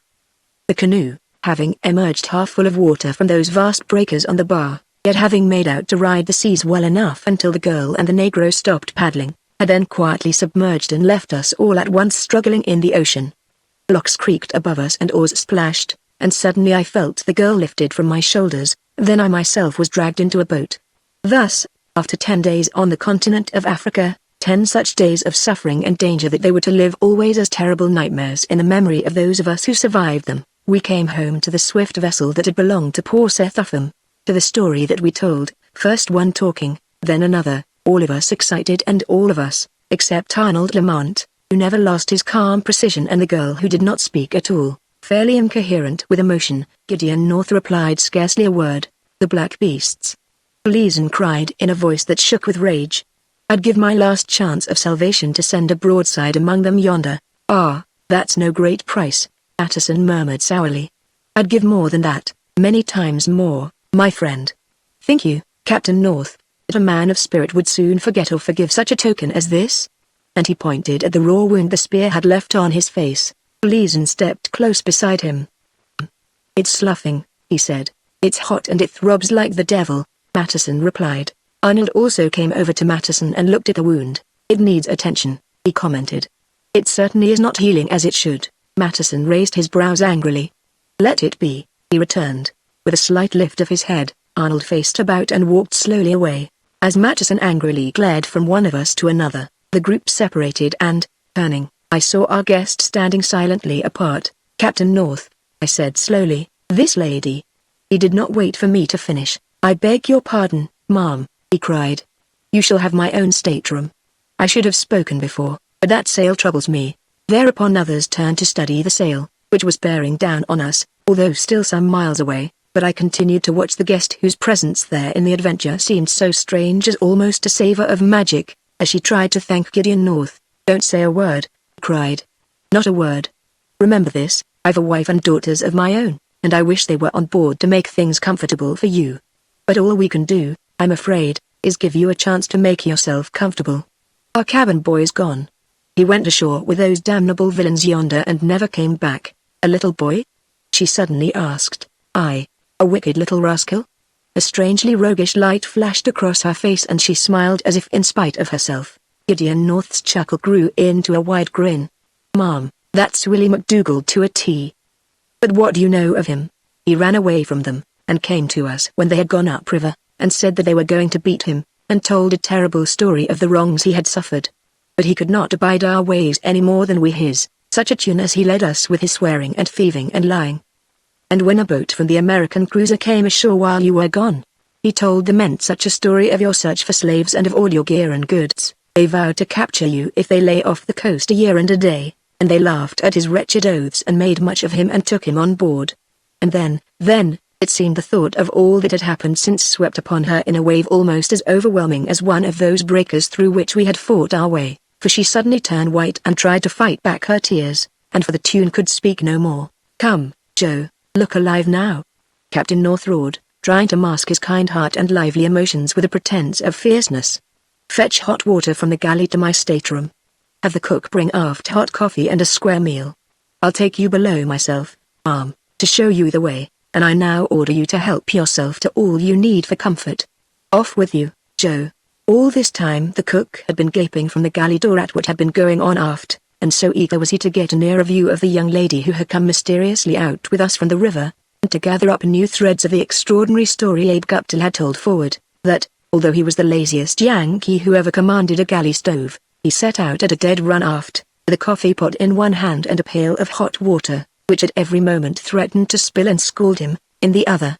Captain North at once came on deck again and found the rest of us still intent on the approaching ship, which with all her canvas spread was bearing down upon us like a racehorse. The cook, on his way forward, paused to survey her. The watch, now glancing anxiously aft, now studying the stranger, was standing by for whatever orders should be forthcoming. "Sir," said Arnold, "she means trouble." "We've waited too long already," Captain North replied. Raising the trumpet he cried, "Call up all hands. There, Mr. Severance." A moment later he looked keenly at Matteson. "Mr. Matteson," he said, "you are exhausted." "I am a little peaked," Matteson said thoughtfully, "a little peaked, but not exhausted. Will you take your station, sir?" "I will." Still in his wet clothes and cautiously touching his inflamed wound, Matteson went forward to the forecastle. There was something soldierly in his promptness. It was so evident that his strength was scarcely equal to his task, that for his hardihood, little as I liked him, I freely gave him credit. "Mr. Gleason," said Captain North, "I am afraid we must show her our heels. If I could lay my hands on the lean neck of William McDougal," Gleason growled, "I'd wring his head clean off. She unquestionably is bearing down on us." "She is, and she knows," cried Gleason. "All that Willie McDougal can tell her of casks and farina and shackles and lumber for extra decks, and of false papers with which you so carefully provided yourself." 1. Gideon North's face all this time was as sober as a judge's, but now I saw that he was deliberately tormenting Gleason with the various preparations the man had made for that unholy traffic in slaves. Although Gleason himself by now perceived it, his wrath turned on our erstwhile cabin boy rather than on Gideon North. He swore vilely. "Aye," he cried, We must run or hang. And all for the word of a prying, cursing, eavesdropping young rooster that I might have wrung the neck of, any day for months past. If ever I lay hands on his ape's throat, I gather, sir, Captain North dryly interposed, you'll use him harshly. With that he turned his back on Gleason and raised his trumpet. Lay aloft and loose the main tog pants one. Man the toglant sheets and halyards. Some of you men, there, stand by the clewns and braces.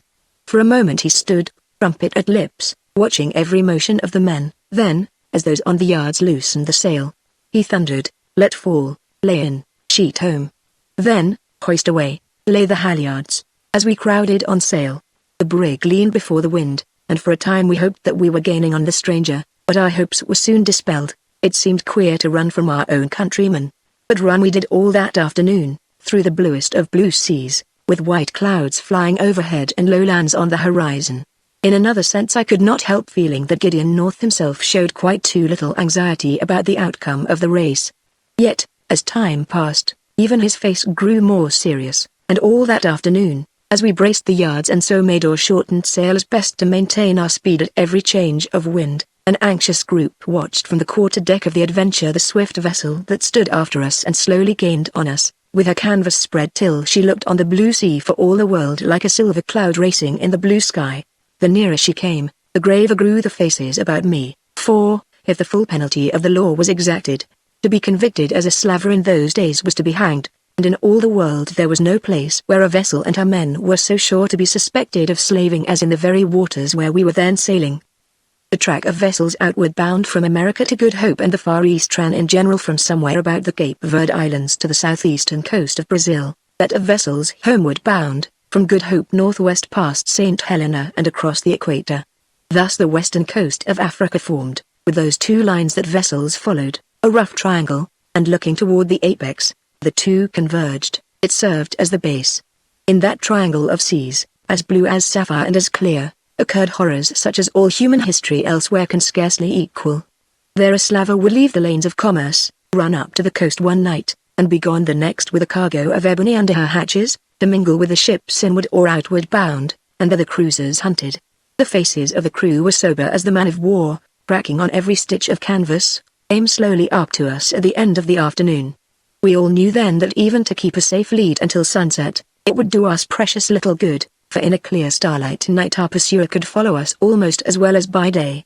Arnold Lamont was inscrutable, Gideon North was gravely silent, Matteson and Gleason were angry and sullen, and the luckless trader, who had escaped from his ambushed caravan only to find himself in a doomed vessel, was yellow with fear. There was not a man, forward or aft, who did not know the incalculable stakes for which we were racing.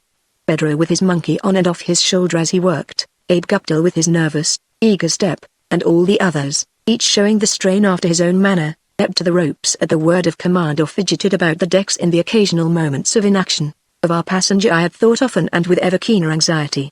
How the fast approaching end of our race would affect our future I could only guess, and really I was more anxious for her than for myself.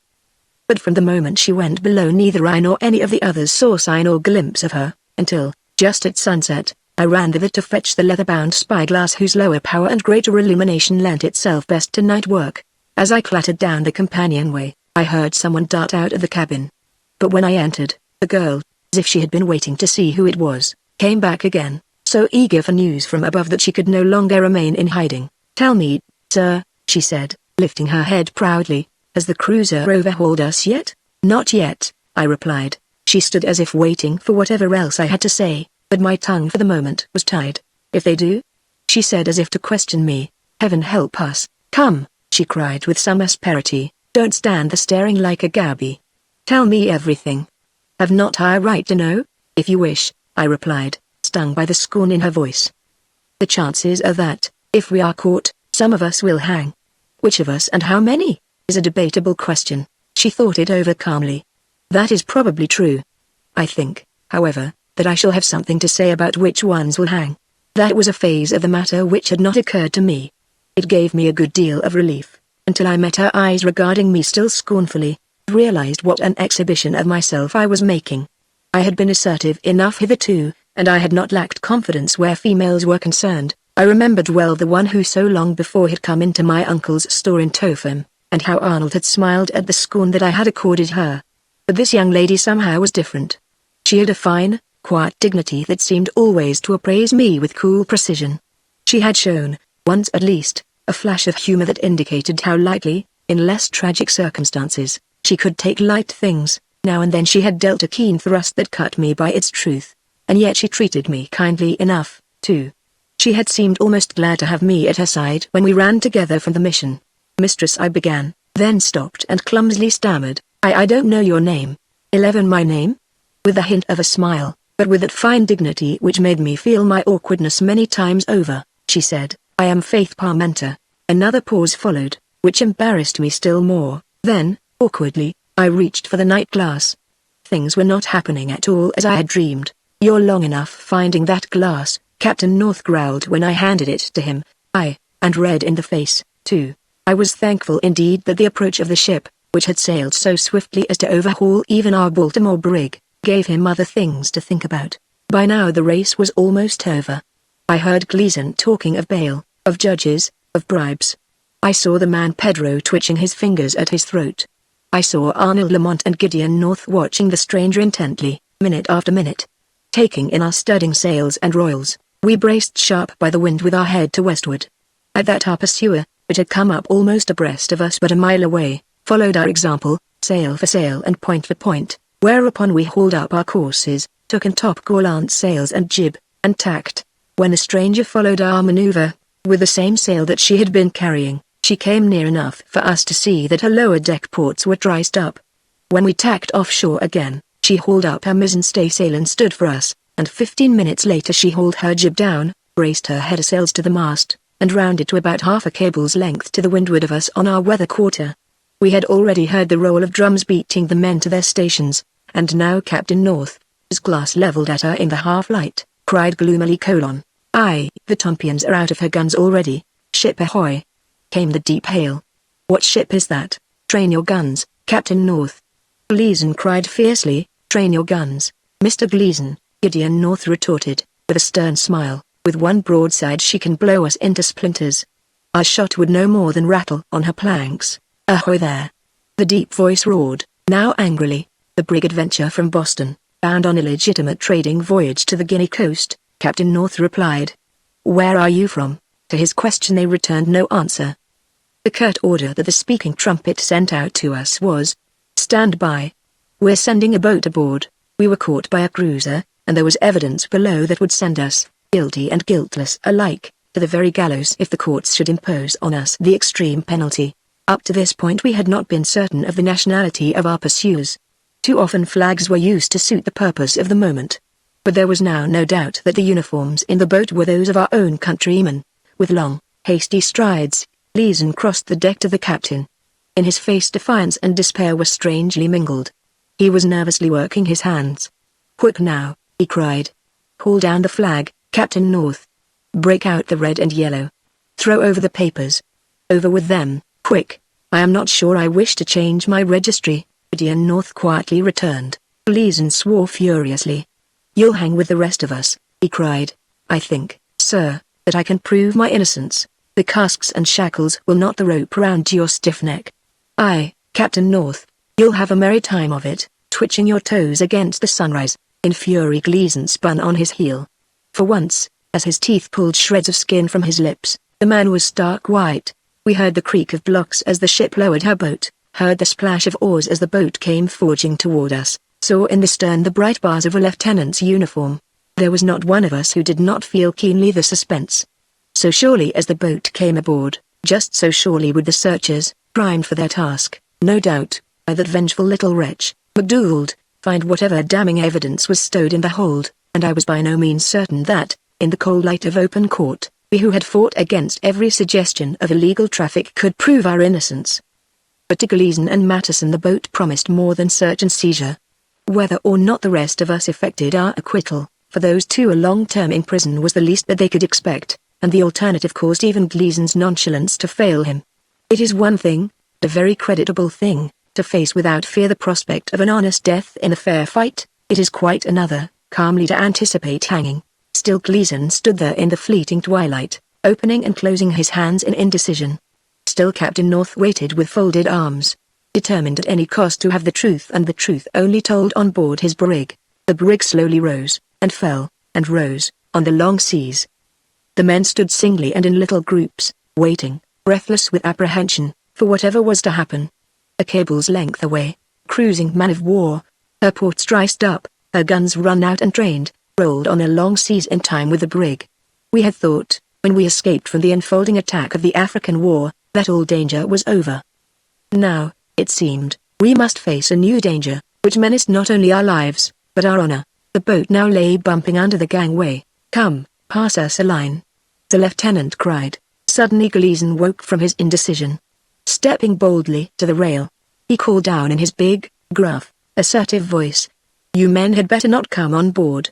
Mind you, I've given you fair warning." "What's that you're saying? You better not come on board. We've got 4 cases of smallpox already, and 2 more that I think are coming down." The men in the boat instantly shoved off, and a dozen feet away sat talking in low voices.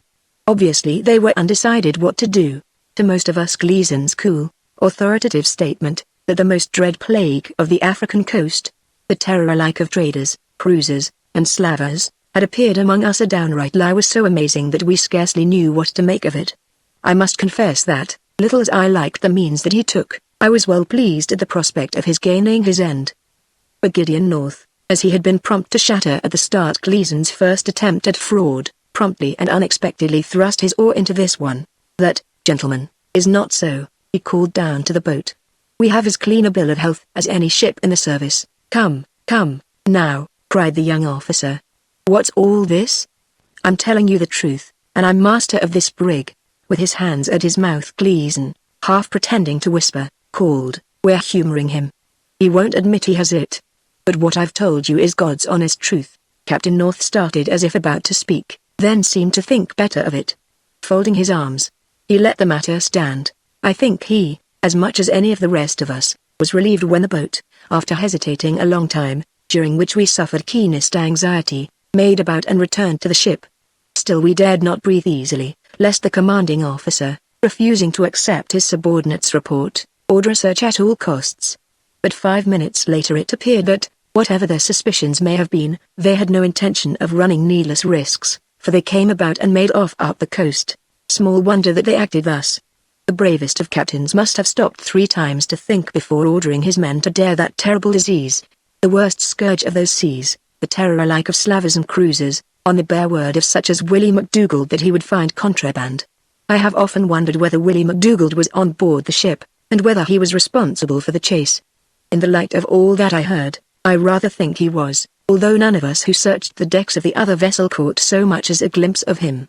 But if so, it must have disappointed him deeply that his revenge failed to reach Cornelius Gleason and Pedro's monkey, and seeing the monkey, which had eluded its owner and strayed aft, perched in the rigging and malevolently eyeing Gleason himself, I laughed aloud. Then I saw that it was no time for laughing, for Gleason and Gideon North were standing grimly face to face. Arnold and Matteson and the trader were gathering close around them. Out of the rumble of angry voices, one came to me more distinctly than any of the others. "Mr. Gleason, it is time that we settled this question once and for all. If you will come below with me, we can reach, I am sure, a decision that will be best for all of us in the adventure." It was Captain North who spoke. As he moved toward the companionway, I saw that Arnold Lament was beckoning to me. Chapter 2 A Passage at ARMS. Across the cabin table was spread the big, inaccurate chart of the west coast of Africa, on which Captain North had penciled the rat-infested island and the river. Seeing it now for the first time since he had returned to the brig, Gleason planted one finger on the picture of the spot where we had found the wrecked ship with the bones of the drowned slaves still chained to her timbers. "4. He growled. "If only she was afloat. There was a ship for you. Given her at sea again, handsome and handy, 2 good men would never have lost their lives. Even that she was not beyond repair, and we might yet kedge her off and plank her and caulk her and rig her anew." "She's done," said Matteson languidly. "Forget her." He laid his head on the table and closed his eyes. "Molly." There was a new note of concern in Gleason's voice.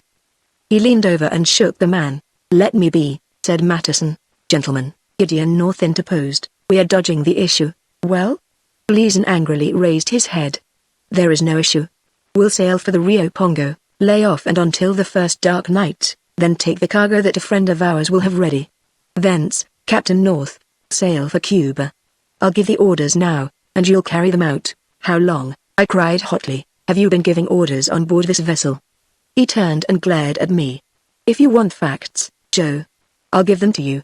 I've been giving orders aboard this vessel from the day we sailed from Boston until now, and seeing that they were obeyed, too, you young cub. But if you want fancies, such as are suitable for the young, I've owned the brig only since Seth Upham went mad and got himself killed. You own the brig? Yes, I own the brig, you lie. That he merely laughed, enraged me more than if he had hit me. He. I repeated.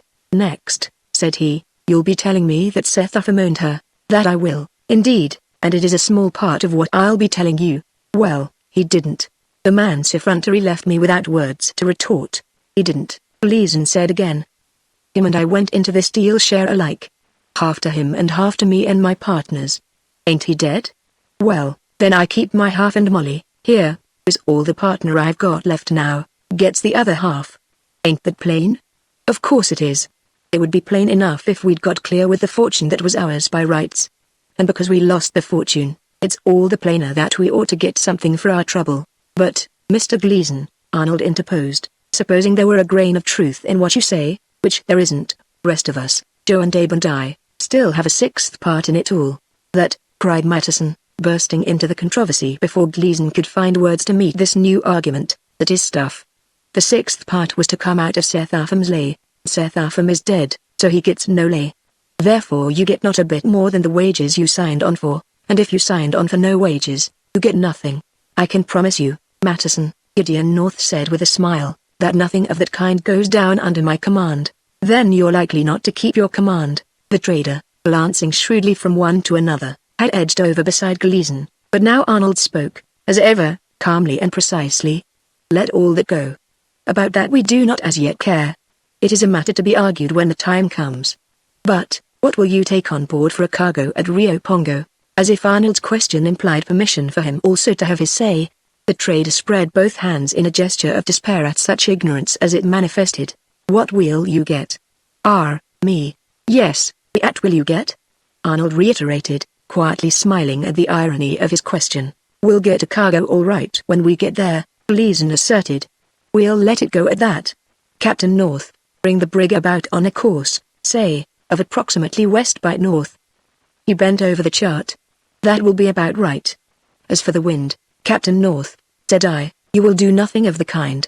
Unless we can get an honest cargo, you will head straight back to Boston and sell the Adventure for what she'll bring. What will you get? The still amazed trader cried again.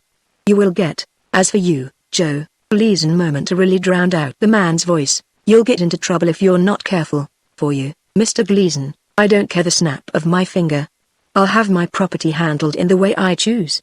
For a moment Gleason glared at me in angry silence, and in that moment, the trader found opportunity to finish his sentence, which he did with an air of such pleasure in the tidings he gave, and all the time so completely unconscious of the subtler undercurrents of our quarrel, that to an unprejudiced observer it would have been ludicrous in the extreme. You will get, niggers. Such prime, stout, strong niggers. It is a pleasure always to buy niggers at Rio Pongo. Such barracoons. Such niggers. Although for a long tune we had very well known the hidden real object of Gleason's return to Topham and of the mad quest on which he had led us, this was the first time that anyone had frankly put it into so many words. The anger and defiance with which our two parties eyed each other seemed moment by moment to grow more intense. Well, there's no need to look so glum about it, said Gleason at last. Half the deacons in New England live on the proceeds of rum and notions, and they know well enough what trade their goods are sold in. You may talk all you will the gospel, they take their dollars, when their ships come home. Your Englishman may talk of his cruises on the coast and his laws that Parliament made for him, but when the bills come back on London for his Birmingham muskets and Liverpool lead and Manchester cotton, he don't cry bad money and turn 'em down. Why, then, should we? Where there's niggers, there'll be slaves. It's in the blood of them. Be that as it may, I retorted, not a slave shall board this vessel. 2. It appears, Gleason slowly returned, that this brig, which is a small craft at best, is not big enough for both of us, not if you think you can give yourself the airs of an owner. Hear that, you? Heirs of an owner. Well, I am owner. I think, yes, I will give you a greater honor than you deserve. Suddenly he leaned over and roared at me, Get down on your knees and apologize, or, though help me, I'll strike you dead on the spot. Quicker than the flash I reached out and slapped him on the face, and as I did so I remembered the time when O'Hara had slapped Seth Upham. With his hand half drawn back as if to seize a chair for a cudgel, he stopped, smiled, spun round and reached for the pair of swords on the bulkhead.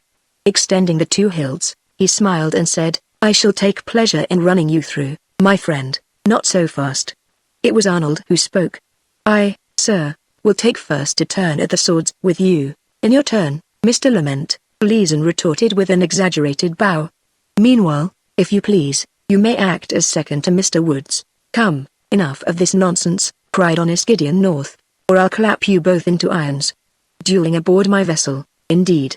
He looked appraisingly from one of us to the other. I will fight him, I coolly replied. You will you? I will.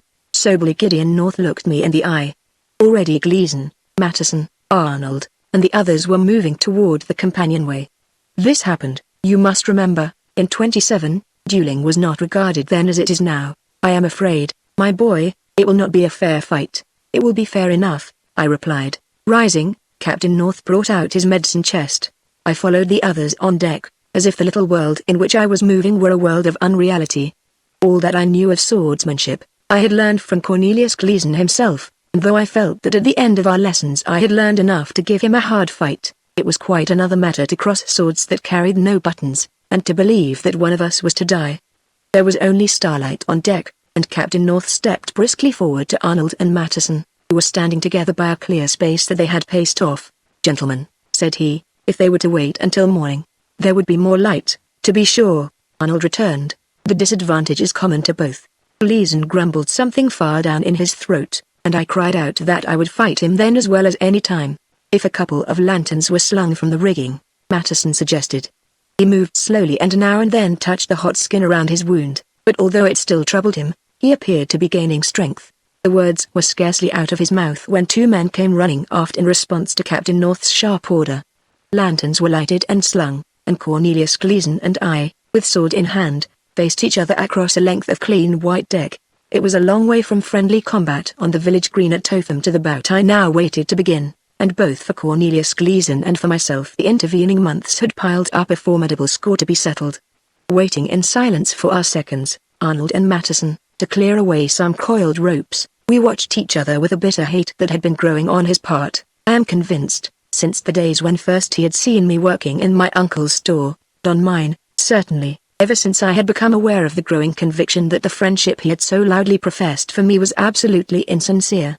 He had cheated, robbed, browbeaten, and, to all practical ends, killed my uncle. He stood there now, scheming by every means in his power to kill and rob me in my turn. And if he succeeded, I thought of the girl to whom Gideon North had given up his stateroom. How much did she know of all that was going forward? There had been only one door between her and the quarrel in the cabin. And what fate would be left for her, if I should fall, if Gleason should override Gideon North and Arnold Lamont? Truly, I thought, I must fight my best. And, sir, I heard Arnold saying, if you are able to bear arms after your bout with Mr. Woods, it is to be my turn and you shall so favor me. That I will, Gleason replied with a wry smile. I know truly, although I do not understand the reason for it, that after an unusually traumatic experience it is likely to be some trifling, irrelevant little thing that one remembers most vividly. And singularly enough it is a tiny patch on Arnold's coat that I now most clearly recall of all that happened then. I noticed it for the first tune when Arnold was speaking. I do not remember that I ever noticed it again. Yet to this day I can see it as clearly as if I had only to turn my head to find it once more before my eyes, slightly darker than the body of the coat and sewed on with small neat stitches. Now Arnold was beside me. Steady your blade, my boy, he said. Fence lightly and cautiously. The two swords circled, flashing in the lantern light, and we came on guard in a duel such as few men have fought. The rolling deck at best gave us unsteady footing. As the lantern swung, the shadows changed in a way that was most confusing. Now we were all but in darkness, now the light was fairly in our eyes. This, I thought, can never be the old Neil Gleason with whom I used to fence. He was craftier, warier, more cautious now than I had ever seen him, and I took a lesson from him and restrained the impetuousness of the attack I should have launched had foils been our weapons. Now he lunged out like a flash, and all but came in past my guard. I instantly replied by riposte, but failed to catch him napping. Again he lunged and yet again, and for the third time I succeeded in parrying, but all to no purpose so far as opening the way for a counterattack was concerned. Now I saw the spectators only as black shadows standing just out of the range of my vision. With every sense I was alert to parry and lunge. Now it seemed very dark except for the light of the lanterns, although before we began to fence, the starlight had seemed uncommonly bright and clear. The whole world appeared to grow dark around me as I fought, until only Cornelius Gleason was to be seen, as if in the heart of a light cloud. Now I all but eluded his guard. Now I drew blood from his arm, I was convinced of it. I pressed him closer and closer and got new confidence from seeing that he was breathing harder than I. For a moment, it is a thing that happens when one has concentrated his whole attention on a certain object for so long a time that at last it inevitably wavers. For a moment I was aware of those around me as well as of the man in front of me. I even heard their hard breathing, their whispered encouragement. I saw that Matteson was standing on my right, midway between me and Gleason. I saw a sudden opening, and thrusting out my arm, drove my blade for it with all the speed and strength of my body. That thrust, too, drew blood, there was no doubt of it, for Gleason gave a quick gasp and let his guard fall. Victory was mine, I had beaten him. My heart leapt, and lifting my sword hand to turn off his blade, I attempted a reprise. I knew by the frantic jerk of Gleason's guard that he was aware that I had beaten him. I was absolutely sure of myself. But when I attempted to spring back and launch the doubled attack, something held my foot. I gave a quick jerk, literally my foot was held, I lost my balance and all but went over. Then I felt a burning in the back of my shoulder and sat down on deck with the feeling that the lanterns were now expanding into strange wide circles of light, now concentrating into tiny coals of fire. First I knew that Gideon North was bending over me with his medicine chest, then I took a big swallow of brandy and had hard work to keep from choking over it, then I felt cool hands, so firm and small that I knew they could belong to only one person in the adventure, and I saw Arnold Lament, sword in hand, facing Cornelius Gleason. Now I wondered, had I been unable to withdraw my foot? Matteson had been all but in my way. He must have thrust out his own foot. Arnold, I cried incoherently, aware of Matteson. He tripped me. Arnold looked down at me and smiled and nodded. Sir, I heard him saying, as if miles away, you have beaten a man years younger than yourself by a foul and treacherous trick. I shall kill you. Kill me? Gleason arrogantly roared. It would take a swordsman to do it. To that Arnold replied in a foreign tongue, which even then I knew must be Spanish. I was no competent witness of what was taking place. Cloudy though my mind was, I did not fail to see that Arnold's taunt struck home, for both Gleason and Matteson angrily swore. In Spanish, eh? Gleason sneered. So this is the leaky spigot. No more tales, my fine fellow, shall trickle out through your round mouth, once I have measured your vitals with cold steel. Into my spinning brain there now came a sudden memory of my bout with Arnold long ago, when I had gone at him just as arrogantly as ever Neil Gleason was doing now. I tried to cry out again and could not. I laughed, which was all my strength permitted, and wearily leaned back, and through eyes that would almost close in spite of me, saw Arnold advance under the swinging lantern so swiftly that his sword was like a beam of light flashed by a mirror. His blade sped through Gleason's guard. Gleason dropped his sword, staggered, and fell with a crash. I heard Arnold say, Sir, I am more clumsy than I knew. The rolling deck has saved your miserable life, since I cannot kill a wounded man. But if my hand were in practice, no ship that ever rolled would have turned at thrust. Then a great uproar ensued, and I knew nothing more until I opened my eyes in the cabin, where a hot argument was evidently in progress, since oaths were bandied back and forth and there were hard words on all sides. As representatives of Josiah Woods, who owns this brig, I heard Arnold say, Gideon North, and I will not permit you, sir, or any other man, ship such a cargo. The reply I did not understand, but I again heard Arnold's voice, hot with anger. We will not sail again to that den of pirates and slavers and the iniquitous of all the nations of the world, Havana. If you do not wish to go to Boston, he hesitated, we will use you better than you deserve. For a profitable voyage, we might compromise, say, on South America. Of what followed I have no memory, for I was weaker than I realized, from loss of blood. The cabin went white before my eyes. The voices all dwindled away to remote threads of sound. I seemed to feel myself sway with the motion of the ship, and opened my eyes again and saw that I was being carried. Then I once more felt cool hands on my forehead, and leaning back, seemed to sink into endless space. I forgot Topham and all that had happened there, I forgot Africa and every event of our ill-fated venture. I even forgot the brig and the duel, and I almost forgot my own identity. But as I existed in a sort of dreamland or fairyland somewhere between waking and sleeping, I did not forget the girl who had come with me out of Africa, and even when I could not remember my own name, I would find myself struggling in a curiously detached way to connect the name Faith, which persisted in my memory, with a personality that likewise persisted, yet that seemed a thing apart from all the world and not even to be given a name. Chapter 3 Westward Bound. At the time I did not know whether it was 2 days or 10 that I lay in that borderland of consciousness. But as I emerged from it into a clearer, more real world, I saw now the girl, now Arnold, now Gideon North, passing before me and sometimes pausing by my berth. One day I found myself eating broth that someone was feeding to me. The next, I saw that the girl was my nurse. The next, I asked questions, but so weakly that I could no more than murmur a faint protest when she smiled and turned away without answering. So it went until a time when my voice was stronger and I would not be put off again. Seizing her sleeve and feebly holding it, I cried as stoutly as I was able, tell me where we are and all that has happened." What she saw through the open port, I could only guess, if it was possible to judge by her face. She saw more than mere sea and sky, with perhaps a wandering seabird, but she turned and quietly said, "We are at sea, now, and all is going well, and when you are stronger, I'll tell you more. Tell me now." I demanded. I would have said more, but I felt that my voice was failing and I did not wish her to perceive it. She hesitated, then impulsively turned. "Just this, you are getting well fast, and he is getting well slowly. We have gone from the coast and the Gulf of Guinea, and are off for South America." Then she went away and left me, and I was troubled by the sadness of her face, although she had had enough, heaven knew, to make her sad. So, I thought, we have really abandoned the trade at last. And so Arnold brought down Gleason. And what of the trader and Pedro? And what are our prospects of profit from a voyage to South America? And what of Seth Uffermand? Then it all came back to me, 1,000 memories bursting all at once upon my bewildered brain, and I lived again those days from the hour when I first saw Neil Gleason on the porch of the inn, through the mad night when we left Topham behind us, through the terrible seasickness of my first voyage, through the sinister adventure in Havana, through all the uncanny warnings of those African witch doctors, up to the very hour when Seth Upham threw wide his arms and went, singing, down to die by the spring.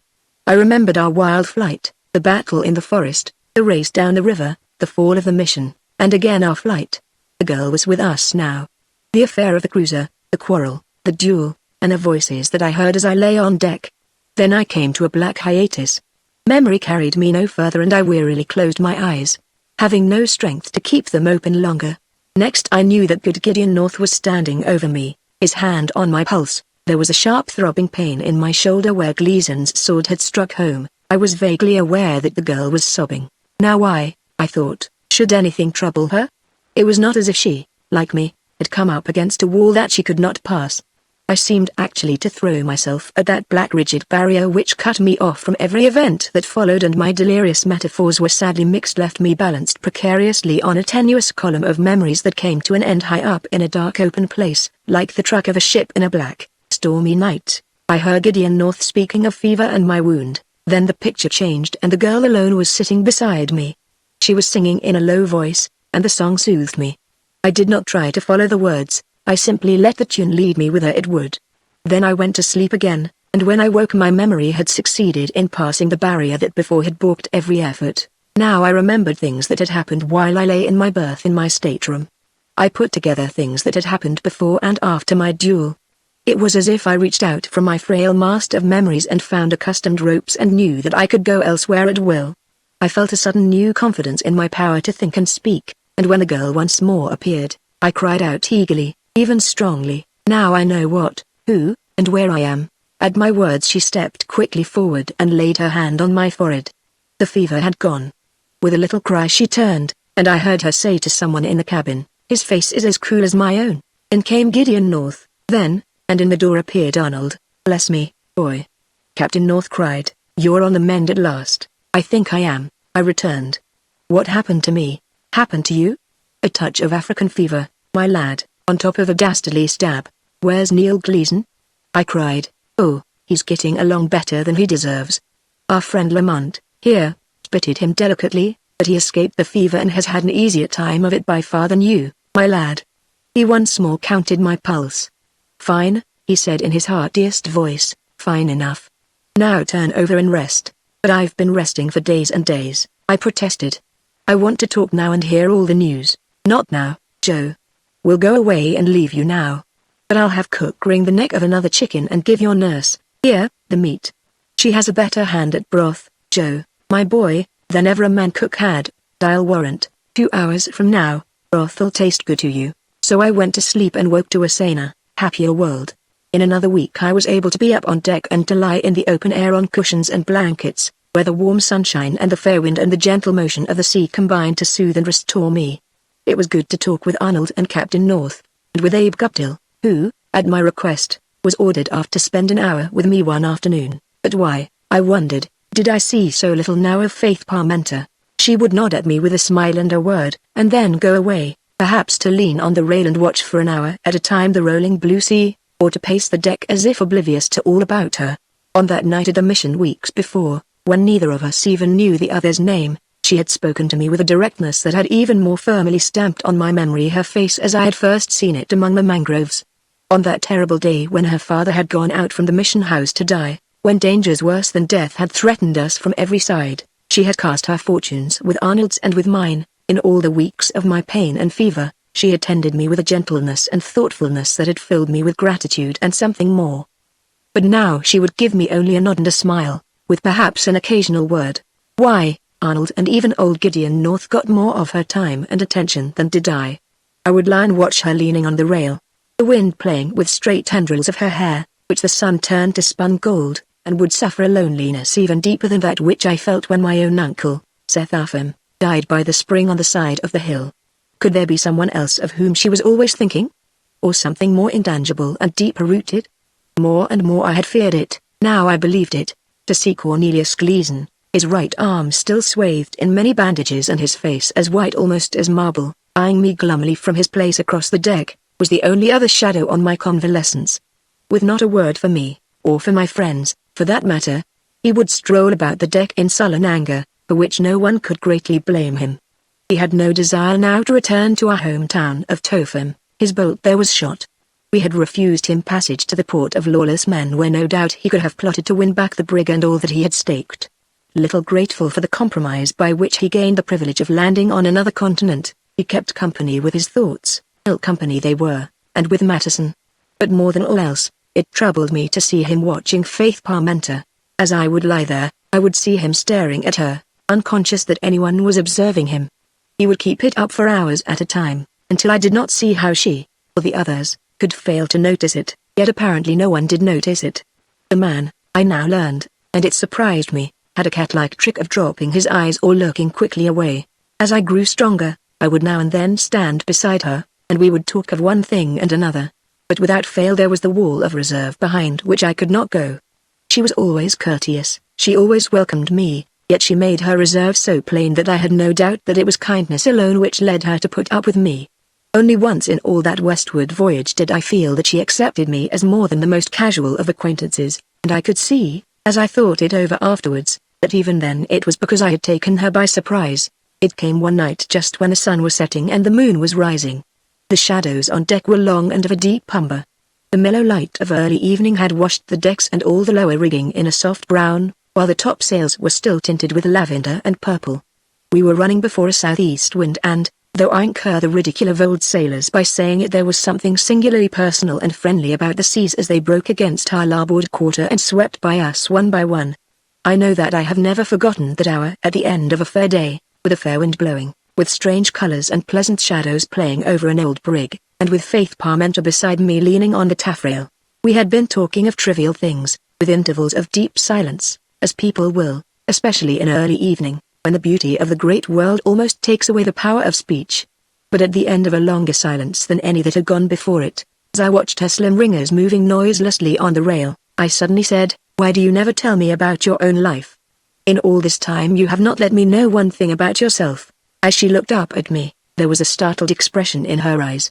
"Do you," she said, "wish to know more about me?" "Yes." She looked away again as if in doubt, then, with a little gesture, which seemed for the tune being to open a gate in that wall of reserve which had so completely shut her away from me, she smiled and spoke in a low, rather hurried voice.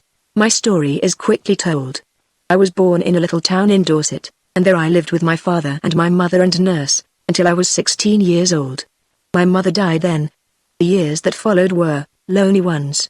It was no surprise to me, to anyone, when my father decided to give up his parish and sail for Africa. We all knew, of course, how bad things were on the west coast. People said our English ships still kept up the wicked trade. But they were ships from Brazil and the West Indies, manned, I believe, by Spaniards and Portuguese, that gave us the most trouble. There were Englishmen and Americans now and then, but they were growing fewer. We thought we were done with them, then you came. Even after you had come, I told my father that you were not in the trade, but my father already had seen him. She moved her hand ever so slightly in the direction of Gleason, who likewise was leaning on the rail at a little distance, and he would believe no good of you. If only he could have lived. But you came. And here am I, with only you and an old black servant. She looked up at me with a sudden gesture of confidence that made my heart leap. I am glad you came, she said. Her hand lay on the rail beside mine, but so much smaller than mine that I almost laughed. She turned quickly with an answering smile, and impulsively I tried to cover her small hand with my larger one. Deftly she moved her hand away. Are you so silly? She gravely asked. At that moment I was quite too shy and awkward for my own peace of mind. She seemed suddenly to have stepped away from me as on 7-league boots. I certainly felt that she was angry with me, and I ventured no more familiarities, yet actually she merely moved her hand away and stayed where she was. There was that about her which made me feel like a child who is ashamed of being caught in some ridiculous game, and I think now that in some ways I was truly very much of a child. For a long time we watched in silence the rolling seas, which had grown as black as jet save for the points of light that they reflected from the stars, and save for the broad bright path that led straight up to the full moon. But when the moon had risen higher and had cast its cold hard light on the deck of the brig, Cornelius Gleason edged closer to us along the rail. Good night, she murmured in a very low voice, and gave a little shudder, which, I divined, she intended that I should see. Then, with a quick, half-concealed smile, she left me. All in all, I was happier that night than I had ever been before, I believe, for I thought that we had raised the wall of her reserve. But lo! In the morning it was there again, higher and more unyielding than ever, and more firmly than ever I was convinced that she had not told me all her story, that there was someone else of whom she was thinking, or that some other thing, of which I knew nothing, preyed upon her. Chapter 4 The Door of Disaster. On the morning when we sighted land, I saw the big Fanti canoeman standing in the waist and looking with eager eyes at the distant shore. I suppose it was because I was still so weak that it did not thrill me as my first glimpse of Africa had thrilled me. We had known for some time that we were off the La Plata River by the changed color of the water, but the shores that we now saw were mere sandy beaches and low hills, which stretched, Captain North said, from Cape Street to Leary up the river itself, and I, having somehow got the notion that I should see grand cliffs and mountains, was sadly disappointed in them. At about 9 o'clock in the morning of that first day we passed an island on which there were more seals than I had ever seen in any one place, and at about 11 we came to a small town, whence with light, fair winds we continued on our way up the river toward Montevideo. For our venture into unfamiliar waters we could not have desired better weather than thus far prevailed, but about sunset the wind rose and a dense fog blew in, whereupon Captain North decided to haul off shore a few miles and anchor for the night, which we did about 15 miles below the city. The wind, meanwhile, was rising to a gale. At 8 o'clock, as it was still rapidly increasing, we paid out a considerable length of cable, and the Adventure rode with much less straining than before. But Captain North, could see, was by no means well pleased with our situation, and as we went below to supper I overheard him say to Matteson, who continued to hold the berth of chief mate, "Tend the cable with care, Mr. Matteson, and keep a good lookout." Whatever Matteson's reply, I lost it, but to this day I remember his giant figure as he stood there on the quarter-deck, his jacket buttoned tight up to his throat, his arms folded, with the wind racing past his grey stubble of a beard. His strength was still impaired by his wound, although at last it had healed clean, but there was no sign of weakness in his bearing. In the dim light and the rising gale he loomed up big, bold, and defiant. Small wonder that I remember him as he looked then. It was almost the last time I ever saw him. We were 5 at the table that night, Captain North, Gleason, Arnold, Faith, and I, and Abe Guptill served us as steward. With Mr. Severance in his own quarters asleep during his watch below, and with the trader whom we had rescued sent unceremoniously forward to keep company with the cook, We should have had a pleasant time of it but for the presence of Gleason, whose sullen scowl dampened every word we spoke. Why the fellow ate with us instead of waiting for Matteson, I am sure I do not know, unless it was sheer perversity. Not one of us had a word to say to him, yet there he sat, with his arm in a sling and the folds of bandages showing through his waistcoat as broad ridges, now glaring at Arnold, now eyeing Faith Parmenter, and his few words could have brought little comfort even to him. "How she pitches!" Arnold exclaimed, as wine from his glass fell in a red blot on the cloth. "This wind," said Gleason gloomily, "puts me in mind of that little yell Seth Upham gave when they got him." His voice sank almost to a whisper. Now, as the brig plunged, Abe Guptill stumbled while crossing the cabin and fell to his knees, yet made out by a desperate effort both to hold his tray upright and to keep the dishes from sliding off against the bulkhead. "Bravo!" cried Gideon North. "Yes, sir," Abe replied, brightly, "that was a clever one and I'm proud of it. It had been impossible to teach him the manners of his new work, but we cared little about that." "Hark!" said Faith. "What was the noise?" "Nothing, so far as I know," Captain North replied. "How she pitches and jumps. Give me a ship under sail, steadied by the wind abeam. I've heard Bud O'Hara use them very words," said Gleason. Again silence followed the man's ill-chosen remark. "When we have put our passengers ashore," Arnold began with a significant glance at Gleason, "shall we, Captain North?" Matteson's light voice calling down the companionway brought the old mariner to his feet. Gleason, who had seemed to be on the point of making some ill-tempered retort, slumped back in his chair as Captain North rose. "What will you have, Mr. Matteson?" "I wish you'd come on deck, sir," came Matteson's reply. "I'm in doubt whether or no we're drifting." "Drifting?" The old man went up with haste, and I followed close at his heels. "I don't like the feel of the lead," he remarked, when, after gaining the deck, he laid hands on the lead line. "But what with the current of the river and our pitching, I can't be sure. Are those breakers to leeward?" "I think, sir," Matteson replied, "that they are only the white tops of the waves." Matteson showed more genuine deference now than I had ever seen in him before, which in itself went far to convince me that affairs were going badly. "They may be," the old man replied, "but I'm inclined to doubt it." And with that he went aft over the stern into the boat. Evidently the nearer view convinced him that they were indeed breakers, for he returned with surprising agility. "Call 'em up, Joe," he hoarsely cried, "every living soul. We're in a bad way. You, Mr. Matteson, get ready another anchor and send men to clear the cable tier below. Quick now." I heard those in the cabin start to their feet when I called, and a moment later Gleason burst out and up the ladder. Behind him came Faith, whom he had passed in his rush to the deck. Then, a moment later, Arnold, who had stopped to shake Mr. Severance out of a sound sleep. The white crests were nearer now, and approaching at a startling speed. The roar alone told us they were breakers. A wave curled along the rail and a torrent of foam cascaded over the bulwark, washed the length of the deck, and eddied for a moment above the scuppers. The breakers were upon us and all about us. Their deafening roar drowned out every sound in the brig. Then we struck.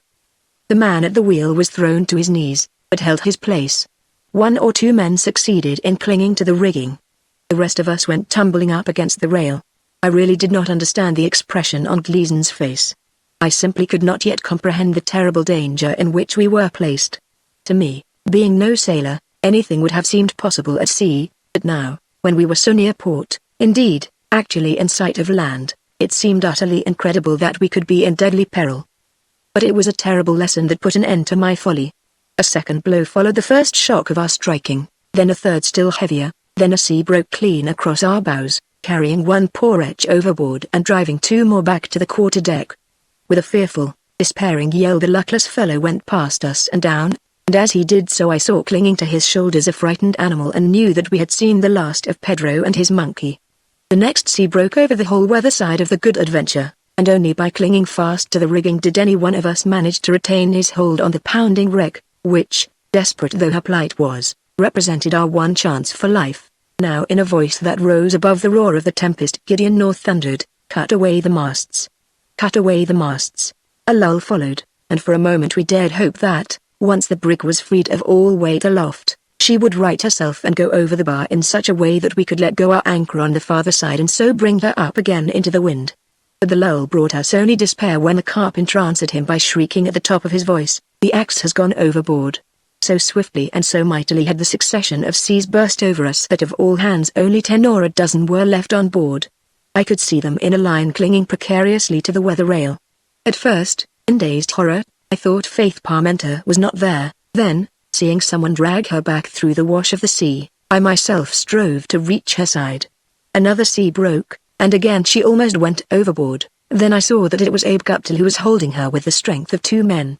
Then the great black figure of the Fanti canoeman worked along the rail ahead of me and took a place beside her, opposite to Abe, and helped to hold her in the brig.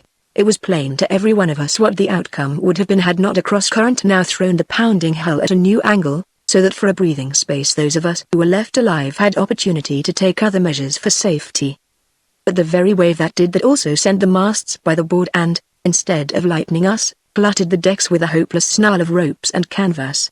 I was farther forward than the others, and so weak from my long illness that for a moment I could only strive to recover my strength and my breath. I saw them haul the filled boat up to the stern and, by sheer strength and audacity, raise her clear of the breakers, empty out half or two-thirds of the water and let her go back again into the sea, where she rode sluggishly. Into that rocking boat, first of all, sprang Matteson. Close after him scrambled the craven trader, and after him Neil Gleason, cast off. I heard Matteson yell, "She'll founder with another soul aboard her," and off they cast, those three men, abandoning every one of the rest of us to whatever end fate might hold in store.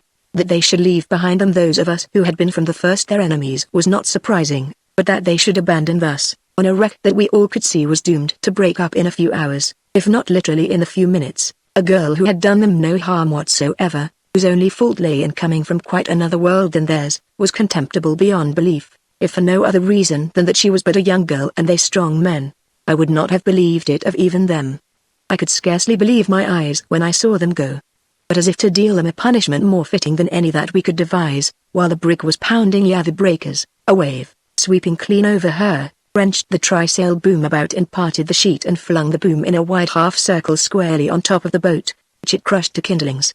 Whether or not it hit any of the three cowardly knaves a direct blow, it left them struggling like so many rats in seas that speedily carried them out of our sight into the darkness.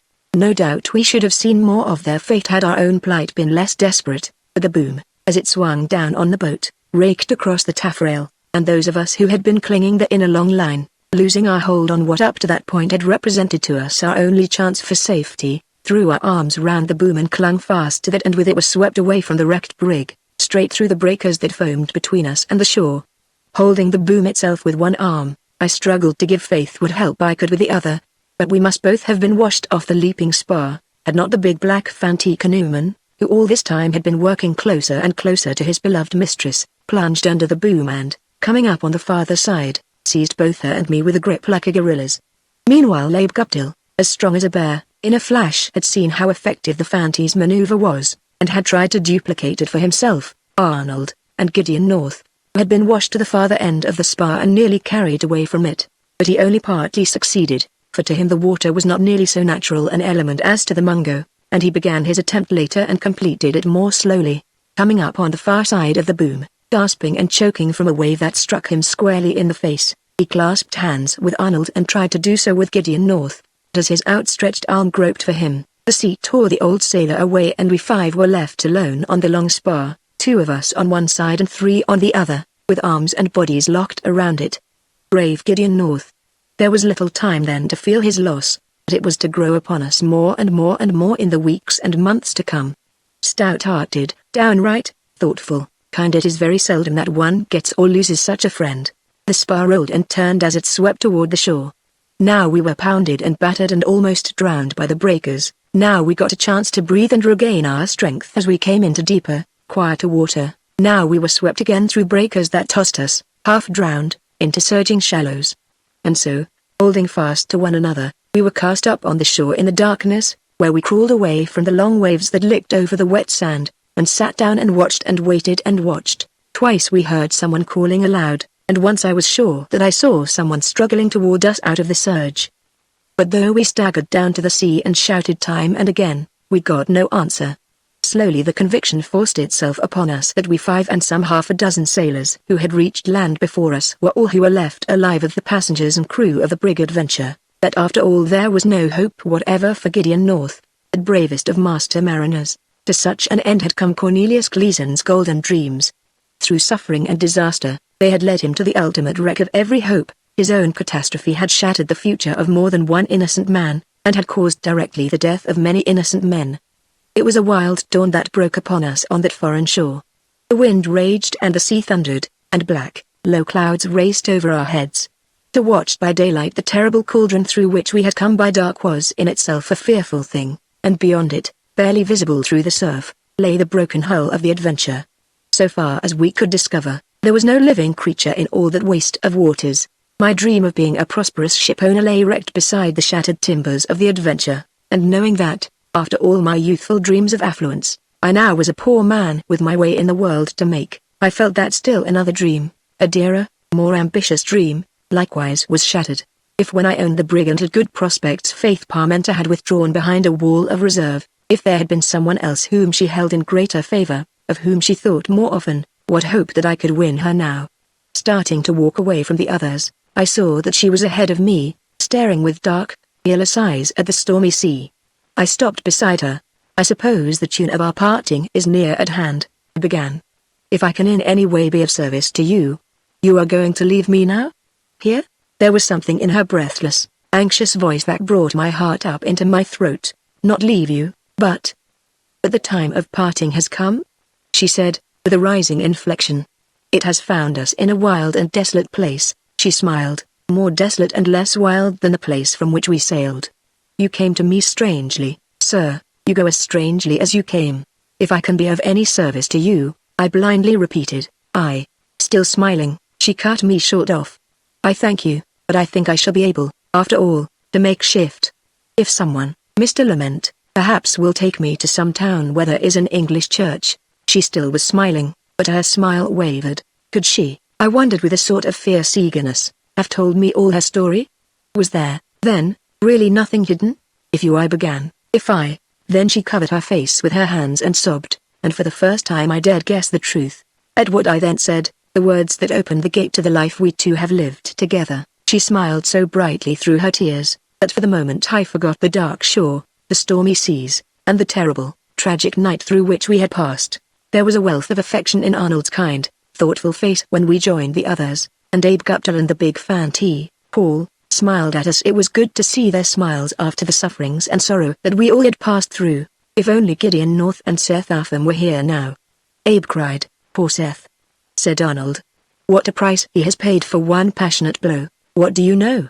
I demanded. Arnold gravely turned. I know little, he said. But I have guessed much. What have you guessed? They say in Topham that Neil Gleason left town in the night and Eli Norton was found dead in the morning. While he paused, we waited in silence. That, my friends, is why Gleason for 20 years did not come back. But I once heard Gleason say, when the mood was on him to torment Seth Upham, let people think what they would, that at least he, Gleason, knew who killed Eli Norton. And you think that Seth Upham? He interrupted me with a Latin phrase, de mortuis nil nisi bonum. My poor uncle, you four, said Arnold thoughtfully, will need money before you once more reach Topham. But of course you are coming too, I cried. No, I fear that I should not be content to live always in Topham. Taken aback by his words, I stared at him with an amazement that was utterly incredulous. You are not coming back with us? No. Arnold smiled kindly and perhaps a little sadly, unbuckling a belt that he had worn since I first knew him. He drew it off and opened it, and I saw to my further amazement that it was full of gold coins. This, said he, will go far to pay your expenses. I cannot take gold from you, I cried. Do not be foolish, Joe. We are old friends, you and I, and this by rights is as much yours as mine. He thrust the belt into my hands. It is all for you. There is enough for our good friend Abe, in case he parts from you before reaching Topham. But you, I have more. I am not, Joe, only that which I have pretended to be in your uncle's store in Topham, where you and I have had happy days together. At my bewildered face, he smiled again. My real name, Joe, is old and not obscure. I am one of the least illustrious sons of my house, but I myself have served on the staff of the great Bonaparte, and that, I could scarcely believe that honest Arnold Lament was saying these astounding things. That is why it has been necessary, at least advisable, for me to conceal for so many years my identity. A man, Joe, does not tell all he knows. Chapter 5. An OLD story. It was spring when he came back to Topham. The sun was warm upon the pleasant fields and gardens, and the blossoms on the fruit trees were thick and fragrant. The loveliest days of all the year were enfolding the pleasant countryside of New England in the glory and peace of their bright skies and soft colors, as the hired coach that brought us down from Boston, with Black Paul, at once proud and uncomfortable in a new suit of white man's clothes, seated stiffly high beside the driver, rolled along the familiar roads. I pointed out to my bride the fountains among which my boyhood had been spent. From Montevideo, which we reached on the evening following the wreck, there an old English clergyman married us. We had sailed to New York as passengers in a merchant ship, but first we had taken leave of those two good friends, Arnold Lamont, whom we were never to see again, and Abe Guptill, who had bravely insisted on setting out to build anew his fortunes by shipping as second mate of an American bark then high port. From New York a second ship had given us passage to Boston, whence we came over the same road to Topham that I had traveled so long before with Arnold and Sim and Abe and Neil Gleason and my uncle. We ought, I suppose, to have been a properly anxious young couple, for of the great sum in gold that Arnold had so generously advanced us only a small part remained, and what I should do in Topham, now that Uncle Seth's store was high other hands, I had not the slightest notion. The tower of golden dreams that poor Seth Upham had built in idle moments had fallen into dust. Neil Gleason's unscrupulous quest had brought only ashes and bitterness. It was from the shadow of a great tragedy that we came into the golden morning in spring. But great as had been those things that Faith and I had lost, we had gained something so deep and so great that even then, when in discovering it we were so happy that the world seemed too good to be real, we had not more than begun to appreciate the wonder and magnitude of it.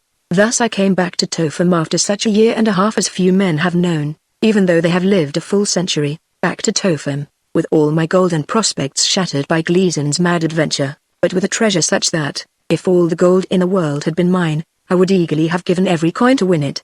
With my bride beside me, a hand upon my arm, I rode into sleepy little Topham, past my uncle's house where I had lived for many happy years, past the store where Arnold and poor Sim Muzzy and I had worked together, past the smithy where even now that old prophet, the blacksmith, was peering out to see who went by in the strange coach, and after all was failing to recognize me at a distance, so changed was I by all that had befallen me, up to the door of the very tavern where I had first seen Cornelius Gleason.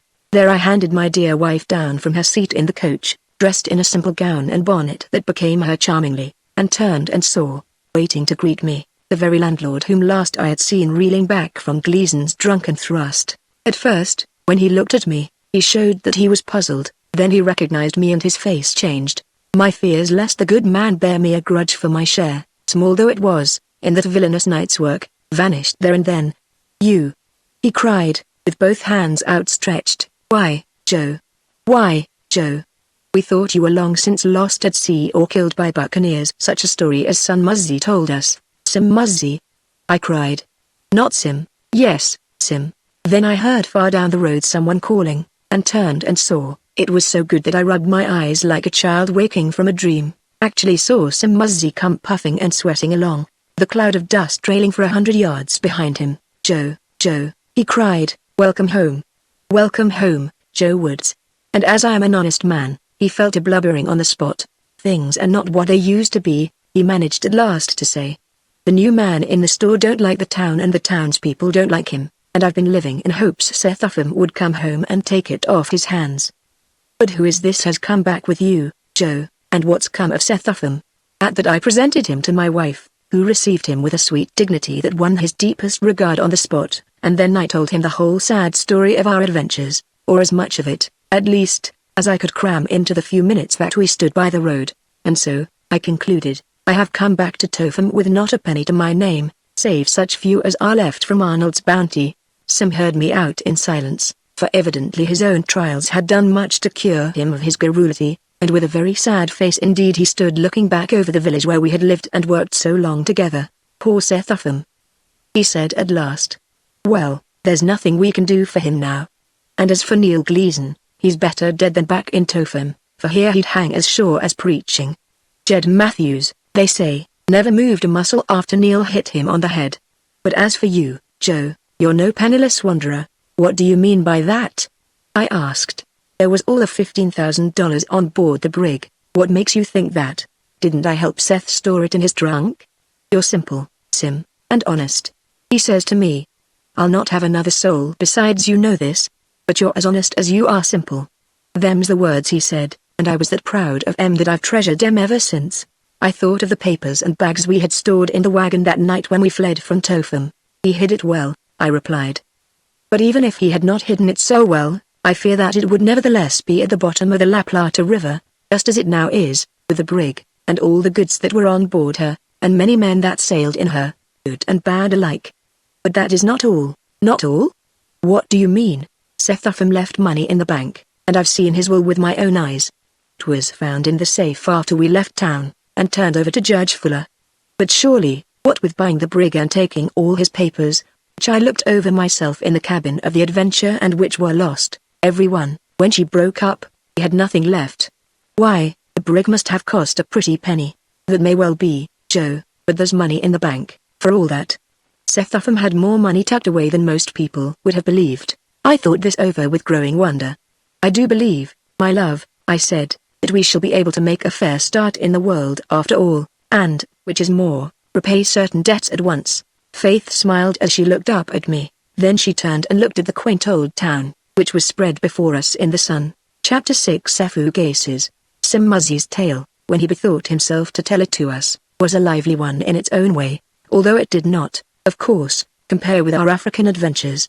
The press gang that set upon us in Havana had rushed him away to a Spanish ship, where he was kicked about and cruelly abused, until, at peril of his life, he dropped overboard in the dark and swam to an American schooner, whose captain, hearing his story, took him on board and hid him in the chain locker until they were well on their way to Boston. Thence Sim had set out on foot for Topham, where he had hired himself once again to tend the store and had led a dog's life ever since. That Sim was right about Uncle Seth's bank accounts and his will, which left all to me, I learned before sunset that very day. The sums were not large in themselves, and taken all together they were small enough compared with the golden dreams my poor uncle had lived in. But they assured Faith and me of comfort at least, and when that evening I called upon the new storekeeper and found him so eager to escape from a town where his short measures and petty deceits had made him unpopular and discontented, that he was not in the mood to haggle over the bargain, I bought back the store on the spot. There'll be happier days ahead, Sim, said I when I came out. Oh Joe. I'm sure of that, he replied, his face bright with smiles, for he had overheard considerable of our discussion. Within the week the papers were signed, and before a fortnight was up Faith and I went out, arm in arm, on the old hill road and saw the men break ground for the new house that we were to build. Whether any of the others, unknown to Faith and me, had made their way ashore on the night of the wreck, we never learned, but it was virtually impossible that they should have done so without revealing themselves to those of us who had ranged all that bleak coast the next morning. For honest Gideon North we mourned as for one of the dearest of friends, and of the rest we thought sometimes in the years that followed. But none of them, except our own Abe, ever came to Topham, nor did I ever go back to the sea. 3 letters at long intervals brought us news of Arnold Lamont, and to the address that he gave in the first we sent with our reply a draft for the sum that he had so generously lent us when on that wild South American shore we 4 had set out to begin life anew.